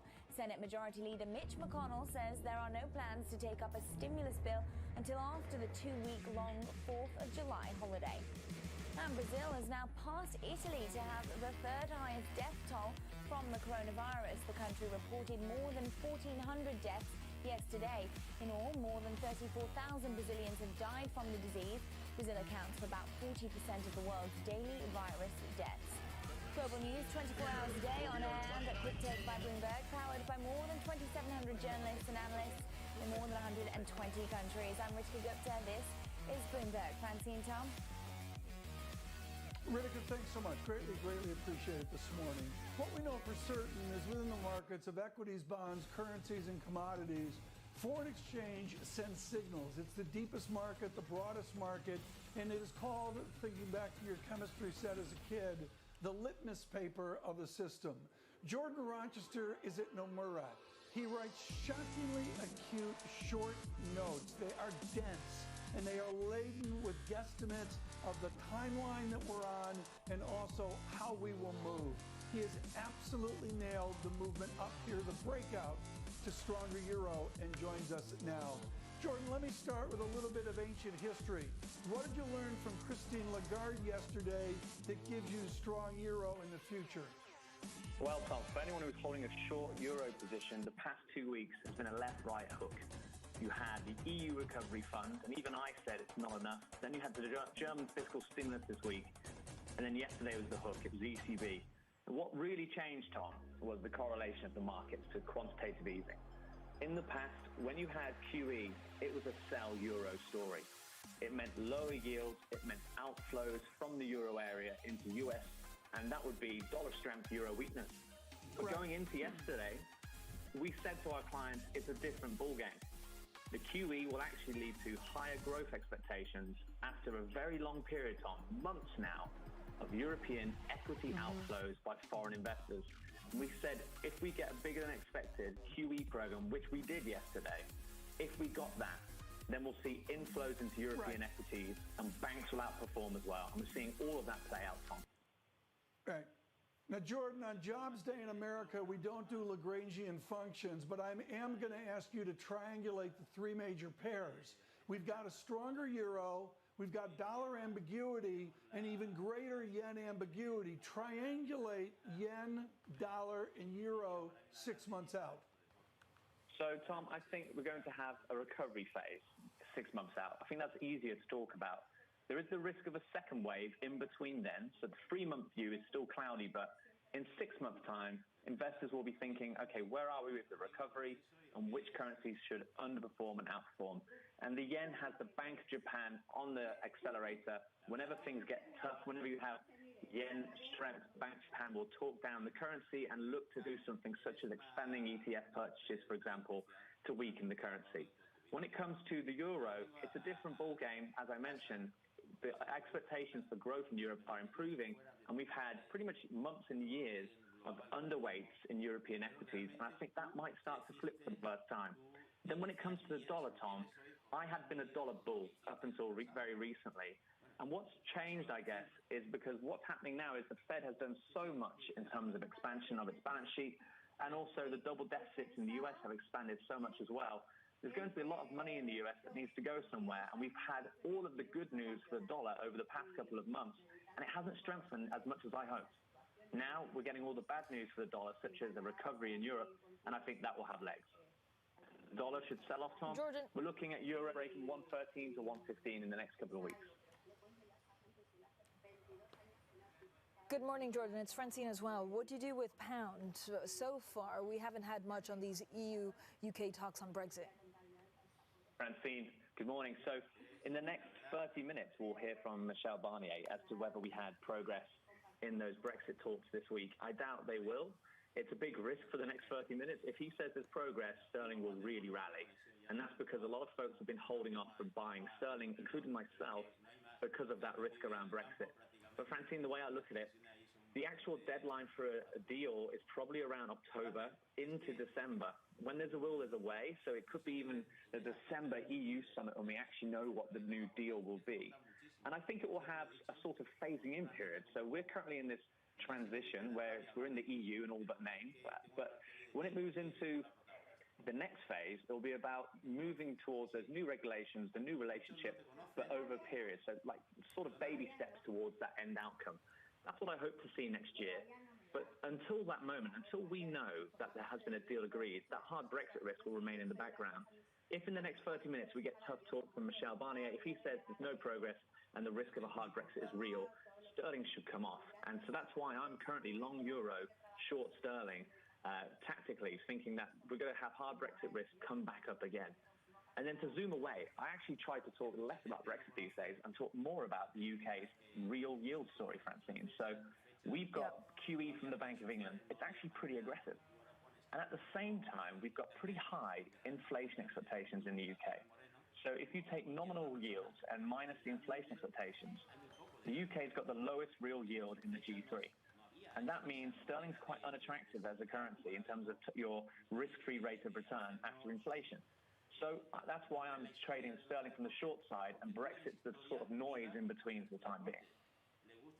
Will the Bank of England go into negative rates? Francine, I don't think they will. They're talking a lot about it. It's called the Maradona theory.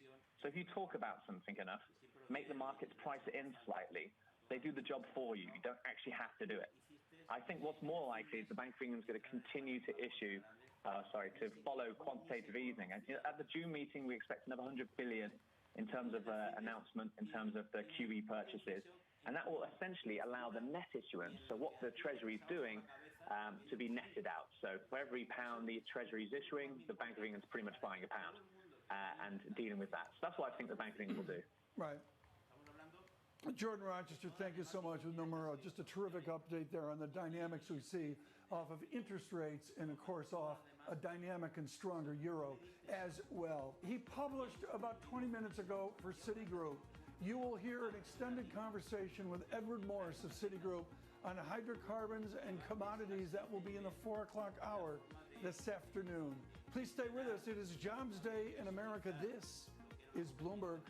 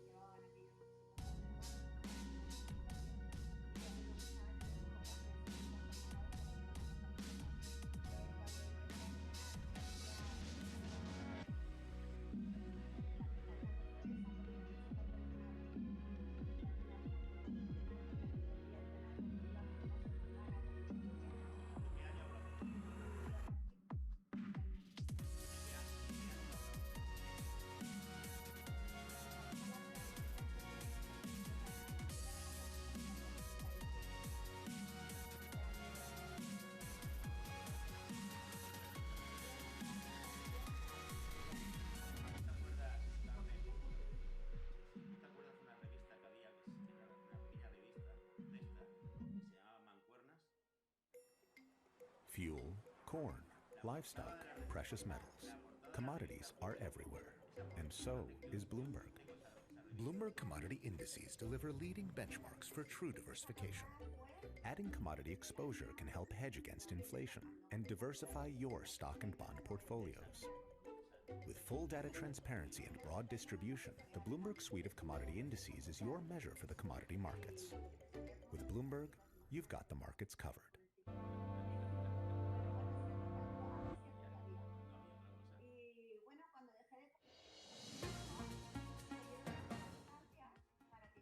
There is a brewing frustration among African Americans that they are not living the full extent of the American dream. The most pressing problem we're facing right now is very high levels of unemployment caused by the pandemic.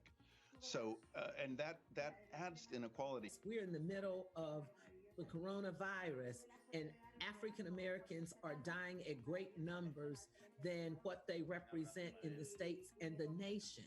The people who are suffering most, both in terms of disease and loss of jobs, are people in the bottom end of the income spectrum.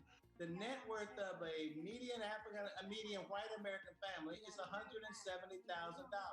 The net worth of a median African American family is $17,000. So you have a wealth gap. You cannot legislate away racism, and certainly racism still exists. Disparity still exists. Good morning, everyone. Bloomberg Surveillance. Some of the voices this week on this amazing moment for the United States of America.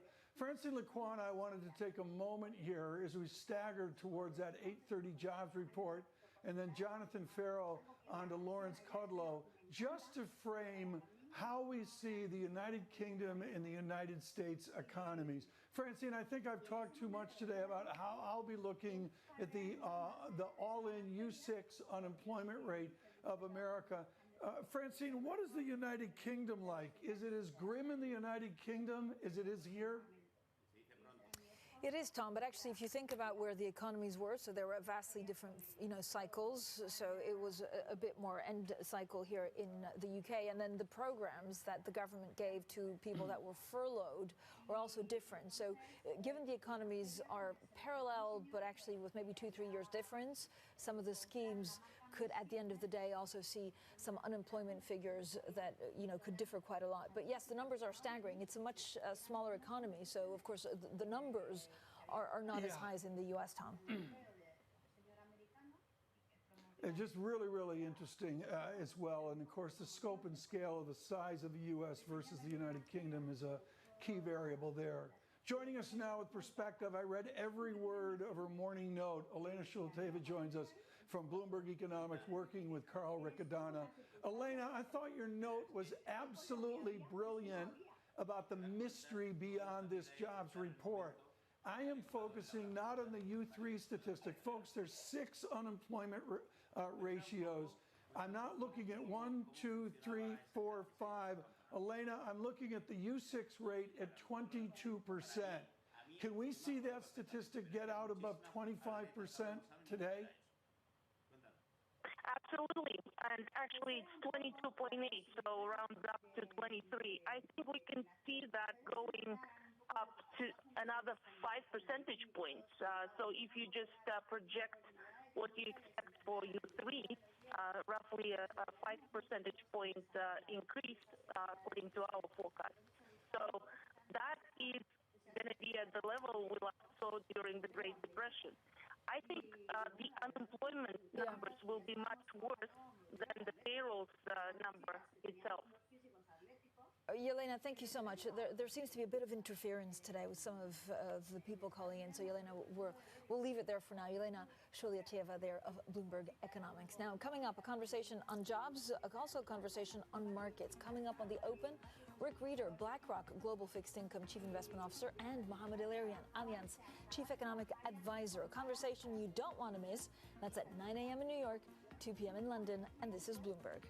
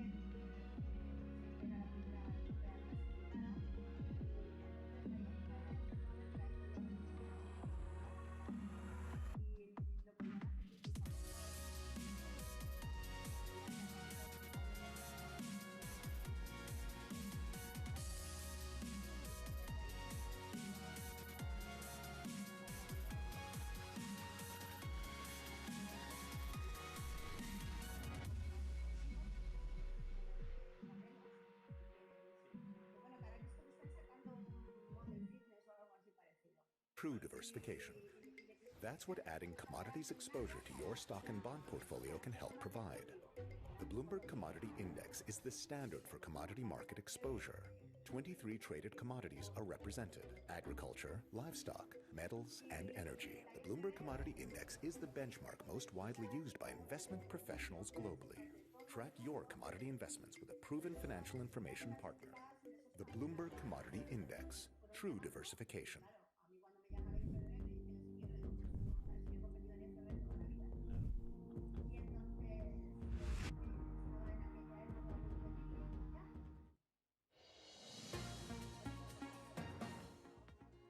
This is Bloomberg Surveillance. I'm Ritika Gupta. Let's get the Bloomberg Business Flash. Slack isn't confident it will benefit as much from the work-from-home era as investors expect. The software maker has withdrawn its annual billings forecast. Slack's app is a combination of an office chat room and a workflow platform to automate tasks. It competes with Microsoft's Teams application. The Justice Department is formally demanding information from the 4 biggest U.S. meat packers in an antitrust investigation. The companies, Tyson Foods, JBS, Cargill, and National Beef, control more than 80% of the country's beef processing market. Their dominance has sparked concern about their pricing power over livestock suppliers. The companies aren't commenting. And that's your Bloomberg Business Flash. Tom, Francine. Thank you so much, Ritika Gupta. Now, every day we focus on COVID-19. We try and track it with one of the experts in this. Joining us now is Andrew Pekosh, a virologist and Johns Hopkins University Bloomberg School of Public Health professor. Professor Pekosh, thank you so much for joining us. When you look at some of the vaccine trials that we've seen, how are the antibodies and the antibody testing actually developing? Can they be used to make sure that we have a safer vaccine? Yeah, so things are progressing at a very nice pace when it comes to some of the vaccine trials.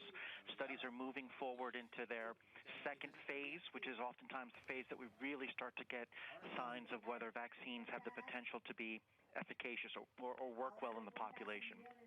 I think in addition to that, there have been a few studies that have started using just antibodies as a therapy. So vaccines induce antibodies. Some companies have actually jumped to the fact of giving people those antibodies directly in terms of a treatment.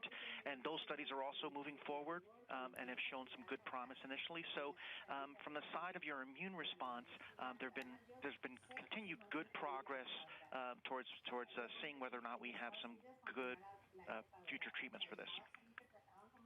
Are we loosening public health restrictions in a good way? Are we able to contact trace people that may fall ill again to make sure that it's contained? Yeah, that's a great question. There are mixed results, I would say, when you look across, particularly the United States. There are some states that are doing a good job in terms of keeping cases level while they're loosening restrictions. There are a few states where you're starting to see little upticks in terms of the numbers of cases that are there. Everything comes down to being good about identifying cases and then being able to track those cases so that the people who are coming in contact with those individuals can be identified and isolated. That's the phase that we're moving into now as we try to expand our economy. Loosen public health restrictions can still keep the virus down.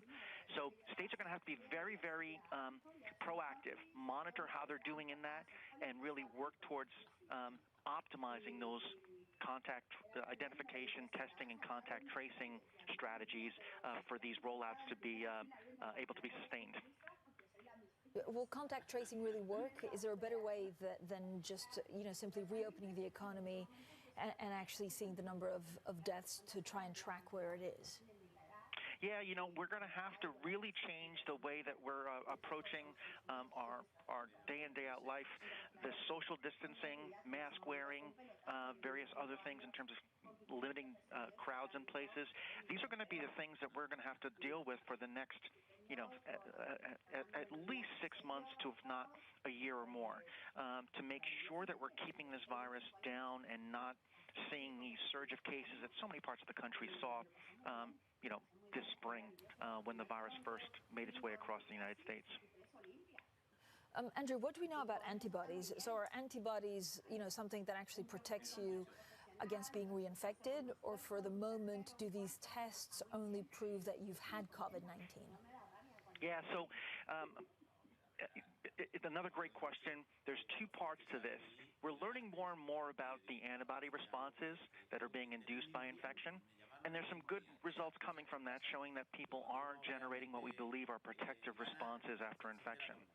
Now, the important thing to note, though, is that the tests are a bit more limited in what they tell you. The test can tell you if you've been infected, but they can't tell you if they have these protective antibody levels, at least not the tests that are around right now. So one has to be very careful about the antibody testing, which, of course, is increasing across the country as it becomes more available. It tells you if you've been exposed, but it doesn't necessarily tell you at this point in time whether you're protected from reinfection. So does it make sense to get tested one time, but then also wait for more sophisticated antibody testing? Will these come out to actually be able to tell you if you're protected from the virus and for how long? Yeah, I think there is a hope that once we really identify what arm of the antibody responses are providing the protection to people, that the tests can then be fine-tuned so that we're answering both of those questions. Have you been exposed and are you protected at the same time? It's going to take a little bit of time for us to come up with those tests, simply because we have to wait and make sure that the people who've been infected have these immune responses for longer periods of time. Some things can be moved forward quickly. We have to, other things such as understanding if you're still protected from infection 6 months after you've been infected, just takes time, which is kind of the obvious thing there, but it really does take some time for us to really understand the full length of protection that's induced by infection. And how much do we understand about certain communities, and also certain countries have been affected more than others? Is it just the spreading of the virus and some of the social distancing put in place, or is there a much deeper and concerning response that could be linked to genetics? So those are the studies that are still in place. Right now we've got population studies going on. We certainly know that there are parts of the population that seem to be more susceptible to severe disease. Separating out socioeconomic factors from genetic factors is something that is really a high priority level. We've had a lot of unrest this week in terms of racial tensions, and certainly one of the things that we've noticed in the U.S. is that minority populations, urban populations, seem to be much more strongly hit by the virus than other populations. We also know the elderly, and in fact, there's much data suggesting that men are more susceptible to severe disease than the rest of the population. So there are a lot of factors that are coming out from the data these days that merit more investigation. The U.S. just today is asking for additional demographic information on COVID-19 infected patients so they can really sort of target and understand the subpopulations that are being affected by severe disease. So there's still a lot to learn, but the data is coming in, and we're collecting the data in ways that are going to allow us to really identify these high-risk populations and get at the reasons why they're at risk. Andrew, really quickly, is the second wave likely over the winter time? Is it, seasonal? Yeah, so it's looking more and more like, there is some seasonality to this virus. Right now, we're going to continue to see cases. There's so many people that have no immunity to this virus that it's relatively easy for the virus to find people who it can infect right now. Once we move back inside, once humidity and temperature drops, we expect that there are going to be a surge of cases, very similar to what we saw perhaps in the 2009 H1N1 pandemic, where the virus sort of simmered over the summer and then caused a strong surge of cases in the fall. We hope to be much more prepared for that and be able to deal with that much more better. Andrew, thank you so much for your time. Andrew Pekosh there, and be sure to check out VRUS Go on the Bloomberg for the latest information. Tune in every day for our exclusive conversations with Johns Hopkins experts. More surveillance is up next.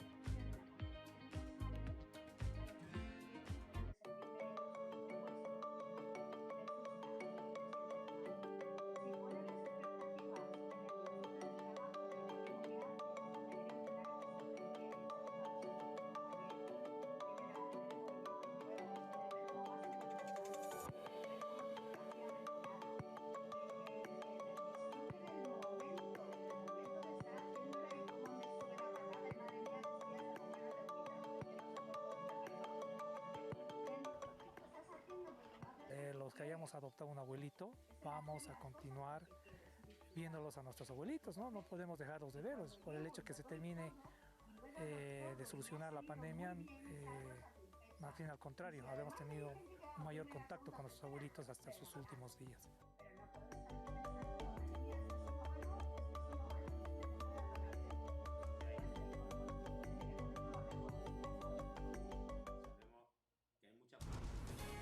Bloomberg Television is reinventing one of the most iconic brands in financial television for a new audience. Consistency is more important than volatility. There's very likely to be a decoupling between the United States and China. Look, I think the reality is this is highly unusual. This is a really good example of the intersection of business and government. Join me to see the news program for the clever investor. This is Bloomberg Wall Street Week.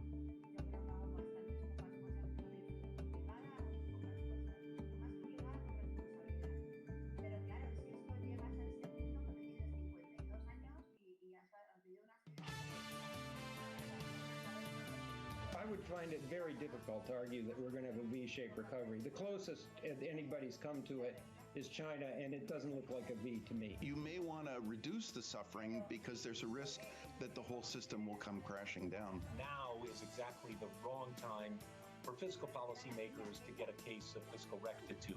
This is Bloomberg Surveillance with Tom Keene, Jonathan Farrow, and Lisa Abramowitz. From New York City for our audience worldwide, good morning, good morning. This is Bloomberg Surveillance with Equity Futures Positive. We're live on Bloomberg TV and radio alongside Tom Keene. I'm Jonathan Farrow together with Lisa Abramowitz. Tom Keene, what a week, what a moment. Social unrest across American cities, an unemployment rate set to approach 20%, and an equity market on the Nasdaq 100 just short of all-time highs. Quite a contrast. Absolutely historic moment. John Farrow, we were speaking with Randall Krosner, the former governor of the Fed, moments ago, and he made very clear there are tangible parallels back to the Great Depression. Let me give you the one thing I'll be looking for, John, besides your interview with Lawrence Kudlow, and that will be the U6 all-in unemployment rate. It's at 22% now, and are we going to exceed the somewhat foggy statistic of 1933? Can we get out to a 25% U6 rate? And Tom, I think we all hope that that is the worst of it, and from here we improve, and that's where there is this emotionless, single-minded focus of this market on reopening, on the cyclical recovery, on the months to come, Tom. And we have had one heck of a rally in cyclical assets through this week, in the FX market too, in the bond market, higher yields, steeper curves. It's been one heck of a week.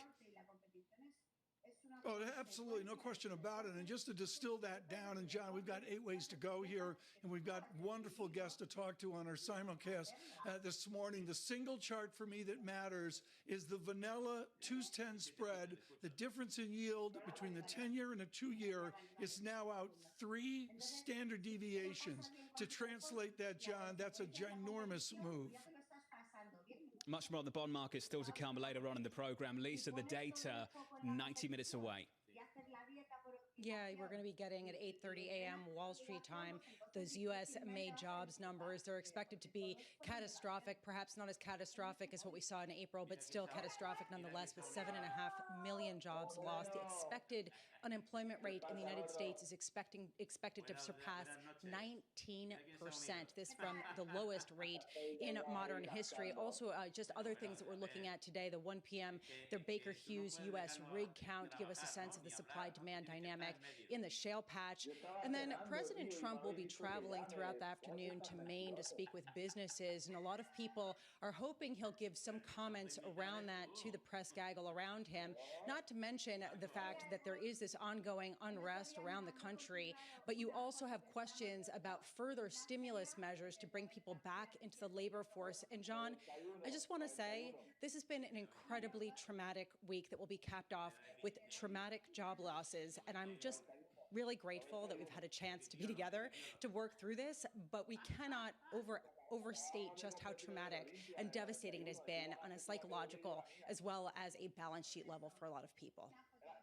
Yeah, I think you're on the right tone here, Lisa. An uncomfortable moment, an uncomfortable contrast, I'm sure, for many people who listen and watch this program on a weekly basis when you've seen the social unrest that we've seen through this week and a market that has just stayed laser focused on one thing, and that's reopening and the recovery still to come. I think you also bring up a good point on fiscal stimulus, Lisa, the next steps from this government, from this administration, from this Congress. And I want to catch up with Larry Kudlow, National Economic Council Director, a little bit later about that. I'm looking forward to that conversation because the enhanced unemployment benefits of the last couple of months, they expire next month, Lisa. And I think everyone wants to know, will they be left to expire? Will they be extended, or will they recalibrate it somehow to encourage employment? Lisa, that will be the focus for me, I think, a little bit later. Absolutely. A lot of people saying that there is little appetite in Congress to end these enhanced unemployment benefits.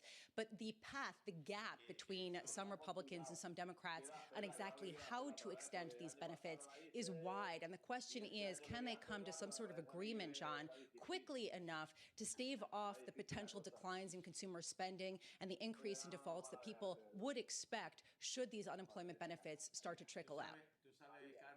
We reported on this in the last 24 hours that maybe we will have another fiscal plan led by the White House. It could be as much as $1 trillion, Tom, but it might not be considered until next month. So hopefully we'll get some clarity there. But for me, in a moment like this, when we look at where we are and where people think we are, it's actually quite fascinating, Tom. The range of the estimates, looking at the median estimate for payrolls Friday of negative 7.5 million. The high estimate is negative 800,000.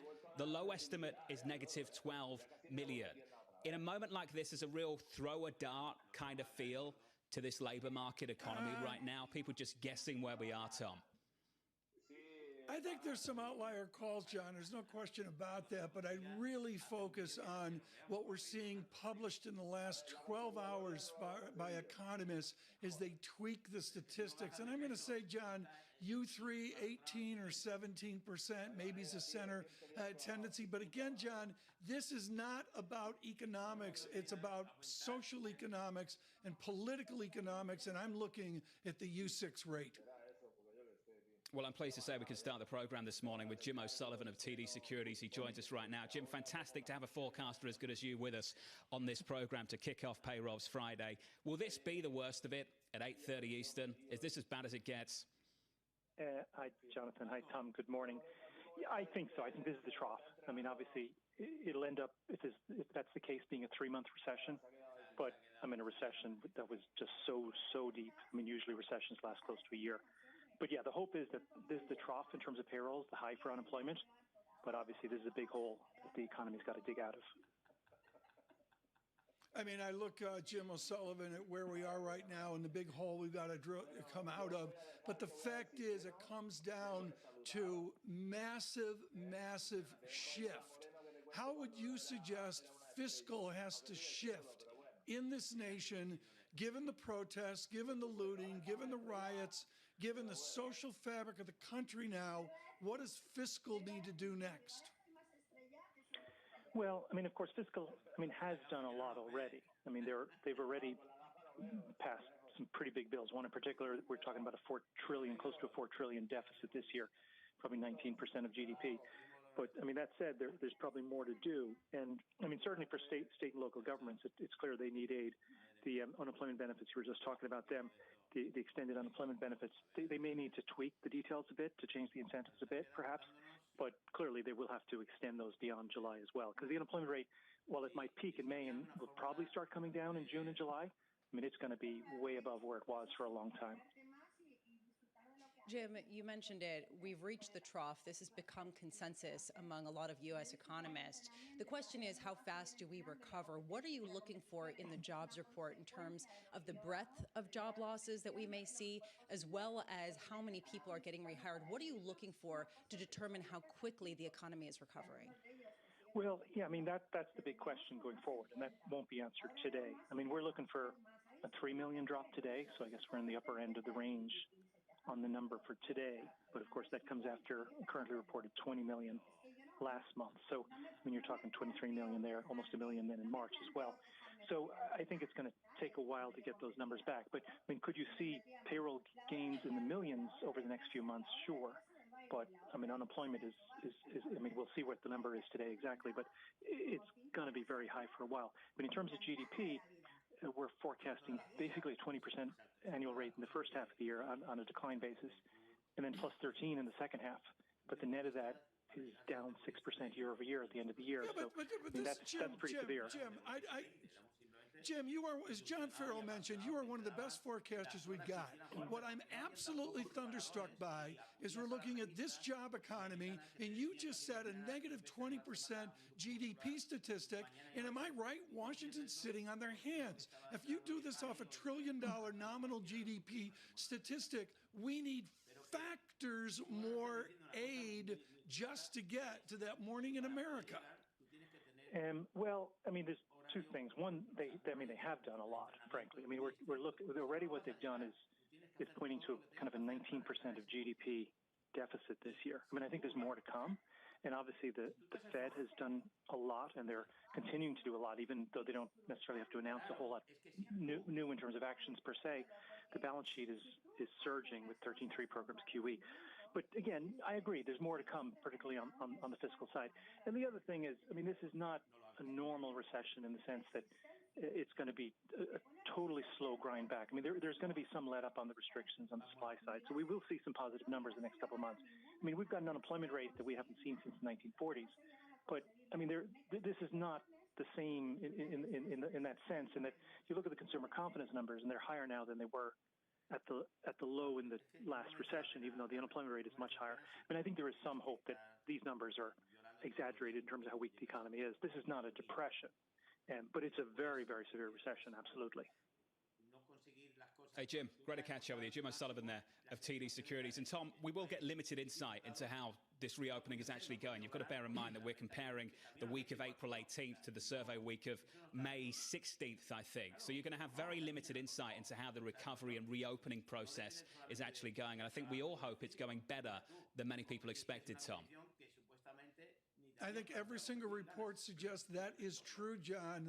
The absolutely unique thing is when you're out in the streets of New York, and granted there's a big country out there not as economically impinged as New York, these are stunning statistics that we're seeing, and I just don't see an urgency out of Washington. And granted, John, Washington is distracted.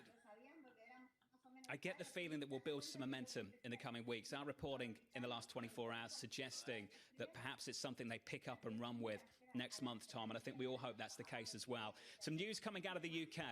I usually promise myself we don't cover Brexit too much, but this comes from the chief Brexit negotiator on the EU side of things, Mr. Barnier, saying no significant progress made in talks this week. Tom, that is going to be of no surprise to absolutely anybody. Cable right now 126.42, unchanged on the day off the back of this. I don't think anybody should be stunned off the back of this, should they? Much more still to come. Less Brexit, much more on payrolls Friday in the United States of America, with full coverage still ahead right here on Bloomberg TV and radio. Alongside Tom Keene, I'm Jonathan Ferro, together with Lisa Abramowitz. This is Bloomberg Surveillance. With the First Word News, I'm Rishka Gupta. In Buffalo, New York, 2 police officers have been suspended after a video of them pushing an elderly protester to the ground went viral. The video shows a 75-year-old lying motionless with blood pooling around his head.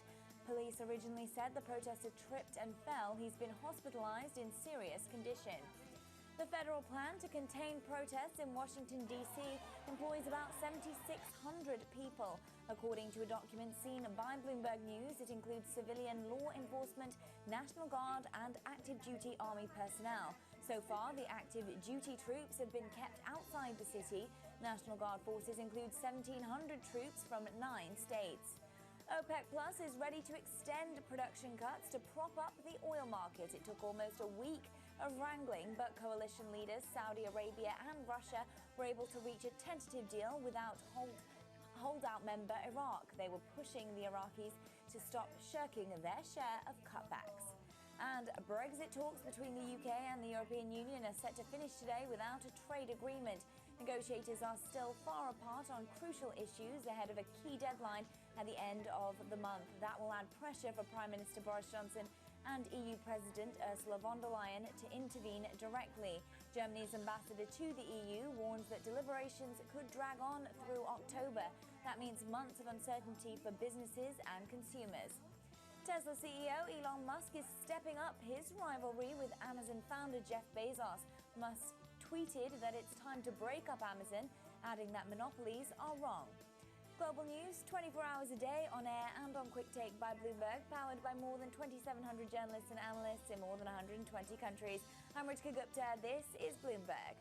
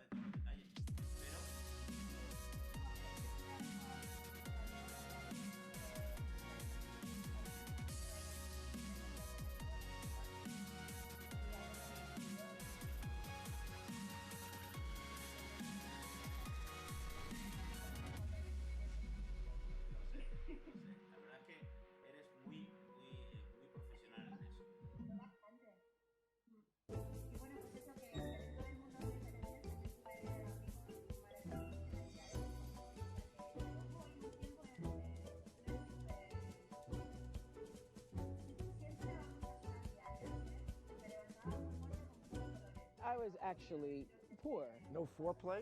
Eat your bag of Lay's with a smile on your face. If all the diseases have been taken, I'll take a tax.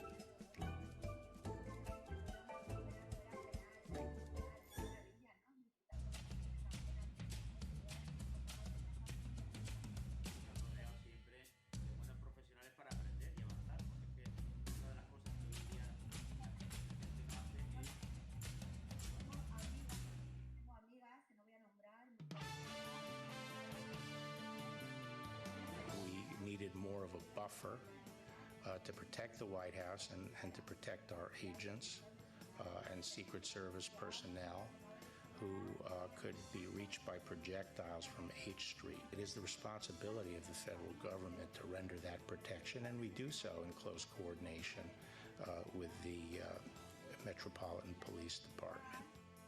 Attorney General William Barr of the United States on quite a week for America and the nation's capital, as the perimeter of the White House, Tom Keene, is somewhat fortified by being ring-fenced in the last couple of days. It's quite a scene and quite a moment for this country. The politics very divided, as always, across any administration, but the labor market is where the focus is this morning, Tom.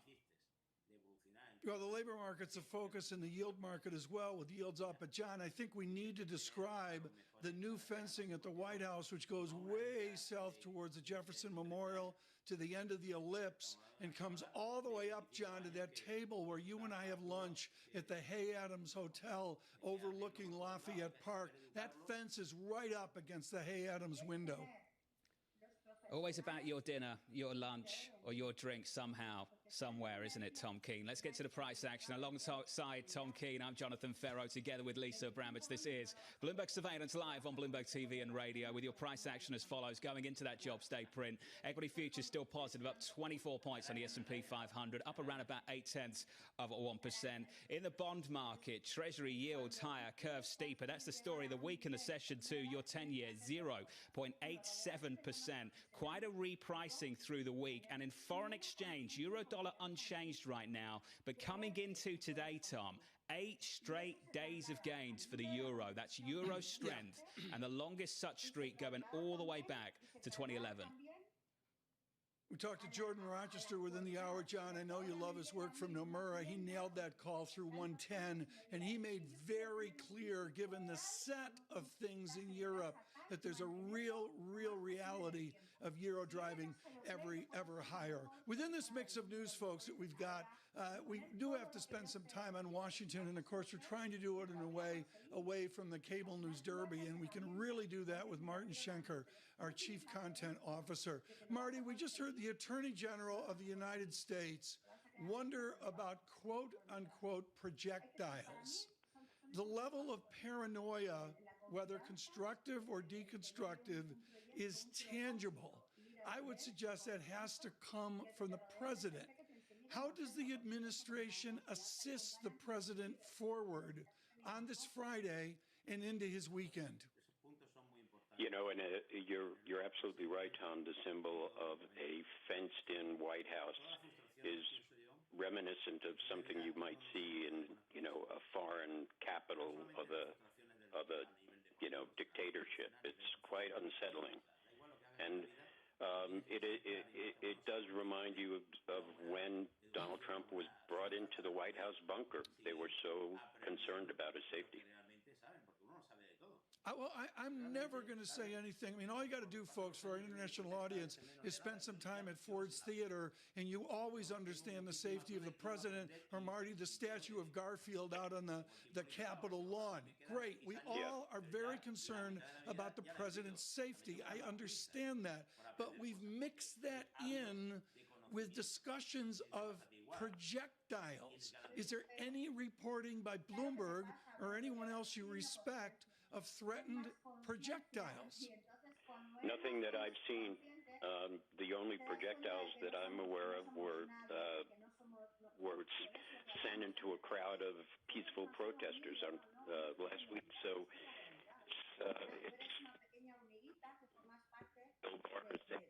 I suspect they just I think we might be using the line a little bit there. Marty Schenker there. Marty, forgive us. I think we'll have to leave that there. The line just breaking up just a little bit. Yep.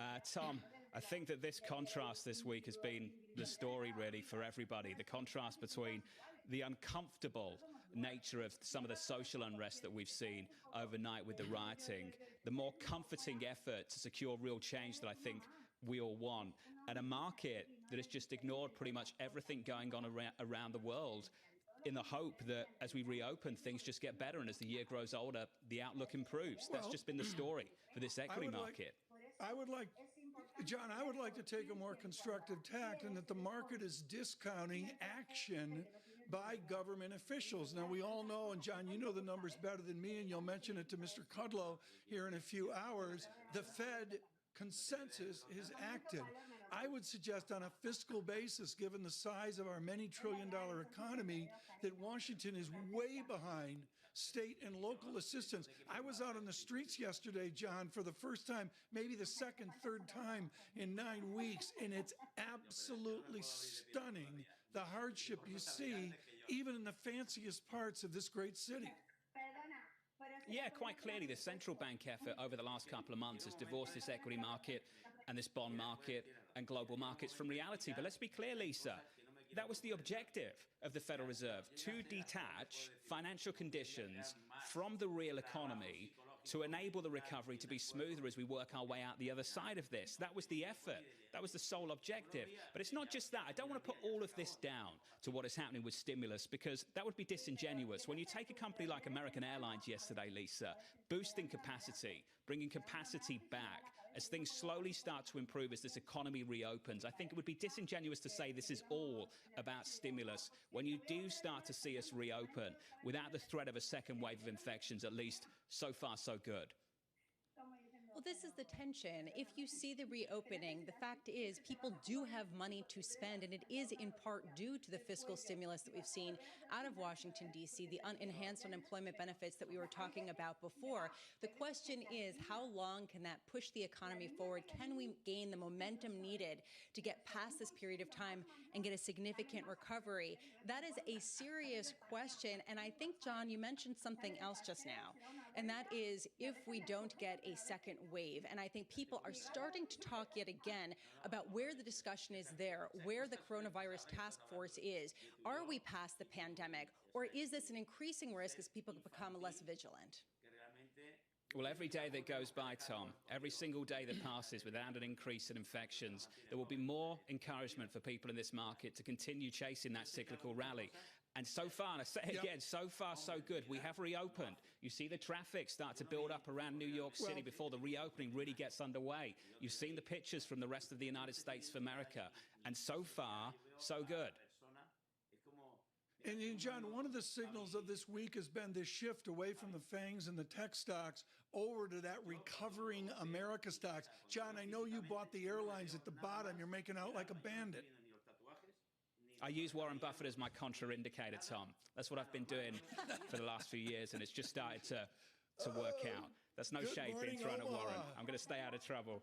From New York City this morning, good morning. I'm lucky the commercial break is just around the corner. Alongside Tom Keene, I'm Jonathan Ferro. Together with Lisa Abramowitz, getting you set up for this Payrolls Friday. We'll be catching up with Ellen Zentner of Morgan Stanley in a conversation you don't want to miss. That's just around the corner. Then later, response from the White House. Reaction first on Bloomberg with Larry Kudlow, National Economic Council Director, live on Bloomberg TV and radio. This is Bloomberg.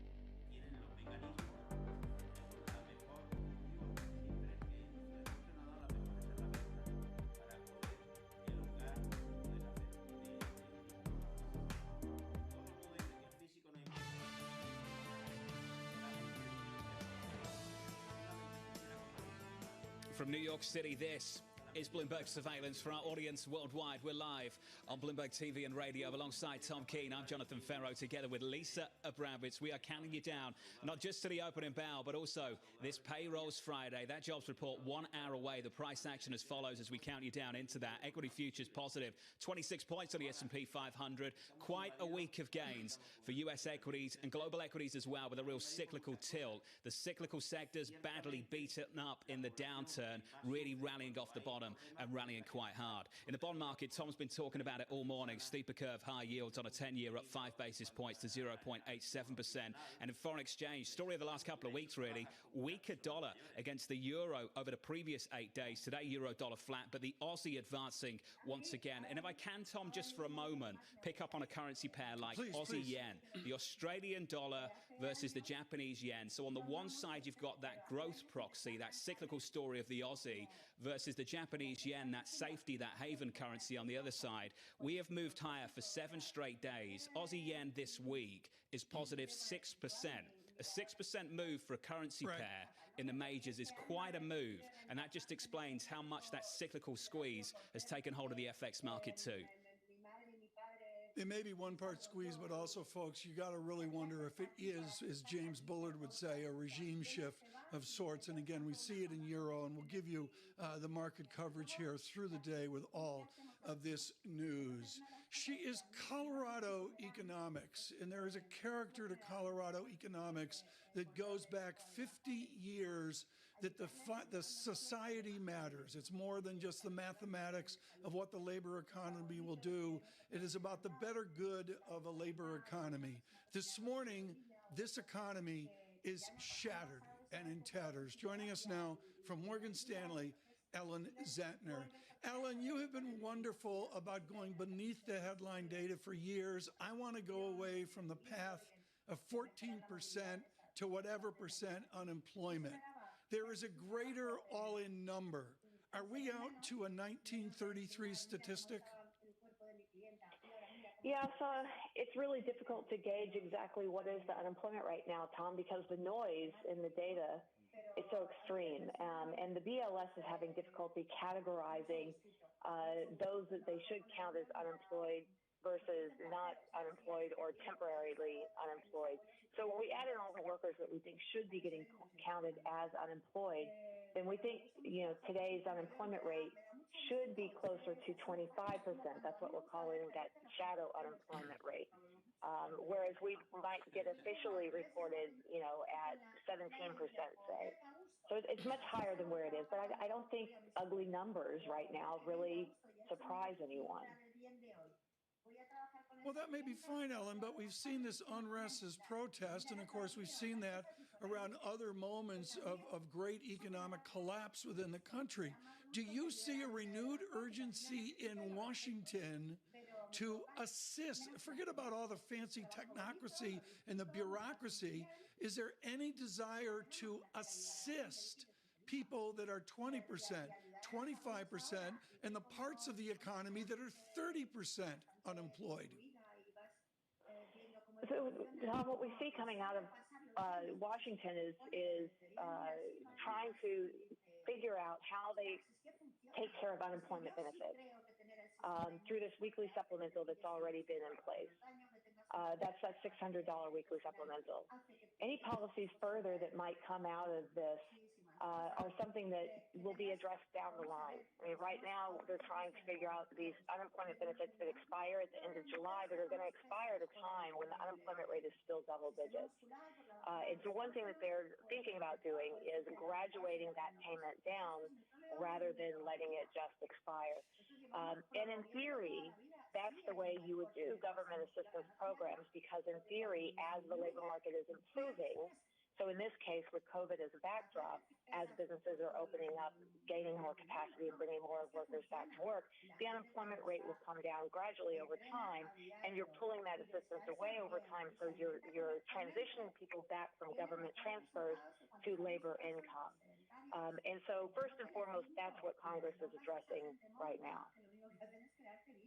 Ellen Zentner of Morgan Stanley, you have been one of the most accurate forecasters out there, and what I think everyone is trying to gauge right now in some of the soft data, some of the data that comes out in a more frequent manner, how quickly are jobs coming back? And this is the ultimate question that will lead to how high that unemployment rate will be at the end of this year, in the beginning of next year. What's your sense, based on the data that we're getting right now, of how quickly people are getting rehired?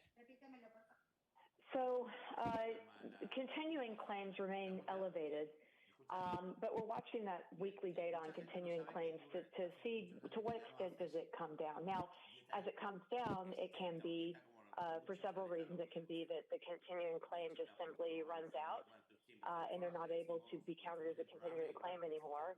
It could be that they go back to work. And so early on, you're not sure exactly which of those two it is. But I can tell you that if we track data, high-frequency data that some companies are putting out, for instance, Visa puts out a tracker of small and medium businesses where they can at least tell transactions at businesses. So in this case, those that have reopened, we can't glean from that what capacity that business is operating at, what their revenues are, or how many employees they've brought back, but we could tell that they're open. And they're finding that as many as 80% of the small and medium businesses across the U.S. are open to some degree. So you want to see that continue to improve and then track across the states the governors that have opened from phase 1, moving to phase 2, moving to phase 3 as we move from 25% capacity to 50%. And so we track all of that on a high frequency basis. I will tell you that because this is a net jobs number that we get every month, it's hirings versus separations. And separations are slowing, even though they're atrociously high. They have been slowing, and we can see that in the jobs claims data. But we are also hiring people back. Now, it's going to be a net negative today, but as early as June, we could move to a net positive on payrolls. We could be in a very different spot when we talk about this report next month. This is a story, Alan, that I think the market is very much dialed in on. I just wonder how limited the payrolls report today will be to inform us about the reopening, rehiring effort. What's your take on that, Alan? Yes, I think it's still going to provide little clarity today, John. So the flows matter, and so because it's a net jobs number, we don't know until we get the so-called JOLTS data, which is the job openings and labor turnover survey data from the BLS, where we know what were the flows that drive this net jobs number that we're going to see today. We'll be able to see the underlying pace of hirings within that data. Unfortunately, that data is lagged by a full month. So the number today, the market is still going to be guessing what does that mean going forward for June. Can you guess what consumption will do? Is there any tea leaves of diminished consumption? Are people, I know the savings rate is up through the moon. I get all that. But Ellen, given the jump condition here to numbers that are unimaginable, what does it mean for consumption, the backbone of our economy? The savings rate, as the economy opens up, just naturally, the savings rate is going to come down simply because we're open, and now with the money that we have. And remember, the savings rate that you see, that 30% savings rate, that's across all income groups. And so as the economy is opening up, structurally, we'll be able to go out and spend more in relation to the income that we're bringing in. So that savings rate is going to come down as we open up. My guess is it's going to remain more elevated, just on more consumer caution and consumers that may want to distance themselves for longer than what the government is telling them is proper to do. There will be that lingering caution. What we are seeing, though, is that with those one-time rebate checks that came through, those were spent within about 9 days. That's according to an NBER study. And they were spent paying down debt. On non-durable household goods, we spent a lot making the box that we live in nicer during this time. And of course, we disproportionately spent on food, where normally we spend these types of stimulus checks elsewhere. The unemployment benefits are also getting spent, and you're giving them to liquidity-constrained households. And so they get spent. And that, alongside the forbearance programs, which had allowed people to delay credit card payments, utilities, other bills, the 12-month forbearance program for mortgages, there's been an incredible take-up rate for that. So we've just got an incredible amount of assistance that allow people to spend and bring that savings rate down as things open up, Tom. So I think we will get a good clip of consumer spending here, especially as we come out of these lockdowns. But I'm not worried about today. Yeah. That's a lot of pent-up demand that comes through, right? And you get me on this, John. I think we're worried about what kind of level of spending we graduate down to after we take care of this pent-up demand. And the path of COVID is going to dictate that. I look forward to covering the story with you in the months to come. Ellen, brilliant work over the last several weeks. My best to you, yours, and the whole of the team over at Morgan Stanley. Ellen Zentner there of Morgan Stanley ahead of this Payrolls Friday. And Tom, I think the summary really as follows. The payrolls report today speaks to the depth of the downturn. This market is focused on the trajectory of the recovery, and a lot of hope has come back in over the last several days. Well, the hope's come back in, John, and I think you can play it out in any number of mysteries to September or even into 2021. But the foundation here is low rates forever. John Herman of MUFG decisively reaffirmed today low rates forever out to 2021, 22. And John, I'm not going to get out there. You're going to, I'll be 6 feet in the ground, but 2023 even. Well, I hope 2023 we're still doing this program together, Tom. That was dark. It was really dark. Why are we doing that? Seriously. Alongside Tom Keene. I'm Jonathan Ferro, together with Lisa Abramowitz. Get yourself a drink. Get a grip, man. Equity futures up 26 points on the S&P 500. We advanced by 0.8%. This equity market a real lift over the last week or so, really contrasting, a sharp contrast with the social unrest through this country. In the bond market, yields higher, the curve steeper. In FX, we've had a weaker dollar story as well. From New York this morning, good morning. This is Bloomberg. With the First Word News, I'm Rishka Gupta. Today's jobs report is expected to show the U.S. unemployment rate surged to almost 20% last month. That's after reaching the highest level since the Great Depression in April. The May report is likely to show the job slump has now extended into white-collar positions. Payrolls probably shrank by 7.5 million positions. The jobs report comes out at 8:30 a.m. New York time. In Buffalo, New York, an elderly protester is in serious condition after being shoved to the ground by two police officers. The video shows a 75-year-old lying on the ground with blood pooling out around his head. Buffalo police are investigating. The two officers have been suspended without pay. Meanwhile, New York City's police department expects to suspend some of its officers for the way they've dealt with protesters. Authorities are studying videos of the encounters. The Senate won't take up the next round of economic stimulus for at least a month. The Trump administration expects to spend up to $1 trillion with the latest proposal. Senate Majority Leader Mitch McConnell says there are no plans to take up a stimulus bill until the 2-week-long 4th of July holiday.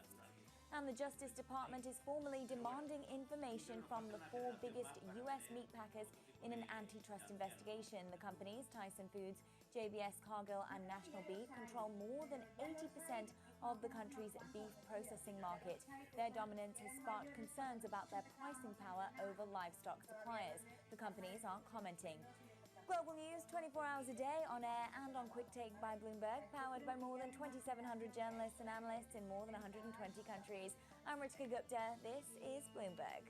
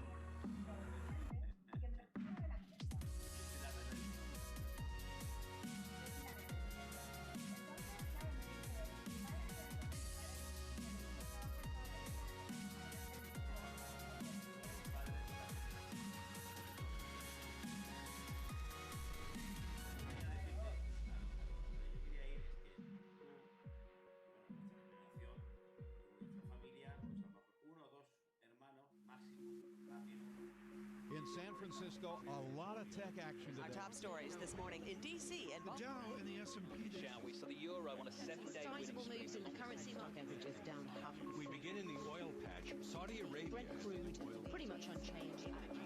Welcome to Bloomberg, the First Word Asia. The U.S. and Japan duke it out over exchange. China's slumping onshore bond market is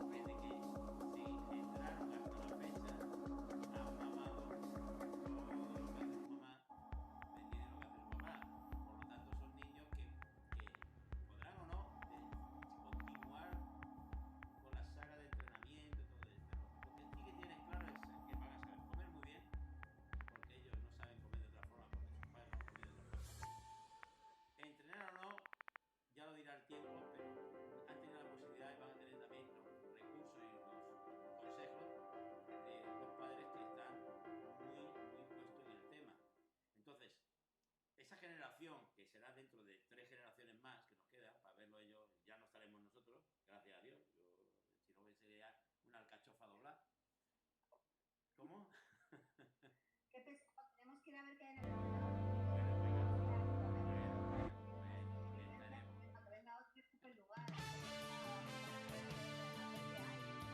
When containment measures were only in place from mid-March in most countries, Euro area GDP decreased by 3.8% quarter-on-quarter.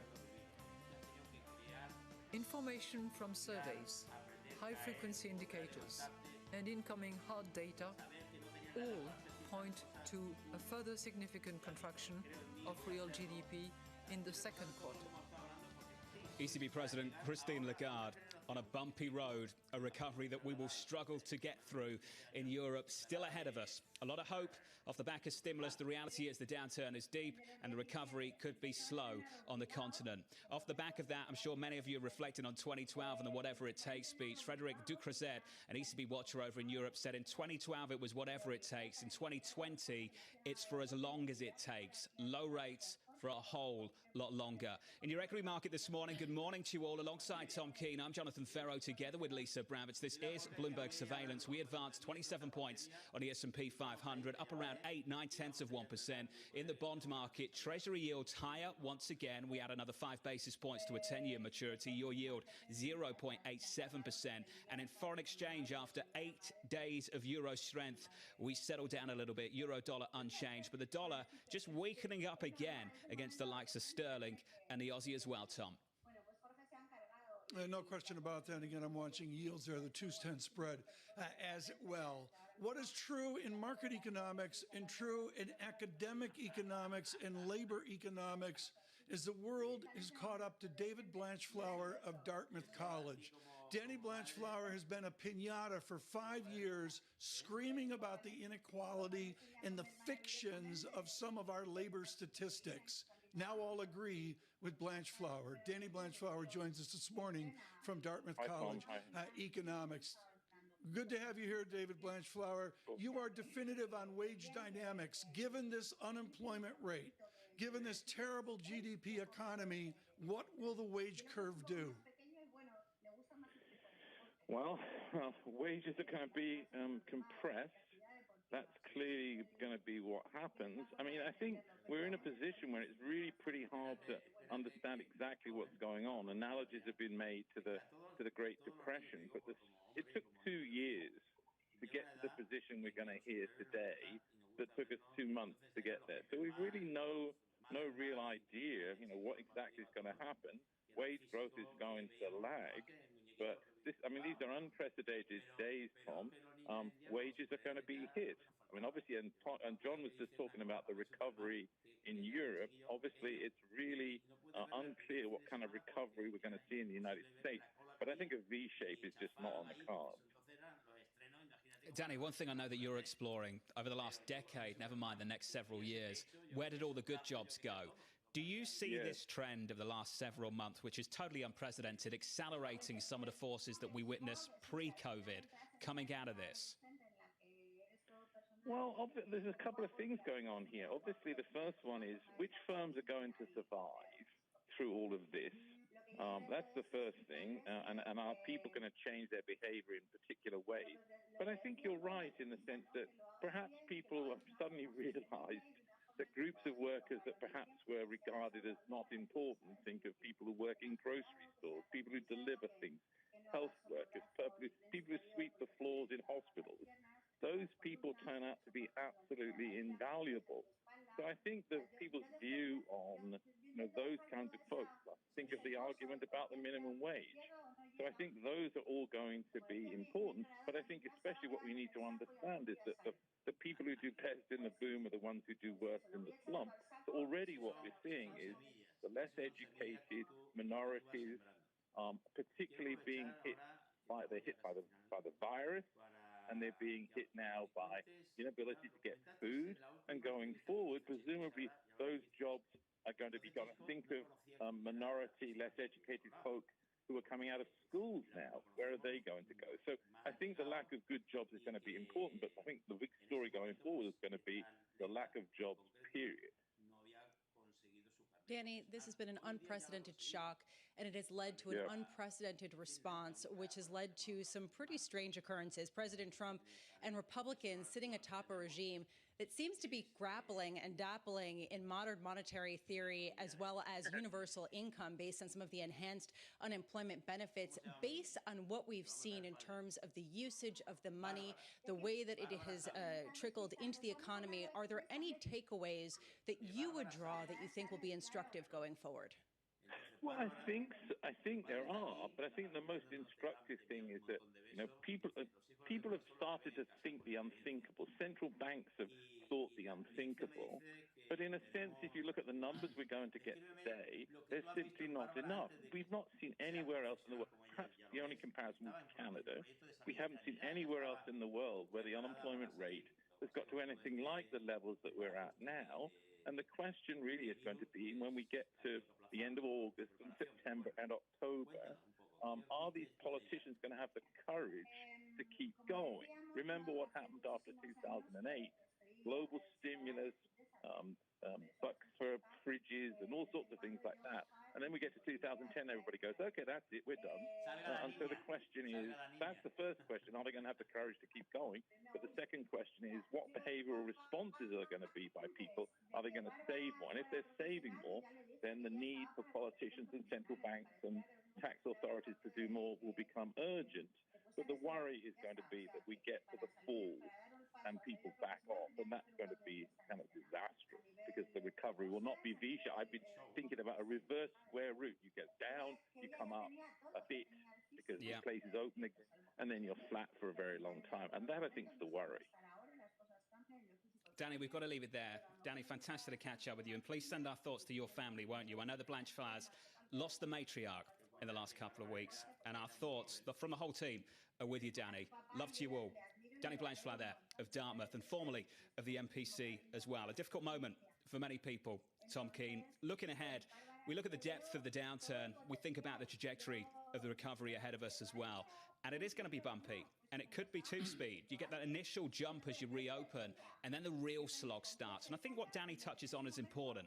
As the crisis fades, will the collective will to do more to support this economy fade as well? No sign of that from the Federal Reserve. The hope is that you continue to see it from fiscal policymakers as well, worldwide, in the months and years to come.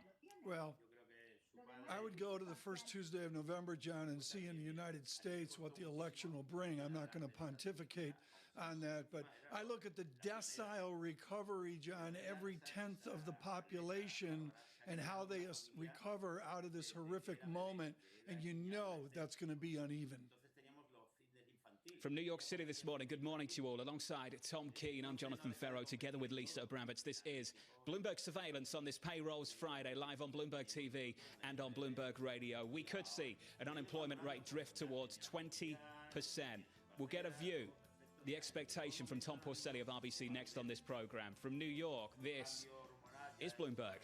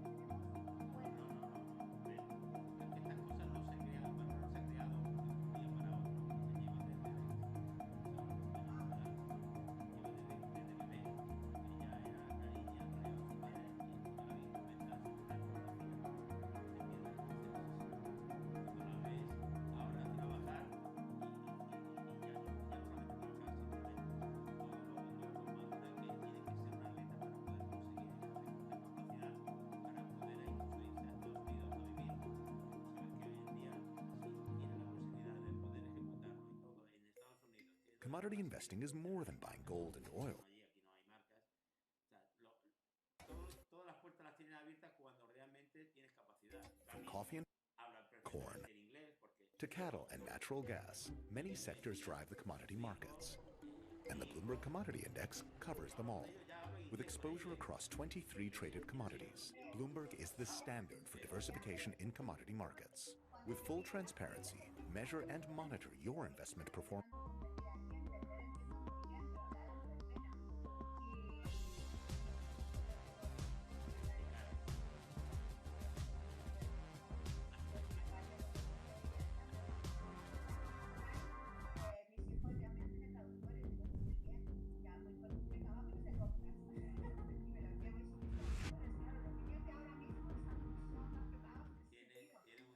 Fuel, corn, livestock, precious metals. Commodities are everywhere, and so is Bloomberg. Bloomberg commodity indices deliver leading benchmarks for true diversification. Adding commodity exposure can help hedge against inflation and diversify your stock and bond portfolios.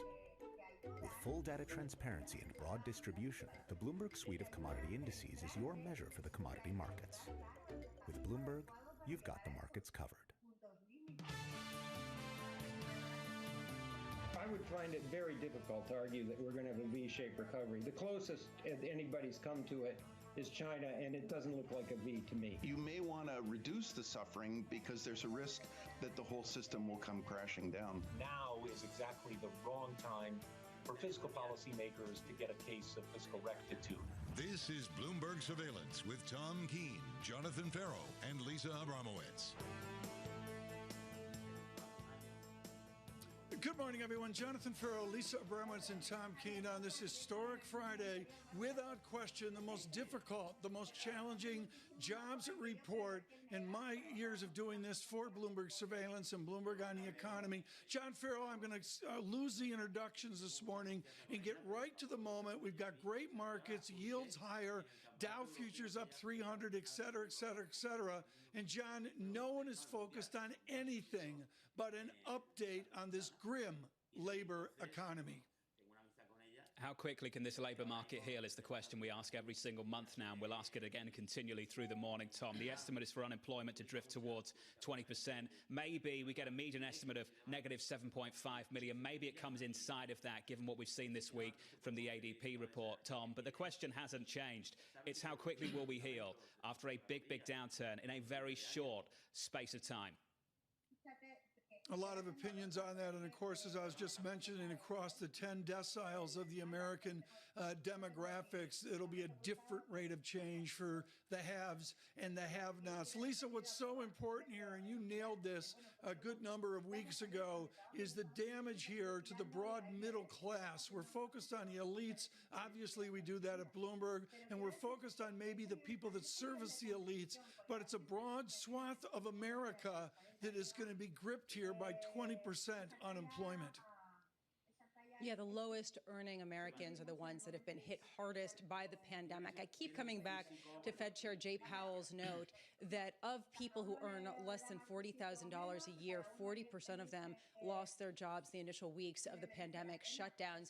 You know, there are a lot of questions that will not be answered by this jobs report, Tom, and this is something a lot of people are focusing on since it doesn't capture some of the reopening that we've seen in recent weeks. But perhaps we will get a sense of how much the job losses are widening beyond the initial cuts to those lower income earners. How much have they widened out with respect to industry as well as earning power? And I think that could be potentially instructive into the path of this recovery, Tom. Yeah, you absolutely nailed that. I did not mention that, Lisa. Thank you so much. This is a really huge deal, folks. The difference in wages. John, I want to go to you once more before we get to our esteemed guest. And John, I want to preview arguably the conversation of the day, where you will listen to the justification forward of the Trump administration. What's your first question to Lawrence Kudlow today? Well, I won't give away the first question, Tom, but I'll give you some insight into what we'll talk about. The fiscal plan going forward from here. There are some enhanced unemployment benefits that expire in the next month or so. I think everyone wants to know what happens next with that. Does it get extended or adapted? That's going to be one of the questions we'll talk about a little bit later. And we understand here at Bloomberg, we've learned in the last 24 hours that the president and the administration is looking at another $1 trillion fiscal effort. But maybe we've got to wait another month to get some clarity on the details of it, Tom. Now, in my walks around the city yesterday, I don't know if we can wait a month given everything boarded up from the protests, the riots as well. We welcome all of you in this simulcast on Bloomberg Radio in Washington and Boston. We're thrilled that you're joining us as you work at home, as so many millions are doing that. And this is what we do best. We just had on David Blanchflower, first here on the wage dynamics, looking at it from an academic purview, and now one of the market economics leaders on the analysis of the American wage economy, and that is Thomas Porcelli of RBC Capital Markets. Tom, let me get the numbers out of the way. What's the unemployment rate going to be today? And far more importantly, what is the U6 all-in statistic going to indicate? Yeah, so I think that this is the right discussion point for today, because I think there's a lot of moving parts in today's payroll numbers. So I think what we have to keep in mind is, so for us, we think that that ADP report, we do not believe that was a fluke. I know people keep on saying that maybe something quirky was going on. I think that this is what continuing claims drives home, is that you probably lost about 2 million jobs, which is roughly what we expect for today. But here's where the moving parts part of the conversation comes in. So if we back up for a second, there's obviously two distinct reports embedded within the payroll report, right, which hopefully most of your listeners know, right? There's the establishment report, and then there's the household survey. So in the establishment report, this is where, we're looking for about a 2 million decline in jobs, 2.2 to be exact. And again, that would be consistent with continuing claims and sort of the quote-unquote improvement that we've seen there. But then there's another part of claims that I think we need to keep in mind, and that's something called pandemic unemployment assistance, or PUA. And so PUA is basically for the self-employed, right? It's for people that couldn't sort of get sort of the standard unemployment insurance. So what we actually see happening then is this dynamic which PUA is incredibly elevated. So what we can see is that the household survey will actually probably wind up showing more job losses than the sort of the standard establishment number. And what that means then as a result for the unemployment rate is that the unemployment rate is going to rise. And we think it's going to rise to at least 20% in the current week. So I think there's going to be maybe initially on the initial print, if you're looking at your eco screen, there might be a little bit of confusion on the market's part of which number do we pay attention to. We think for our part, we think the establishment numbers is really the thing that you should focus on. But again, more critically, there's live data that are coming out that make today's report look stale at this point. Tom, that's what I wanted to build on, because I think it's really important. The survey week for this one, May 16th, just how instructive this payrolls report is about how well the reopening is going. What will we actually learn on that? Yeah, I don't think you're going to learn much, to be honest. I mean, look, I get it. Everyone's going to be paying attention to the number of people that were put on unemployed for temporary reasons. I get it. And there was even some data yesterday that came out from Challenger that basically showed and comported with what we knew from the last payroll report, that indeed, most people were put on temporary layoff, related to COVID-19. But I think more critically for us is, and I've said this to you all before, there's some really great data out there. There's a company called Homebase that basically helps small businesses manage payrolls. And what we can see from that data, which by the way comes out daily with just a couple of day lag, is that you started the process of clawing back jobs. And by the way, if that's too esoteric for people, then just look at the ADP report. I mean, within the sectors, there were actually job gains. Outright job gains. So the process is underway. I think the question is sort of the speed with which we can claw back some of these jobs, and I do think it'll be slow there. And how do I define slow? Look, if we hit 20% on the unemployment rate today, we think sort of by the end of the year we'll be lucky if we can cut it in half. So double figures end of the year. That's the base case right now at RBC, Tom. Yeah, exactly. That's exactly right. That's unbelievable, Tom. And Tom Keene, you've been talking about this for the last several months. That's a difficult environment if we're still at 10%. And where the market is right now, and this has been a theme of our week, where the market is, it's interesting in the sequential positive surprise of reopening away from shutdown, that sequential month-on-month improvement. If we get to the end of the year at 10%, you've got to think about the limits of that improvement, how quickly we can actually get this down into the mid-single figures and get back to where we were just several months ago. And what's interesting, Lisa, and jump in here, please, Lisa, because I just think it's so important to understand that a bit ago, for Tom Porcelli, Lisa Abramowitz, Jonathan Ferro, and myself, 12% unemployment was completely unacceptable. And yet, Lisa, this morning, we're wishing to get there. Well, and that's actually exactly where I wanted to go. Tom Porcelli, I wanted to pick up on this idea that we are seeing we're hiring and it is happening at a pretty quick pace, but that's to be expected, right? I mean, the economy was closed in order to prevent the virus from spreading. Now it's reopening. People are going to get rehired. What are you looking for to determine the permanency of some of these layoffs that are being attributed to the pandemic? Is there any gauge that you think is reliable? So I think right now the things that we have to sort of lean on to some extent are some of the things I mentioned already, right? Like the how many people have been put on temporary layoff, this new data from Challenger that basically drives home that most people were laid off because of COVID-19. The notion of permanency, I feel like this is a dangerous word, in that I think it tends to be overused, particularly today. I mean, if you're going to make the case for permanent job losses, right, like that you're going to see some structural shift down in the amount of people that are going to be employed, I hope people are doing the homework on how you arrive at permanency. I mean, that means that there has to be some structural, permanent downward shift from a demand perspective, from a consumer spending perspective. And I don't know how you make that claim right now. Again, I think it's something we need to be watching for, but I don't know how you lay claim to the notion of permanency at this point. If it's true that that this is a government-mandated shutdown of an economy, and that the process of reopening is underway, then it's hard to hard to lay claim, just given the landscape that exists today, that you're going to see any permanent job losses. Again, make the case that, hey, well, we're only going to need 80% of the amount of workers because of some sort of technological shift, or because we do think that there's some permanent downward shift from a consumption perspective.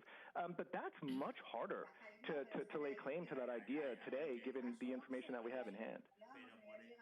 Tom, we're tight on time, but just one quick question on young Porcelli. Yeah. We know that he's been following the Nasdaq for quite a while.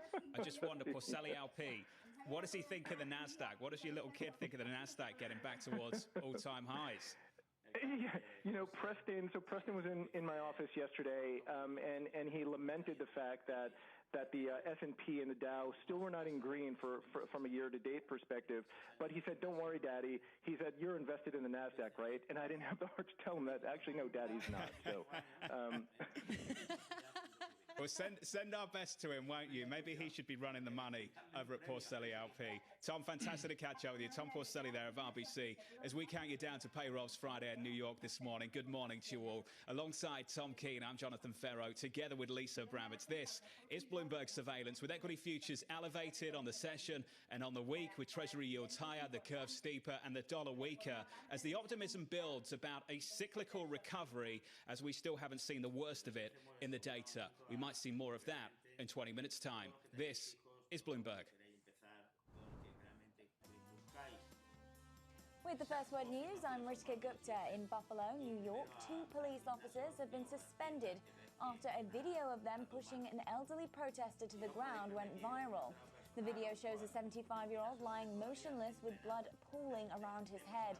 Police originally said the protester tripped and fell. He's been hospitalized in serious condition. The federal plan to contain protests in Washington, D.C. employs about 7,600 people. According to a document seen by Bloomberg News, it includes civilian law enforcement, National Guard, and active duty Army personnel. So far, the active duty troops have been kept outside the city. National Guard forces include 1,700 troops from 9 states. And the latest round of Brexit talks between the UK and the European Union finished today without a trade agreement. The EU's chief negotiator Michel Barnier accused the UK of backtracking on commitments it made when it left the bloc. He warned that the talks had made no progress that will add pressure for Prime Minister Boris Johnson and EU President Ursula von der Leyen to intervene directly. OPEC Plus is ready to extend production cuts to prop up the oil market. It took almost a week of wrangling, but coalition leaders Saudi Arabia and Russia were able to reach a tentative deal without holdout member Iraq. They were pushing the Iraqis to stop shirking their share of the cutbacks. Global news 24 hours a day on air and on Quick Take by Bloomberg, powered by more than 2,700 journalists and analysts in more than 120 countries. I'm Ritika Gupta. This is Bloomberg.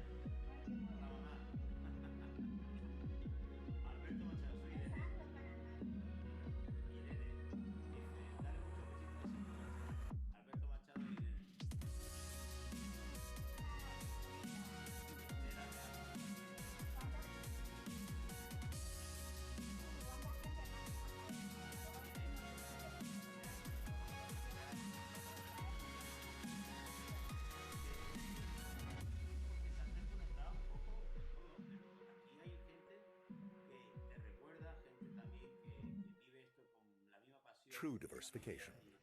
That's what adding commodities exposure to your stock and bond portfolio can help provide. The Bloomberg Commodity Index is the standard for commodity market exposure. 23 traded commodities are represented: agriculture, livestock, metals, and energy. The Bloomberg Commodity Index is the benchmark most widely used by investment professionals globally. Track your commodity investments with a proven financial information partner.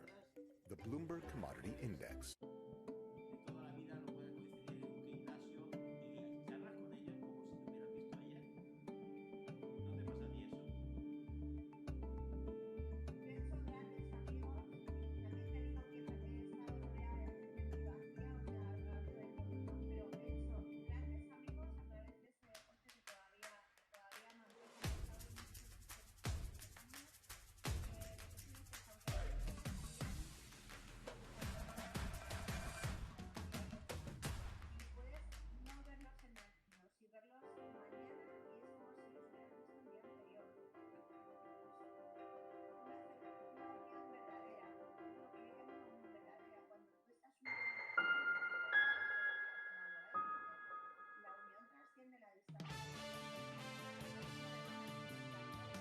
Fed really needs to be careful not to let up on the accelerator pedal too fast. We're coming off a period of about half a dozen years where inflation ran below the 2% objective.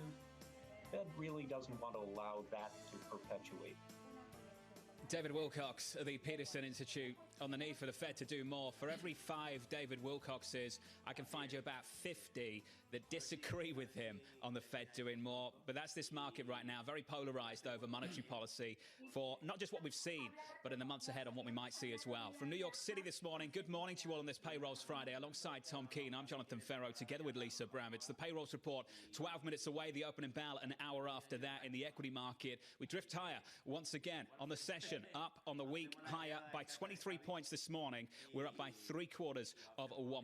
Elsewhere in the bond market, going into these job numbers, what we've seen is much higher yields in the United States off very low levels historically. Your 10-year yield 0.87%, up 4 basis points on a session. And in foreign exchange, after some real euro strength over the last week or so, euro dollar just slightly negative after 8 days of gains. We have a down day. Cable advances 0.6%. Your payrolls report, Tom Keene, negative 7.5 million is the headline. Median estimate, your unemployment rate, the median estimate there, a drift higher from 14.7 up towards 19. If anything, those numbers have come in, John. They're a little more attractive, like the ADP report was 2 days ago. So that may be true, but there are many other statistics that really matter to show where this nation is in terms of not only unemployed, but the many other shades of unemployment that could add up to well over a 20% statistic for the all-in U6 statistic. James Glassman is with J.P. Morgan, and he has been a foundation to our labor economy coverage here at Bloomberg Surveillance for years. We're thrilled he could join us again this morning. Jim Glassman, I want to know the singular distinction you would look at this morning in all of this labor data. What is the way you will try to interpret that wall of statistics? You know, Tom, thanks good to be back again here. You know, as you said, the real problem in the last, since the last survey was the unemployment problem is really now more about the self-employed. They have special program they can apply for, so that's where payrolls may not be down as much as people think, but unemployment's still up. Honestly, I think it's really difficult to see through the fog of all these awful numbers.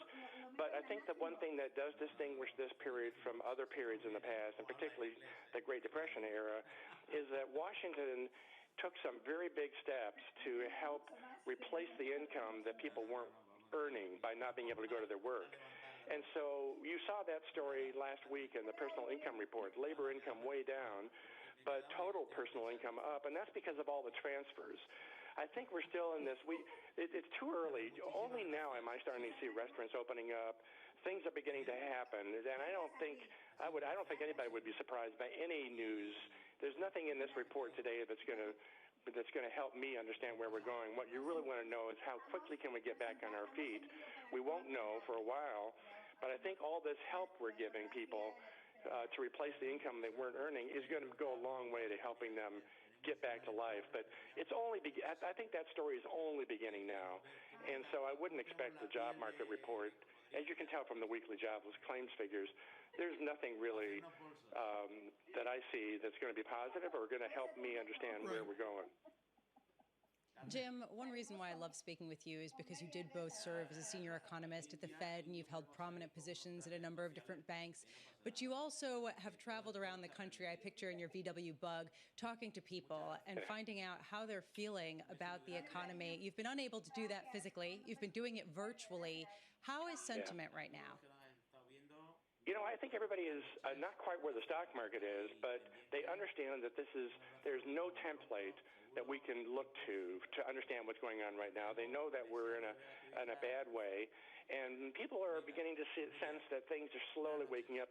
You know that, if I can't go to the restaurant, can't use my gym, you know that you're not going to see many signs of life. But I'm hearing more and more of those kinds of stories, at least that things are stabilizing. Most of the folks, commercial real estate, manufacturing activity, people sense that, okay, we took a really big hit March and April. It seems like things are stabilizing, and I think everybody's hopeful. They hope that what's going on in the equity market is the right way to think about the future, that we're going to have a faster rebound than normal. But I think everybody just doesn't know. They're in a fog. They're waiting, and they hope that people who are more hopeful like me are right. But I think they have a better understanding of what's going on. Jim, let me explore this just to wrap things up. A lot of people still haven't been able to go out of the house, especially here in New York City. I imagine the majority of people that make up the estimate for jobs day today live in New York City. And I just wonder to what degree being anchored in a city that is still shut down distorts the overall perception of what is going on in the broader economy in the whole country. Probably so. I mean, I honestly think when you think about what happened, a lot of this trouble that we're seeing in the job market is centered in the small business community. And the companies that follow that kind of activity tell us that activity dropped 65%. So there's like 40 million people who didn't have jobs to go to. And I think most of this happened earlier. It happened mostly in April. I think, though, we all know, the real problem is that many people who are self-employed didn't have access to unemployment benefits till late April. So they're the ones that are now showing up in these statistics. I think, though, I'm based in the LA area right now, and I see things waking up. I mean, it's amazing. Restaurants are starting to open up again. Gyms are starting to open up. I don't know if that's happening in New York City, but I think there is a feeling that if you haven't seen it yet, you're going to start to sense that things are starting to wake up, and when they do, then you would expect to start to pay more attention to the employment trends, because then you know that the tide is shifting, and you'll be asking how quickly can we get back on our feet. So yeah, I think what's going on in New York City is important, but I think much of the country really hasn't been shuttered like we have been in the big urban areas. Jim Glassman at JP Morgan Chase. Jim, always great to catch up with you on Payrolls Friday. I hope you and yours are doing well. The payrolls report a little over 5 minutes away. Negative 7.5 million is your median estimate. Tom Keene, where's your focus come 8:30:01? I am going to go, as I say, John, beneath the headline data. I used to look at the median weekly statistics. Now I don't. Now I look at that all-in U6 rate to see if it breaches out past what we saw in 1933. Alongside Tom Keene, I'm Jonathan Ferro, together with Lisa Abramowitz on this Payroll Friday morning. Good morning to you all. This is Bloomberg Surveillance live on Bloomberg TV and on Bloomberg Radio. As we count you down to that payrolls report, here's the price action shaping up as follows, with equity futures drifting higher on the day, much higher on the week too. Equity futures up 22 points, positive 0.7%. In the bond market, Treasury softer, lower, yields higher, curve steeper, 10-year yield up 4 basis points to 0.86%. Just around the corner, the payrolls report in the United States of America, then immediate reaction from Jeff Rosenberg of BlackRock. On this Payrolls Friday, this is Bloomberg.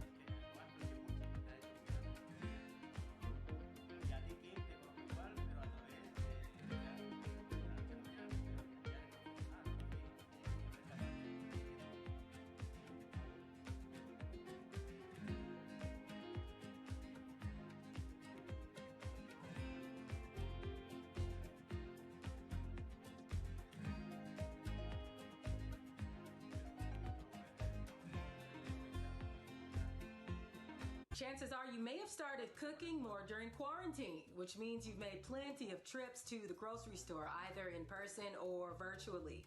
But brace yourselves, that chicken wing and hamburger patty, it's about to cost you more money.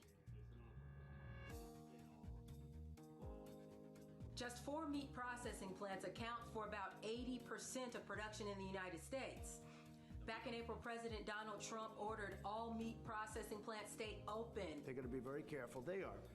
As to who's going into the plant, the quarantine is going to be very strong. Even as workers fall ill and production output suffers. So where are plant operators in all this? They have to go through lower productivity and higher costs, which means they need to make some major changes. And some plants are already running slower because of social distancing and fewer workers, and some production lines are fully automated. Techo Das is a professor at the New Jersey Institute of Technology. He gives us the numbers. He says reducing meat processing plants to a third of their capacity and also distributing the adequate protective equipment, this could all boost chicken prices at grocery stores by 25 to 30%. That means if you buy chicken at 99 cents per pound for 5 pounds, now at $5.95, it could cost you up to $6.44 before taxes. That means higher costs for an industry that's been pretty efficient at putting out cheap protein.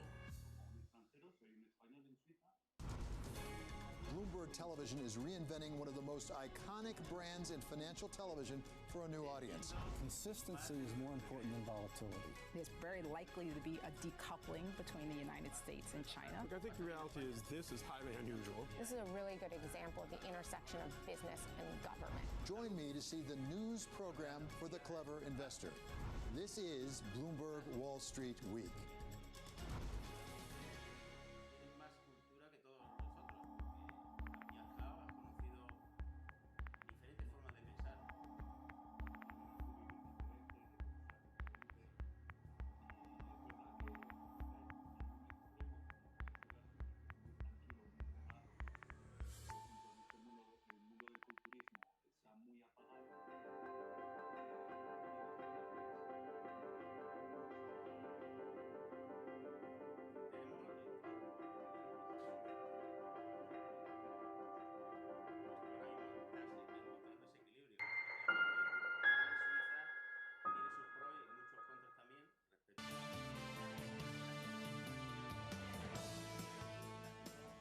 From New York City, this is Bloomberg Surveillance for our audience worldwide. We're live on Bloomberg TV and radio as we await the payrolls report in the United States of America. The estimate, negative 7.5 million. The number, here's Bloomberg's Michael McKee.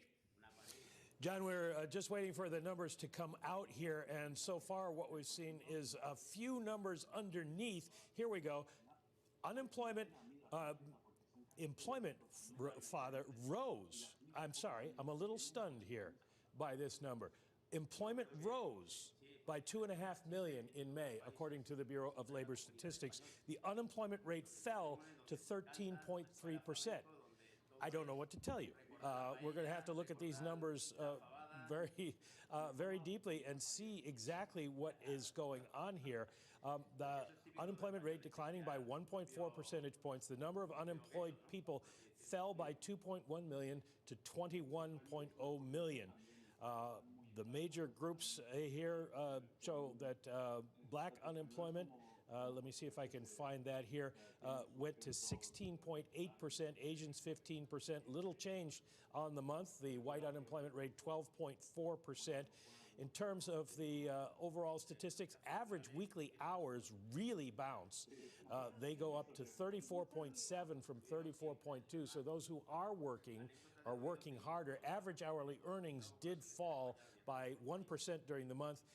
That takes the year-over-year rate down to 6.7%. Those are all distorted by what we have seen in the labor markets, people who make less falling out of the labor force.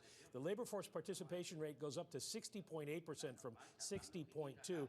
And Tom, you were talking about the U6, 21.2%. That's a drop from 22.8%. So what may have happened here is the payroll protection plan may have actually helped, along with a few states starting to reopen, although this, remember, is a survey taken during the month, during the week that begins, or that includes the 12th of the month, so it's early in May. So this does show that the U.S. economy is perhaps a lot more resilient than we anticipated. Again, Michael McKee, it's absolutely fantastic news if it's an accurate representation of what's happening. Shocking for all the right reasons to see this number very high into positive territory. Begs the question, Mike, how was it missed? How did so many people miss such a big upward move in this economy in the middle of May? Well, I think it's very hard to get any kind of statistics that lead into this that give you an accurate picture. When you look at the number of people who were filing jobless claims, I mean, we're over 40 million, and you figure those people are not working. Now, the unemployment rate you could sort of understand because the denominator can change given the number of people in the labor force, but in this case, the number of people in the labor force went up, and also when you look at the number of people who got jobs, that's not really reflected anywhere. So this number is going to be a head scratcher for a lot of people. We're going to have to dig into it and find out what happened, but it does appear that the labor market is not in as bad a shape as people thought. And I'm sorry, our friend Jim Glassman said this report isn't going to tell him anything about the future. This may presage a little bit faster recovery than we had anticipated. Michael McKee, appreciate your work. Really, really encouraging news, and we hope the data that we're still to come in the next couple of months confirms this improvement that we're seeing on the screens right now. Equity futures taking a leg higher, up by 37 points on the S&P 500, positive by 1.2%. In the bond market, we've talked about those higher yields, that steeper curve. We see it right now, a 10-year yield up by 10 basis points to 0.92% at the moment. And in foreign exchange, the dollar against G10 just showing a little bit more strength against the euro. Euro dollar coming in 0.4%. Tom Keene, what an upside surprise. What a fantastic number, really encouraging. And I think in the weeks to come, we hope the data backs up the improvement that we've seen so far this morning. That is the single greatest moment, John, I have ever seen of Michael McKee. What he did there, folks, was an absolute tour de force of the shock of these reports. And John, yes, the markets move on it, but far more importantly is the mix that came into this report, the fuzziness of different government programs, even state programs, and how they meld in. And as Mr. McKee mentioned, this will need a lot of study. We begin our study in this half hour with Jeffrey Rosenberg of BlackRock. Jeff, you know well the squishiness of how we measure labor dynamics in America. When you dive into this analysis for your market analysis, what will you search for in this shocking report? Well, it is a surprise, and certainly the market was looking for much weaker numbers. And, you know, we're all kind of diving into the details here, but the message just appears to be about the pace of returning workers relative to the pace of additional layoffs. And that's a clear positive trend that the opening up in the economy across the various states had been better than what everyone is expecting to see out of this report. The other thing that you're seeing here is the big distributional shift that we saw in April, where we saw a kind of a surprising or perverse increase in average hourly earnings. That's because you had the biggest impact from the lower worker wage coming out. You're seeing that reverse. And so that's another testament that people are getting back to work. People are returning to work, and the people who were harmed the most, that really dragged down the overall payroll reports and perversely pushed up average hourly earnings, you're seeing that reverse as well. So this is clearly a good sign that the markets have kind of been telling you for a while that we're getting back to work. Well, there's no question the markets have been leading to this kind of shock report. But when you look at the social unrest in America, Jeff Rosenberg, is this a surprise and a sense of labor stability for a small part of America that's employable versus everybody else? You mentioned distributions. What's the barbell of our labor economy right now? Well, we've seen that for a while in terms of up until the coronavirus crisis. This had been a labor market that was benefiting the distributional aspects, meaning it was a very tight labor market. And so you saw the biggest gains coming from the lower end of the labor pool. All of that was turned upside down by the coronavirus crisis in that it had a disproportional impact where you can't simply move the job online, when you can't move to remote working. That's in many areas of service employment, retail employment, things that you had to shut down for coronavirus had the biggest impact. And that turned on its head what had been a very strong labor market. I think what we see coming out of this report is really, some signs that as we return, we're certainly going to ease the pressure relative to the extreme of no work at all. The question will remain, what comes back? How far back do we get, and how long does it take? And despite the optimism of the markets in today, there's still the case here that we have had some permanent losses of employers, some permanent losses that are not going to come back, and that will be a little bit of a darker cloud. Today, it'll probably be more of the optimism, but we've got to keep in mind here that we did see some real scarring. Jeff, I just want to sit on this moment for a minute. This is absolutely stunning for all the right reasons. A huge upside surprise that nobody was anywhere near estimating in our survey. What's the risk here now for you, Jeff, then, that we extrapolate this out, this improvement, this rate of change too far too much? Well, the risk is in my markets, in the bond markets here, we're really at a loss for how to think about what are the levels of yields. And the issue here on the levels of yields is that it's really about the Fed saying supporting market functioning in face of an epic increase in issuance. And so the supply-demand uncertainty, well, we have more certainty on the amount of supply that's coming. We have less certainty about how much the Fed's going to be willing to support that. And so when you add to this kind of this momentum around growth and increasing yields, it creates a huge uncertainty around the shape of the curve, the pace of yield curve steepening, what exactly is the yield curve shape that the Fed is going to want to see. We're going to pivot that into that next week when we talk about the FOMC meeting. But the markets are really challenged to figure out what is the right level of yields, because it's not driven solely by these economic fundamentals like the payroll report would have done in years gone past, because we have this historic, well, it's really analogous to World War II history, but relative to our modern experience, it's a historic change in the Fed's operation with regards to what we're talking about, which is yield curve control. And what are the levels around that?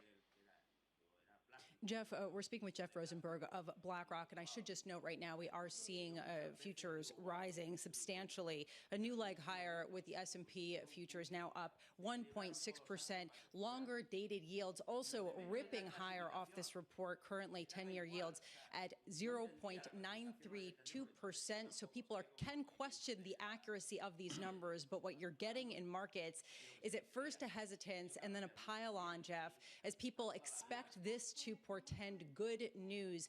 Can we just really go over the fact that this does not cohere with the continuing claims and the jobless reports that we're getting out of state and federal agencies over the past few weeks?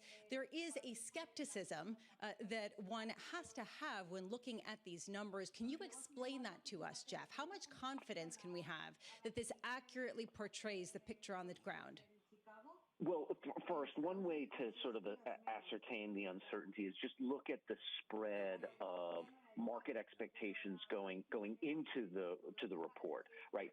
So nobody had it on the positive side, but even within the negative side, you had, minus 2.5 million to minus 8.5 million. I mean, we are in uncharted territory. So when you look at kind of the traditional tools that we use to predict, the plus or minus 200,000 in the payroll report, you can map those pretty clearly to the high frequency data that you get ahead of the payroll report. In this case, we're really out of a toolkit to know how to do that forecast at all. And so it is possible that the positive number here is reflecting some things in terms of the data calculation. I don't have the response rate. At least the April response rate had been in the historical averages, so that probably isn't to blame here. But we're really just in uncharted territory for knowing how to address these issues. And so what we're really capturing is the inability to forecast what returning to work and what the pace of returning to work is, and the distributional aspects that we're talking about, trying to aggregate up at one number across state-level impacts that are highly disparate, very hard to model that and to forecast that. And I think that's what we're seeing here in terms of the surprise relative to the economic forecast. This is why we love to have Jeffrey Rosenberg on, folks. I can't convey to you the importance of the 3 sentences Jeffrey Rosenberg just stated there. If you're joining us just now, our simulcast worldwide on Bloomberg Television, on Bloomberg Radio, we welcome all of you. I'm not going to give you all the statistics because, as Jeff says, I don't think the statistics here matter. All you need to know is, once again, the market's out front, away from the gloom, and these are shocking and difficult statistics, but nowhere near the gloom that was expected before this report. Jeffrey, I want to go into your Carnegie Mellon mathematics there. You've used twice the word distributional. I totally agree with you that good people, and I mean this, folks, good people are trying to take blended, broad, below statistics and aggregate them up to a single reportable unemployment rate. Jeff, even in good conditions, that's impossible. How impossible is that to do right now? Well, it's particularly challenged right now because you have a shock that is outside of anything we've seen. So remember how these forecast models are built. They're built off of historical information.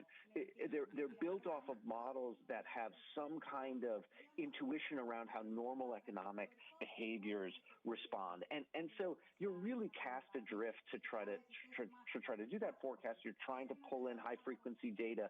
But again, because of the very specific differentiated nature of how we're reopening the economy. Think about what this labor report represents, right? It's total non-farm payroll across the entirety of the U.S. Yet look at the differences in how states have reacted. So to really kind of build that model correctly, you'd have to have state-level models filled with state-level data, and that just doesn't exist yet. And that's part of the challenge and part of the explanation, I think, for why you had first such a wide band and how this number's come outside even that very wide band to the positive side. I'll tell you, folks, this is what Bloomberg